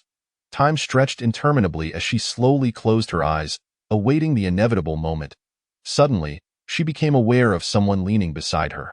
With a jolt, she opened her eyes to see a shadowy figure of a man emerging from the darkness. In the obscurity, she could barely discern his features, only catching sight of his heavy armor and the electromagnetic rifle he wielded. It was Lin Fan. Taken aback by this unexpected presence, the female doctor was astonished. Yet Lin Fan swiftly gestured for her to remain silent. He pointed to himself, indicating that he would distract the Viper robot, then gestured for her to hide behind a nearby rock. To Lin Fan's surprise, the doctor resolutely shook her head, clutching him tightly, imploring him not to go out there, refusing to abandon him. In truth, despair had consumed her, watching several soldiers fall one after another to the Viper robot's merciless onslaught. She realized that against the formidable machinery of the Qinyang star, humans were helpless.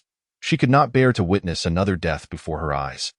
Though initially paralyzed by fear, she found an unexpected reservoir of courage. Go, she urged, her frail form inhaling deeply, biting her lip and clenching her fists. Looking at Lin Fan, she whispered, I cannot move. I will only be a burden to you. You have a chance to escape. I will hold it back, you? Lin Fan was momentarily stunned. After all the effort he had exerted to find her, she was suggesting he leave first. In that instant, the Viper robot detected movement nearby and accelerated its pursuit. Lin Fan furrowed his brow, pushing the doctor behind him. Without hesitation, he lunged from behind the boulder, rolling swiftly forward to another rock in that fleeting moment. The Viper robot pinpointed his location and raised its particle beam cannon. Fortunately, as the beam was unleashed, Lin Fan's body had already taken cover behind the boulder. A flash of white light erupted, followed by a searing sound. Although the particle beam did not directly strike Lin Fan, it still impacted the boulder, shattering a portion of it. The violent shockwave sent Lin Fan tumbling to the ground, blood seeping from the corner of his mouth. Despite his injury, Lin Fan felt a sense of relief. The Viper robot's attention had been drawn away, redirecting its focus towards him. The air filled with a hissing sound, and the distance between the Viper robot and the female doctor widened. Finally, he could engage in hand-to-hand combat. However, the doctor was paralyzed with terror, covering her mouth in despair, tears streaming down her face. She feared Lin Fan would meet the same brutal fate as those soldiers, torn apart by the robot. Unable to contain her emotions any longer, she dashed towards him, positioning herself at his side. "What are you doing?" Lin Fan exclaimed. "I am a doctor. You are injured. I cannot leave you behind." Her voice trembled. The Viper robot had already crossed the debris of the shattered boulder, gradually revealing its form. The doctor, gripped by fear, clung tightly to Lin Fan, her body quaking uncontrollably. She believed she was destined to die alongside this stranger. Lin Fan, however, was taken aback, not by the robot, but by the ominous shadow growing larger in the sky above them. The shadow approached with alarming speed, and he realized he had no time to push the woman aside. In a desperate act, he flipped over, shielding her with his body. At that moment, a howling sound tore through the wind and sand. Even the Viper robot sensed something amiss, halting its attack to gaze skyward. In an instant, a massive figure descended, eclipsing the Viper robot. A winged beast, the Red Cloak. The Red Cloak's enormous body plummeted from the sky like a cannonball, generating an awe-inspiring force as it collided with the Viper robot. Upon impact, the Red Cloak utilized the rebound force to shift direction, unfurling its wings and entering a swift glide. However, due to its immense momentum, it slid nearly 100 meters across the sandy ground. Fortunately, the Red Cloak's tough exterior only sustained minor injuries, while the Viper robot was violently slammed against the boulder. A thunderous explosion echoed as a portion of the once mighty rock shattered. Countless fragments hurtled into the air, shattering Lin Fan's protective armor and sending his helmet flying, blood staining his clothing. The surroundings erupted with eerie howls, sharp, hoarse, and laced with terror. Ignoring his injuries, Lin Fan struggled to crawl out from the debris, pulling the female doctor to her feet. With every ounce of strength, he led her to a nearby rock face. From their vantage point, they witnessed dark shapes swooping down from the sky, one after another, launching a fierce assault on the Viper robot. At that moment, Lin Fan sat against the rock face, his breaths becoming increasingly labored. The female doctor suddenly realized that her hands were coated in a sticky liquid. Hastily, she activated her wristband, and in the dim light, she discovered that half of Lin Fan's protective armor was shattered, his clothes soaked in blood. Worse still, the bleeding showed no signs of stopping. Lin Fan's complexion turned pale, his body growing colder. The doctor understood that this man had sustained grave injuries to protect her, flooding her with guilt. Despite her extensive experience, she found herself engulfed in self-reproach and panic in this critical moment. "It's all my fault. I'm so sorry. What should I do? What should I do?" Lin Fan felt as though he were trapped in an icy tomb, slowly managing to utter a few words. "Aren't you a doctor? Hurry, stop the bleeding." "Oh, right." The doctor nodded vigorously. In the chaos, there were no medical supplies available, and she felt an overwhelming urgency. Suddenly, an idea struck her. She tore off her protective suit, revealing a white coat beneath. She ripped the coat into strips, fashioning them into makeshift bandages, urgently cleaning and dressing Lin Fan's wounds. At last, she managed to staunch the bleeding and the biting cold. The doctor shivered uncontrollably, yet her concern for Lin Fan's injuries eclipsed her own discomfort. "How do you feel now?" she asked. "A bit cold," Lin Fan replied softly. The doctor bit her lip tightly, troubled. What could be done? Lin Fan's severe injuries left him extremely weak, and without his protective gear, his body was exposed to the frigid air. If he succumbed to the cold, he would be in grave danger. She could not simply watch him die. especially since he had been wounded while saving her. With no other option, the doctor removed her helmet and placed it on Lin Fan's head without hesitation. She wrapped her arms around him, determined to keep him warm at all costs. That moment. The young female doctor wore only 2 thin layers of clothing, trembling in the cold wind. Her bare arms revealed skin as white as snow, and her curvaceous figure was accentuated as she removed her helmet. Her features were illuminated in the dim glow of the wristband. Lin Fan caught a glimpse of her beauty, as pure as a lotus emerging from the water. "Are you feeling better?" the young doctor inquired. Her body still trembling against the cold. Lin Fan's consciousness was beginning to blur, yet through the thin fabric, he felt the warmth radiating from her skin, awakening him fully. Yes, much better. Though the bleeding had stopped, Lin Fan was unaware that blood was trickling from his nose. The young doctor, surprised, quickly wiped it away with her hand. Furrowing her brows, she remarked, "Why are you bleeding from your nose? It's strange to be overheated in such cold weather." Feeling somewhat embarrassed, Lin Fan stammered, I'm fine now, Dr. Chun. Quickly put on your protective suit. My heavy-duty truck is not far from here." "A heavy-duty truck? Oh, right." The doctor hastily donned her protective suit. She then noticed the fierce battle raging between the winged beasts and the Viper robot in the distance. A sense of urgency gripped her. This place was far from safe. Both the Viper robot and the winged beasts could easily obliterate them. Without a moment's hesitation, she took Lin Fan's arm and hurriedly headed southwest. At long last, they found the heavy-duty truck and managed to get him inside. Beside the boulder, the Viper robot appeared quite beleaguered. In terms of offensive capability, the winged beasts were no match for it. However, the sheer number of winged beasts was overwhelming, and they had launched a surprise attack.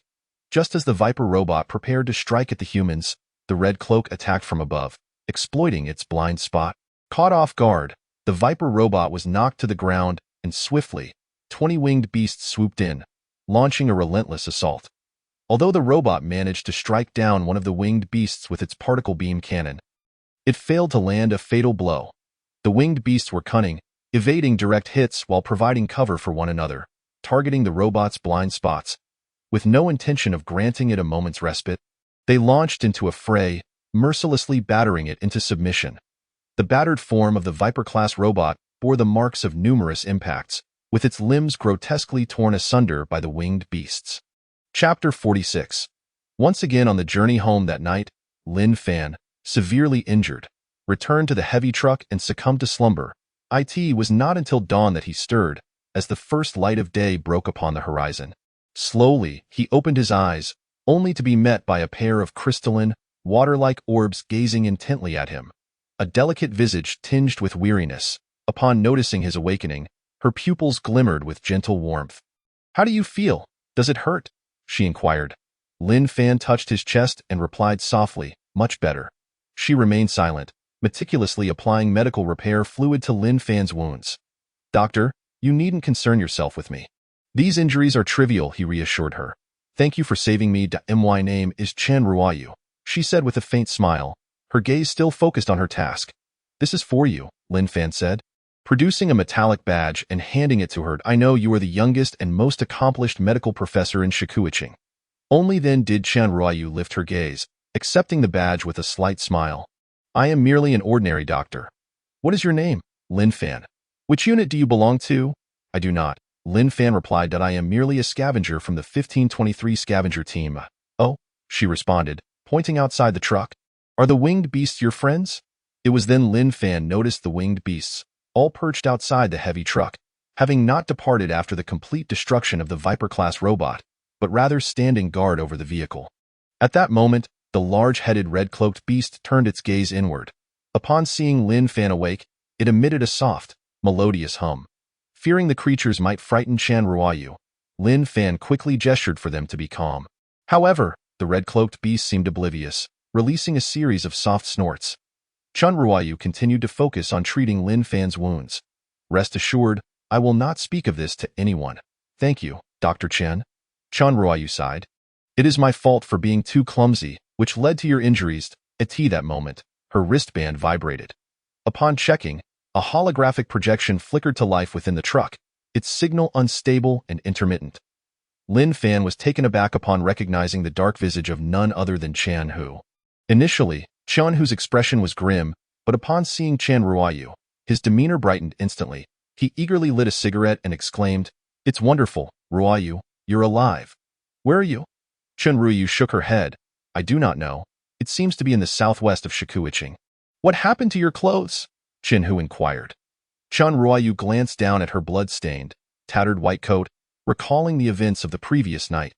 Renowned as a top surgeon, she was nonetheless a naive girl. Feeling a wave of embarrassment, she stammered, "I accidentally tore it while fleeing." Chan Hu turned his gaze to Lin Fan. "Wait, there is someone beside you? Who is it?" "It was he who saved me. He is from the 1523 scavenger team." Chan Ruoyu explained. "1523 scavenger team. That rings a bell." Chan Hu sighed in relief. "Ruoyu, hurry back. I am at Grey Dust Fortress. Here." Before he could finish, the signal cut out, leaving them unable to reconnect at that moment. Lin Fan slowly sat up. "Be careful. Your wounds are not yet healed," Chan Ruoyu cautioned. "The Qinyang Star People's army is invading. This place is not safe. We must leave immediately for Grey Dust Fortress." Lin Fan insisted. Chan Ruoyu pondered for a moment and then replied, "Perhaps we should wait another day? I am worried about your wounds reopening. We cannot afford to wait any longer." After a moment's thought, Chan Ruoyu said, "If you feel unwell, do let me know." Lin Fan smiled and returned to the driver's seat. The heavy truck roared back to life, with Chan Ruoyu remaining steadfastly by Lin Fan's side, fearful that his wounds might burst. After a day of travel, the sky gradually darkened.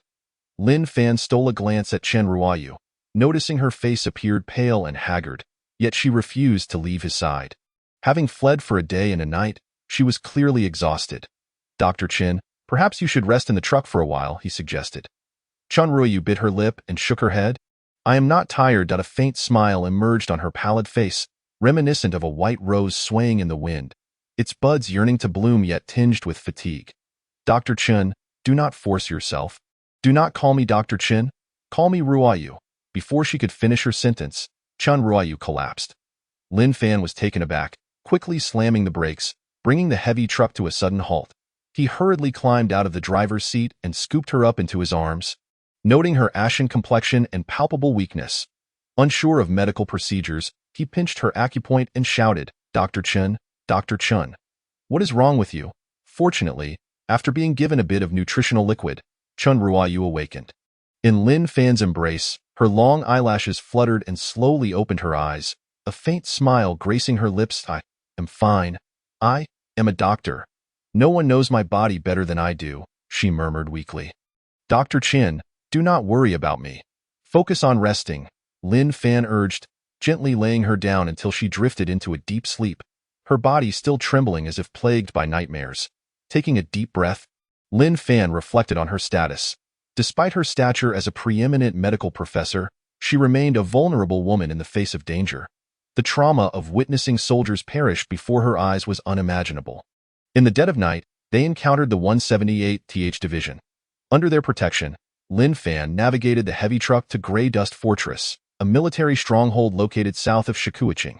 Chan Ruoyu was escorted to the medical station within the military base, while Lin Fan, lacking such privileges, managed a brief rest in the truck. At dawn, before the sun had fully risen, Lin Fan's wristband vibrated.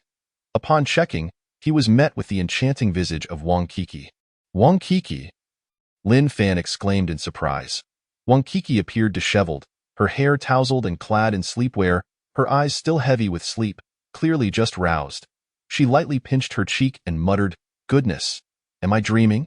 Miss Wang, what is the matter?" Wang Kiki pinched her cheek again, her expression lighting up. "It's not a dream. Lin Fan, you're alive. I cannot believe it. Where have you been for the past 2 months?" "We couldn't reach you. I was on a mission," Lin Fan replied. "Where are you now?" "Hurry back to Shikuiching. I am at Grey Dust Fortress. Someone is coming. I have to hang up." After ending the call, Lin Fan took a deep breath. Just then, an officer climbed aboard the heavy truck. To Lin Fan's surprise, it was Colonel Chun who, "Old Chin," Lin Fan greeted. However, Colonel Chun, whose expression was grim, and he sat in the driver's seat without uttering a word, furiously puffing on a cigar. After some time, he finally spoke. "Do you not call me Old Chin?" Lin Fan, puzzled, asked. What is troubling you, Colonel Chun-Hu? So you are the scavenger? Chun-Hu fixed a steely gaze on Lin Fan, struggling to compose himself before speaking slowly. What have you done to my sister? I did nothing, Lin Fan insisted firmly. Then why was she calling your name in her sleep? She kept saying she wanted to protect you. Ah? Lin Fan replied. We escaped from the clutches of the Qinyang Star robots. Perhaps she was simply frightened. Is that so? Chun-Hu contemplated, his anger simmering. Then why did she wake and immediately ask where you were? She asked me? Yes. She said you were injured and that she wanted to care for you. And what did you say? I informed her that military doctors would tend to me, Lin Fan recounted. But she refused, insisting that only she knew the extent of your injuries and feared others would not care for you properly. Chun-Hu took another drag from his cigar, attempting to calm himself. She is a good doctor, Lin Fan affirmed. You have entangled yourself with that young lady from the Wang family. Chun-Hu warned, do not entertain any ideas regarding my sister, or I shall see to it that you pay dearly for it. My sister is innocent, devoted solely to healing others. You must not deceive her, he continued. Lin Fan chuckled softly. You are overthinking it. I would not dare to sully the name of a renowned doctor like Chan Ruoyu. Neither would I, Chun-Hu replied. Given the current wartime circumstances, it is best for you to escort her back to Shikuiching. Very well. Only then did Chun-Hu's stern expression soften slightly. He gritted his teeth, resting a hand on Lin Fan's shoulder and taking a deep breath. However, thank you. It is thanks to you that my sister has been spared. I, Chun-Hu, will remember this favor. Should you ever need my assistance in the future, do not hesitate to ask. Politeness aside, Chun-Hu casually inquired, have you found the items the scavenging bureau tasked you with locating? Yes, I have, Lin Fan replied. Really? Chun-Hu exclaimed in astonishment, repeating the question. Lin Fan nodded in affirmation. Instantly, Chun-Hu sprang to his feet and moved to the rear of the vehicle, where, to his astonishment, he beheld a black iron sphere. He scrutinized the dark metallic shell, noting the vivid red paint adorning it, and was utterly taken aback. After a moment of contemplation, he slowly asked, I never imagined the Maslow fortress concealed such an object. How did you manage to find it and escape unscathed? Lin Fan hesitated slightly before responding. There was a riot among the half-people in the Maslow fortress, and they detonated the mines. I seized the opportunity to find this. Chun-Hu hesitated for a moment, then burst into laughter, exclaiming, Who would have thought you would be so fortunate? Truly a stroke of luck. Indeed, Lin Fan replied. You must not linger here any longer. We must depart immediately. The outside is perilous. We must return to Shirkuei City. Chun-Hu insisted. Brother, Lin Fan needs to rest. Lin Fan barely had the chance to speak before the vehicle door swung open. It was none other than Chen Ruoyu. Her brow furrowed as she scrutinized Chun-Hu. Lin Fan is my patient. He is severely injured and requires more time to recover before he can leave. Chun-Hu, momentarily taken aback, stood up. He feared no one, but his younger sister had always intimidated him. He quickly exchanged a glance with Lin Fan. Understanding the cue, Lin Fan said, Dr. Chun, I do indeed have pressing matters to attend to. I cannot afford any further delays and must return. Can you not wait even a day? No, Chen Ruoyu hesitated. Then declared, in that case, I will accompany you. I can look after you properly on the journey. With that, she instructed Lin Fan to lie down and meticulously applied military-grade medication to his wounds, repeating the process several times. Soon after, Lin Fan set out once more, accompanied by Chen Ruoyu, embarking on the journey back to Shirkuei City. Chapter 47. The runaway heiress of the Wang family. As the heavy-duty truck rolled into Shirkuei City, a familiar voice rang out, Lin Fan. Upon stopping the vehicle, Lin Fan was surprised to see Director Zhao of the Scavenging Bureau. Director Zhao? He alighted from the truck, puzzled. What brings you here? Oh, nothing, Director Zhao replied with a relieved smile. Thank the heavens, this rascal has finally returned. Otherwise, we would have been in dire straits. Lin Fan, taken aback by Zhao's expression, was left wondering what had transpired. At that moment, a new armored vehicle approached, its doors swinging open to reveal Wang Kiki, who gracefully walked over to Lin Fan. He was somewhat perplexed. Although Wang Kiki had previously reached out to him, he never anticipated her presence in Shirkuei City. Miss Wang, what brings you to Shirkuei City? He asked. Wang Kiki smiled sweetly and replied, I've been waiting for you. Waiting for me? Lin Fan echoed. She nodded gently, saying, Come back with me. I cannot. Lin Fan stated, I still need to see Dr. Chen. But aren't you alone? With that, Wang Kiki turned her head, her expression filled with suspicion as she glanced at the heavy-duty truck, just in time to see Chen Ruoyu preparing to disembark. Who is she? Wang Kiki asked. Slightly taken aback, and without realizing it, she playfully punched Lin Fan's chest. Unexpectedly, Lin Fan let out a muffled grunt.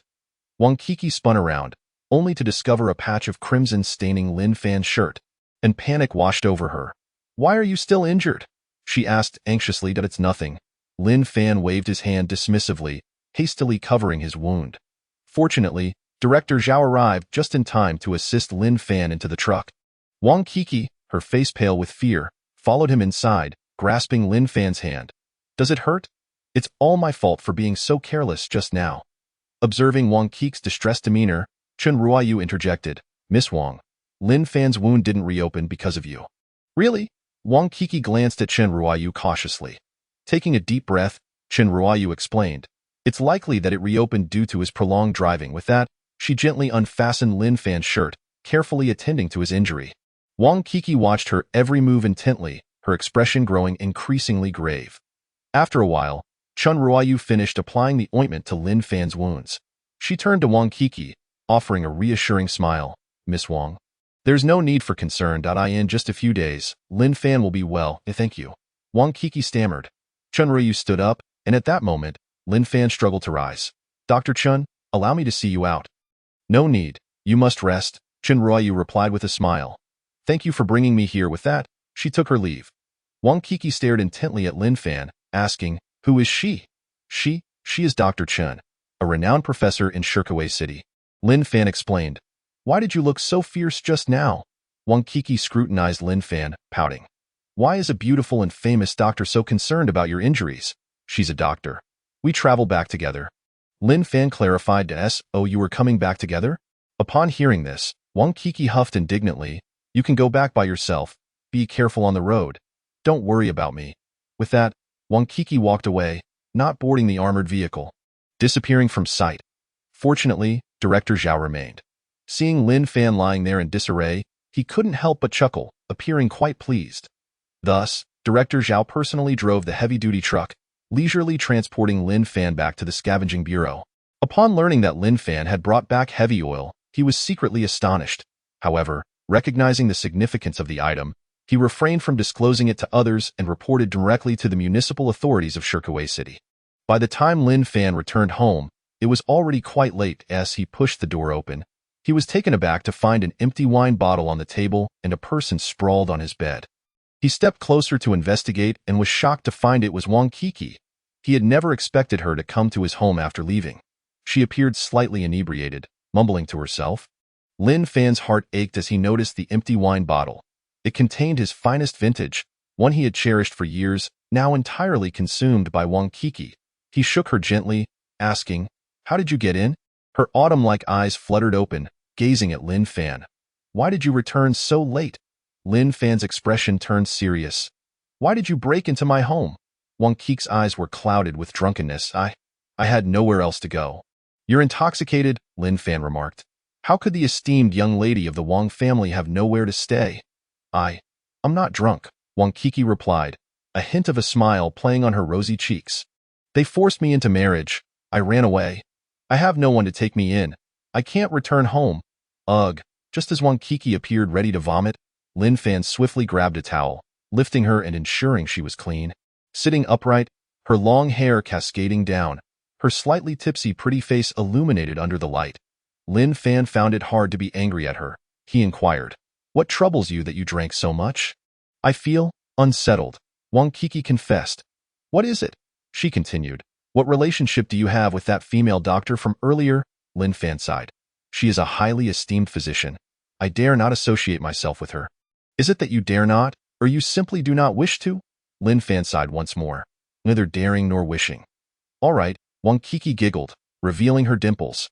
Lin Fan then asked, By the way, how did you manage to open my door?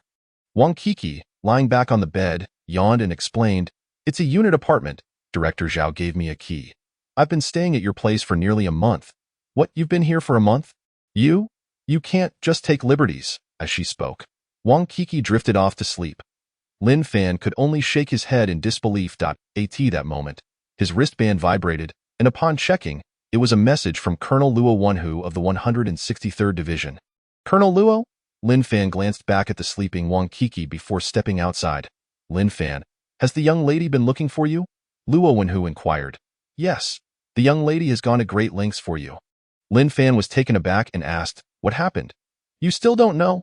Luo Wenhu inhaled deeply. 2 months ago, her parents pressured Wang Kiki to marry into the Song family, but she refused. Which Song family? Lin Fan was secretly astonished. The very same Song family? Luo Wenhu continued. The Wang family lost face, and Kiki's parents, caught in a dilemma, did not want to offend the Song family. They told Wang Kiki on the spot that if she refused the marriage, they would sever ties with her, and then? Lin Fan pressed. As a result, she remained undeterred, quitting her job in a fit of anger and coming to Shirkuwei City to find you.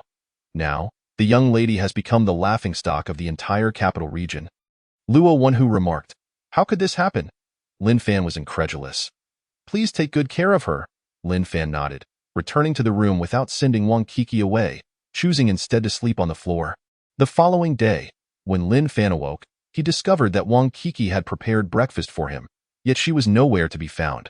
Shortly thereafter, he received a phone call from the municipal hall of Shirkuwei City. Surprisingly from the mayor himself, Lin Fan found this peculiar. The mayor of Shirkuwei was not an ordinary individual, so why would he summon a mere scavenger like him? Nevertheless, Lin Fan decided to go. The office was modest, yet impeccably organized, with 3 bookshelves filled with ancient tomes. Behind the desk sat an elderly man with a head of white hair, perusing information on an electronic device, his face etched with worry. The marks of time were deeply engraved on his visage, and one of his legs was a metal prosthetic. This was Mayor Chun, the only figure among the political elite of Shirkuwei City whom Lin Fan held in high regard. Even amidst the existential crisis of the Fourth Great War, Mayor Chun steadfastly protected the city. Upon seeing Lin Fan, the mayor's usually solemn expression briefly transformed into a smile. Lin Fan, you've arrived. Lin Fan, without any formality, took a seat and inquired, Mayor Chun, what is the purpose of your summons?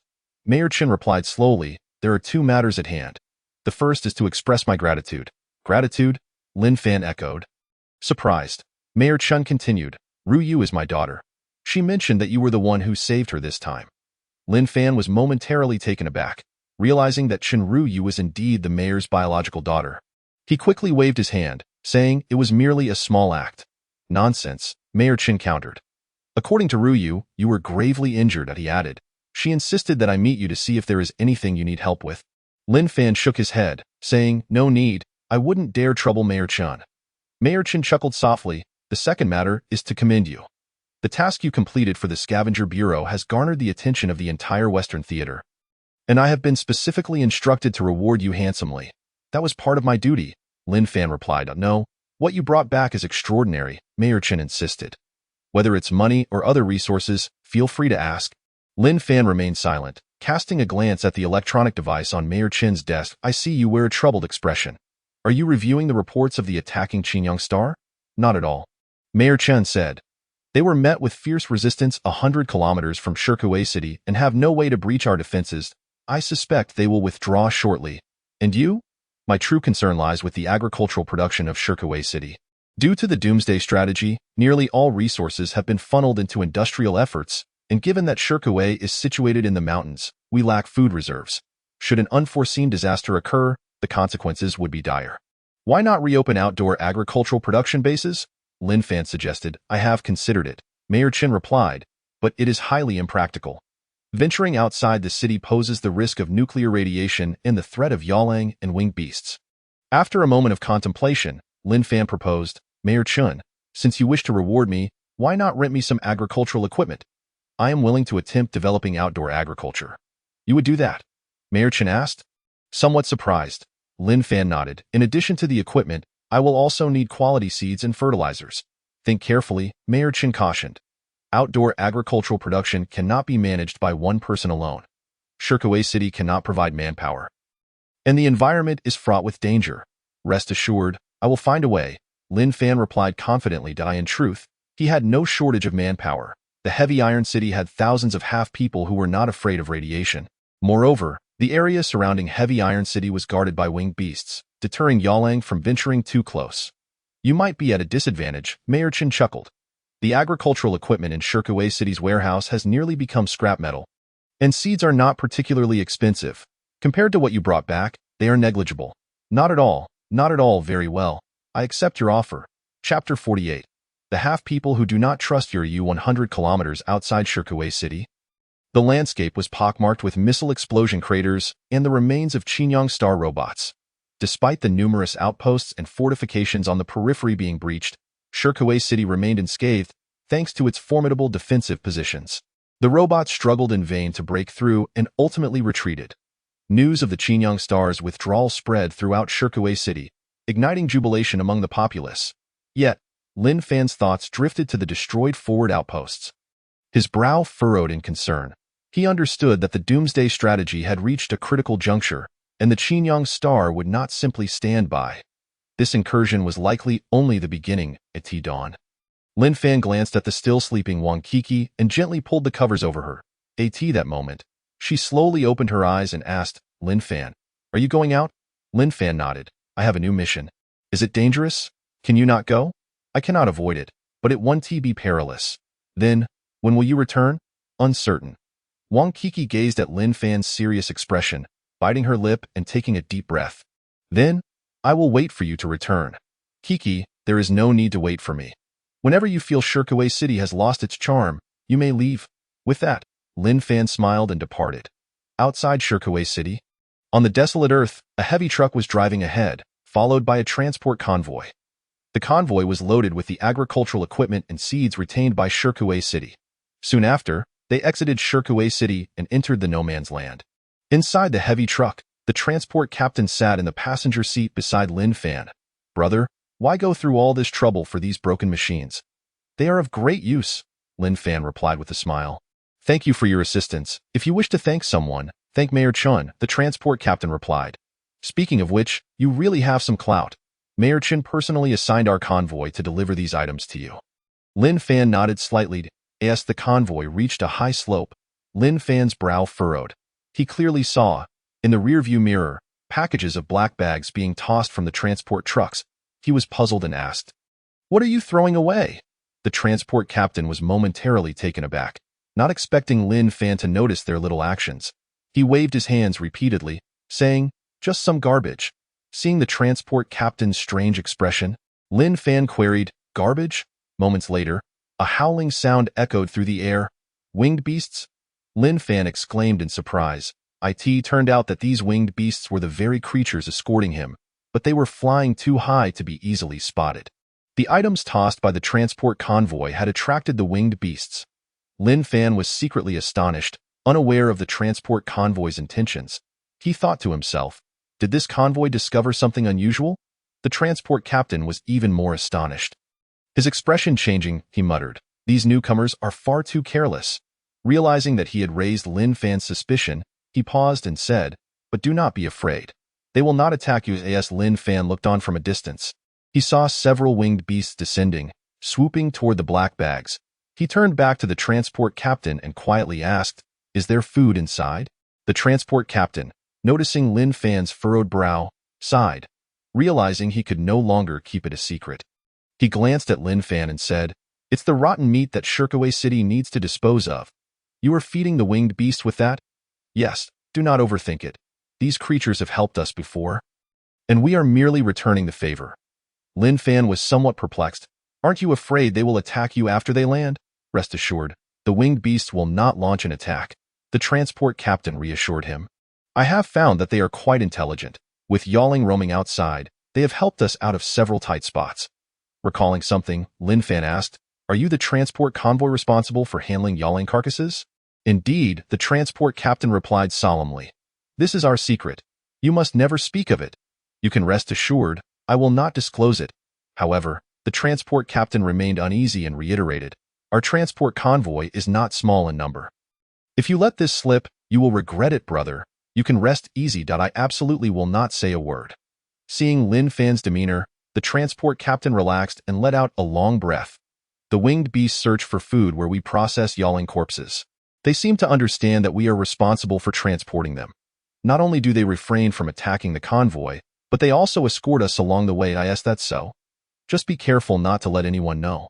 Otherwise, they may become suspicious. Lin Fan nodded in agreement. 2 days later, the transport convoy reached the outskirts of Heavy Iron City. They unloaded the agricultural equipment and other supplies. Just as they were about to leave, the transport captain asked Lin Fan, "Brother, what are you planning to do with these items in this wasteland?" Lin Fan replied, "That is my secret as well." The transport captain did not press further. The two exchanged a knowing smile, each harboring their own thoughts and concerns. Lin Fan returned to Heavy Iron City, which was no longer a desolate place. Eye in the sky, winged beasts soared gracefully, while in the corners of the city, a group of industrious half-people emerged, brimming with vigor. During his absence, the nuclear power plant had resumed operations, casting a flicker of light upon the ravaged city. The coal compression factory, though somewhat dilapidated, began to show signs of rejuvenation. Some machinery had been repaired and was now operational, emitting a low, buzzing hum. Despite the aged sound of the machines, it invigorated the hearts of the half-people, for this was their very first industrial production line. Compared to their time in the Maslow Fortress mines, the half-people had become even more diligent. Clad in safety helmets, they scurried about, energetically transporting loads of coal into the factory. Blocks of compressed coal were being produced. Refined compressed coal held immense significance. It powered transport vehicles, mining machines, and even the agricultural equipment brought back by Lin Fan.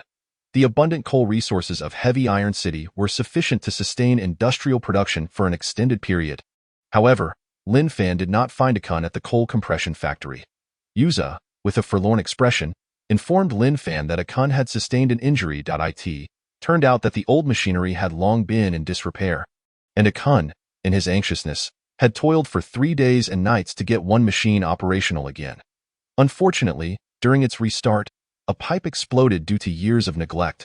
Thankfully, he acted quickly and dove under the machine, narrowly escaping with his life, but he still bore burns and was recuperating in his makeshift nest in the evening.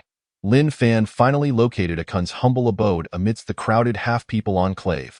It was a simple shelter made of rubble, situated not far from the coal compression factory. Despite his injuries, Akun was still engrossed in tinkering with the peculiar machines. Upon seeing Lin Fan, he expressed his delight with excited chirps. Once Lin Fan sat beside him, he asked in astonishment, "My lord, the coal compression factory is back in operation." Lin Fan replied, "Indeed. How is your injury?" Akun nodded, looking somewhat disheartened as he lamented, "I have been foolish, disappointing you, my lord." "No, Akun, you have done remarkably well." Lin Fan reassured him. "However, the industrial production in Heavy Iron City has only just begun. We shall face numerous challenges ahead, and you must be prepared." Akun nodded resolutely, stating, "My lord, do not worry. Akun shall not be defeated by difficulties and will strive even harder." A hint of anxiety crossed Lin Fan's face as he cautioned, "Merely hard work is insufficient. Knowledge is also essential. You have lived in the mines for so long that you lack understanding of mechanical theory." After a moment of hesitation, Akun responded, "My lord, there is indeed another group of half-people. Perhaps they could change our situation." "What half-people? Pray, elaborate," Lin Fan urged. Akun recounted tales from his grandfather about a distant ruin in the south, where their kin might dwell. "They possess a greater understanding of machinery than we do," Akun continued. Lin Fan was astonished, asking, "How does your grandfather know this?" After a brief pause, Akun explained, "Grandfather once lived there but left in anger due to severe disagreements with that group of half-people. He has been searching for your footprint, Lord Uru, throughout the long years." "Disagreements?" Lin Fan inquired further. Akun nodded, saying, "Grandfather believes that only Lord Uru can save the half-people, while those remaining there trust only in the machines of the Qinyang Star." "They what is it?" Lin Fan pressed. Akun, with a fearful expression, stammered, "They are quite ignorant, influenced by the Qinyang people, preferring to believe in the power of machines over the existence of Lord Uru." Thus, it was a group of half-people who did not believe in Uru. A faint smile crept onto Lin Fan's lips as he mused, "Indeed, there exists such a faction of half-people." "Are you not angry, my lord?" Akun asked, surprised. Lin Fan shook his head and questioned, "Do you know the name of that place?" Akun admitted he did not know the city's name, but he knew it had been flattened during the Great Explosion, with a crescent-shaped marshland to the north of the ruins. "Dasta City?" Lin Fan pondered, realizing that merely relying on the half-people miners of Maslow Fortress would not suffice to truly rebuild Heavy Iron City. It seems I must make a journey to Dasta City, my lord. Do you intend to redeem their souls? Akun asked. But grandfather says they are steeped in sin, their souls tainted beyond salvation. Chapter 49. The underground of Dasta City. Dasta City lay 1,300 kilometers south of Heavy Iron City. A desolate stretch devoid of human presence. Lin Fan and the half-people arrived, but did not immediately enter the ruins. Fat Dun led the half-people stealthily into Dasta City, yet no sign of other half-people was found. After observing the vast ruins from above for several days, the winged beasts still detected no trace of the half-people. Compared to Lin Fan, the half-people excelled at scavenging, while the aerial winged beasts were superior in large-scale reconnaissance. Puzzled, Lin Fan wondered if Dasta City had become devoid of half-people altogether, especially since Elder Emoda had departed decades ago. The half-people remaining in Dasta City may have either long since departed or suffered annihilation from some attack. Just as Lin Fan was on the verge of despair, Fat Dun finally uncovered a clue. He informed Lin Fan that the half-people residing in Dasta City were exceedingly cautious, never revealing themselves. Yet they left traces of their presence in the sewers. Days passed, and after much effort, Fat Dun finally pinpointed their hiding place. It turned out they did not reside above ground but lived below. Under Fat Dun's guidance, Lin Fan arrived at an abandoned factory in the northwest of Dasta City. Lin Fan inquired, "Is this their settlement?" "Yes, below. We discovered a suspicious passage that likely leads to their location." "Are you certain?" Lin Fan probed. "From the odor, there is no doubt. We have gone several days without sleep to find them." "Well done, Fat Dun," Lin Fan praised. "To avoid alarming them, we have yet to enter." Fat Dun, brimming with enthusiasm, declared, "Just give the command, and I shall lead our charge." "Charge in?" Lin Fan replied, his expression darkening. "Who told you to capture them?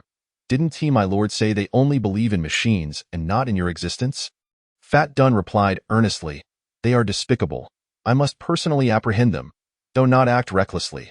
We are seeking their assistance, not waging war," Lin Fan admonished sternly. Fat Dun fell silent, nodding rapidly. "Understood, my lord. In a moment. It will just be you and me going in." "Please be courteous," Fat Dun asked. "My lord, are we the only two? Having more people will only heighten their suspicion. Do you understand?" "I comprehend." Afterward, Fat Dun led Lin Fan into a dark, foul-smelling sewer. He took the lead, wearing a headlamp and wielding an electromagnetic rifle, cautiously sniffing the air as they proceeded. Fat Dun eyed the foreboding darkness ahead with apprehension, saying, "My lord, this place feels strange. If we encounter them, we may be at a disadvantage. Thus, when we do, you must remain calm. Never reveal that I am you are you," Lin Fan instructed. Fat Dun scratched his head in confusion but nodded in agreement. The sewer had numerous collapsed sections, making the passage narrow. Fat Dun, being small in stature, could squeeze through easily, while Lin Fan had to crawl on the ground, taking considerable time to fit through. After some time, Lin Fan found himself unsure of their location. Suddenly, a gust of wind swept past. Fat Dun halted, sniffed again, and turned toward a branching passage. Following the winding corridor for several hundred meters, a glimmer of light appeared in the darkness ahead. They had not misjudged. This was indeed the dwelling of the half-people of Dasta City. Lin Fan marveled silently, realizing why the half-people had eluded detection. They had been living in such a place all along. Fortunately, Fat Dun and his companions were astute enough to find clues amidst the ruins. As they neared the end of the passage, Lin Fan took a deep breath. However, the ground beneath him suddenly tilted. Realizing something was amiss, he attempted to retreat but was too late. With a clatter, Lin Fan and Fat Dun plunged downwards, landing directly in an iron cage. With another clang, the cage was locked shut. Fat Dun scrambled to his feet, trying to pry the iron bars apart to no avail. He began to bang against the bars frantically, but they remained unmoved. Meanwhile, Lin Fan remained composed, surveying everything outside with quiet intrigue. Inside the cavern, shadows of half-people busily flitted about. At the deepest recess, there lies a colossal furnace. Half-humans are casting refined coal into it, while the boiler erupts with steam, propelling the turbine in a whirl. Astonishingly, a power-generating machine has been constructed here, within this vast cavern. The half-humans harness electricity to operate various mechanical arms, which function with meticulous precision. In the center of the cavern stands a massive, battered aircraft, long ravaged by the ravages of war. It is shocking to witness these half-humans attempting to restore it. Under the dim, ethereal light, they toil diligently, hammering and welding components back together with the aid of mechanical arms. Lin Fan is taken aback. Indeed, as Akuan had said, the half-humans of Dasta City revere the power of machinery. However, this aircraft is far too intricate. Repairing it here seems an improbable endeavor. What could they possibly be planning? Ding, the interstellar salvage system has been activated, displaying a line of text. Detected the Chinyang Star fishing vessel. Suitable for interplanetary travel, utilized by the Chinyang Star Colonial Merchant Group for transporting weaponry and rare minerals. Yet, shortly after, a large group of half-humans encircled them. They appeared unfazed by the two intruders, as though everything unfolding was anticipated. Upon noticing their approach, Fat Dun raised his electromagnetic rifle to shield Lin Fan. Unbeknownst to him, a stone struck his rear, causing him to yelp in pain while clutching his backside. However, in that moment of distraction, two half-humans used harpoons to snatch away his rifle from the iron cage. Soon after, a barrage of stones was hurled their way, and Fat Dun, feeling the sting, quickly covered his head. Then, a frail half-human approached, prompting the others to cease their actions. Pointing at Lin Fan, the weak half-human's eyes brimmed with hostility as he began to scold him incessantly.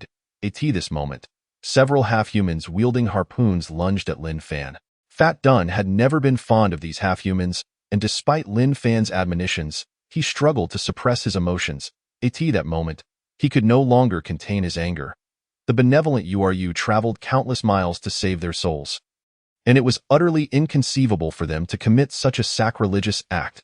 He stepped forward, positioning himself protectively in front of Lin Fan, forbidding the half-humans from offending him, and shouted loudly, "URU Bash2." As he uttered URU's name, a look of reverence spread across Fat Dun's face. The half-humans outside, however, immediately changed their demeanor. Yet, the encircling half-humans paid little heed to the two captives. Seeing Fat Dun shielding a human, the frail half-human snorted derisively, bursting into laughter filled with contempt. The others, observing Fat Dun's actions, exhibited confusion, while many wore expressions of disdain. The assault continued, with harpoons jabbing at Fat Dun's thighs and backside. But Fat Dun showed no sign of weakness. Lin Fan felt overwhelmed and quickly pulled Fat Dun closer, attempting to shield him from the harpoons, saying, "Fat Dun, calm down." Fat Dun, puffed up with indignation, retorted, "My lord, they are beyond saving. Let Fat Dun take care of them on your behalf. We are trapped. How can you deal with them?" Fat Dun chuckled innocently. "Rest assured, my lord, as long as Fat Dun breathes, no one shall desecrate your dignity." With that, he bared his teeth and unleashed a furious roar at the assailants outside. He then removed the rags covering his body, revealing a row of grenades strapped to his waist. Instantly, the half-humans wielding harpoons recoiled in terror. "What the hell?" Lin Fan was equally startled by Fat Dun's sudden display and quickly restrained him, saying, "Fat Dun, what are you planning to do?" "I want to blow these bastards to smithereens." "No, if you kill them, our plans will be ruined." Lin Fan's brow furrowed. "Stay put. Do not speak or move." Noticing URU's displeasure, Fat Dun immediately wilted. He dared not defy the will of Lord URU and obediently stowed away the grenades. Sealing his lips and huddling in a corner of the iron cage, genuinely afraid to stir again. The half-humans outside, sensing the shift, ceased their harassment of Lin Fan and Fat Dun, merely daring to observe them from a distance. At that moment, an elderly half-human appeared, trembling and evidently advanced in years. He approached slowly, uttering a few words in half-human tongue to Fat Dun. However, Fat Dun remained silent, as the most loyal follower of the URU deity. He was unwilling to engage with those who profaned URU.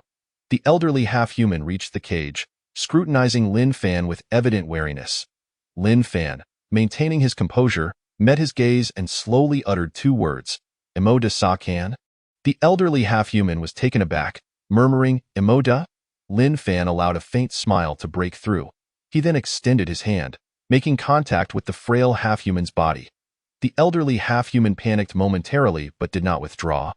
For Lin Fan's consciousness had already infiltrated his mind. Though not be alarmed. I am a friend of Elder Imoda, and I harbor no ill intent. Chapter 50. Two distinct beliefs. The elderly half-human stood agape. Muttering, is he still alive? Lin Fan shook his head, responding, he perished in the mines of Maslow Fortress. The half-human inhaled sharply, urgently inquiring, how did he die? To rescue his grandson, he perished alongside the robots of the Qingyang Star. The elderly half-human fell silent, a glimmer of sorrow flickering in his eyes. He spoke slowly. Decades ago, the Qingyang Star colonial merchant group was defeated, and we were still young. He was determined to find the Uru deity and left this place. Did you two have a disagreement? Indeed, the elderly half-human replied. He believed in the ancient deities of the Baikin Star. While I revere the power of machinery, in truth, you share a commonality. Both strive for the betterment of your tribes. The elderly half-human fixed his gaze on Lin Fan, stating, that fool Imoda surely considers you a manifestation of the Uru deity? Precisely. The elderly half-human cast another glance at Fat Dun, who harbored animosity towards him, and recalled the fervent devotion he displayed towards Lin Fan, which ignited a flicker of ire within him. What means have you employed to deceive and manipulate Imoda and the other half-humans? I have not deceived him, nor do I harbor malice towards your kind. Lin Fan further articulated, I recognize that Uru is a god of the void, bringing hope to the half-humans in darkness. Yet only science can truly save you. The elderly half-human was secretly astonished, never expecting Lin Fan to articulate such sentiments. He then posed the question, what brings you here? I wish to lead your people to migrate northward. That region has now become a city for half-humans, Lin Fan declared. I will rally the half-humans to resist the Qingyang Star. The elderly half-human appeared taken aback, asking, resist them? Are you unaware of the might of the Qingyang Star civilization? We are merely slaves brought to this planet by them.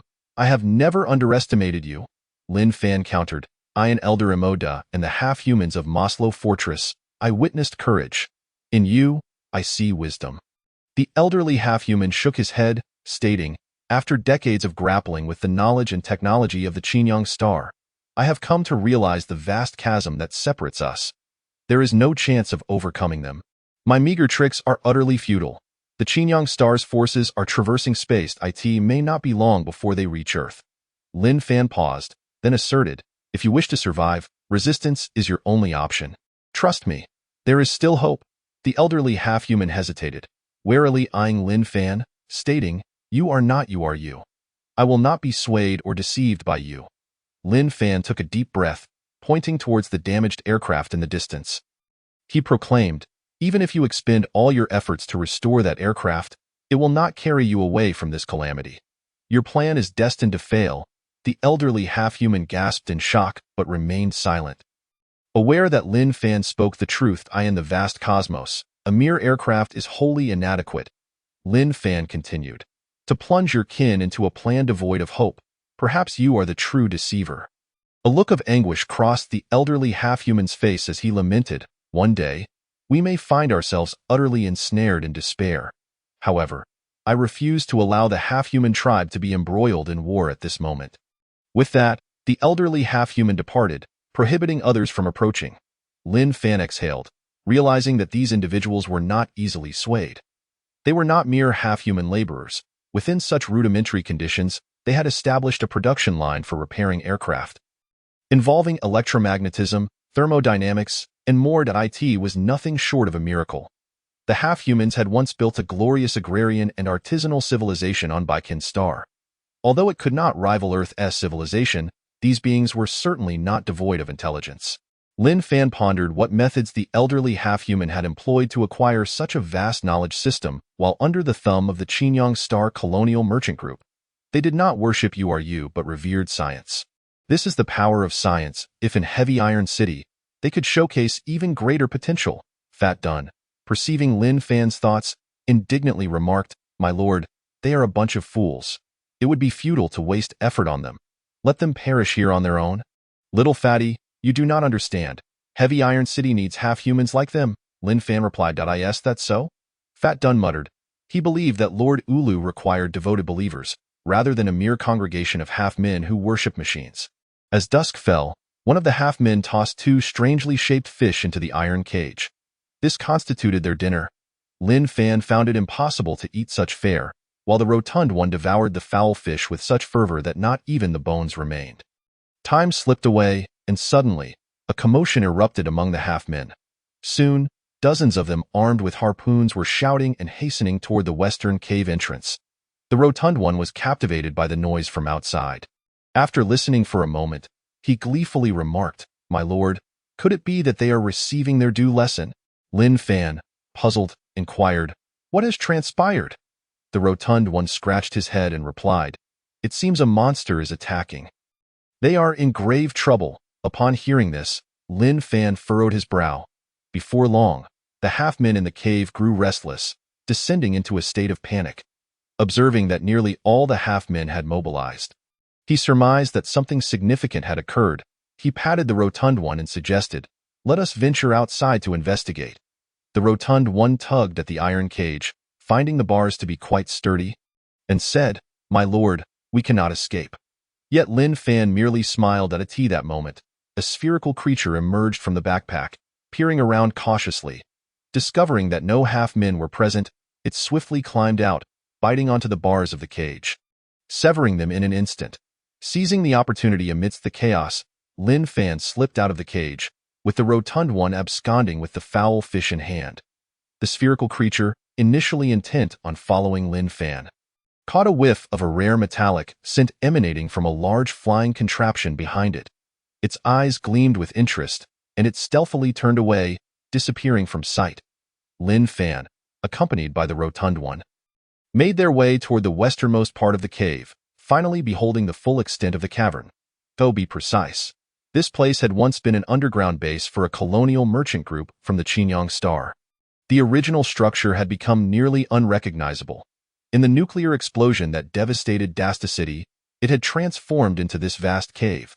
The cavern twisted and turned, stretching endlessly before them, approximately 70 to 80 meters high, 200 meters wide, and at least 1 kilometer long, oriented east-west.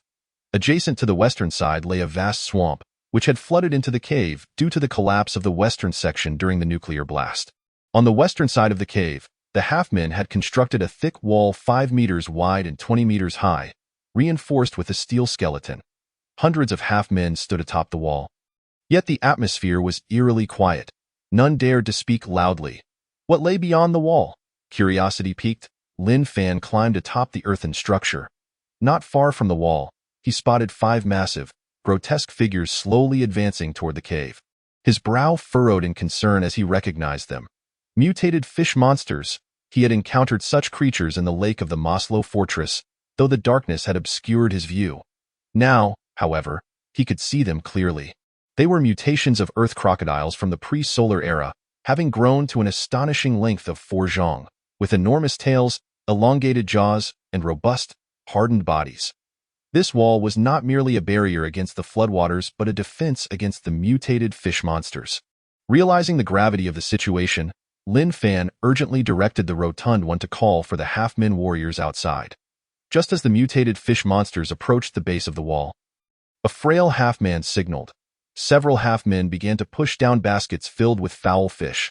The stench wafted upward, attracting the ravenous fish monsters, which began to scramble for the offerings. However, this time, the number of mutated fish monsters was unprecedented.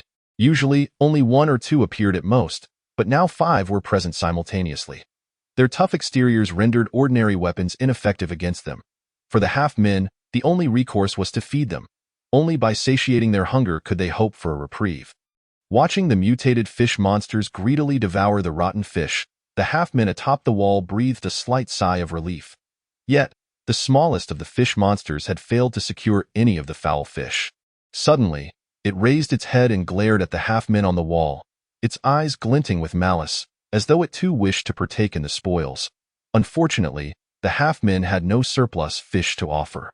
Thus, it began to crawl slowly over the barbed wire, seemingly unfazed by the electric charges. As the mutated fish monster drew closer, the half-men braced themselves for battle, resorting to hurling explosives down upon it. Boom, boom, boom. One after another, the explosives detonated, leaving several gashes in the creature's tough hide. However, this did nothing to hinder its advance. Finally, it reached the base of the wall and lifted its head. "Not good, retreat," Lin Fan exclaimed. But it was too late.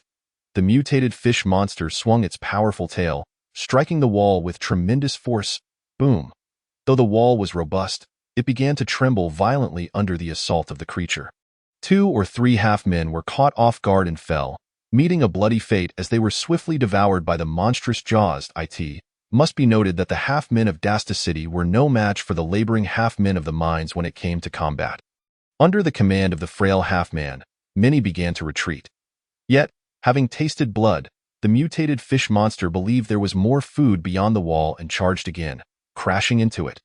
Its formidable body caused chunks of earth to crumble, and the steel framework began to warp.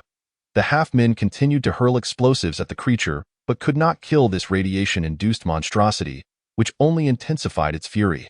Soon, the foul fish were all consumed. And the remaining 4 mutated fish monsters still appeared unsated, all heading toward the earthen wall. Chapter 51. The rampaging sphere. The elderly half-man climbed atop the earthen wall, his expression one of disbelief. Behind the wall lay the home of the half-men. If it fell, the mutated fish monsters would surge forth, obliterating decades of hard work. He joined the ranks of the half-men to resist, slowly tossing down an explosive. With a resounding boom, it detonated. Yet the starving mutated fish monsters were undeterred, hastening their advance, pressing against the wall with their hard skulls and long tails. In no time, a breach appeared in the vast structure. Lin Fan inhaled sharply. The half-men were no match for such colossal monsters, and it was no wonder they resorted to feeding the mutated fish monsters with foul fish for self-preservation. Soon, the half-men ran out of explosives. The mutated fish monsters suffered only minor injuries, their battle fervor undiminished. The half-men were left helpless, their anxiety mounting. The earthen wall was unable to withstand the relentless onslaught of so many mutated fish monsters, and its collapse was inevitable. The elderly half-man soon found himself panting heavily, and under the escort of the frail half-man, he retreated from the wall. Some half-men refused to abandon their post, remaining to stubbornly resist. Suddenly, with a loud crash, the largest mutated fish monster slammed its head against the wall, tearing apart the steel framework and shattering the earth.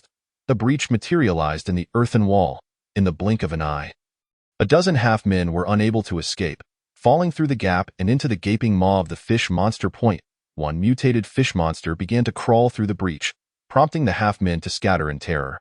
However, the elderly half-man did not retreat. Standing before the grotesque, hideous creature that towered nearby, he remained motionless. The frail half-man attempted to pull him away but was rebuffed. This place represented the culmination of his years of toil and was the only glimmer of hope in the darkness. The intrusion of the fish monster would spell total destruction for this haven, leaving the elderly half-man in despair. As the mutated fish monster drew closer, most of the half-men fled in panic. Seeing the elderly half-man and the frail half-man in such imminent peril, one half-man shouted, "Ulu!" The elderly half-man was taken aback, turning to see a group of armed half-men warriors approaching, led by the rotund one. They rushed forward, shielding both the elderly half-man and the frail one behind them. The elderly half-man was stunned, never expecting the rotund half-man to summon such a multitude of allies. These half-men were fully armed, standing resolute against the enormous mutated fish monsters without a hint of fear. The elderly half-man yelled for them to retreat. If the mutated fish monsters were unfazed by explosives, how could they fear bullets? He did not wish for the half-men to perish here. Those half-men who had been fleeing the cave paused, turning back with bated breath. The mutated fish monsters were merely 20 meters away, advancing aggressively. They believed that the rotund one and the other armed half-men were doomed. Yet, in that moment, the rotund one waved his hand. Several half-men warriors rushed forward, carrying a basket. When they were 3 to 4 zhang away from the mutated fish monsters, they tossed down the basket and turned to flee. To their astonishment, the mutated fish monster did not pursue the half-men. Instead, it bit down on the basket. Inside were the foul fish, and the creature was utterly defenseless against such a pungent offering. After greedily swallowing the contents, it resumed its crawl forward. Suddenly, a loud thud echoed from within the creature's belly, causing the ground to tremble. It writhed in agony, its bloated body twisting and struggling. Moments later, a dark liquid began to seep from its mouth. The mutated fish monster had met its demise. The fleeing half-men clamped their hands over their mouths in shock, while the elderly half-man stood in stunned silence. He could hardly believe that these half-men warriors had effortlessly vanquished a mutated fish monster.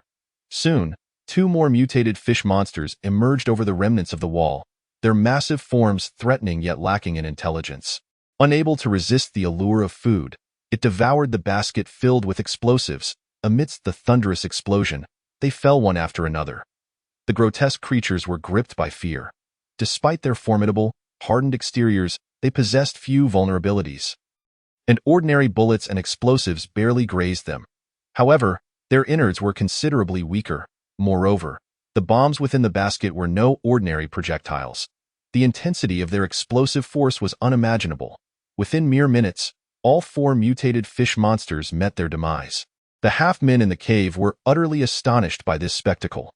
The smallest of the mutated fish, sensing the danger, refrained from biting the basket dropped by the half-man warriors. Suddenly, the basket erupted with a deafening blast. Overcome by fear, it glanced at the four lifeless fish corpses and turned to flee towards the western end of the cave. The chaos had subsided. The half-men emerged from their hiding places, gathering around. They understood that had it not been for Pang Dun and the other half-man warriors, the consequences would have been dire. A frail half-man approached Pang Dun, babbling in a mix of apology and praise for his bravery and that of the half-man warriors. Yet, Pang Dun remained indifferent, his nostrils flaring in disdain. To be frank, he harbored little affection for the half-men of Dasta City, for their offense against Ulu was an unforgivable sin. Ulu, bless us, Pang Dun coldly uttered in the half-man tongue, informing them that he and the half-man warriors were devotees of Ulu, attributing their recent fortune to the deity's grace.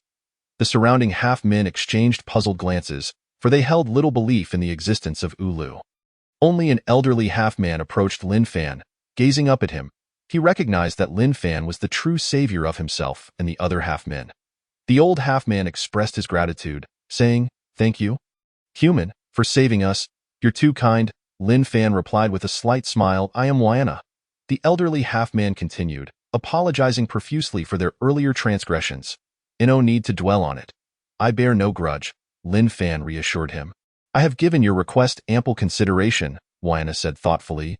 But, just then, a half-man rushed over, exclaiming in terror, his body trembling, Wahana's brow furrowed, his expression grave, even more so than when the mutated fish monsters had invaded. "What has happened?" Lin Fan inquired. "A grave disaster has occurred." With that, the old half-man hurried back with the others, and Lin Fan followed closely behind. Deep within the cave, a scorching heat wave surged forth, raising the temperature dramatically within a 200-meter radius. The stagnant water in the depressions evaporated entirely. At the source of the heat, a figure radiating red light was discernible. The half-men of Dasta City had fully retreated, too fearful to approach the sphere. Lin Fan gasped in shock. The glowing entity was indeed the sphere. The vessel from the Qinyang star, towering 30 meters high, had been consumed entirely, leaving behind only a hollow steel framework. The sturdy alloy beneath it had turned red from the heat. The half-men of Dasta City were filled with dread, bewildered by the nature of this creature. The elderly half-man watched in despair as decades of effort vanished before his eyes. He crumbled to the ground, weeping. This was a common vessel left by the Qinyang star colonization trade. Though dilapidated and rusted, it had been a testament to his life's work. To his kin, it symbolized hope. After studying the vast knowledge of the Qinyang star people, Wayana had dreamed of one day restoring it. He could never have imagined that their painstakingly repaired vessel would be devoured. The sphere, clutching its full belly, burped, yet its feast continued, consuming the base of the vessel. Lin Fan, observing the elderly half-man's anguish, felt a pang of guilt. He had not anticipated that while they dealt with the fish monsters, the sphere would devour their hard-earned craft. Lin Fan shouted at the sphere. "Sphere, stop this at once." Despite the cacophony, the sphere recognized the familiar voice. It paused, lifting its head to face Lin Fan, but after a fleeting moment of hesitation, resumed its consumption of the metal, its body glowing a fiery red. Slowly expanding, the sphere, usually obedient, was unresponsive this time. Lin Fan, puzzled, murmured, "What is happening?" Ding! The interstellar scavenging system activated. The system's voice declared, "Master, the scavenging pig is beginning to evolve." "What do you mean?" Lin Fan queried. "It has ingested rare metallic elements from the fishing vessel. From juvenile mid-development to juvenile advancement, indeed." The system continued, "Its body has entered a state of super overload during evolution and is now in a rampage. It cannot be stopped." Super overload? Just then, the half-men of Dasta City began to encircle Lin Fan. Upon witnessing his actions, they deduced that he was the cause of the creature's rampage. Fearing he was the culprit behind the destruction of their vessel, the frail half-man glared at Lin Fan, his eyes blazing with indignation. He had not anticipated that Lin Fan's arrival concealed a grand conspiracy. The true objective was the vessel. Under his leadership, the cave half-men surged forth, surrounding Lin Fan. Under Lin Fan's command, the half-man warriors were instructed not to attack the Dasta City half-men. Yet, the cave half-men charged at Lin Fan in waves, hurling insults and even stones in his direction. Pang Dun was incensed, wanting to intervene, but his voice was drowned out by the uproar of the cave half-men. At that moment, a deafening crash resounded as the steel framework collapsed, unleashing a torrent of heat. Both the cave half-men and the half-man warriors could not withstand the searing temperature and fled in panic. When they turned back, they beheld the sphere, now glowing red, no longer the docile creature they once knew. As it glared at the cave half-men, its bared teeth and fiery eyes radiated fury, despite being in a rampage. Sensing the hostility directed at Lin Fan, its instinct compelled it to protect him. Chapter 52. Strike? Nano repair worm. The sphere slowly advanced towards the half-men, its body turning an even deeper shade of red, emanating increasing energy. Although Lin Fan was clad in protective gear, he too felt the escalating heat. If this continued, they would surely be burned alive. The cave half-men finally sensed the danger and began to scatter. There were only two escape routes, one blocked by the sphere, the other leading to the great marsh, where mutated fish monsters roamed. Though they were uncertain of what lay ahead, it was undoubtedly far more terrifying than the mutated fish monsters. Thus, they fled towards the marsh. Confronted with the life and death of the entire cave's half-men, the elderly half-man trembled as he approached Lin Fan. More than the ideals and hopes in the darkness, he cared for the lives of his kin. Braving the heat wave, he grasped Lin Fan's arm and pleaded, "Noble human, I beseech you, spare my people." Lin Fan was taken aback. It was not his intention to unleash chaos. The sphere simply could not control its rampage. He inhaled deeply and replied, "I will do my utmost." The elderly half-man trembled, bowing his head in reverence, saying, "I am willing to bear any consequences for my earlier offenses." "Please, flee with that." Lin Fan strode towards the sphere. Even through the protective suit, he felt the temperature rising dangerously. He shouted, "Sphere, calm down." However, the sphere showed no response. Lin Fan attempted to advance, but the heat was nearing his threshold. This unforeseen situation was overwhelming. Seeing the sphere approach, he furrowed his brow and shouted, "You little rascal, you can't come any closer if I die. Who will feed you your grand feast?" The mention of grand feast startled the sphere, causing it to halt abruptly. Its eyes returned to their usual state as it stood upright. Observing Lin Fan struggling to shield himself from the heat, it grew curious. Amidst the chaos, it glanced around and then at its own body. Wow! The sphere realized that it was the source of all this turmoil. Its body was glowing red as if it were a piece of iron on the forge. Momentarily dumbfounded, it quickly pouted and began blowing on itself. To its surprise, this actually worked. After a while, the red hue gradually faded, restoring it to its former state. The temperature in the cave began to drop, allowing Lin Fan to breathe a sigh of relief. At this moment, the sphere had completed its evolution, entering the juvenile advancement stage. Its size had increased slightly, now standing 50 centimeters tall. However, the sphere felt an overwhelming surge of energy within, growing anxious as it gestured frantically at Lin Fan. It desperately communicated that it was filled with too much energy and would soon explode. Lin Fan was taken aback. What? It's going to rampage again? Yet, he had no idea how to address this. After its evolution, the sphere's bodily functions had enhanced. It sniffed the air, and suddenly its eyes lit up as it turned and dashed deeper into the cave. What was it up to? Lin Fan pondered. Bewildered, The scavenging pig sensed something metallic. The system inquired. What? Lin Fan replied. The sphere still requires sustenance. The scavenger pig would alleviate its bodily burden through the most vital means of energy release. The system declared. This method is forging. Lin Fan was taken aback. Could it have discovered something reparable within this cavern? Indeed. Moreover, this entity could accommodate the excess energy accumulated during the scavenger pig's evolution, underscoring its extraordinary nature. Upon hearing this, Lin Fan followed the sphere. As they approached their destination, the half-elf elder was momentarily startled. However, having already witnessed the sphere's potency, he dared not voice further concerns and obediently trailed behind. The sphere wiggled its rear and ventured deep into the cave. It turned out that a wall concealed another space within. Ascending the metallic staircase crafted by the Qingyang Star Colonization Consortium, they encountered a formidable iron door. This metallic barrier, deeply embedded in the wall, was exceedingly robust. The half-elves of Dasta City had spent decades attempting to pry it open without success. Yet, the sphere effortlessly demolished it in a mere minute. The metal door collapsed with a resounding crash. Amidst the dimness, an immensely vast underground chamber emerged. This space was remarkably stable, exhibiting only a minor crack from the detonation of a nuclear bomb. Yet it remained intact. At the center of the hall stood an imposing structure, towering 60 meters high.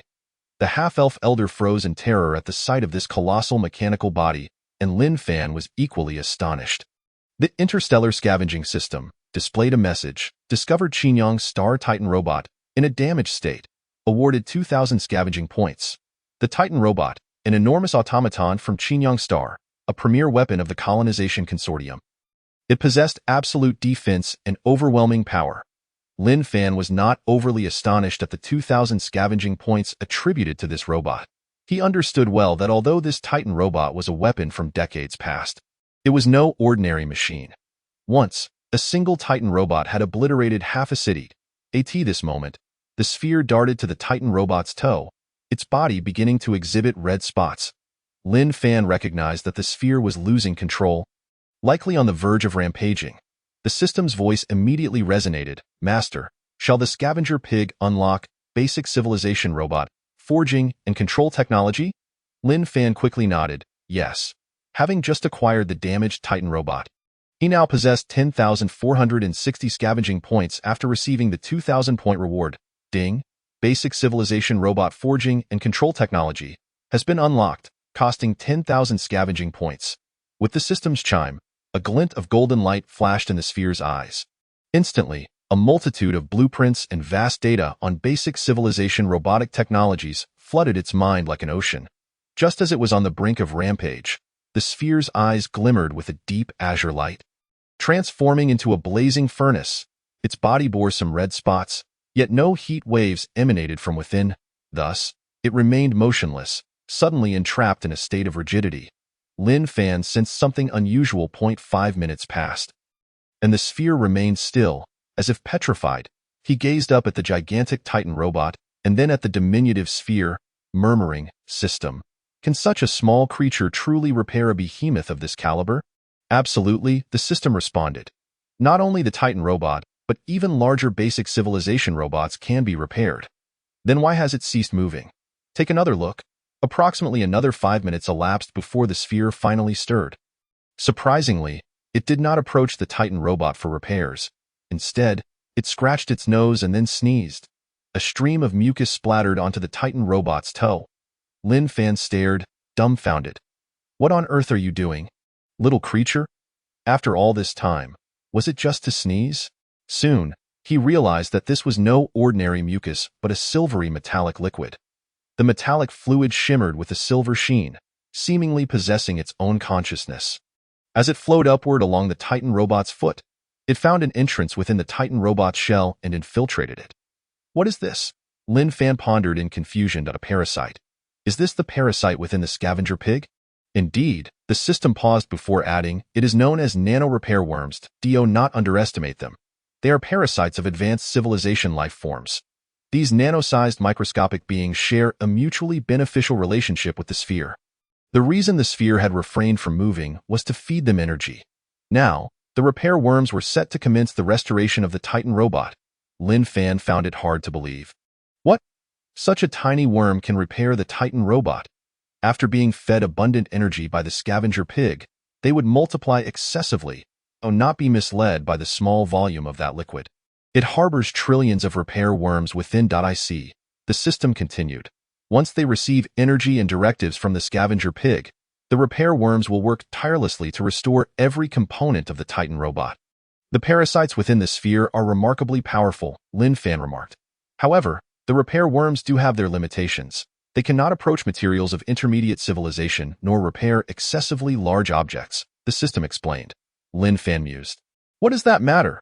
Given the overwhelming sense of powerlessness against the Qingyang star people of this basic civilization, I have no thoughts regarding intermediate civilizations.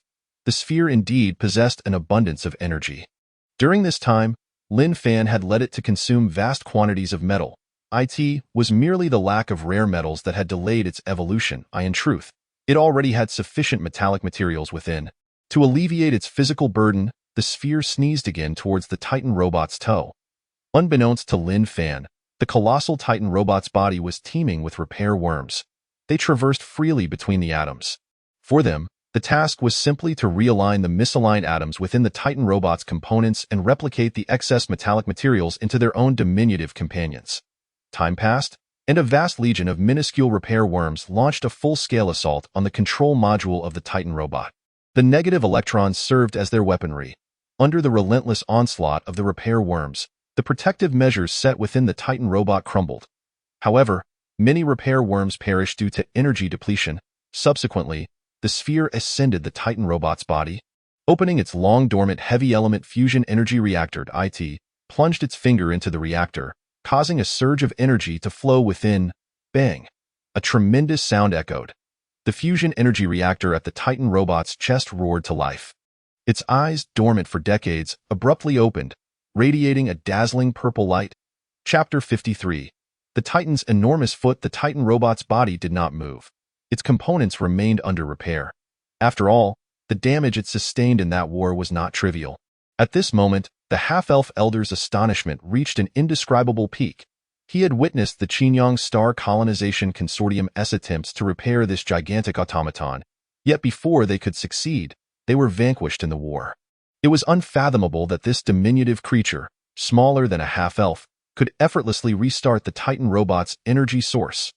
Moreover, under the influence of that silvery metallic liquid, not only did the Titan robot's eyes regain their former luster, but the components within its metallic shell began to operate, emitting faint creaking sounds, and even the external dents gradually restored.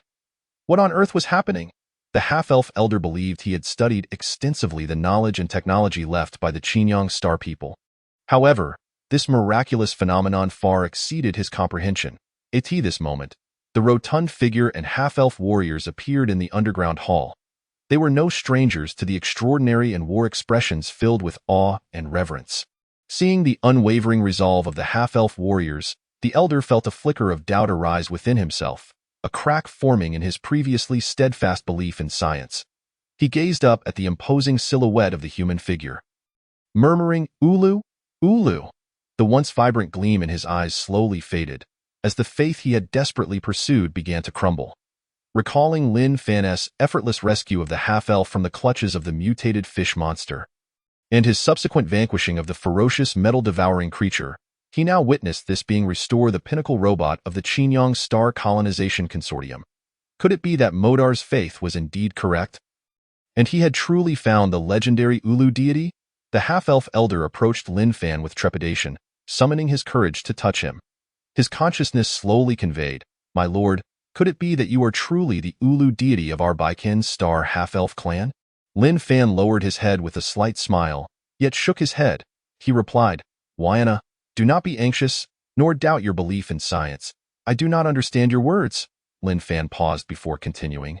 The half-elves need a deity who instills hope in them, but more importantly, they require the science that empowers them. The half-elf elder scratched his head and inquired, "If you are not a deity, then what was that phenomenon we just witnessed? Was it a miracle?" Lin Fan replied, "It was not a miracle, but science. You do not grasp the intricacies involved, which indicates that you still have a long journey ahead in the realm of science." "So that is how it is," The old half-man sighed in relief. Upon hearing Lin Fan's explanation, it seemed that his long-held beliefs were not entirely misguided, though his internal thoughts had shifted. He finally comprehended the fervor and persistence that Modar once exhibited. As for the cave-dwelling half-men, witnessing the colossal metallic robot gradually being restored mirrored their expressions almost exactly.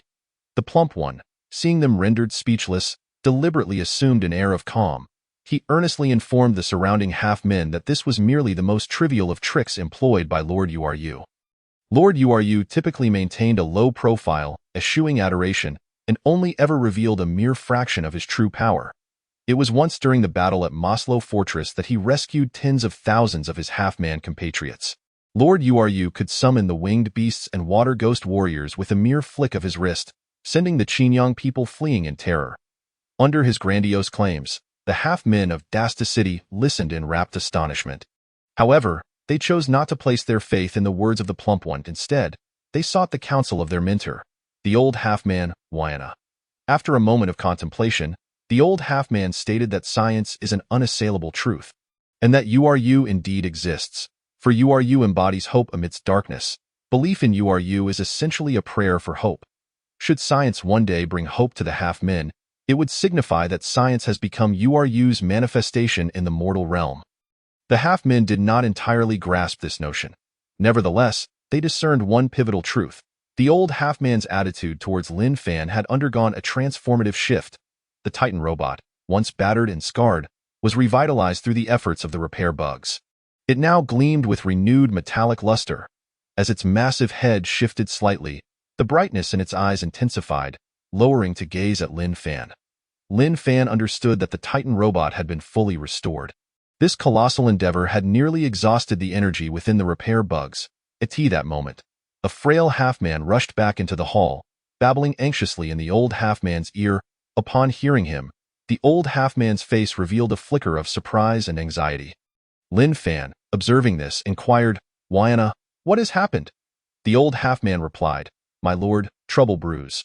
The mutant fish monsters have re-emerged, and this time there are as many as 7 or 8 of them. So many? Indeed.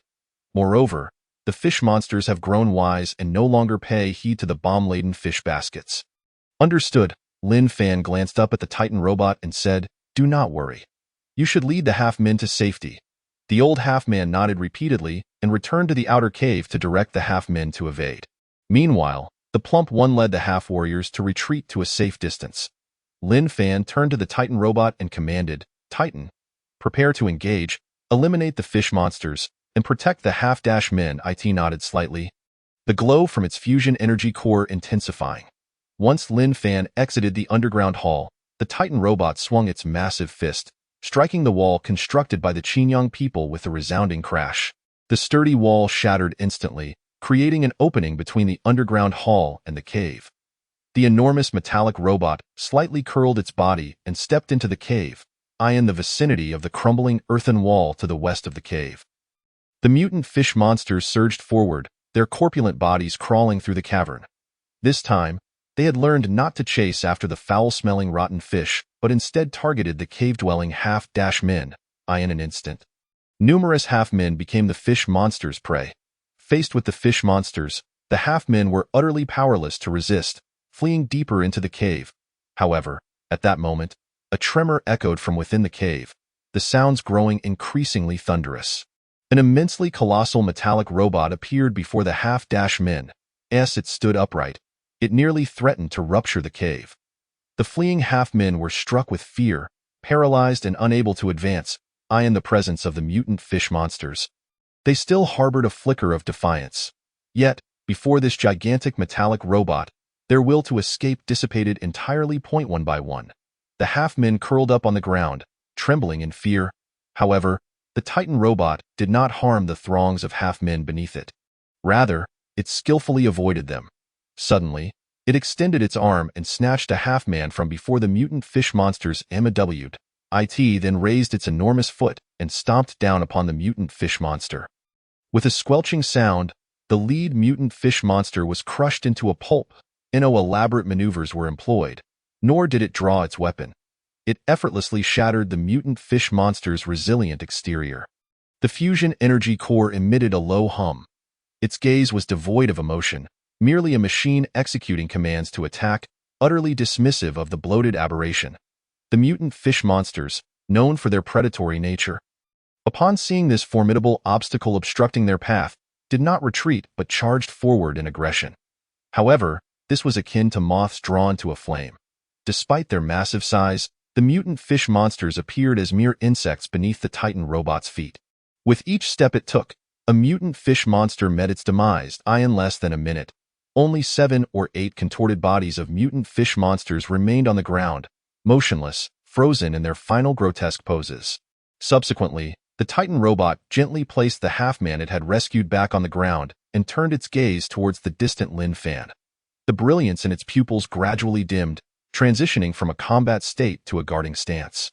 At that moment, the cave-dwelling half-men of Dasta City finally comprehended the old half-man's words. The spirit of URU exists, for this human before them embodies it. URU represents the sole hope amidst darkness.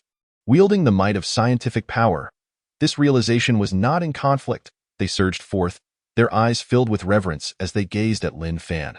The old half-man cautiously stepped forward, bowing deeply to Lin Fan. Lin Fan, somewhat perplexed, asked, "Yuna, what are you doing?" The old half-man replied, "My lord, I wish to lead my people to follow you to the city of the half-men. Have you truly considered this?" The old half-man nodded earnestly. He proclaimed, "Lord URU, my kin now believe that you are the deity who commands the power of science. I also believe that Modar's persistence was justified. The half-men need URU, and you are the light and hope amidst the long night for us half-men." "What?" Lin Fan was momentarily taken aback. A deity commanding the power of science. Hearing the old half-man's words made Lin Fan feel like a charlatan. He cleared his throat a couple of times, attempting to provide clarification. Observing Lin Fan's discomfort, the old half-man hastily prostrated himself on the ground. He said, "Please forgive us for our previous ignorance and disrespectful actions. We wish to follow you, my lord, to resist the invasion of the Qinyang people together." Chapter 54. The quiet spread of war. Dasta City. Winged beasts circled in the sky. A gigantic robot appeared over the devastated city, striding steadily northward.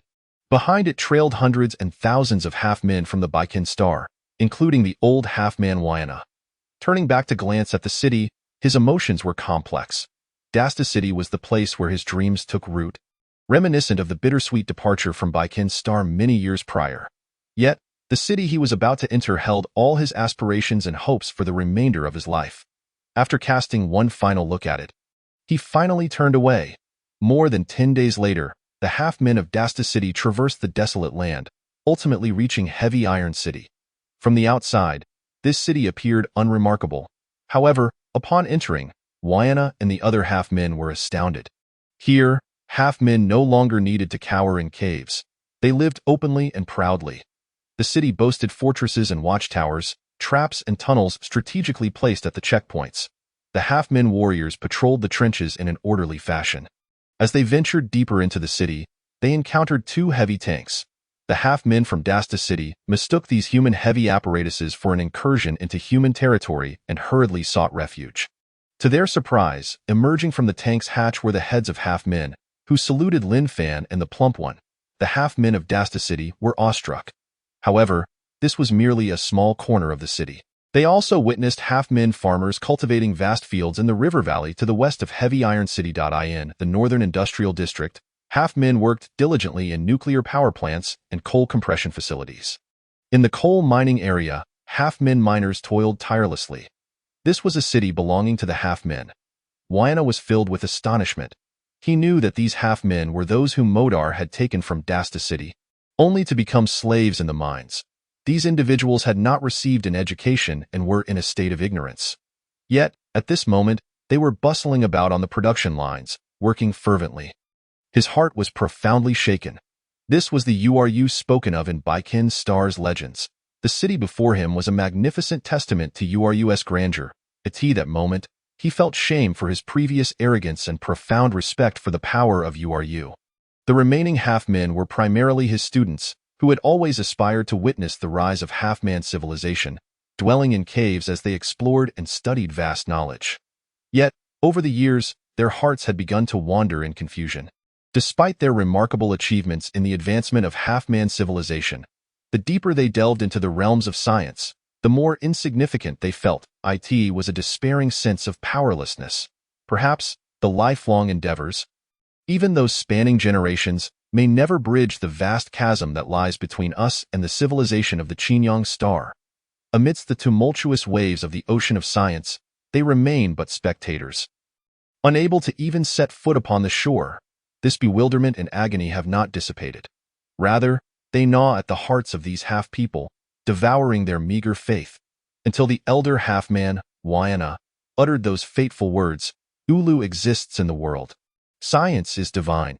Even now, upon entering the city known as Heavy Iron City, a light once again shines in the darkness, igniting hope amidst confusion. They discovered that their voyage across the ocean of science was not a solitary endeavor. Witnessing the benevolence and prowess of Ulu, they felt as though they had found a towering lighthouse amidst the sea.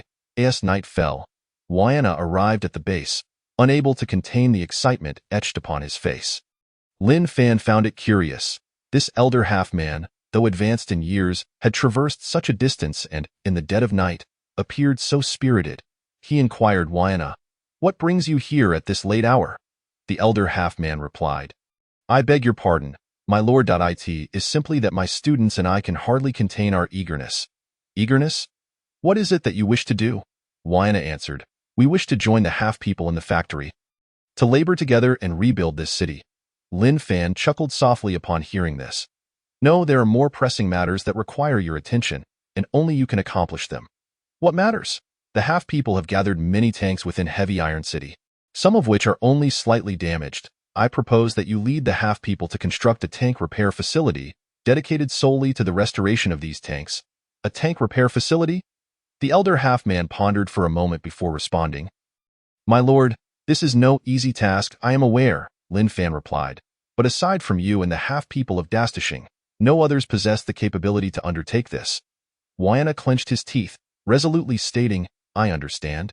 Furthermore, you shall also be responsible for researching the factory's facilities and training a cadre of skilled half-people workers." "Very well," Lin Fan gazed at Yuna, saying, "Our time is running short. Before the Qinyang people arrive, the half-people must possess formidable strength." A glimmer of determination flickered in Yuna's eyes as he declared, "Yuna and the other half-people will exert every effort." Within days, the half-people from Dastashing had settled in Heavy Iron City. Compared to the damp caves, the environment in Heavy Iron City was vastly improved. They no longer had to crowd into cramped spaces or fear mutated fish monsters. Yuna, along with the half-people from Dastashing, rallied numerous half-workers to the northern tank factory of Heavy Iron City. This facility had already collapsed partially, with the machine bases buried beneath shattered walls. Through the tireless efforts of the half-people, the ruins were swiftly cleared, restoring it to its former state. Yuna and the half-people from Dastashing became fervently engaged in their work, even more passionately than the half-workers themselves. They immersed themselves in the research and transformation of the tank repair facility. Yuna had achieved a high level of understanding regarding machinery. They even dared to repair the aircraft of the Qinyang people, let alone these tanks. Their task was simply to disassemble the tank components and reassemble them, a process far simpler than manufacturing from scratch. Eventually, the production line of the tank repair facility was established. Although they had not fully mastered tank technology, they gradually learned how to replace damaged parts and address simple malfunctions. As for the compressed coal factory, that was even less of a challenge. Under Yuna's guidance and that of his students, the production line of the half-people's factory was significantly optimized, enhancing operational efficiency once more. Moreover, Akun became one of Yuna's students. Initially influenced by his grandfather, he harbored disdain and aversion toward this elder half-man who doubted Ulu. However, he soon realized that this old fellow did not disrespect Ulu. Rather, he spoke of Ulu incessantly. And thus Akun gradually came to accept him. With the addition of the half-people from Dastashing, this city of half-people sowed a seed. This seed was science. It donned the garb of Ulu's divine spirit, quietly taking root in the hearts of the half-people. The winged beast tribe of Heavy Iron City, under Lin Fan's strategic guidance, was also quietly amassing strength. Hong Pao led over 30 winged beasts southward. Beyond protecting Lin Fan, they had another crucial mission, to locate the scattered winged beasts in the ruins of the cities in the southern cities. they discovered traces of numerous small tribes of winged beasts. Consequently, Hofeng led the winged beast army into battle against the various winged beast tribes in the south. Hofeng's physique had grown even larger. When he spread his wings, they extended a full 6 zhang in width. The war among the winged beasts was brutal and bloody. Not a single winged beast could withstand the assault of the dominant winged beasts. According to the customs of the winged beast tribes, the defeated winged beast lords were nearly always executed. Yet, Hofeng did not adhere to this tradition. He spared the defeated winged beast lords. He proclaimed to the winged beasts, a new era has arrived. The Qinyang people are the true enemies. One day, we shall exact a blood debt for every drop of blood shed. Soon, one by one, the winged beast tribes submitted to him.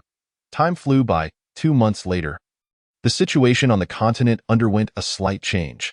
With the advancement of Earth's apocalyptic strategy, the friction between humanity and the Qinyang people intensified.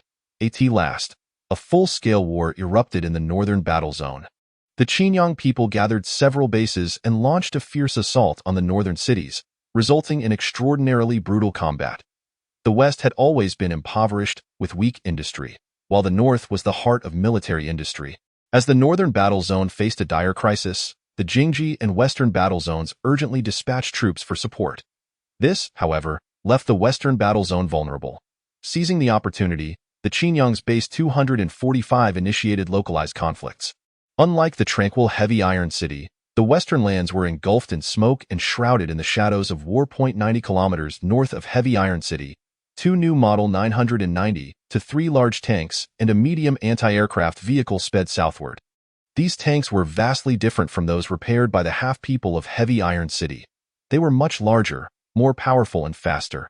Inside the tank, Chun, whose protective armor lay shattered, his body stained with blood. His expression was grave as he asked, "Have the enemies taken the bait?" The signal operator replied, "They are already in pursuit."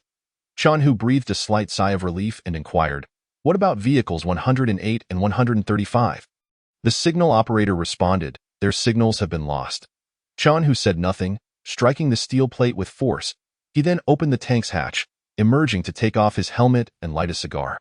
"You shouldn't smoke. There might be nuclear radiation outside," warned the young signal operator. At this point, who cares about nuclear radiation? Chun, who retorted, "We must lead them south. Only then can the main force retreat swiftly to Shirkuei City. Do you understand?" "Understood.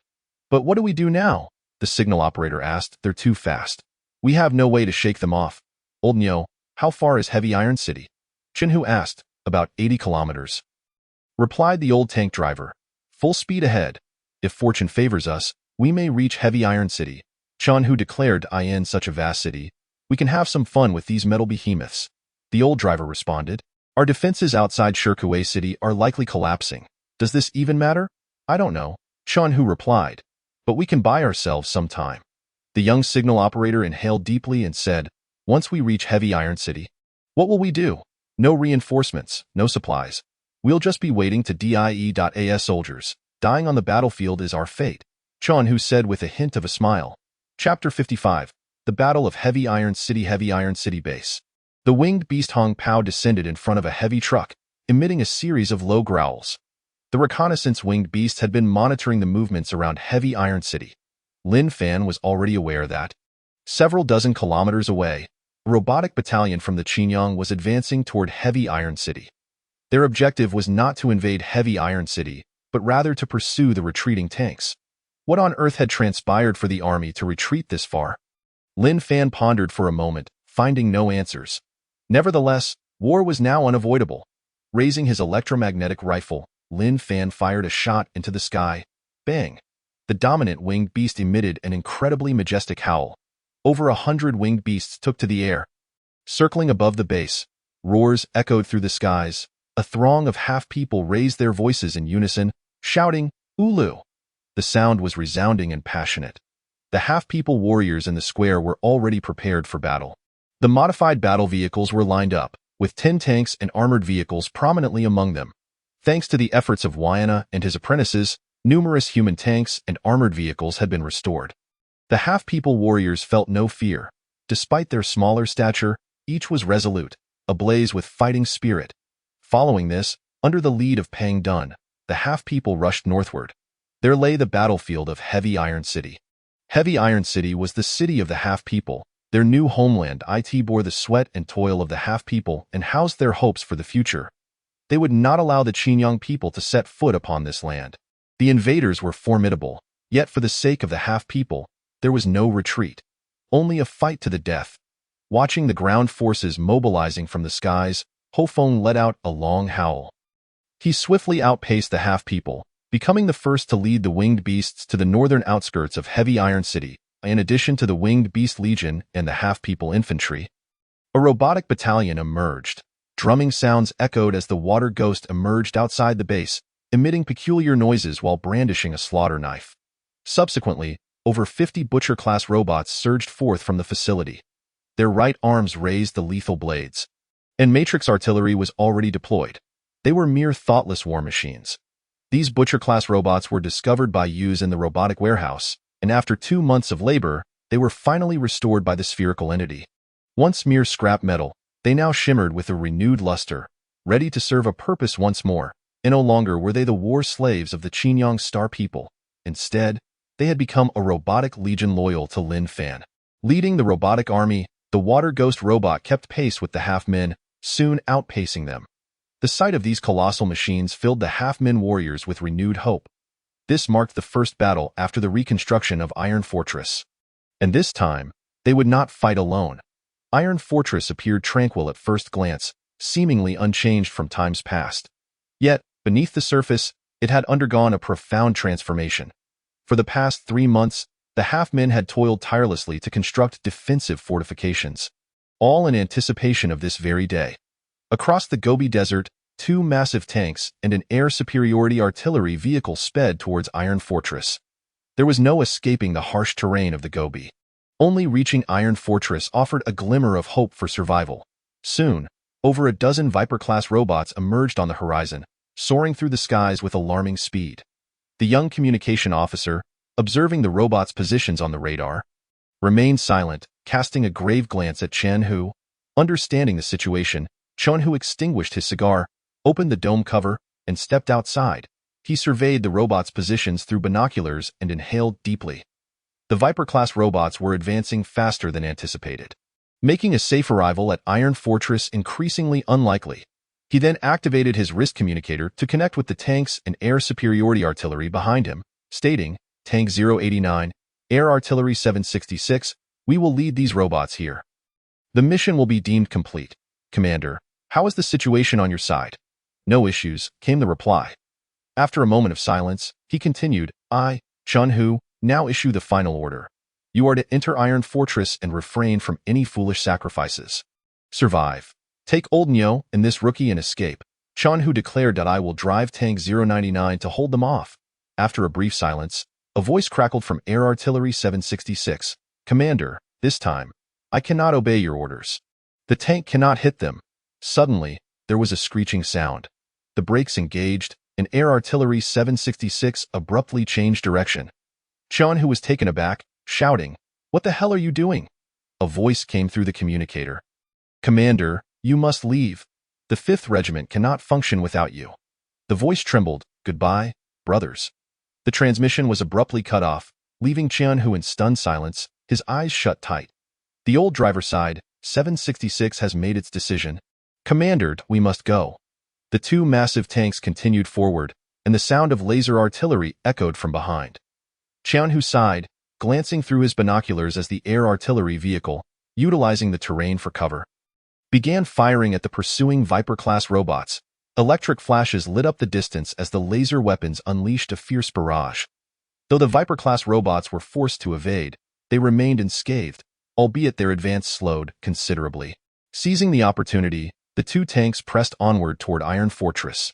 However, with a resounding boom, the laser fire abruptly ceased. From a slope a kilometer to the west, Butcher-class robots appeared, their matrix artillery locking onto the lone air artillery vehicle. Countless missiles swooped down from low altitude, striking the vehicle with devastating force. In an instant, the air artillery vehicle erupted in flames, its crew reduced to ashes, and a pang of anguish pierced Chen Hu's heart. At that moment, the tanks crested a dirt incline, revealing a vast ruin of a city before them. This was Iron Fortress. As the Butcher-class robots closed in from behind, Chen took his position at the weapon controls and activated the tank. The 990-3 tank underwent a transformation, 2 rows of heavy electromagnetic weaponry emerging. They fired while retreating, moving toward Iron Fortress and unleashing a relentless barrage upon the Butcher-class robots. The seasoned driver pushed the tank to its limits, steering it directly into the remnants of the outer walls of Iron Fortress, crashing through the barriers. However, the other tank met a different fate. It failed to breach the outer perimeter of Iron Fortress. With a resounding explosion, it was struck by missiles, followed by a barrage of additional projectiles. Tank 089 erupted into a fiery inferno, leaving only Tank 099. Under the old driver's adept control, the tank maneuvered through the ruins like a beetle, skillfully dodging several missile attacks. Finally, they reached the northern hub of Iron Fortress. Noticing the Butcher-class robots in pursuit, beads of sweat formed on the old driver's brow. Yet, Chen laughed after all these years. "Why are you still so nervous?"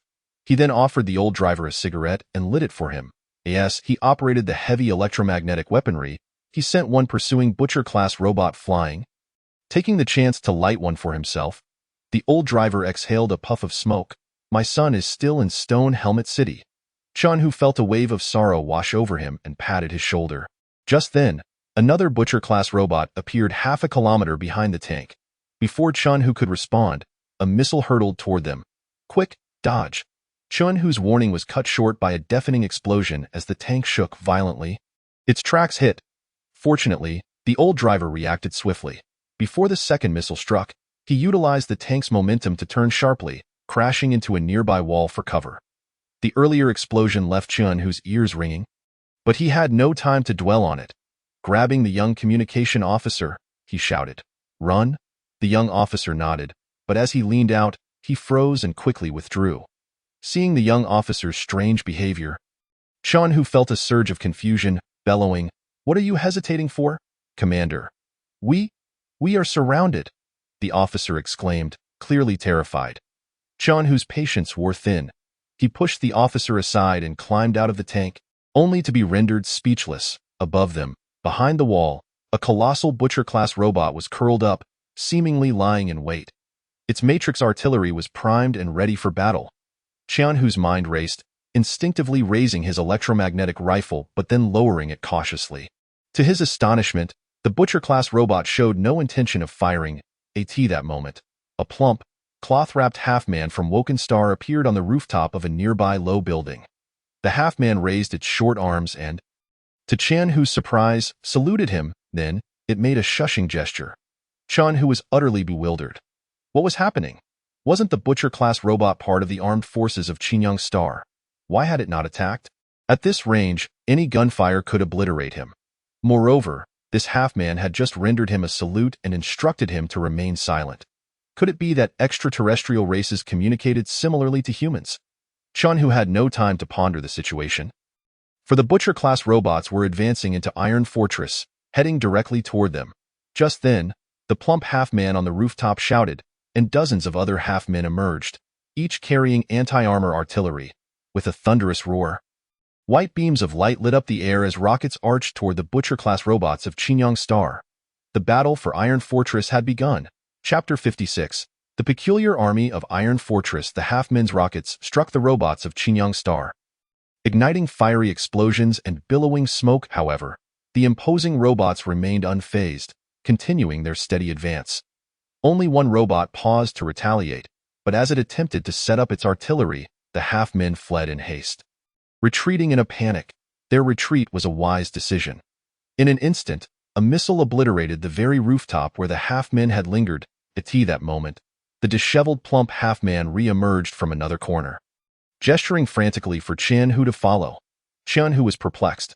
Had this individual come specifically to assist them? Without hesitation, he trailed the half-man into the heart of Iron Fortress. Once they had safely exited, the Butcher-class robot that had been lurking behind the wall finally revealed itself. Using the ruins as cover, it readied its matrix artillery. With swift precision, it launched 2 missiles toward the encroaching Qingyang robots. Only then did Chen realize that this Butcher-class robot was actually providing cover for their retreat. What on earth was happening? Not merely a half-human, This Butcher-class robot astonishingly assists itself, launching an offensive against another wave of similarly classified robots. Qianhu finds himself utterly perplexed. The thick wall, which had concealed the Butcher-class robot, suddenly collapses, and its steel form is struck by several missiles. Yet it continues to retreat. A sense of unease washes over him. Observing the situation, it is clear that a solitary Butcher-class robot, along with a handful of half-humans, stands no chance against the nearly 100 formidable Qianxing robots. Before long, the half-humans lead Qianhu and a few others across the intersection. Instead of continuing their retreat, the half-humans surge into a dilapidated building.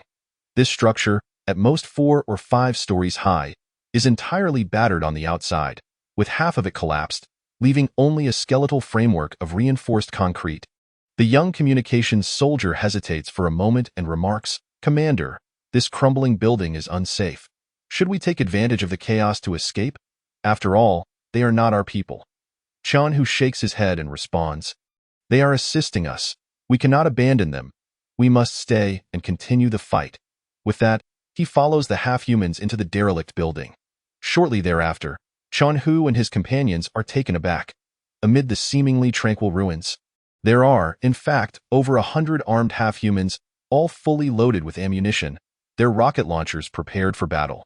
They watch as the solitary Butcher-class robot, taking cover, retreats steadily, finally managing to cross the intersection. However, a missile strikes its right leg, causing it to crash to the ground, yet it continues to struggle forward. The imposing Qianxing forces steadily approach. Qianhu's heart tightens. It won't be long before the Butcher-class robot is destroyed, and the Qianxing troops will unleash their assault upon them. To Qianhu's astonishment, just as the Qianxing forces reach the intersection, a rotund half-human emerges from the crumbling building. With a shout of "Ulu," the rocket launcher in his hands jolts, firing an armor-piercing round that ignites the explosives buried at the intersection. With a thunderous boom, the ground violently shakes. The Qianxing robots sense the impending doom and attempt to evade, but it is too late. The earth at the intersection shatters, a fireball shooting skyward, erupting into flames that reach 7 or 8 meters high. A searing wave of heat surges into the abandoned building, forcing even the hidden half-humans to momentarily take cover. Surrounding dilapidated structures tremble, some crumbling under the intense shockwave, in the midst of the flames. The Qianxing robots desperately try to escape, only to find the ground beneath them collapsing entirely. Qianhu stares in disbelief. This is not merely an explosion. It is a trap. The surface appeared unremarkable. Yet below it had been hollowed out. The explosion shattered the ground, transforming the area into a deep pit. More than half of the Qianxing robots plummet into the abyss. Then another explosion reverberates. What the hell? Not only were bombs hidden in the ground, but there are also explosives beneath the pit. This is a chain reaction, even more ferocious than the first blast. The intersection becomes an inferno, dense smoke billowing hundreds of meters into the sky. Qianhu is secretly astonished. It is evident that the trap was dug by the half-humans in advance, packed with enough explosives to wreak havoc. The confined space of the explosion proves devastating, mercilessly annihilating the robot's armor. Yet, some robots manage to escape the onslaught, crawling out from the sea of flames. However, what just transpired is merely the beginning. In rapid succession, numerous half-humans emerge. Hidden artillery and bunkers in the nooks and crannies of the ruins spring into action, blending seamlessly with the debris, now revealing their true forms as the Qianxing forces retreat from the inferno. They are already in disarray. The half-humans, taking advantage of the cover of the walls, launch a fierce counteroffensive. Meanwhile, armed vehicles appear on the streets, blocking several exits, unleashing a barrage of firepower. Among them are even heavy tanks and armored vehicles. At this moment, Qianhu, who has been secretly observing, is struck by astonishment. He never imagined that these diminutive half-humans would block the intersection, delivering a severe lesson to the formidable Qianxing battle robots. It must be said that such a scale of Butcher-class robot army should not be underestimated. Even for army units like Qianhu's, they would not dare to be complacent. Yet, after enduring a relentless bombardment and facing a concentrated assault from all sides, the Qianxing robots are caught off guard, utterly defenseless. Qianhu finally comprehends that the half-humans are not merely fighting to save them. Witnessing the gradual defeat of the Qianxing forces, it becomes clear that the half-humans did not charge into battle in a panic. but rather came prepared. Remembering the bumbling half-human, Chun-Hu finds himself hoping for their victory in this war. Just then, the voice of the old driver interrupts, pointing to the sky in alarm. "Look, the Viper-class robots." Chun-Hu glances up and gasps at the sight of aerial robots hurtling toward them. The situation appears dire. Although the half-humans boast formidable firepower, they cannot swiftly eradicate the ground robots. Chun-Hu states, "Once the Viper-class robots arrive, the half-humans will be caught in a pincer." The young communications soldier looks around and asks, "What should we do? Should we retreat?" Chun-Hu lights a cigarette and replies, "We will not leave. We will stay to assist the half-humans. Bring the new rocket launcher. Let us teach these half-humans what true rocket artillery is." The young communications soldier mutters, "Isn't that dangerous?" "That is an order." The old driver retrieves the new rocket launcher, and the young communications soldier clutches the rocket rounds as the three ascend to the rooftop. The Viper-class robot squadron enters the skies above Iron Fortress City. Just as Chan-Hu prepares to fire, another figure beats him to ITI in the distance. A water ghost robot suddenly appears atop a warehouse, launching a surprise attack on the aerial robots. With a deafening roar, a missile strikes the Viper-class robot, exploding in midair. The Viper-class robots detect the water ghost robot immediately, raising their particle beam cannons. However, the water ghost robot has no intention of engaging. Sensing danger, it leaps off the warehouse. The particle beam pierces through the warehouse, creating a massive hole, while the water ghost robot vanishes from sight. Yet, in that fleeting moment, Butcher-class robots emerge from the dilapidated towers scattered within a few kilometers. They set up matrix artillery, bombarding the Viper-class robots relentlessly. Countless missiles intertwine in the sky, and the Viper-class robot squadron is instantly engulfed in chaos. Of course, Chun-Hu also aims the new rocket launcher, firing at the Viper-class robots with all his might. Although the new rocket launcher boasts considerable power, it remains inconspicuous, and one notices that among the barrage of missiles, 3 or 4 new rocket rounds are mixed in. Both the ground robots of Qiangsing and the airborne Viper-class robots are subjected to a fierce onslaught. They could never have anticipated such a fierce and daunting ambush in this ruined city. The battle rages on for half an hour, and the Qiangsing robots suffer heavy losses, paying a steep price. Meanwhile, the armed forces of Iron Fortress City grow ever more emboldened. The surviving Qiangsing robots begin to crumble, huddling together in a panicked retreat. Chun-Hu and the other 2 soldiers breathe a sigh of relief upon witnessing this scene. They were originally trapped, but thanks to this peculiar armed force from Iron Fortress City, they have been saved. Yet, at this moment, this armed force has no intention of allowing the Qiangsing robots to escape alive. Under the leadership of the Water Ghost robots, the forces of Iron Fortress City relentlessly pursue the enemy. Closely tailing them, the half-humans drive mechanical war vehicles, heavy tanks, and armored cars in hot pursuit. The young communications soldier, puzzled, asks, "Commander, the forces from Iron Fortress City have no intention of letting the enemy go." Chun-Hu smiles slightly, nodding in agreement. If the Qiangsing base discovers the presence of this armed force, Iron Fortress City will face a devastating blow. They are wise enough not to let these retreating robots escape. The old driver inquires, "What shall we do?" "We will follow them." "Can the tank still operate?" The old driver shakes his head. "Then we will proceed on foot." Chun-Hu personally shoulders the new rocket launcher and follows the half-humans. Suddenly, a honking sound resonates behind Chin, who as a heavy tank comes to a halt. He spots the rotund half-human once more, who emerges from the tank's hatch, waving at Chun-Hu and the others. Is he signaling for us to board? The young communications soldier wonders, perplexed. Chun-Hu mutters, "It seems so. Let us get on." The 3 of them climb aboard the heavy tank, where 4 or 5 half-humans are already present. The half-humans have clearly defined roles. The rotund half-human commands, 1 drives, and 2 operate the weapons. Their eyes gleam with enthusiasm and excitement as they busily manipulate the controls within the tank. Chun-Hu watches in astonishment. It turns out these tanks are indeed operated by the half-humans. The rumors that half-humans are merely the foolish laborers of the Qiangsing have been completely overturned. The rotund half-human babbles a few sentences in half-human language to Chun-Hu, who cannot comprehend, responding with vague affirmations, unsure of what he is saying. The rotund half-human scratches his head in confusion, assuming they are hungry. He then pulls out several potatoes from a bundle, distributing 2 to each of them. Chun-Hu takes the potatoes, equally bewildered.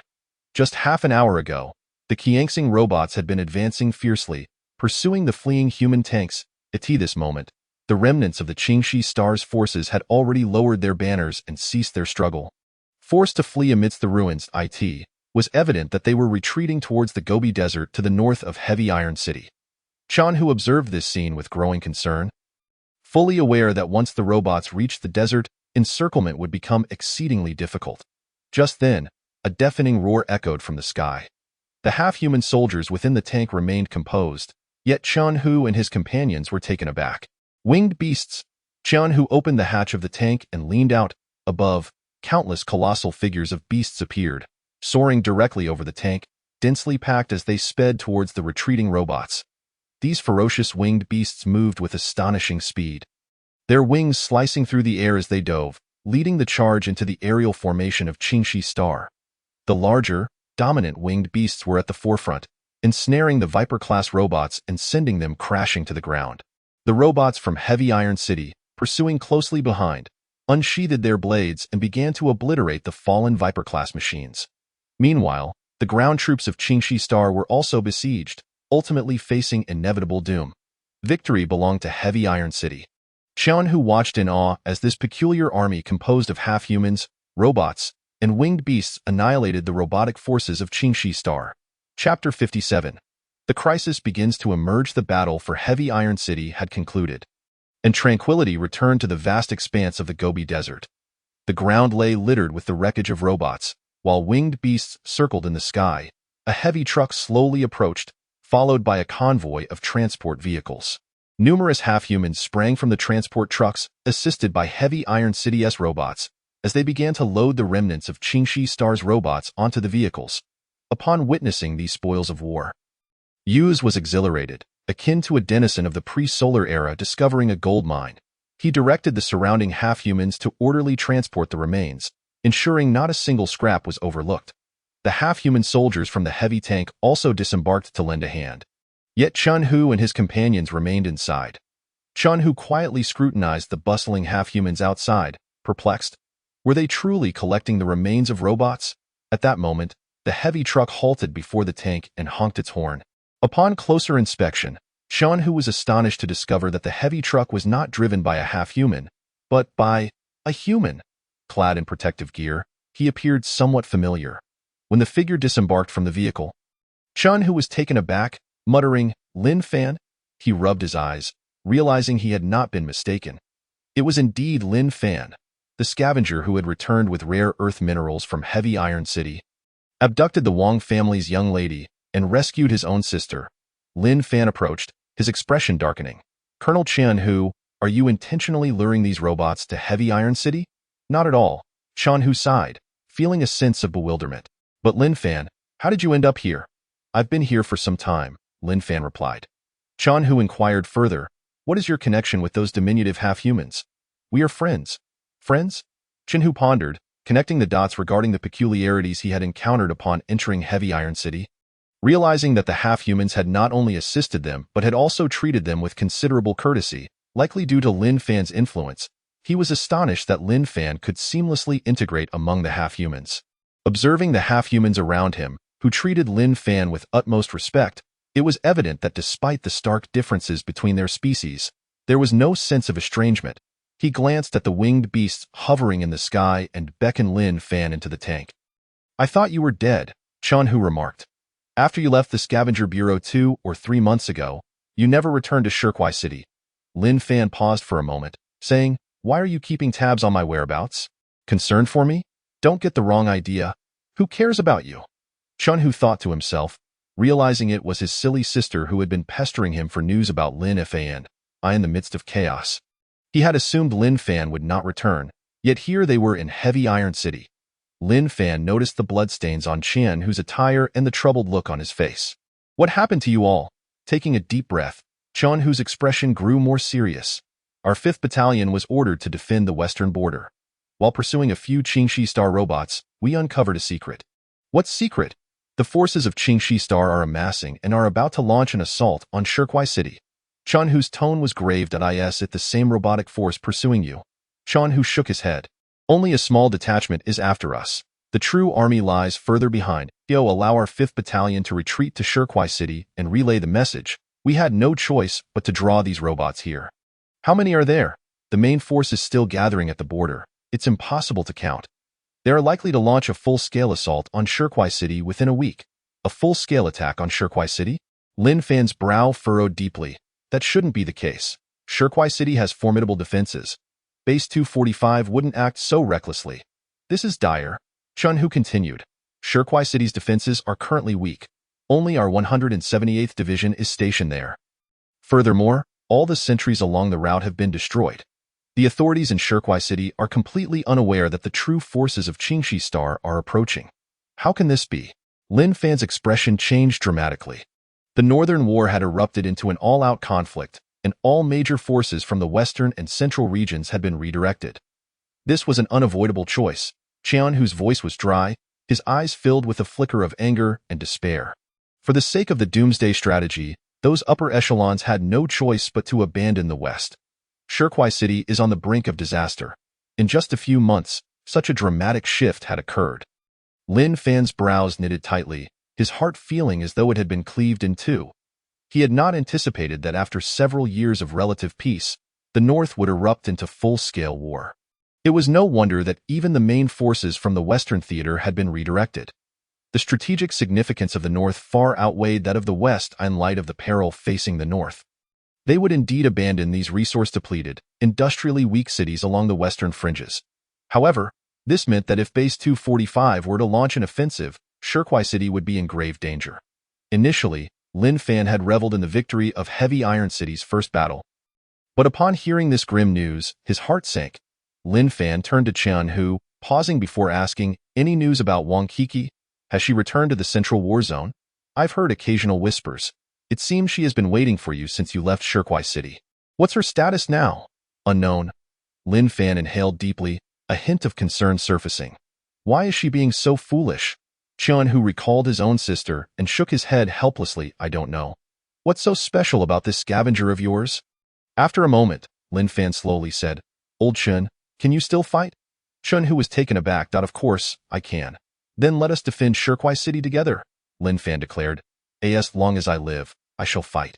Chun-Hu replied, "However, this battle will be exceedingly difficult. Shirkwai City will face an onslaught from Qingxi Star. I am well aware of the challenges ahead, but I will not be alone in this fight. There are also these brave warriors from Heavy Iron City." Qian-Hu felt somewhat bewildered. At that moment, Lin Fan had already climbed out of the tank. Without a moment's hesitation, he called for Fat Dun. Initially, Fat Dun had been basking in the glory of their victory, but upon seeing Lin Fan's anxious expression, he realized something significant had transpired and quickly rallied the half-human soldiers. Soon, thousands of half-human warriors converged. Their earlier joy replaced by a solemn demeanor. They stood at attention, forming several ranks on the Gobi Desert. The half-human soldiers regarded Lin Fan with resolute and reverent expressions. After a brief exchange with Lin Fan, despite Fat Dun's small stature, he was now furious, his chest seemingly ready to explode as he stomped his feet atop the tank. Bang! He fired a shot into the sky with his electromagnetic rifle, then turned to the half-humans below, shouting fervently. Upon hearing his words, the half-humans realized a great battle was about to commence. The Qingxi Star forces intended to assault the homeland of the Uru people on Earth. This revelation ignited their fury, and they gritted their teeth in shocked eye. In truth, Lin Fan wished to convey to Fat Dun and the others the principle of mutual reliance, though this war was an assault on his homeland. A human city named Shirkwai City, it also pertained to the safety of Heavy Iron City. Should Shirkwai City fall, the Qingxi Star would firmly establish a foothold in the western region, and the half-humans of Heavy Iron City would undoubtedly be plunged into crisis. Thus, Lin Fan needed to lead the half-humans to support Shirkwai City. However, Fat Dun did not comprehend this principle. Upon hearing that the Qingxi Star aimed to attack the homeland of the Uru people, his mind exploded with rage. The Uru people would not tolerate the Qingxi Star's desecration. The sanctity of their homeland must not be trampled by robots. Fat Dun's words served as a torch, igniting the flames of fury within the hearts of the thousands of half-human warriors. They turned to Lin Fan, raising their voices in unison. "You're a Sakanda!" Their shouts were laced with immense anger. At this moment, Qian-Hu emerged from the tank's hatch, witnessing this spectacle and hearing the roars of the half-humans. utterly astonished. The fervor exhibited by the half-humans towards Lin Fan was utterly unmasked. Every action of Lin Fan seemed to resonate deeply within their hearts. These individuals were not merely friends of Lin Fan. They were distinctly a fervent army of half-humans, wholly devoted to his command. Upon witnessing the agitated half-humans on the ground, the dominant winged beast, Howling Wind, sensed something amiss. It tilted its head back and unleashed a piercing shriek, swiftly soaring towards the direction of the tank. The stout figure glanced up at the colossal silhouette and hastily ordered the surrounding half-human warriors to disperse. With a resounding thud, Howling Wind descended before the tank, raising a cloud of dust that soared several feet into the air. The winged beast had landed. Its immense form gradually approached the front. Chen, who was also taken aback, and immediately retrieved the new type of rocket launcher. Howling Wind, noticing Chen, whose action, glinted ominously. At that moment, Lin Fan gestured for Chen, who to refrain from any rash movements, and proceeded towards Howling Wind. The beast lowered its massive head, gently brushing its cheek against Lin Fan's shoulder, its previously savage gaze softening. The old driver also peered out, taking in the scene outside. He inquired of Chen, who, "Captain, why does it seem like these winged beasts are obeying him?" "I find it rather peculiar," Chen Hu replied, pressing the old driver's head down. He then lit a cigarette, stating, "It appears that this contingent of half-humans, robots, and winged beasts from Heavy Iron City is under his command. That means he has saved us." "I believe so," came the response. At that moment, Lin Fan had already conveyed his consciousness to Howling Wind. A fierce blend of fury and battle intent ignited within the eyes of the dominant winged beast. It flapped its wings and soared into the sky, letting out a roar, the other winged beasts circling above, sensing the authoritative summons of their leader, filled the desolate landscape with their resounding cries. A genuine battle was on the verge of commencing, one that promised to be unimaginably brutal. The battle for Heavy Iron City was rendered trivial in the face of this impending conflict. Both the winged beasts and the half-humans were poised to participate. Strangely enough, they had no idea what that city looked like. Driven by promises and hatred, the winged beast legion would charge forth without hesitation. Fueled by their faith in URU, the half-human warriors had entirely lost their reason. Chapter 58. I prepare to ambush them with the assistance of the half-human transport team. Chan, whose large tank No. 099 was delivered to the tank repair shop in Heavy Iron City. Inside the factory, colossal mechanical arms were in motion. The sounds of cutting were incessant, and welding sparks flew about. Vahana worked tirelessly through the night, directing half-human workers in the repair of this advanced tank. Fortunately, it was merely the tracks that were damaged, and it was swiftly restored. Observing the industrious half-humans, Chan Hu and his companions were left utterly astounded. They finally comprehended that Lin Fan had not only assembled an army amidst this desolate ruin, but had also established a miniature military production line. The half-human workers toiled diligently, uncomplainingly, no matter how arduous or exhausting the work. Upon seeing Lin Fan, they all bowed in greeting, their eyes radiating devotion. Once a lifeless wasteland, the city now thrummed with vibrant energy. Chan Hu, taken aback, queried, "Lin Fan, what sort of spell have you cast upon the half-humans that they obey your every command?" Lin Fan merely smiled and replied, "Old Chen, everything you see today must remain a secret, and no problem." Chun Hu did not press further and turned to the old driver and the young radio operator, his expression turning serious. "Did you both understand?" "Understood," they replied. Chun Hu added, "No one must speak of this, not even to your family or friends, including others from our 178th Division." The old driver assured, "Rest easy. Captain, Brother Lin Fan is our savior. I wouldn't dare disclose anything about this to anyone, not even my son." The radio operator nodded resolutely. Chun Hu continued, "The current situation in Stone Helmet City relies solely on the outer defensive positions for any chance of success. How are the defenses holding up?" "They should still be adequate. At dawn tomorrow, I will set out for Stone Helmet City. Reinforcing the defensive positions is of utmost priority." "Agreed, I will have the winged beasts escort you," Lin Fan stated. Chun Hu recalled the fierce and brutal winged beasts and felt a twinge of apprehension. "What if they turn on me?" he inquired. "Rest assured, they will not act recklessly," Lin Fan reassured him. Chun Hu clapped Lin Fan on the shoulder, locking eyes with him. "I heard that during Yang Xiaoqin's wedding, the dignitaries and merchants of Stone Helmet City looked down upon you. Now, you must fight for them." potentially risking your life. Are you content with that? Those individuals have no bearing on me. My goal is to protect my home and the countless souls who have poured their hearts into Stone Helmet City. For instance, your elderly father. Goodness, if I survive, do you think my sister would still be around? Let's just say I'll make a decision on that. Chun-Hu quipped. Nonsense. Lin Fan shot him a glare. Chun-Hu, rarely displaying a smile, turned to his two subordinates. I can manage the return to Stone Helmet City alone. You two stay here and assist Lin Fan. Follow his orders without question. The young radio operator hesitated briefly before nodding in agreement. The old driver contemplated for a moment and said resolutely, Captain, you go ahead. His son remained in Stone Helmet City, and his greatest wish was to protect it, even at the cost of his own life. He felt deeply moved when Lin Fan spoke of defending Stone Helmet City. The cold wind howled, and the desolation above the ruins was eerily silent. The half-humans of Heavy Iron City entered a state of combat readiness. With tens of thousands bustling about, war was imminent, and the mechanized infantry brigade required abundant weaponry and ammunition. Trucks laden with discarded metal rumbled towards the base.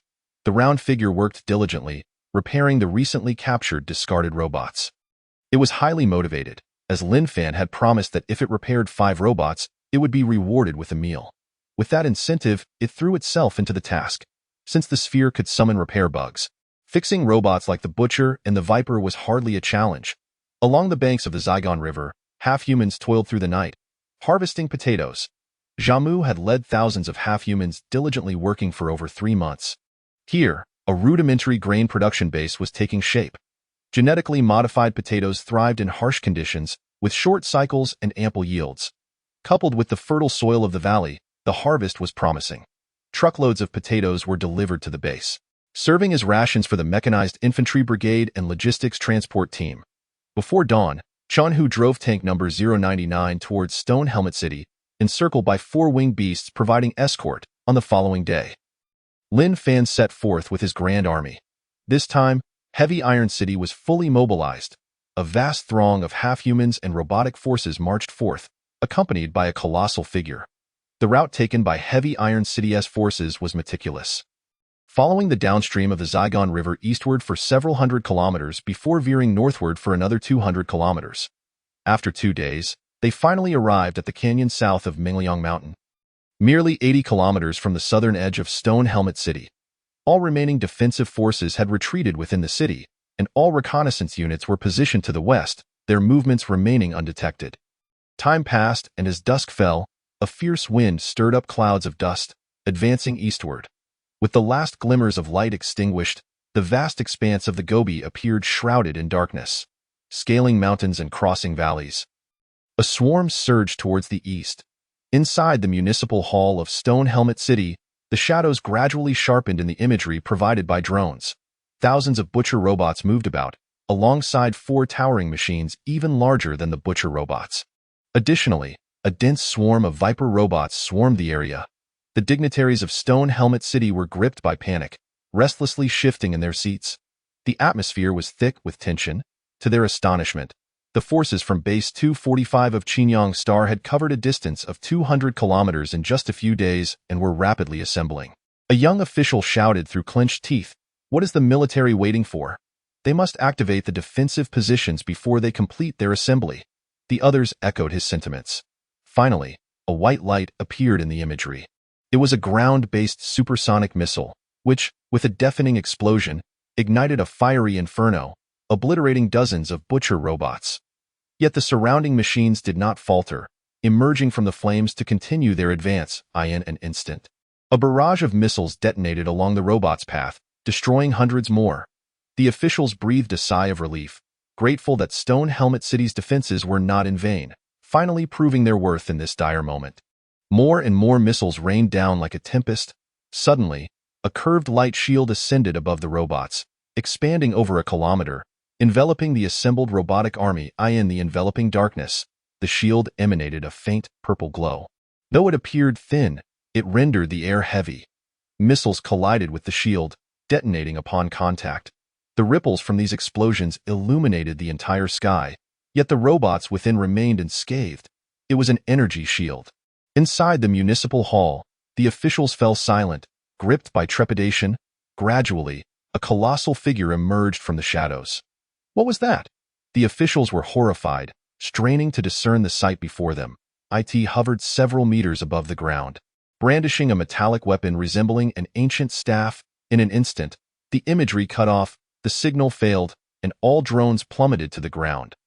The municipal hall was enveloped in an eerie silence, a palpable sense of oppression rendering the prominent figures of Stone Helmet City breathless. Despair spread like wildfire in the hearts of all present, consuming any flicker of hope entirely. Drones dispatched from Stone Helmet City could no longer relay sufficient information. Moments later, the dignitaries succumbed to panic. Offering excuses to depart the municipal hall in their eyes, even the military's upper echelons had abandoned Stone Helmet City. Why should they remain and await their demise? Before the dawn broke, the formidable army of Qingyang Star was anticipated to arrive.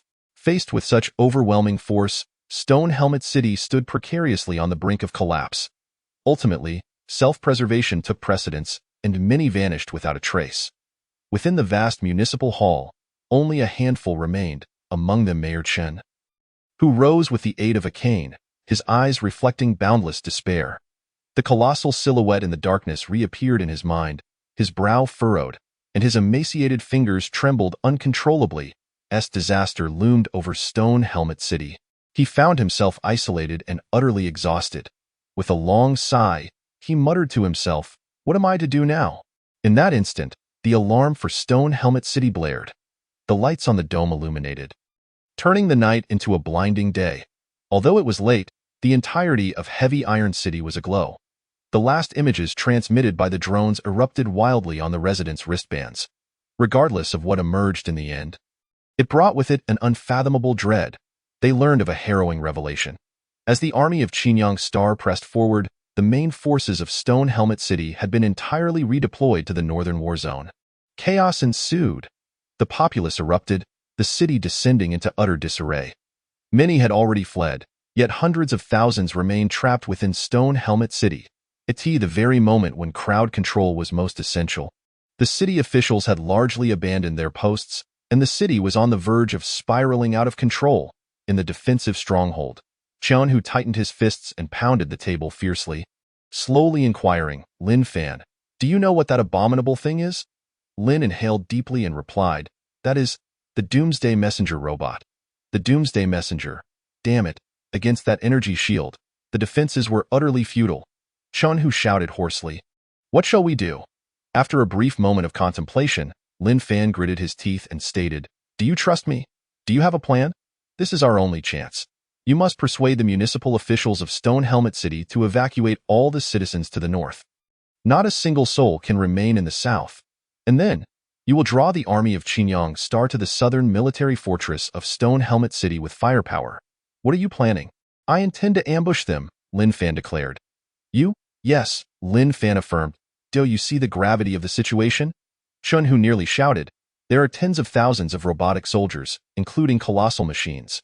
Your forces performed admirably in the battle for Heavy Iron City, but against them, they would be utterly crushed."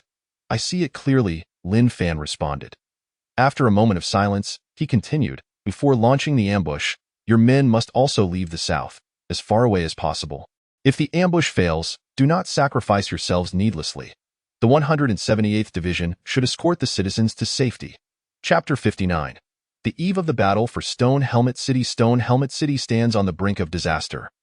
Outside the municipal hall, a large crowd had gathered. 6 months prior. Despite the oppressive atmosphere, there had been a semblance of peace. However, the arrival of the forces from Base 245 had shattered that tranquility. Many older citizens had witnessed the destruction of human cities firsthand. It was an unforgettable nightmare. Scenes of unimaginable slaughter, blood-soaked ruins, and the cries of children lost amidst the debris haunted their memories. The current spectacle was a foreboding omen of impending doom. The most terrifying aspect was fear itself. After enduring years of conflict, the people's confidence was fragile, easily shattered. The crowd outside the municipal hall grew restless, protesting vehemently. Why? Why did the entire defense force of Stone Helmet City withdraw overnight? Why did those bureaucrats in the municipal hall flee, while the upper echelons abandoned us to wait for death? We demand an explanation from those in power, To hell with the municipal government of Stone Helmet City. To hell with the united government. Are our lives worth so little? Creak. The doors of the municipal hall creaked open. An elderly man with white hair, supported by a young official, slowly emerged. The old man had lost his left leg, replaced by a metal prosthetic, and his body trembled. He waved his hand, indicating the young man should not assist him any further. And with the aid of a cane, he approached the protesting crowd alone. He was none other than the former mayor of Stone Helmet City, Chun Dingtang. Mayor Chun spoke slowly. Citizens of Stone Helmet City, I am still here. Upon seeing the mayor's appearance, the tide of protesters gradually quieted. Mayor Chun, you must provide us with an explanation, someone shouted. The mayor replied, indeed, we have gravely misjudged the situation. We never anticipated that Qinyang's star would mobilize so swiftly, descending upon us with such speed. The crowd began to stir restlessly, their pessimism escalating. If the former mayor acknowledged the gravity of the situation, then the fall of Stone Helmet City seemed a foregone conclusion. Old mayor, why didn't you stop them? Another voice cried out, I share the same indignation regarding the withdrawal of Stone Helmet City's main forces, but it was beyond my control. Tears glistened in the corners of his eyes as he struck his cane heavily upon the ground. The northern war zone has erupted into full-scale conflict, which is the reason for the withdrawal of our primary forces. I am incompetent. I apologize to you all. If I had made the decision to abandon Stone Helmet City sooner and organized an evacuation, at least more lives could have been saved. Many residents of Stone Helmet City had already fled. However, I, Chin, along with my family, will remain here and seek ways to salvage our situation. If there is to be death, I shall face it alongside you all. The citizens of Stone Helmet City erupted into chaos once more. Those scoundrels in the united government proclaim a future, yet in times of crisis, they do not care whether we live or die. You old fool, you are no better. You are merely a lackey of the united government. Utterly shameless. Numerous objects were hurled at Mayor Chen, and the protesting crowd threatened to overwhelm the guards of Stone Helmet City. I am sorry, everyone. Like the crowd, Mayor Chen felt an overwhelming despair. His body trembled uncontrollably, and he bent low, ready to kneel. Father, no. At that moment, Chun-Hu rushed forward and caught the mayor, helping him down. Chun-Hu faced the crowd, shouting, everyone, quiet down. I am Chun-Hu of the 178th Division's 5th Regiment. Yet, his voice was drowned out by the uproar of the crowd. Observing the uncontrollable mob, Chun-Hu was left with no choice but to fire a shot into the air. Bang! Many were stunned into silence, and the raucous crowd finally quieted. Everyone, I do not wish to bear this burden, but I must convey a harsh truth. At this juncture, the united government is unlikely to come to our aid. However, hope has not been extinguished. I now proclaim to you, Stone Helmet City has not yet fallen. The 178th Division remains stationed in Stone Helmet City. My subordinates may be fathers or sons among you. The soldiers of the 178th Division continue to hold the defensive lines. Even in the face of death, they are unwavering in their resolve. Why, you may ask? Chun-Hu nearly roared, because it is you who remain in Stone Helmet City that they care for. They are defending you with their blood and lives, safeguarding Stone Helmet City. Even in the face of hopelessness, they will not retreat. But relying solely on them is insufficient to save Stone Helmet City. We must also rely on each and every one of you present here. Your parents, your children, your loved ones, they all reside within Stone Helmet City, and you are their hope if you succumb to panic. What hope remains for Stone Helmet City? In the face of great peril, we must not lose our faith. For our families, for our descendants, every citizen of Stone Helmet City must unite. Chun-Hu, seeing the subdued crowd, lit a cigarette and declared, if you wish to survive, evacuate to the northern mountains immediately. Is it still possible to escape now? Someone questioned, if we do not flee now, it will truly be too late. Chun-Hu asserted. As the municipal hall descended into chaos, Chun-Hu's emergence revitalized its operations once more. By then, it was already midnight. The municipal government and the military jointly issued an urgent announcement. All residents of Stone Helmet City in the eastern, southern, and western sectors are to evacuate to the northern mountains immediately. Every resident's wristband displayed a holographic projection of Mayor Chen. His face, worn and weary, conveyed the gravity of the situation as he slowly stated, fellow citizens of Stone Helmet City, The army of Qingyang Star has set forth. Stone Helmet City hangs by a thread. War is imminent on behalf of the government of Stone Helmet City and the 178th Division stationed here. I declare an urgent announcement. Everyone, don your radiation protective suits, disregard everything else, and evacuate to the northern mountains. Move swiftly. The main forces of the 178th Division will organize a breakout from the north. Buzzing, immediately, the alarm bells of Shirkuei City resounded once more. Upon hearing the desperate call of Mayor Chun from the holographic projection, the residents donned their protective gear and surged northward. However, with a population of several million, the underground trains heading north were utterly overcrowded, unable to accommodate such a throng. Many areas experienced stampedes, and the guards of Shirkuei City tirelessly rushed about to maintain order. Lin Fan arrived at his front door. Gently pushing it open, creak, a figure appeared before him. She was staring blankly out the window, her long hair cascading chaotically in the wind, clad in thin garments, appearing markedly more gaunt than 3 months prior. Only upon hearing the doors creak did she slowly turn her head. It was Wang Kiki. Lin Fan, she stammered, her delicate lips forming a whisper, her once vibrant face now slightly haggard. Witnessing her condition, Lin Fan felt a pang of anguish within. What a torment this was! He had presumed that after such a lengthy absence, Wang Kiki would have calmed down and moved on. Yet, to his astonishment, she had waited here for 3 long months. Instead of awaiting Lin Fan's return, she found herself confronting the existential crisis of Shirkuei City. Many of the city's elite had evacuated, and naturally, she could have returned to the capital military district. Yet, Wang Kiki did not leave and continued to struggle on the brink of despair. She believed with unwavering faith that Lin Fan would return. Indeed, with tears glistening in her eyes, Wang Kiki rushed forward and embraced Lin Fan tightly. "Where have you been?" With a gentle sigh, Lin Fan draped his coat over her shoulders. "Why didn't you leave?" "I knew you would come back," Wang Kiki replied. "I in this world. Who can guarantee they will see tomorrow?" Lin Fan wiped the corner of her eye and said, "If I were to perish outside, would you just wait here to meet the same fate? Fool, you once died. I know you will return." Wang Kiki nestled against Lin Fan, her tears transforming into a smile. "You, of all people, have always been fortunate. During the spaceport incident, you escaped disaster aboard the Revival.at Maslow Fortress. You returned unscathed. I'm truly afraid for you." Wang Kiki fixed her gaze upon Lin Fan and asked, "Do you remember a year before the Fourth War of Qingyang Star? An exploratory spacecraft journeyed to Mars and encountered a solar storm. You saved someone. I remember," he replied. "That someone was me, you fool," Wang Kiki declared. Lin Fan fell silent for a moment and then said, "So, you are that girl. You were willing to sacrifice your own life, giving me your oxygen module. There's no need to dwell on it. It was my duty. You bore the brunt of blame to save the Revival." Holding Lin Fan tightly, her head against his chest, Wang Kiki asserted, "Even if the entire space fleet labeled you a coward, you will always be my hero. I thought everyone saw me as a coward. I never imagined someone would regard me as a hero. Let us depart Shirkuei City." Lin Fan shook his head. "Shirkuei City is in dire peril. I shall fight to the end if I should fall. Please take care of the sphere and help it escape Shirkuei City, safeguarding it." Wang Kiki's brow furrowed as she gazed at Lin Fan.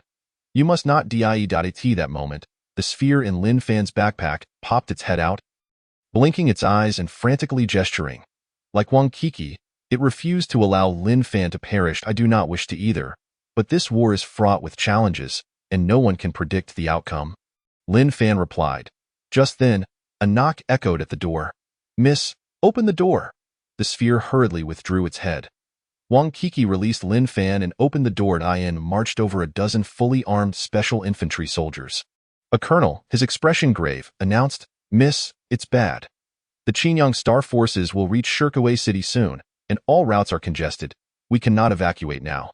Wang Kiki remained composed. "I never intended to leave. Let us stay and assist the guards in escorting the civilians. That is all we can do. If we cannot protect you, we have no face to return." The colonel took a deep breath. "Men, we will stay and defend Shirkuei City alongside the young lady." The special infantry soldiers nodded in agreement. Chapter 60. The Fallen Western Front. 4 hours later, a multitude of residents congested the central area of Shirkuei City, while the guards were busy managing the crowd. The southern residential buildings had emptied, and the roads lay deserted, enveloped in eerie silence. In the southern defensive position, Chan, who ordered the entire 5th Regiment of the 178th Division to hold the line. A strange noise emanated from within the mountains. Bang! Bang! The sound was faint, gradually receding. Young soldiers remained on high alert, not daring to overlook the slightest rustle. Suddenly, they felt a slight tremor, which aroused their curiosity. One soldier nudged an old veteran beside him. "What's beneath our feet? Could it be the Qinyang Star forces have infiltrated?" The veteran listened intently and lightly tapped the young soldier on the back of his head. "You coward, that's just the sound of a heavy truck convoy retreating. Don't make a fuss, I don't think so. When the Qinyang Star robots arrive, don't wet your pants." Meanwhile, on the southeastern exterior of the mountains, a massive hole had been blasted, directly connecting Shirkuwei City to the outside world. However, the southern residents had already evacuated, and no troops were stationed in the southwestern direction, leaving this bizarre scene unnoticed. That night, Shirkuwei City was shrouded in darkness. Time seemed to stand still, dragging on interminably.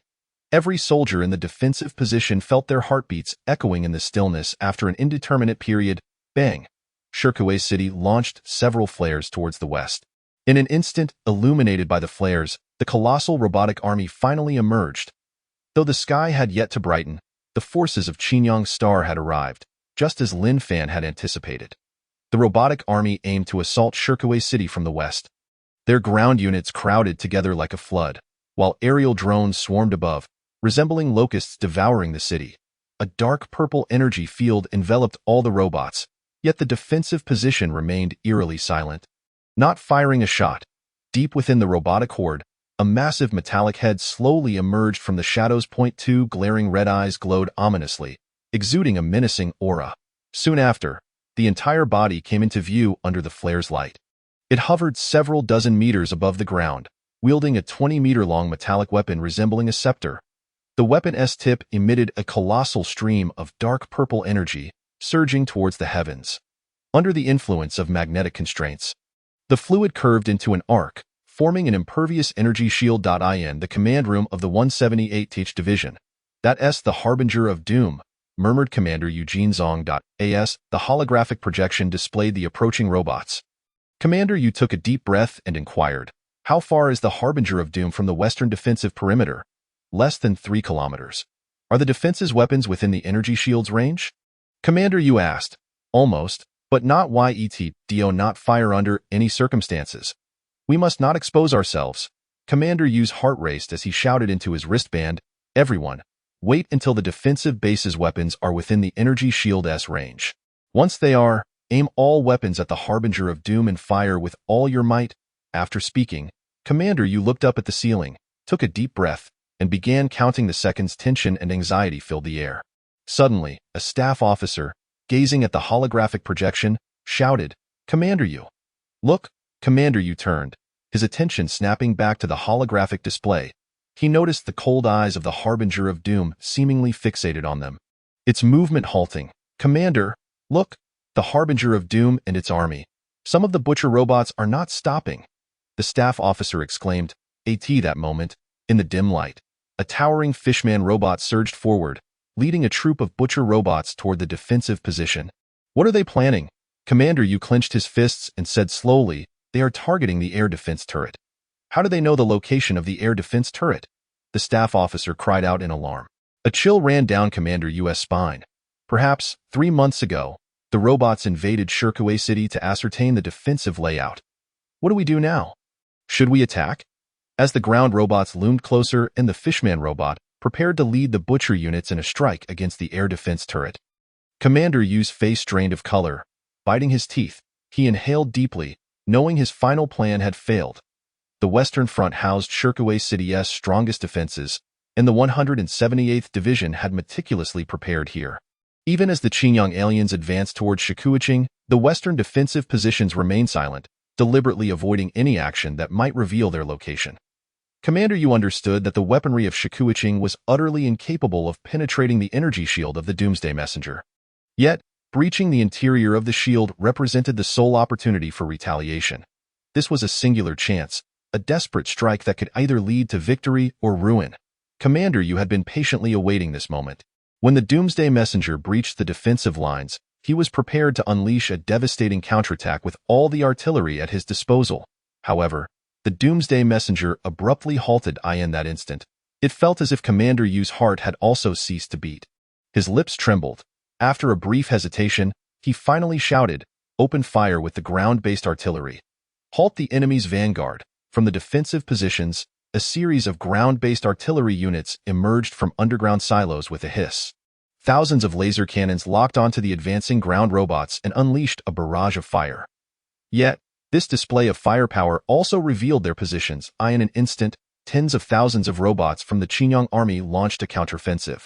The western front of Shikuiqing ignited in a brilliant display. Despite the cover of night, blinding particle beams and lasers illuminated the battlefield as if it were midday. A multitude of robots were destroyed. Yet the ground-based artillery positions in the west quickly succumbed to the inferno. Every exposed artillery unit came under fierce assault, metallic structures reduced to debris, scattering amidst the smoky sky. Witnessing this scene, Commander Yu's face turned ashen as he slowly murmured, "The western positions have fallen. The plan has failed." The enemy's assault grew ever more ferocious. On the mountains surrounding Shikuiqing, countless missiles streaked across the sky, and particle beams relentlessly bombarded the landscape. The fish-like robots advanced through the flames, systematically dismantling the defensive structures of Shikuiqing. Boom, boom, boom. Flames shot skyward as missile silos, ground-based artillery, and air defense installations were obliterated. This was the grim reality of war against the Qingyang aliens. The Robot Legion laid waste to the defensive positions without restraint. At this moment, Chun Hu pushed open the door to the command center and stepped inside. Commander Yu, looking haggard, sighed and glanced at him, asking, "Have the residents evacuated?" "Most have retreated north, but some are currently trapped in the central area." Chun Hu replied, "I have news for you. Our plan has fallen apart. We must expedite the evacuation of the residents to the north," Commander Yu insisted. "The 178th Division will organize a final breakout." Chun Hu hesitated before saying, "Chief, the plan has not yet failed. The countless artillery units at the defensive positions have been lost." Commander Yu countered, "What chance remains? Please authorize the 5th Regiment to launch an offensive from the southern positions to draw the Qingyang forces south." Chun Hu urged that I will ambush them there. "Ambush?" Commander Yu laughed, though the mirth was hollow. "Who will carry out this ambush? You, Chun Hu? You've seen it. This is a Robot Legion. They have the Doomsday Messenger on their side. Our entire 178th Division would barely make a dent. Sending the 5th Regiment would be tantamount to a death sentence. This is our only chance. Chief, you must trust me," Chun Hu insisted, gritting his teeth. "Do you truly believe we can break through? By the time the Qingyang forces appear 200 kilometers away, it will be too late." Commander Yu fell silent. Chun Hu pressed on, "These are the lives of 1 million citizens. If the Qingyang robots breach the central or northern areas of Shikuiqing, not only will our escape be impossible, but countless residents will perish. If you wish to make a futile struggle, so be it," Commander Yu replied. "Lead the 5th Regiment to attract them south. Every second counts. I will lead the rest northward. The 178th Division swears to protect the citizens during this breakout." Chun Hu choked up, then smiled, saying, "Chief, to be honest, the 5th Regiment is already stationed in the south. Today, regardless of your orders, I will personally execute this decision." Even as Chun Hu acted on his own accord, Eugene Song said nothing more. He closed his eyes, feeling weary. "I will proceed first." "Get out," Chun Hu snapped. After saluting Commander Yu with a solemn military gesture, he lit a cigarette and exited the command center. Half an hour later, in the central area of Shikuiqing, numerous residents were still fleeing north on foot. The mountains erupted with thunderous sounds, seemingly from robots attacking the terrain. The residents appeared anxious and fearful. Mayor Chen, engaged in directing the evacuation, had not managed to escape himself. With Chun Ruayu's assistance, he slowly followed at the rear of the crowd. Suddenly, an explosion erupted, shaking the entire mountain. High-powered spotlights shattered from the ceiling, sending debris and dust raining down. The fleeing residents, frightened, sought refuge within buildings. Mayor Chun looked up, his face etched with anxiety. Breathing heavily, he murmured, "Ruayu, you should go. I can't keep moving." Chen Ruayu shook her head firmly. "At this moment, how can I leave you behind?" Another loud boom echoed. The spotlights extinguished, plunging the mountain into darkness once more. A massive chunk of earth collapsed, crushing nearby trucks and killing several residents. Blood flowed as panicked cries erupted from the crowd. One individual stepped forward, shouting, "Silence! Stop talking!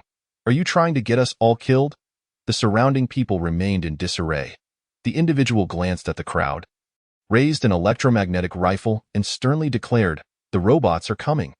Anyone who dares to shout will be shot on the spot." The residents were instantly terrified, hiding in dark corners, sealing their lips tightly. Mayor Chen squinted into the shadows, muttering, "Director Zhao from the Scavengers Bureau?" Before long, the mountains were breached, revealing an opening. Against the backdrop of flames outside, the crowd glimpsed 4 or 5 Vespid robots appearing around the breach. Rat-tat-tat. The Vespid robots emitted a cacophony of noise.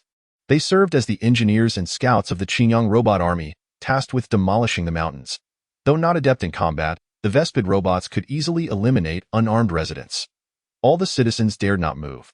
Any attention drawn to them would make them prime targets for the Vespid robots. Fortunately, the Vespid robots showed no interest in the interior and continued their demolition ahead. The residents slowly exhaled in relief. Yet, Director Zhao's expression remained grave.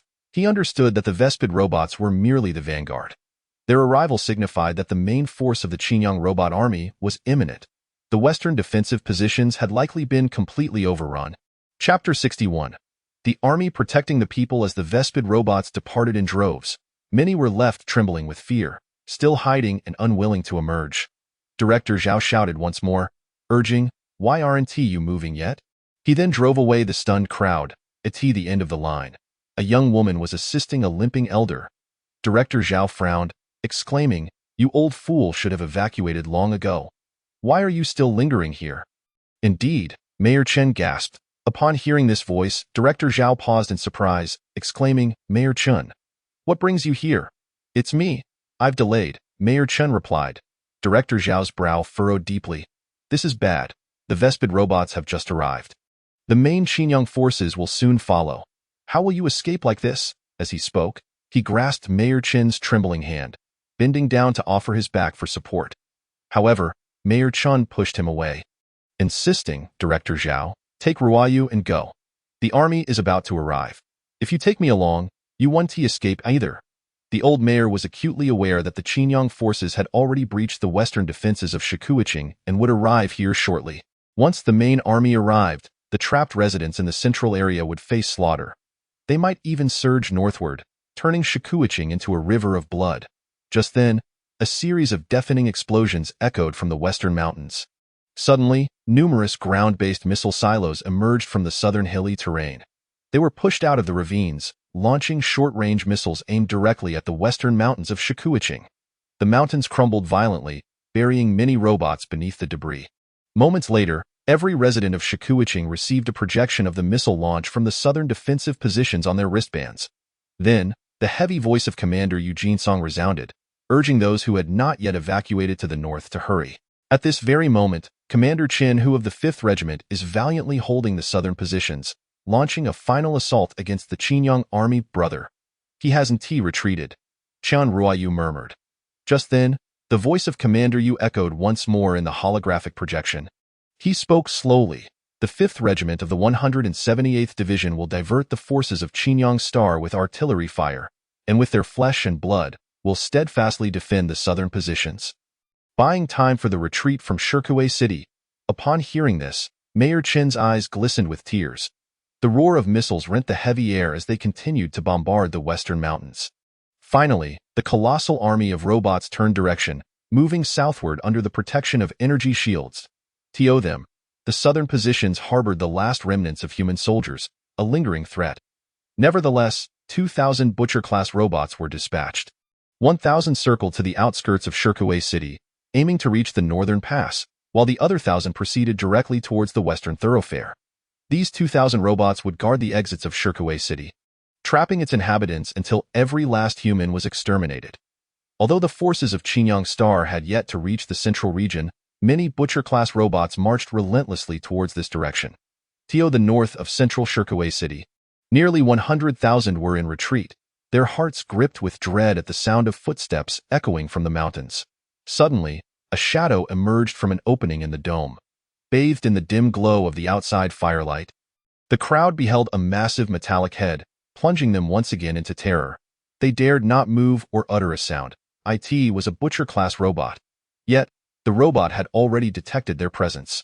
Unlike the Might class, it swiftly raised its array cannon. Whoosh! A missile hurtled towards the crowd, followed by a thunderous explosion, shattering the bodies of several civilians to pieces. Blood splattered, flesh was scattered. The robots were breaching in, at last. Someone could not contain themselves and screamed. However, the sound was abruptly cut off, leaving only a pool of blood. The residents, in a state of panic, began to surge frantically towards the north in that moment. People pushed against one another, jostling in the chaos of the streets. Yet, more and more butcher-class robots emerged from the mountain's openings, seeking out human traces to unleash their murderous spree. Within the mountains, the air was thick with the wails of despair, the cries of children, and the agonizing pleas for mercy. Mayor Chen witnessed this scene, his body trembling in profound agony. Director Zhao inhaled deeply, a sense of despair washing over him. A faint, grim smile crossed his face as he said, "Mayor Chen, you are a good mayor. I will cover your retreat." Mayor Chen sighed, replying, "No, Director Zhao, you must go. Do not concern yourself with this old man." Suddenly, with a loud bang, another butcher-class robot surged through the opening in the dome, landing before them amidst the mountainside. In that moment, Director Zhao, gazing at the cold, ruthless metal monstrosity, his eyes blazed with fury, and he shouted vehemently, "Leave!" He gripped his electromagnetic rifle, aiming at the butcher-class robot. Yet, before he could pull the trigger, the robot's arm swept aside, sending his body flying several yards away. In that critical instant, Mayor Chen did not flee. Instead, he inhaled deeply, appearing composed. With all his strength, he pushed Chen Ruoyu aside, relinquishing his cane, and, supported by his metallic prosthetic, he wobbled towards the robot. Mayor Chen scrutinized the robot before him, his eyes aflame with rage as he shouted hoarsely, "Come, I am not afraid of you." The butcher-class robot hesitated for a fleeting moment, having never encountered a defenseless human who chose to stand their ground rather than flee. Nevertheless, it drew forth its cold, slaughtering blade, the sharp edge slicing through the air, as if the very atmosphere was saturated with murderous intent. Chen Ruoyu attempted to charge forward but found herself restrained by Lin Fan, who held her back. Just as the butcher-class robot's blade descended, a flash of fire streaked from the darkness to the south. Boom! An electromagnetic cannon shot through the air with incredible speed, piercing the endless darkness and appearing before the chest of the butcher-class robot. A resounding explosion erupted. In an instant, the towering form of the butcher-class robot was sent flying. Mayor Chen was momentarily stunned, slowly turning to see a tank in the dim light. Could it be that the forces of the 178th Division had arrived? A sense of intrigue washed over him. The butcher-class robot, though knocked back, was not destroyed, and gradually rose to its feet, directing its gaze towards the tank advancing from the south, preparing to aim its array cannon. But in that fleeting moment, a cold gleam flickered above its head. A shadow leaped from a nearby structure, striking down with a blade, and the head of the butcher-class robot tumbled to the ground. When the shadow revealed itself, Mayor Chen was taken aback. It was yet another robot. He thought he was hallucinating, rubbing his eyes, only to find that he was not mistaken. What was happening? He had no time to ponder as the tank's horn sounded insistently, urging him to clear the way. Mayor Chen hobbled aside, watching as the tank rolled northward. Soon after, more armored vehicles, tanks, and armored cars surged from the south. The sight of heavy tanks ignited a flicker of hope in the hearts of the fleeing residents. They cried out, "Look, it's our tank! The forces of the 178th Division have come. We are saved." Director Zhao, in disarray, managed to rise, blood seeping from the corner of his mouth. Fortunately, his protective suit had saved his life. Observing the tank numbers passing before him, he felt a pang of confusion. He muttered, This is a tank from the 233 RD Division. Did they not perish in Heavy Iron City?" Quickly, the tanks caught up with the citizens of Shirkuei City, shielding their retreat while launching attacks against the encroaching robots. However, these individuals could not fathom that the ones operating the tanks were not human, but a group of half-humans. At that moment, Lin Fan appeared beside Director Zhao. Patting him on the shoulder, Director Zhao turned, exclaiming, "Lin Fan, you're alive. How did you end up here? Get on the tank." Take Mayor Chen and Chen Ruoyu with you. A heavy tank emerged, and the elderly driver leaned out from the hatch. Calling, Mayor Chen, quickly get on. Mayor Chen shook his head, pointing northward. No, you all go save the others, Lin Fan sighed, embracing Mayor Chen and forcibly lifting him onto the tank, pushing Chen Ruoyu up as well. Director Zhao, you should go too, Lin Fan urged. After a moment of hesitation, Director Zhao followed suit. The heavy tank rumbled to life, making its way northward. Director Zhao was startled, quickly shouting, "Wait, there's one more person." The one driving the tank, step on it. Lin Fan, however, called out from the shadowy distance, "Director Zhao, it's unnecessary. You all go. Protect Mayor Chen."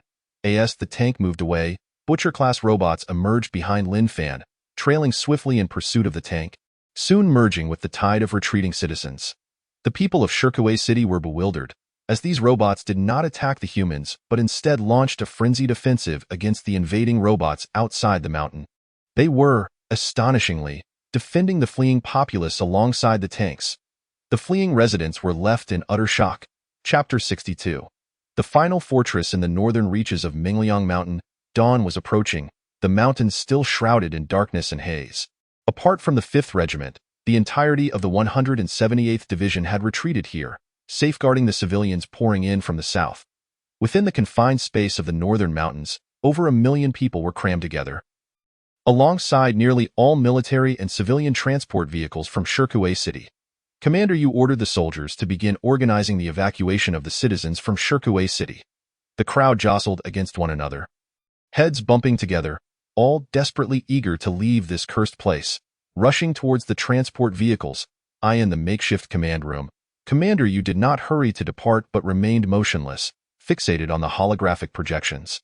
He understood that the prospect of a successful breakout was exceedingly slim. Organizing the evacuation of over 1 million people was an immensely arduous task. Moreover, such a commotion would undoubtedly draw the attention of the robots. Even if they managed to leave Shirkuei City, they would still face relentless pursuit from the machines.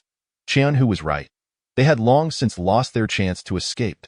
At last, military transport vehicles filled with residents set out, escorted by several tanks, heading northward. However, after traveling less than a kilometer, a sudden burst of fire flickered in the darkness, accompanied by distant explosions.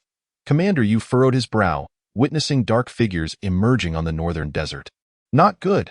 It's the robots. Boom. The heavy tank exploded under the robots' surprise attack, while the transport vehicles were subjected to a barrage of missiles, instantly engulfed in flames. The sounds of explosions echoed from the north, and the previously tumultuous crowd within the mountains fell silent, no longer scrambling to board the vehicles. "Old Yu, they ve come," a staff officer murmured, gazing at the burning transport vehicles on the desert. Commander Yu sighed heavily. Breaking out is not so simple. In the faint light, the northern desert was densely populated with Butcher-class robots still gathering. Commander Yu understood that their objective was not merely to thwart the civilians' escape, but to prepare for an offensive against the northern mountains. Although this was not the main force of the robot army, it was still a formidable threat. After a moment of hesitation, Commander Yu activated his wrist communicator and declared, "All personnel of the 178th Division, heed my command. Defend the northern positions and block the Butcher-class robots. Protect the citizens and seek an opportunity to break out." As the imposing legion of over 1,000 Butcher-class robots advanced ominously. The 178th Division took a firm stand at their position, initiating a fierce counteroffensive against the encroaching enemy automatons. Tanks and ground-based artillery unleashed a barrage of firepower, the intensity of which was formidable. And soon the robots were compelled to retreat. However, the might of the enemy's firepower was not to be underestimated. A singular 178th Division could hardly hope to achieve a decisive victory. The robots fortified themselves 2 kilometers away from Shikuiching, effectively sealing off the escape route to the north. Thus, both sides found themselves entrenched in a stalemate, leaving the personnel of the 178th Division restless and anxious. They were hesitant to launch a reckless attack, for a single misstep could lead to the slaughter of the million civilians nestled within the mountains. The weary advisor spoke, his face drawn. "Commander Yu, it seems the last route for escape has vanished." Commander Yu offered a bitter smile, replying, "The 178th Division has done its utmost. Alas, the enemy is too formidable. Is the southern position still holding?" The holographic projection shifted to reveal the status of the southern front. Commander Yu glanced at the unfolding situation where the first light of dawn illuminated the mountains south of Shikuiching. The first to discern this sight were the overwhelming ranks of robots from the Qinyang Star. The southern position had nearly exhausted all its missiles. The barrels of the ground artillery had turned a searing red, and the sky was shrouded in thick smoke. Yet, the robotic army remained unscathed. Now less than 3 kilometers from the southern position, they constituted the main force of the Qinyang Star, while only a single regiment of the 178th Division stood guard at the outpost. They fought valiantly, but their situation was precarious. The advisor could bear to watch no longer, exclaiming, "Qian Hu and his men are in grave danger." Qian Hu had gone forth with a heart resigned to death. "Commander Yu said, they are worthy of this nation." This was a war devoid of suspense. Slowly rising, Commander Yu donned his helmet and tightened his belt. In this moment of life and death, he was prepared to make the ultimate sacrifice. While Qian Hu held back the tide of the Qinyang army, he would personally lead the 178th Division in a desperate bid for survival. The southern position lay in disarray. Thick plumes of smoke appeared murky and somber in the dawnlight. Amidst the deafening sounds of artillery, a fishman robot took its stand amidst the robotic tide, directing over 1,000 robots in a vigorous charge towards the southern position. Boom, boom, boom. They watched helplessly as missile silos and air defense turrets were obliterated, and the soldiers guarding the position were shattered by the bombardments. Qian Hu clenched his fists. The soldiers were retreating step by step, yet he felt utterly powerless. Within mere minutes, the 5th Regiment suffered over half its losses, and the remaining troops were forced to retreat to the final military fortress.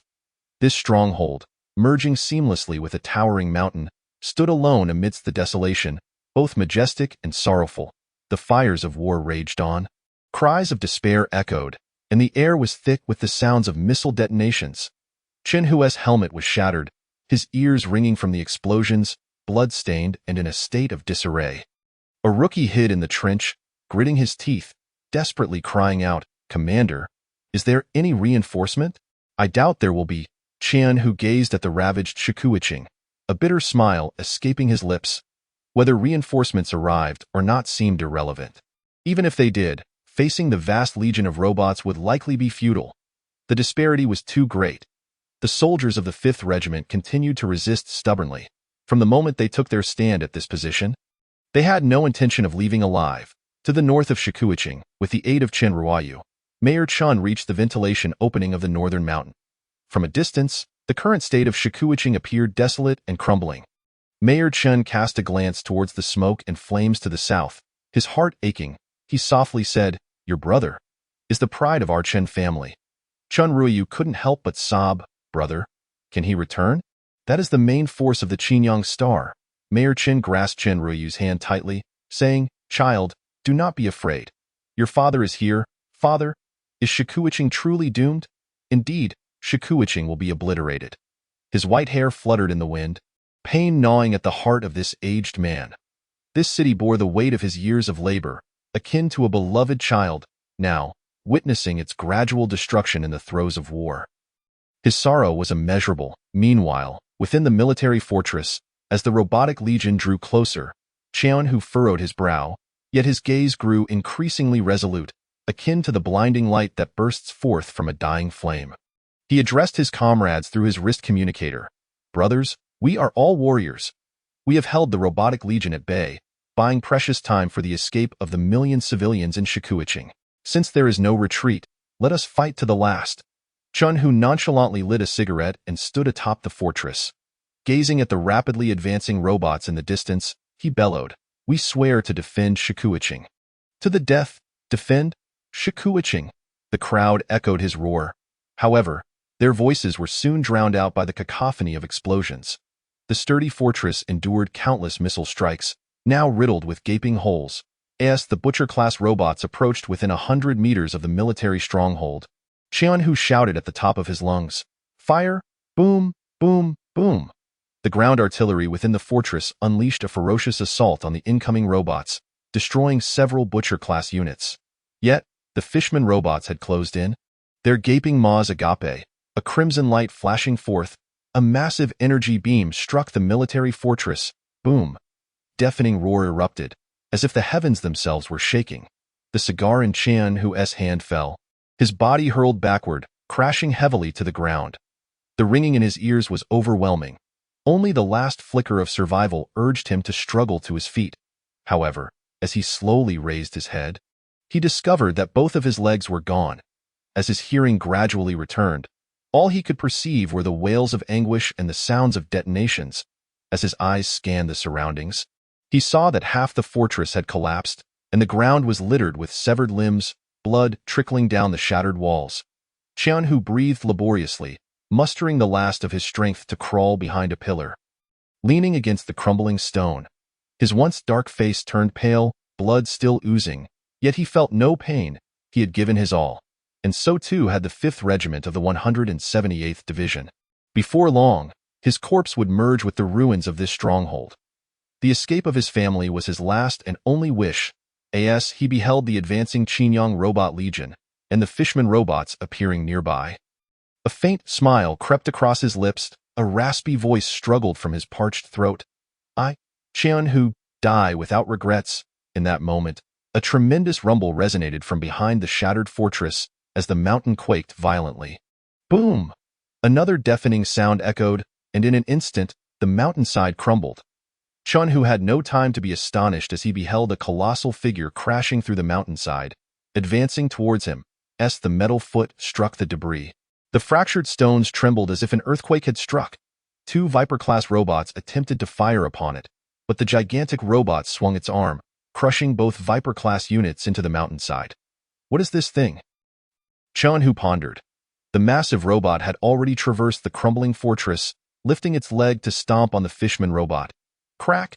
The Fishman robot could not fire in time, its body disintegrating into fragments.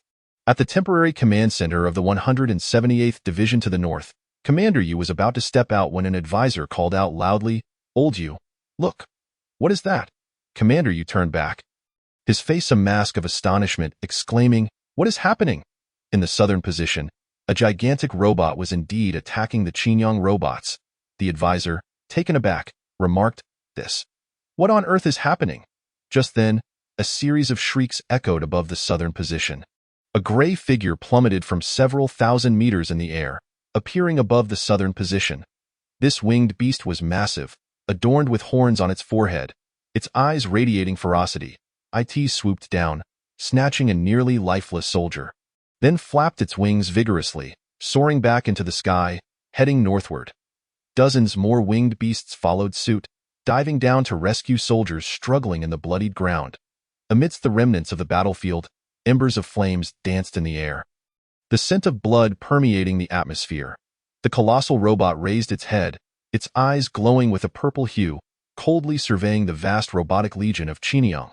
It was the Titan-class robot, in stark contrast to the surging army opposite.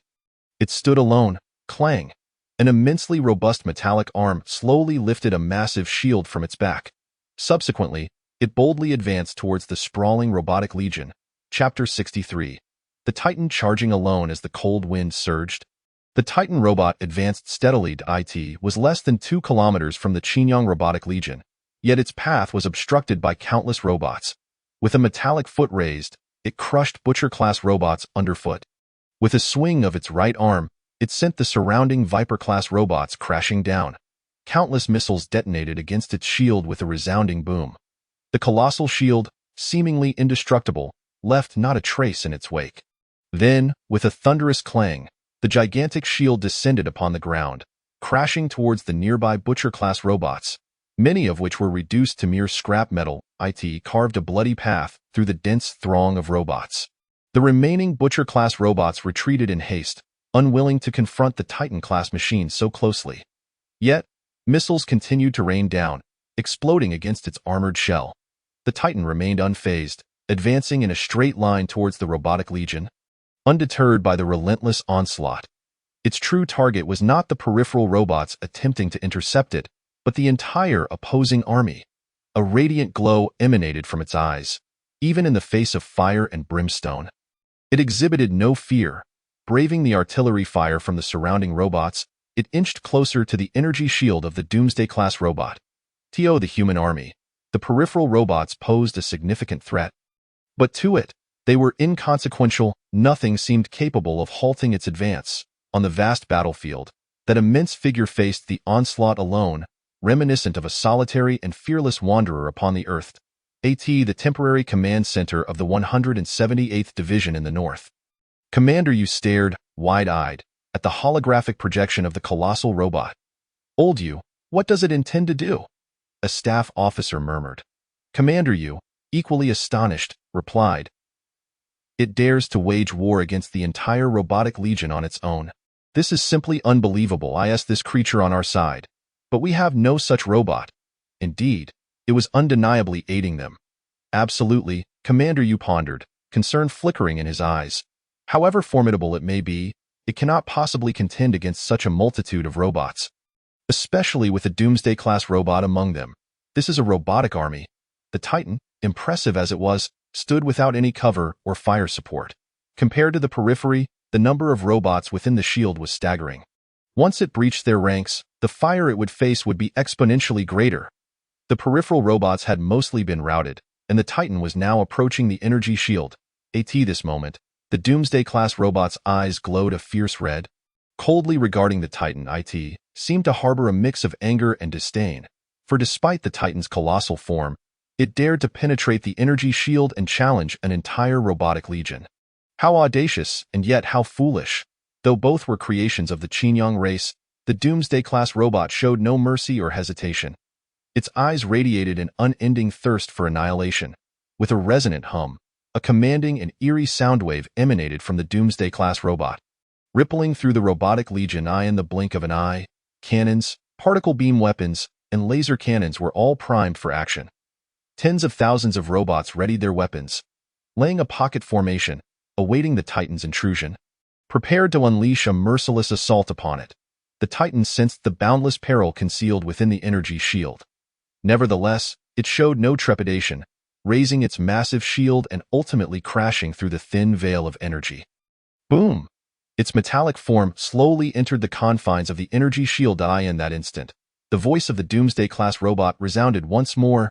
Thousands of robots opened fire simultaneously. The dark mass of Butcher-class robots surged into action, launching a fierce attack upon it. After the missiles detonated, thick smoke billowed. Meanwhile, thousands of Viper-class robots took to the skies, surrounding the Titan from a distance. ZZZZ, ZZZZ, ZZZZ. In the blink of an eye, dazzling white light intertwined. Surpassing even the brightness of the sun, the Titan raised its massive shield to block, yet countless particle beams continued to bombard its form. Numerous metallic fragments fell from the Titan's body as it pressed forward, attacking while advancing. Its frame was constructed of an extraordinarily resilient alloy, and despite being besieged by an endless barrage of firepower, it did not falter. Just then, a Triton-class robot approached, emerging from the sea of Butcher-class robots. Launching a surprise attack from its flank, a red beam struck the Titan's right leg, causing its immense form to shudder slightly. However, it did not topple. Suddenly, the Titan's right arm transformed. With a swish, a long metallic chain descended from its arm, revealing a colossal metal rotor. As the Titan took a step, it swung its massive arm, the three-bladed metal rotor spinning in the air, tracing arcs. With a sudden throw, it swept close to the ground. Covering a radius of 200 meters, the rotor was razor-sharp, harboring terrifying energy. Numerous Butcher-class robots were flung aside by the chain, and the rotor struck the Triton-class robot, sending it soaring dozens of meters before shattering it. This was a confrontation between the Titan and the vast robotic legion, with over 10,000 robots relentlessly attacking. Though most of the assaults were thwarted by the colossal shield, the Titan's body was still subject to countless strikes. Accumulating more and more dense, amidst the overwhelming barrage, the Titan found itself struggling to endure, yet it continued to withstand every assault, showing no sign of retreat. Suddenly, its left leg was struck by another Triton-class robot's beam, causing it to stumble and lean heavily. Clang! It forcefully raised its shield and slammed it into the ground, stabilizing its massive form. The components of its left leg emitted a sizzling sound as it slowly rose once more. Without hesitation, it continued its march towards the central Doomsday-class robot. At that moment, Dozens of winged beasts hastened to the north, diving into the mountains through a ventilation shaft. Winged beasts. Numerous residents nearby turned pale at the sight of these intruding creatures and fled in terror. Upon seeing the winged beasts, Chun Ruoyu was taken aback. However, she noticed a crimson creature among them. It was none other than the winged beasts that protected Lin Fan. As the soldiers of the 178th Division raised their weapons, Chen Ruoyu quickly intervened. Do not fire. No, firing will only provoke them. The soldiers hesitated but observed that the winged beasts were not attacking. Instead, they were slowly retreating, safeguarding the residents' gate. The winged beasts emitted low rumblings. Chen Ruoyu then noticed that they seemed to be carrying something in their mouths, and she cautiously approached them. That moment, the winged beasts gently placed a bloodied object on the ground. Upon recognizing it, Chen Ruoyu gasped in horror. She cried out, "It's a soldier! An injured soldier!" Among them lay Chun Hu. "Brother!" Chen Ruoyu rushed forward, embracing Chun Hu, unable to hold back her tears. Chun Hu's lower limbs were gone, his body soaked in blood, barely clinging to life, having already succumbed to unconsciousness. The sight was utterly heartbreaking. The soldiers, too, realized that these were indeed soldiers from the 178th Division's 5th Regiment. Had these winged beasts brought back the injured warriors from the south? Were they saving lives? Without further hesitation, they hurriedly carried their comrades away. In the Southern Robotic Legion, robots were unleashing a torrential barrage of fire. Yet, the Titan robot did not look back, trudging forward with heavy steps, isolated in its advance. This battle was extraordinarily intense. With every step it took, it faced innumerable attacks. Having endured for nearly 30 minutes since departing the military fortress, despite its extraordinarily robust frame, it was now riddled with wounds from the relentless and prolonged onslaught. Especially its legs, which trembled incessantly, emitting sizzling sounds. It seemed increasingly difficult to support such a heavy form. However, it was a robot unacquainted with fear. Bound by a directive, it pressed on without respite, step after step. Moving forward, finally, it drew within 300 meters of the Doomsday-class robot, which stood proudly within the shield, akin to a king unassailable. Suddenly, its eyes radiated an intense light. Boom! A massive red energy beam erupted forth. The Titan robot was unable to evade. The energy beam pierced through its knee entirely. With a thunderous crash, its left foot buckled, barely propped up by the enormous shield. Struggling to rise, it found itself incapable of doing so. It had reached a point so near to the Doomsday-class robot, yet could advance no further. The colossal and solitary figure appeared, particularly tragic amidst the howling cold winds, at the temporary command center of the 178th Division in the north. Commander Yu remained transfixed, gazing at the holographic projection from the southern front. Sweat beaded on his forehead, his eyes wide with astonishment. He could hardly believe that this colossal robot had braved the attacks of tens of thousands of robots to approach the Doomsday-class machine. He sighed deeply, stating, "Alas, there are simply too many robots on the opposing side. The Titan robot has ventured forth alone, now so close yet unable to move another step, even if its defenses are formidable. It cannot withstand such a multitude of robotic assaults simultaneously." The staff officer interjected, "Wait." Suddenly, Commander Yu paused, his expression shifting. "Old Zhang, do you see what lies beneath its giant shield?" The staff officer squinted and discerned something. In shock, he stammered, "That is a nuclear bomb." "Heavens, it intends to detonate the nuclear bomb."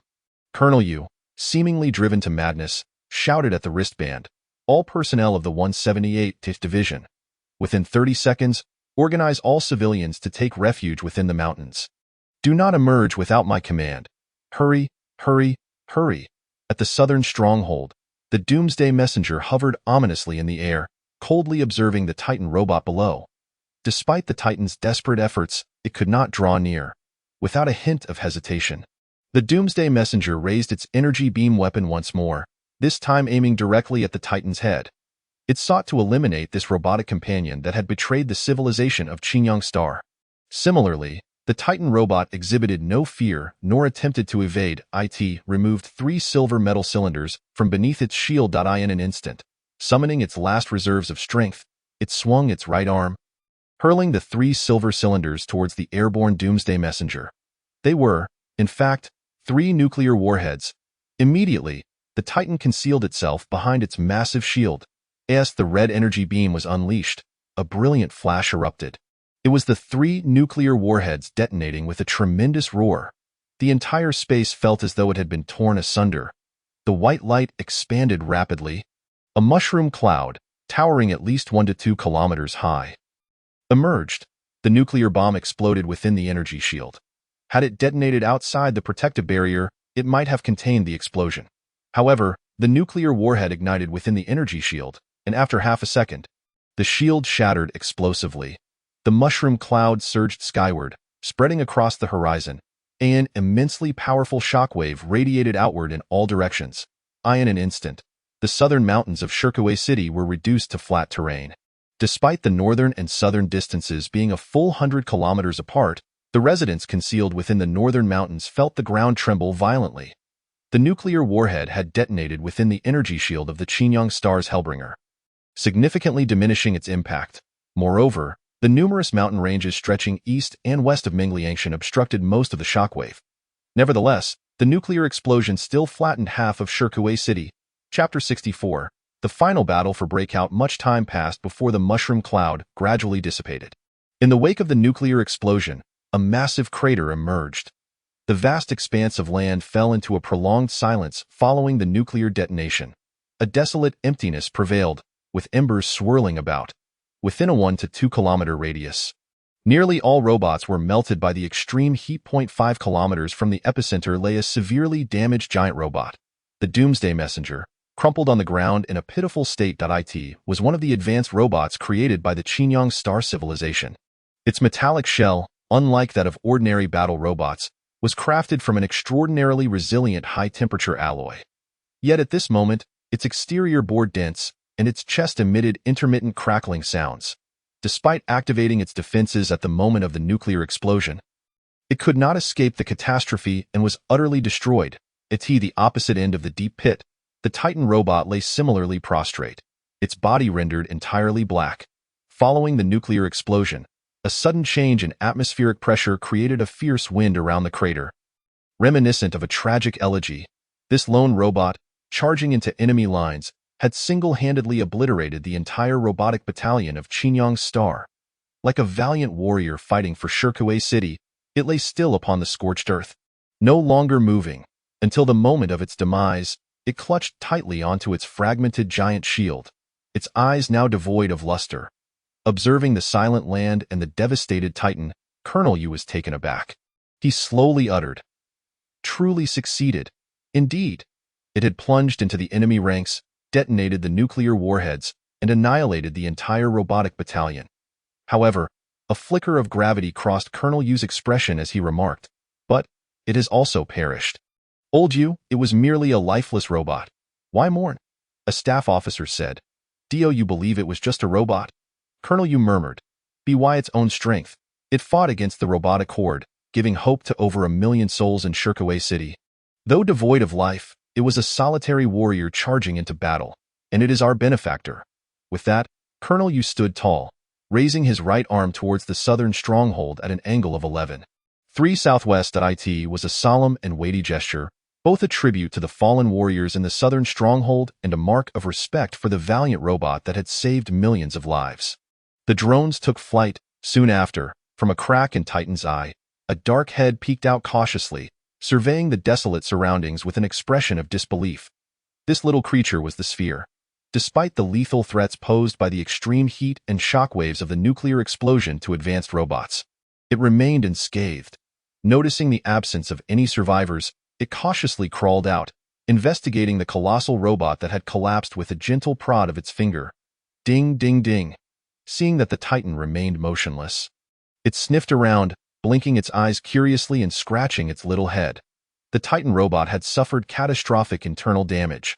Its entire body was constructed from alloy, with an unimaginable degree of resilience. Yet, it was caught at the epicenter of 3 nuclear explosions. Even though the giant shield had absorbed some energy from the blast, numerous components had been destroyed. The Sphere climbed onto the Titan's massive form. Achoo! It sneezed, releasing repair bugs that landed on the metallic shell. These bugs, a mass of liquid metal, began to spread outwards. Under the Sphere's command, The repair bugs commenced their arduous work, albeit at a painfully slow pace. Time flew by. The sphere, seeing the Titan's lack of movement, grew anxious and restless. Recalling the distant echoes of war still raging in the north, it flitted around to the Titan's opposite side, releasing several more blobs of metallic liquid. More repair bugs emerged. However, before the parasites could begin their work, they had to consume an unfathomable amount of energy from within the sphere itself. This time, the sphere pulled out all the stops, summoning nearly all the repair bugs, leaving itself breathless and feeling drained. Its tiny frame leaned against the Titan robot, and it soon fell into a deep sleep. While the metal bugs repaired the Titan, they continued to replicate and divide. Uncertain how much time had passed, at last, a crackling sound emanated from within the Titan robot. In the northern mountains, the civilians were perplexed and terrified, trapped in this enclosed space, completely unaware of the events unfolding in the south. They felt the earth tremble as if it were about to collapse. Had the Qinyang star unleashed its ultimate weapon to annihilate all of Shirkuei City? Only after the tremors subsided and calm returned did they realize they were still alive. At this moment, the heavy tank regiment of the 178th Division slowly emerged, heading towards the northern Gobi. These tanks were not the half-automated models of Heavy Iron City. Their massive metallic shells were far more robust, with rapid-moving tracks and square electromagnetic railguns whirring to life. They had no choice. The nuclear explosion in the south had devastated half of Shirkuei City. The mountains had collapsed, and the roads were impassable. The only route to break free lay to the north, in the northern Gobi. Remnants of robots occupied the area, over 1,000 in total. The plan for Base 245 to assault Shirkuei City had failed miserably. The vast robotic battalion had been obliterated by the Titan's nuclear explosion. Yet, these robots remained committed to executing their final orders, to prevent the escape of Shirkuei City's populace and to slaughter all humans. Compared to the robotic legion, their numbers were but a drop in the bucket. However, for the 178th Division, this was an exceedingly troublesome quantity. On the Gobi, the human tanks clashed with the robots. Electromagnetic railguns fired in unison, unleashing a furious assault. The butcher robots twisted their matrix cannons, retaliating against humanity. One heavy tank after another erupted in flames. While countless butcher robots fell, the battle was fiercely contested. By 4 p.m., all the scattered robots in Shirkuei City had converged in the north. Numbering nearly 1,800, the heavy tank regiment was struggling to withstand the relentless assault and was barely holding on under the concentrated fire. Observing the brutal front lines, Colonel Yu wore a worried frown. "Old Yu, there are millions of people hiding in the northern mountains. Lacking sufficient food and water, we must break through swiftly," a staff officer remarked. At that moment, the wristband transmitted the voice of a frontline soldier. "Commander, the robots are multiplying and are poised to strike. After dark, they may launch a final assault. If our forces are exhausted, the consequences could be dire." Colonel Yu remained silent, his face etched with concern. The staff officer continued, "In this situation, what shall we do?" Colonel Yu pondered. He understood that although the robotic battalion heading south had been annihilated, the surviving robots still posed a significant threat. The 178th Division had suffered grievously in the defense of Shirkuei City, leaving them weakened and weary. Winning the final breakout battle would be no easy feat. Their decisive confrontation with the robots was now inevitable. Rather than sitting idle, it was better to take the initiative, making the Gobi their battleground for the final confrontation. After all, a large number of residents remained trapped within the mountains. Waging war in the mountains could endanger innocent lives. With gritted teeth, Colonel Yu slowly declared, "Before nightfall, I will lead everyone in one final charge." At once, the final plan of the 178th Division was announced to the citizens of Shirkuei City. Addressing his wristband, he proclaimed, "Fellow compatriots of Shirkuei City, I bear good news and bad news. The robotic legion was ambushed at the southern front, and the entire army has been annihilated. However, we have finally glimpsed a sliver of hope at this juncture." Commander Yu maintained a subdued demeanor, his voice heavy with gravity. After a brief pause, he continued, "Nevertheless, the surviving robots in the north remain a formidable threat. They will launch their final assault on Shirkuei City by nightfall at the latest. I have resolved to lead all soldiers in a last charge before the robots strike. The 178th Division will spare no effort to ensure your escape. Our success or failure hinges upon this decisive moment." Ashen clouds consumed the entire sky, and the winds began to stir. Commander Yu personally piloted an armored vehicle toward the north, leading the charge. A convoy of heavy tanks followed closely behind, moving forth in a grand procession. This was their final gamble, a desperate endeavor. Behind the 178th Division lay 1,000,000 citizens, crowded within the northern mountains, lacking sufficient food and water. As time dragged on, the soldiers grew increasingly hungry and weary. Unable to withstand the onslaught of the Butcher-class robots, at last, the final breakout battle commenced. The 178th Division launched their last charge. Meanwhile, a fleet of transport trucks was filled to capacity with residents, poised to break free. Even if the 178th Division faltered, the soldiers would fight valiantly to impede the robotic advance, allowing the transport trucks to escape amidst the chaos. Boom, boom. The flames of war ignited once more across the northern wasteland. Thick smoke billowed and rolled. The heavy tank battalion braved the robotic artillery fire, advancing steadily. Tank after tank was obliterated by missiles, yet the 178th Division pressed on. Commander Yu, with a resolve to face death, operated the particle beam cannon mounted on his armored vehicle, unleashing a fierce barrage against the distant robots. Together with his soldiers, he bore the weight of the lives of Shirkuei City's citizens. Personal survival was of little consequence. The critical task was ensuring the escape of the people behind them. Listening to the agonized cries of his comrades, he forged ahead without a hint of hesitation. Standing resolutely at the forefront, the battle was particularly brutal. However, at that moment, a piercing roar echoed through the sky. The winged beasts, hidden within the northern mountains, soared into the heavens. Countless massive figures followed the heavy tanks, flying toward the robots. Both the citizens of Shirkuei City and the soldiers of the 178th Division were taken aback. These winged creatures launched a frenzied assault against the opposing robots, diving from above and relentlessly striking them. Among them were several Lord-class winged beasts, significantly more powerful than their ordinary counterparts. Undeterred by the dark mass of Qingyang-class robots, they charged without fear, toppling many of the robots that were firing upon the tanks. Observing this, Commander Yu felt a surge of confusion but hesitated not. He promptly issued a command through his wristband. Everyone, aim carefully before firing. Do not strike the winged beasts. The arrival of the winged creatures merely maintained a stalemate. The opposing robots still numbered nearly 2,000. The winged beasts could only swoop in for quick strikes, daring not to land and engage in direct combat. The dense throng of transport vehicles still struggled immensely to break free. Suddenly, a resounding crash echoed. A collapse occurred amidst the northern mountains, producing a tremendous noise. Both soldiers and civilians heard it. When they turned to look, they were left in stunned disbelief. A colossal robot, wielding a battered metal shield, was slowly advancing toward the northern front. Chapter 65. The mayor with a furrowed brow. Boom. The Titan stepped forward, deftly avoiding the heavy tanks beneath its feet, shaking the ground as it did so. The soldiers felt the earth tremble slightly, the sand and gravel flying. Boom. It crossed over several tanks, and the soldiers within remained breathless, for its stature was enormous. Even a single foot was far larger than a heavy tank. Should it tread upon one, the tank would be utterly destroyed. It continued its slow march forward, finally arriving before all the tanks. Inside the armored vehicle, Commander Yu was overwhelmed with excitement, his fingers trembling. He had previously seen this behemoth only in holographic projections, and now it stood before him. He finally let out a bellowing shout toward his wristband. Do not fear, do not fear. This is our robot. It is one of our own. All tanks and armored vehicles, follow it into the fray. It turned out that this colossal entity was indeed one of their own. The soldiers' hearts finally eased. The final battle commenced. Nightfall returned. Shirkuei City was now entirely engulfed in embers. On the wind-swept wasteland, the Titan, undaunted, bore an immense silhouette, shouldering countless artillery fire as it slowly advanced. Dozens of Butcher-class robots charged forth, unleashing a torrent of fire in an attempt to halt its progress.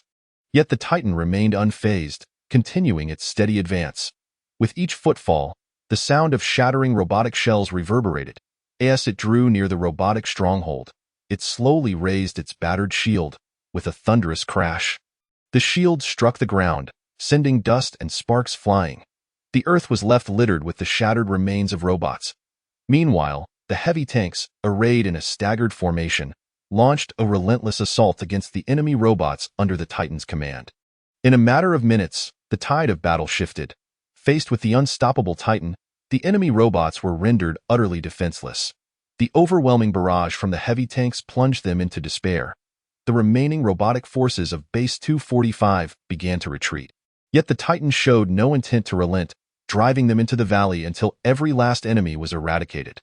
A convoy of transport vehicles, brimming with residents, followed the heavy tank battalion, breaking free from the countless robot remains and racing northward. The populace erupted in jubilant cheers. They had been saved. A celebration for millions of lives, however. Within the isolation chamber to the north of Shirkuei City, Lin Fan stood outside, waiting in silence. Inside the chamber lay Chan-Hu, his legs lost and his body stained with blood, unconscious. Several military doctors were frantically attempting to save him. Lin Fan's expression was grave, not a word escaping his lips. At that moment, a woman's voice broke through. "You bastard, I finally found you." Wang Kiki rushed over, assessing Lin Fan from head to toe, then began to fumble around him, finally exhaling heavily. "Miss Wang, what do you want?" Lin Fan inquired. "Thank goodness, you're unharmed." Her beautiful eyes cast a fleeting glance at Lin Fan, her delicate lips pouting slightly, a blend of joy and annoyance evident. "Where have you been?" "I've been searching for you." Lin Fan looked at Wang Kiki, and a hint of a smile broke through his previously solemn demeanor. "With so many people around, it's quite normal that you couldn't find me." "True," Wang Kiki replied. "Shirkuei City has been saved." "Did you know?" "I know," Lin Fan said softly, gazing at her as he gradually added. "You weren't in any danger, were you?" "No, that's good." Observing Lin Fan's worried expression, Wang Kiki pointed to the isolation chamber, muttering, "Who's inside? A friend, Dotto? You have friends now?" Wang Kiki chuckled lightly, glancing inside. However, her smile vanished in an instant, sinking into despondence. She did not recognize Chan-Hu, but instantly recognized Chen Ruoyu. Lin Fan. Wang Kiki felt a wave of disappointment wash over her, turning away as she murmured, unsure of what to say. "What's wrong?" Lin Fan asked, puzzled. Wang Kiki replied, "I've searched high and low for you, and you're here, waiting for that doctor." Lin Fan's expression darkened as he said, "You've misunderstood." "Misunderstood?" "Yes. The one injured inside is my friend. He was wounded in battle, and I came to see him. Is that so?" Only then did Wang Kiki turn back, observing Lin Fan's anxious demeanor. She feigned a huff, stifling a smile, and said, "Actually, I don't care about you. You can wait for whoever you want. I'm going back now." Wang Kiki contemplated for a moment before adding, "The Northern War Zone has fully erupted. The situation has changed, and the Northern Aerospace Bureau needs personnel. Would you like to come with me?" Lin Fan replied, "Sorry, I can't go. Shirkuei City still needs me." "All right then." Wang Kiki gently slipped a black stone into Lin Fan's hand, saying, "You once said it would protect me. Now I'm returning it to you. Take care of yourself. You must also be cautious," Lin Fan said. "This farewell may stretch into an uncertain future. Didn't you say that one day we would meet again?" Upon hearing this, Wang Kiki's face blossomed into a radiant smile as she turned to leave. A military aircraft appeared slowly, descending onto the northern front of Shirkuei City. Wang Kiki waved goodbye to Lin Fan from afar. Accompanied by special forces, she boarded the aircraft, gradually vanishing into the sky. Meanwhile, Lin Fan, having procured a heavy truck from unknown origins, joined the transport convoy of Shirkuei City, driving north with a load of people. "Roar!" The winged beast lord let out a thunderous cry, diving from the sky to land atop a high ridge. The other winged beasts descended beside it, quietly observing the human transport vehicles pass by. Emitting low growls, a group of half-humans appeared in the desolate, shattered mountains of Shirkuei City, watching Lin Fan's truck gradually recede into the distance, ultimately restraining their urge to pursue. The Titan robot stood resolutely amidst the swirling dust, refusing to advance any further as its battered giant shield was gently lowered to the ground. Unbeknownst to anyone, a small pig perched atop the Titan's head, rising onto its tiptoes and waving its tiny hand in farewell to those departing. At that moment, Commander Yu halted the armored vehicle. He disembarked, shaking off the ash-laden protective suit, and cast his gaze upon the colossal robot. He pondered the reason behind this giant's solitary struggle, desperately striving to save Shikuiching. Yet, he was acutely aware that without this imposing machine, Shikuiching would have likely succumbed entirely, transforming into a sea of blood. while the entire 178th Division would be eternally entombed in the ruins left behind. Though devoid of life, it had salvaged the lives of countless individuals in Shikuacheng.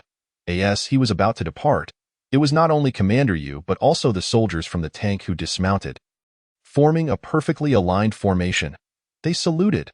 The night was dim, and the cold wind howled. The embers of war still danced in the air.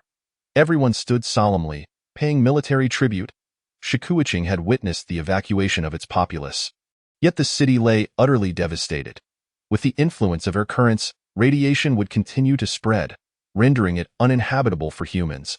The survivors of Shikuacheng felt both exhilarated and melancholic. After all, how many generations had poured their heart and soul into the city behind them? Now, they were compelled to abandon it and migrate towards the distant city of Xianqing. 2 days later, the refugees from Shikuacheng poured into Xianqing. The latter, taken aback by the influx of Shikuacheng's residents, had not anticipated their successful escape.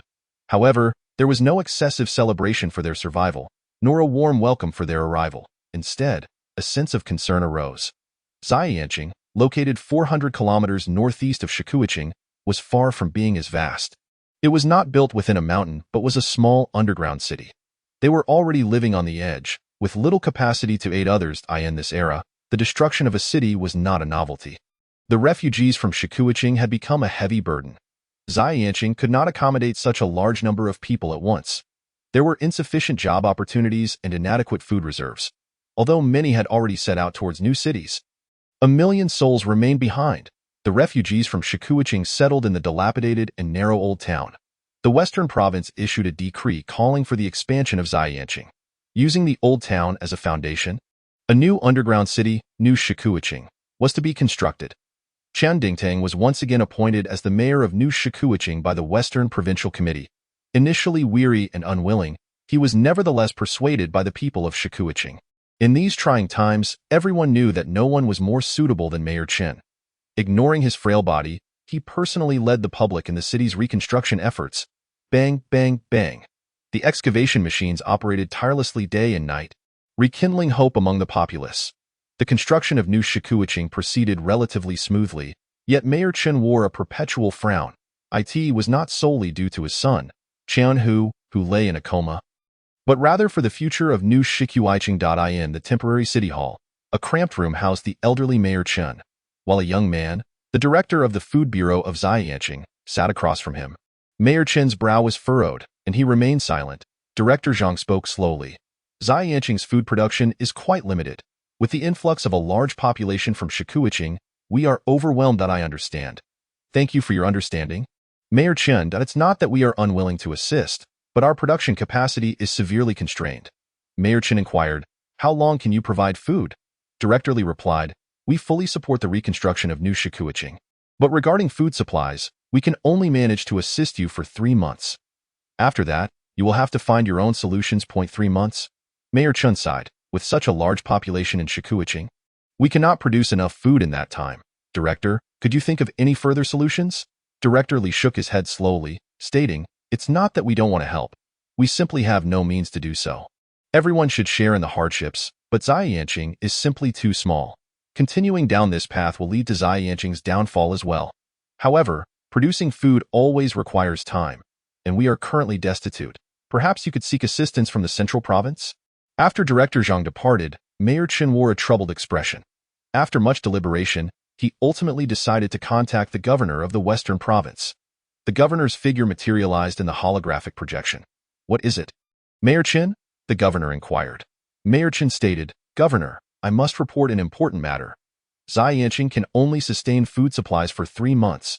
Shikuacheng's million residents will face a food crisis in a few months.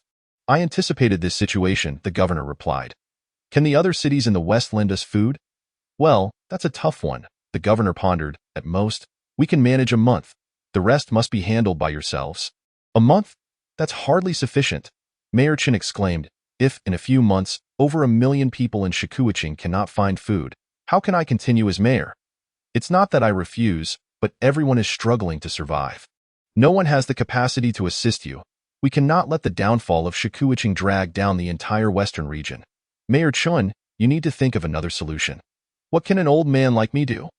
Mayor Chun felt an overwhelming sense of helplessness. The governor's stance was clear. There were no plans to redistribute food across the cities. In the eyes of these officials, once Shikuiching was destroyed, its populace lost their production value and became merely a burden. Mayor Chin's hands trembled, his cane striking the ground with force as he glared at the governor. You beasts! Perhaps you never imagined that we would survive after abandoning Shikuiching. Now that we have lived on, you show no concern for our well-being, old Chin. What are you saying? In these times, we have done our utmost to aid Shikuiching. Mayor Chin's eyes flared with anger. In your view, power is all that matters. The lives of the common people are of no concern to you. With that, Mayor Chin terminated the holographic call. He took a deep breath, his heart still heavy with pain. Xianqing was indeed struggling, and the central province was unreliable. To resolve the food crisis, they could only rely on themselves. Yet, in their current destitute state, Mayor Chun felt a profound sense of despair. If Shikuiching truly fell, it would not merely be this situation. The robot legion from Qinyangsing would continue to assault several major cities in the west, and the destruction would extend far beyond Shikuiching. Yet now, the people of Shikuiching had narrowly escaped death, only to endure the harshness of hunger and cold. Chapter 66. Qian Hu's refusal of promotion. Mayor Chun sat alone in the cramped room, closing his eyes. His hair was gray, and he appeared frail, uncertain of how much longer he had to live. Yet, his thoughts remained fixed on the people of Shikuiching, leaving him restless. Suddenly, footsteps approached. Mayor Chun slowly opened his eyes. Lin Fan. A faint smile crept onto the weathered face of Mayor Qian as he said, "Young man, come, sit down." He held Lin Fan in high regard, not only for saving his daughter, but also for the profound impression Lin Fan had made when he proposed establishing an outdoor agricultural base during their encounter in Shikuiching. Although somewhat unrealistic, it was evident that Lin Fan sincerely cared for the city. During the fierce battle for Shikuiching, Lin Fan had also stepped forward to escort fleeing citizens. Though merely a scavenger, he was far more genuine than many self-serving politicians. Lin Fan took a seat and scrutinized the mayor. "Mayor Chun, you seem troubled." Mayor Chun sighed and waved his hand, saying, "Don't mention it." "Lin Fan, what brings you to visit this old man? In Shikuiching, you are the person I, Lin Fan, respect the most." Lin Fan replied with a smile. "You could have left before the great battle, or chosen to retreat at such a difficult time, but you did not. Enough, at my age, there's no need to flatter this old fellow." Mayor Chun regarded Lin Fan closely. "What brings you here? The population of Shikuiching is vast, and a food crisis is likely imminent," Lin Fan stated. Mayor Chun was taken aback and added, "You are quite perceptive. Do you have any good ideas? I have come today specifically for this matter." "Oh?" Lin Fan continued, "You need not worry too much about it." "How can I not worry? The director of the Food Bureau in Xianqing has given me an ultimatum. In 3 months, they will no longer assist us." Mayor Chen paused and added, "The Western Province is completely indifferent to our plight. Xianqing has done its best. The Western Province is unreliable," Lin Fan remarked. "However, I will think of a way to provide some food for New Shikuiching." Mayor Chun was initially surprised but then chuckled. "You young man are likely trying to amuse this old man. Shikuiching has over 1 million residents, and even the Western Province cannot solve our problems. You are but a solitary individual. Where will you procure food? Do you recall the agricultural machinery and seed crops you provided me with that day in Shikuei City?" "Of course, I remember. Those agricultural implements have long been gathering dust in the warehouse. Utterly useless, and as for the seeds, they are hardly of any significant value." Mayor Chun smiled faintly and remarked, "To be honest, I never truly expected you to succeed. But it seems you have indeed reaped some rewards." "What?" Mayor Chin inquired, a hint of surprise in his tone. "Have your outdoor crops thrived?" "Yes, in 2 months, I hope to lend the surplus grain to New Shikuei City, alleviating the urgent needs of its citizens." Mayor Chen gestured towards Lin Fan and then burst into hearty laughter, saying, "You little rascal.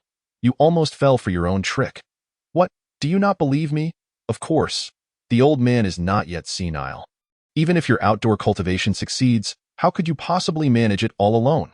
With a serious expression, Lin Fan replied, "I am not jesting. I am well aware that the food crisis in New Shikuei City is a grave matter.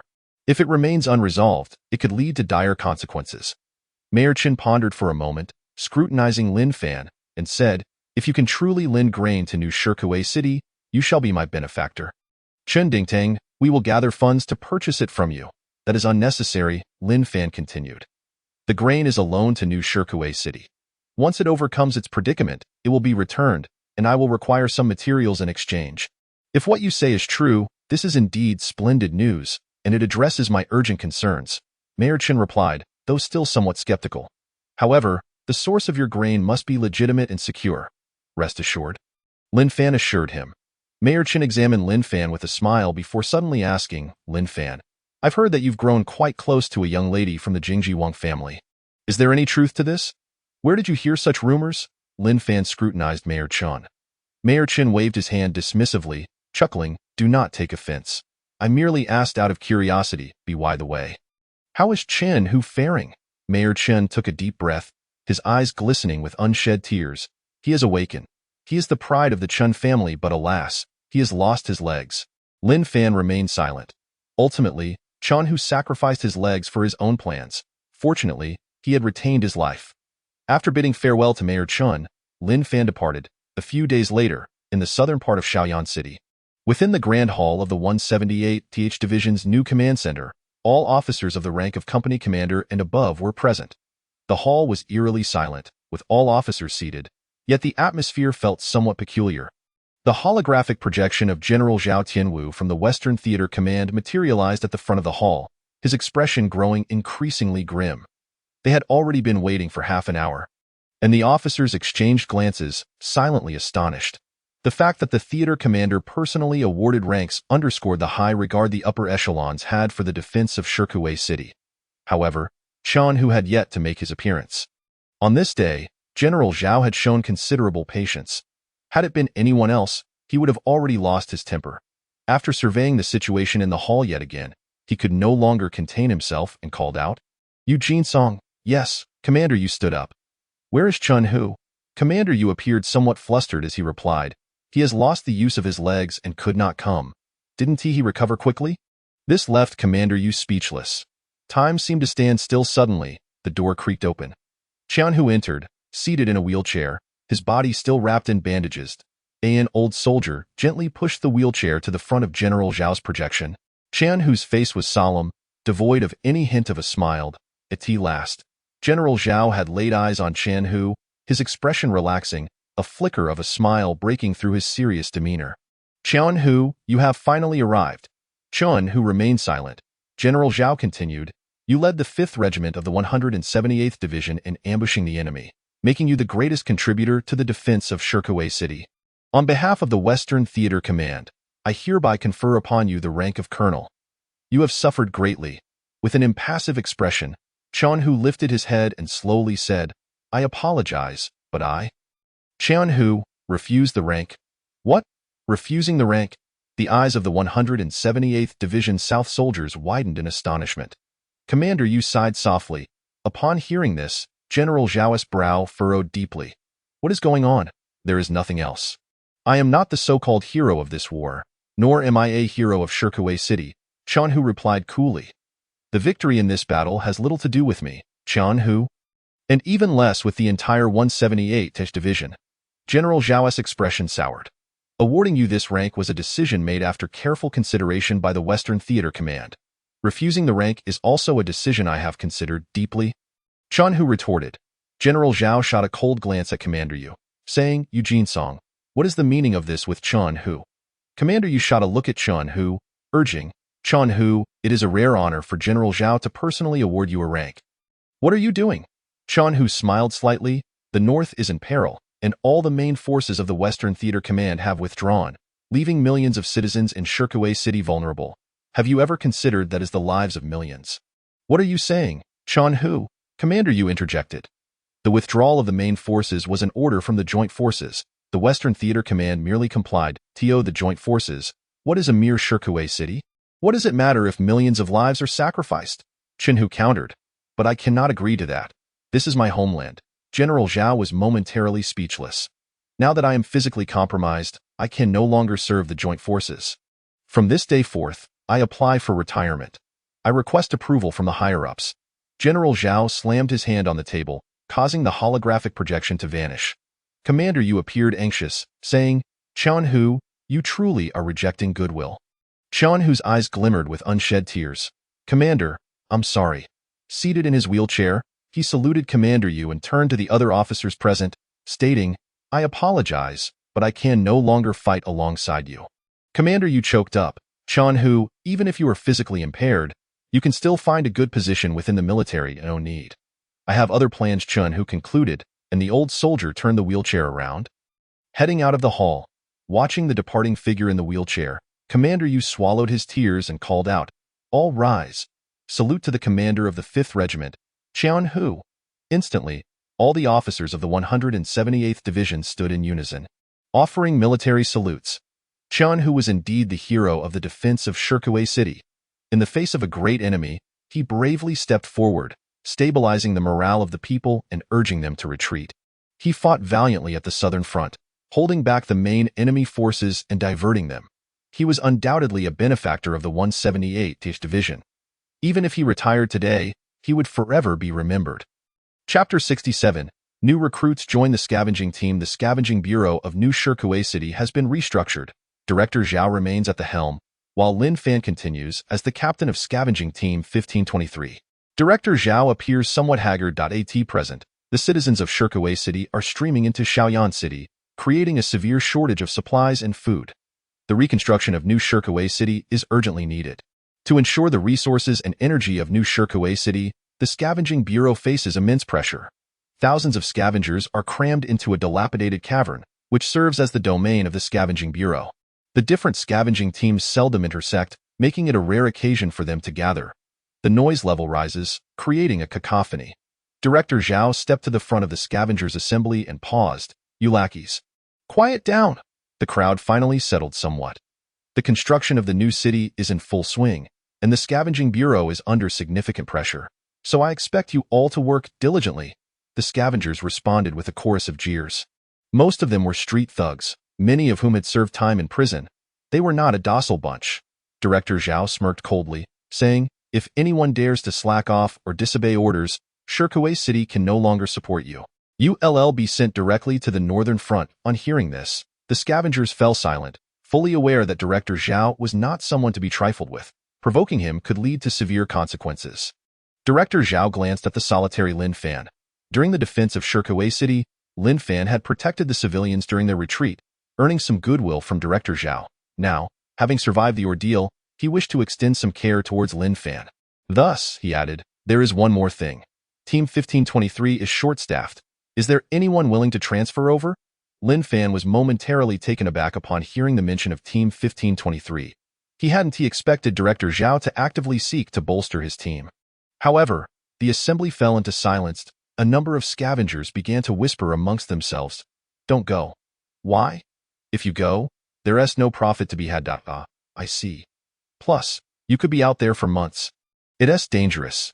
Indeed, the last time he had ventured outside for months, he had feared he would never return. Director Zhao, noticing the situation, snapped, What are you all clamoring about? However, despite his reprimands, not a single one of the thousands of scavengers was willing to join Lin Fan. Relieved, Lin Fan thought that these scavengers were simply fearful of death and motivated by profit. Accompanying him would only add to his burdens. Director Zhao, I appreciate your goodwill, Lin Fan said. It's fine. Having just me in the scavenging team is sufficient. Director Zhao glared at Lin Fan and said, You, young man, should refrain from speaking. His anger was palpable. This was no longer merely an issue concerning the manpower of the 1523 scavenging team. It pertained to his authority within the Scavenging Bureau and, by extension, his own dignity. After all, he held the position of bureau chief, yet there was not a single person willing to respond to his call. In frustration, he unleashed a torrent of curses upon the scavengers, branding them as cowardly and worthless. Having spent so many years in the Scavenging Bureau, he could not believe he would be unable to manage a few scavengers. Whether or not they were proactive did not matter. He had begun to name names directly. At that moment, a voice interrupted, Director Zhao, are you busy? Someone had entered the dilapidated underground chamber. He was seated in a wheelchair. A cigar clenched between his teeth. Upon turning around, Director Zhao was taken aback to see Chan Hu. His initially sullen face transformed into a broad smile. Chan Hu was now a celebrated hero throughout Shirkuei City. Ignoring the reprimanded scavengers, he hurried over to Chan Hu, one hand eagerly assisting with the wheelchair while he pretended to salute. Welcome, Lieutenant Colonel Chan Hu, to the Scavenging Bureau to provide guidance. The scavengers erupted into chatter once more. Chen Hu, is that really him? The commander of the 5th Regiment who saved everyone during the battle for Shirkuei City? They remarked, look at the director, such a sycophant. Surely he is one too. How could someone of his stature deign to visit such a shabby place? Despite their mischief, the scavengers held a sense of gratitude toward the 178th Division, particularly Chen Hu. Someone shouted, welcome, hero of the 178th Division. Welcome, Lieutenant Colonel Chan Hu. The crowd followed suit. Welcome, Lieutenant Colonel Chan Hu. Welcome, hero of the 178th Division. Silence. Can't you see that Lieutenant Colonel Chun Hu is still recovering from his injuries? Director Zhao glared at the scavengers, signaling them to hush. He chuckled to himself. Did this motley crew of scavengers truly believe they could flatter someone of Chun Hu's caliber? The scavengers quieted down somewhat. Director Zhao then turned to Chun Hu. Aren't you supposed to be at your commissioning ceremony? Don't even mention it. What is there to celebrate? Chun Hu replied dismissively. He spotted the solitary Lin Fan among the crowd and gave a nod, his brows furrowing slightly as a faint smile emerged. He observed Lin Fan's lack of progress within the Scavenging Bureau. As a team leader, not a single person was willing to follow him. Lin Fan caught Chen Hu's gaze and shot him a disgruntled look. Director Zhao, perplexed, was well aware that Chen Hu was the son of Mayor Chun and had gained immense fame during the battle for Shirkuei City. Such a pinnacle in his life.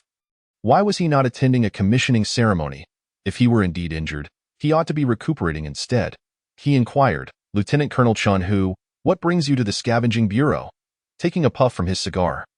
Chun Hu replied, Director Zhao, I am here to seek your support. Seek my support? Director Zhao chuckled, mistakenly assuming Chun Hu was jesting.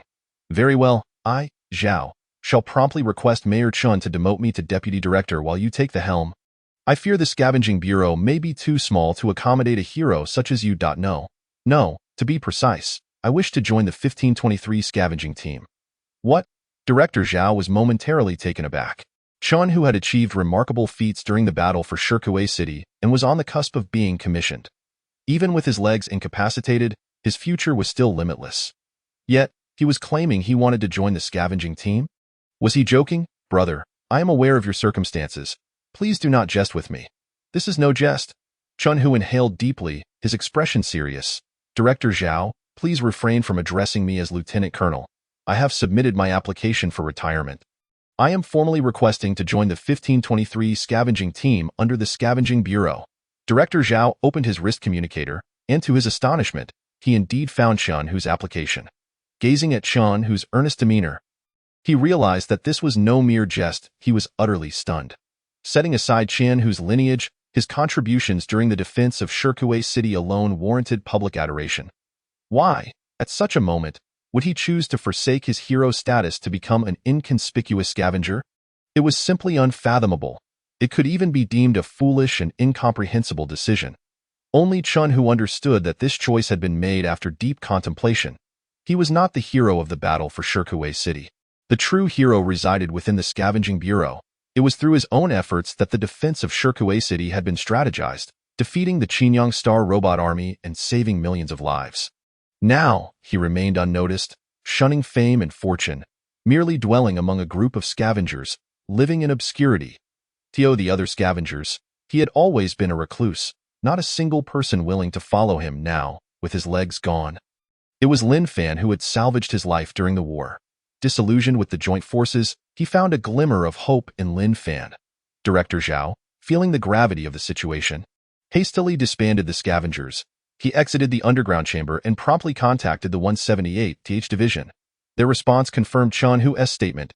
He had indeed retired. Director Zhao was bewildered and subsequently reached out to Mayor Chen. The mayor sighed, offering no further commentary. Seizing the moment when Director Zhao was absent, Chun Hu wheeled himself over to Lin Fan, who remained silent. Chun Hu gently touched Lin Fan's arm, smiling, Brother, you wouldn't refuse me, would you? Lin Fan sighed softly. Scavengers live a precarious existence. It's better for you to stay in New Shirkuei City. I have made my decision. Lin Fan scrutinized Chun Hu carefully, feeling a deep sense of guilt. His plans had cost Chun Hu his legs. He could not bear to watch him embark on a path of no return. When I was at the southern front of Shirkuei City, I was willing to risk my life. What are 2 legs compared to that? Lin Fan's expression was grave. You are now a hero of Shirkuei City with a bright future ahead. Why would you choose to become an inconspicuous scavenger? Unless your mind is unwell? In any case, I will not agree to this. Chanhu extinguished his cigar and looked at Lin Fan. If you do not acquiesce, I shall reveal the secret of your salvation of Shirkuei City to the public. You? Qian, whose expression turned serious. The true hero is you. You are the one who saved the people of Shirkuei City. The entire city remains oblivious, with only I, Qian, who, aware of the truth, I do not care. Fame and fortune hold no value in these years of apocalyptic warfare.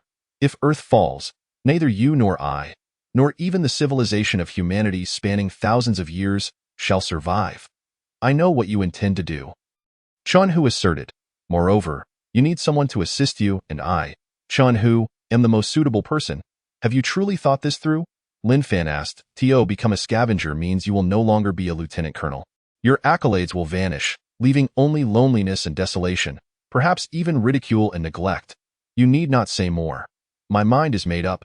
Chanhu reignited his cigar and added, by the way, old Nyo will be joining us. Along with his son. Who? Lin Fan inquired. The tank driver? You don't even know his name? He will join as well. He is getting on in years and is due for retirement, Chanhu explained. He is hardworking and adept at driving tanks. He may prove useful to you. Chanhu officially joined the scavenging team. Many citizens of Shirkuei City were bewildered. Even rumors began to circulate that following the battle for Shirkuei City, he had lost his legs and his temperament had drastically changed. Many lamented the fate of a once revered hero reduced to scavenging among the ruins. They felt it was a shame, even a tragedy. Chapter 68. The spoils of Heavy Iron City. Shirkuei City, once a bustling metropolis of millions just half a month ago, now lay in ruins. The ashes from the nuclear explosion still hung in the air, rendering the sky almost invisible. Yet, in the northern part of Shirkuei City, figures of half-humans were busily at work. They operated a fleet of transport vehicles, comprising not only half-human soldiers, but also workers. Even Akuin and Yao Zhe had arrived, their eyes gleaming at the sight of abandoned robots on the battlefield. Nearly 100 robots from Heavy Iron City were diligently following the commands of the half-humans, loading the remnants of their robotic brethren onto transport trucks in the southern front of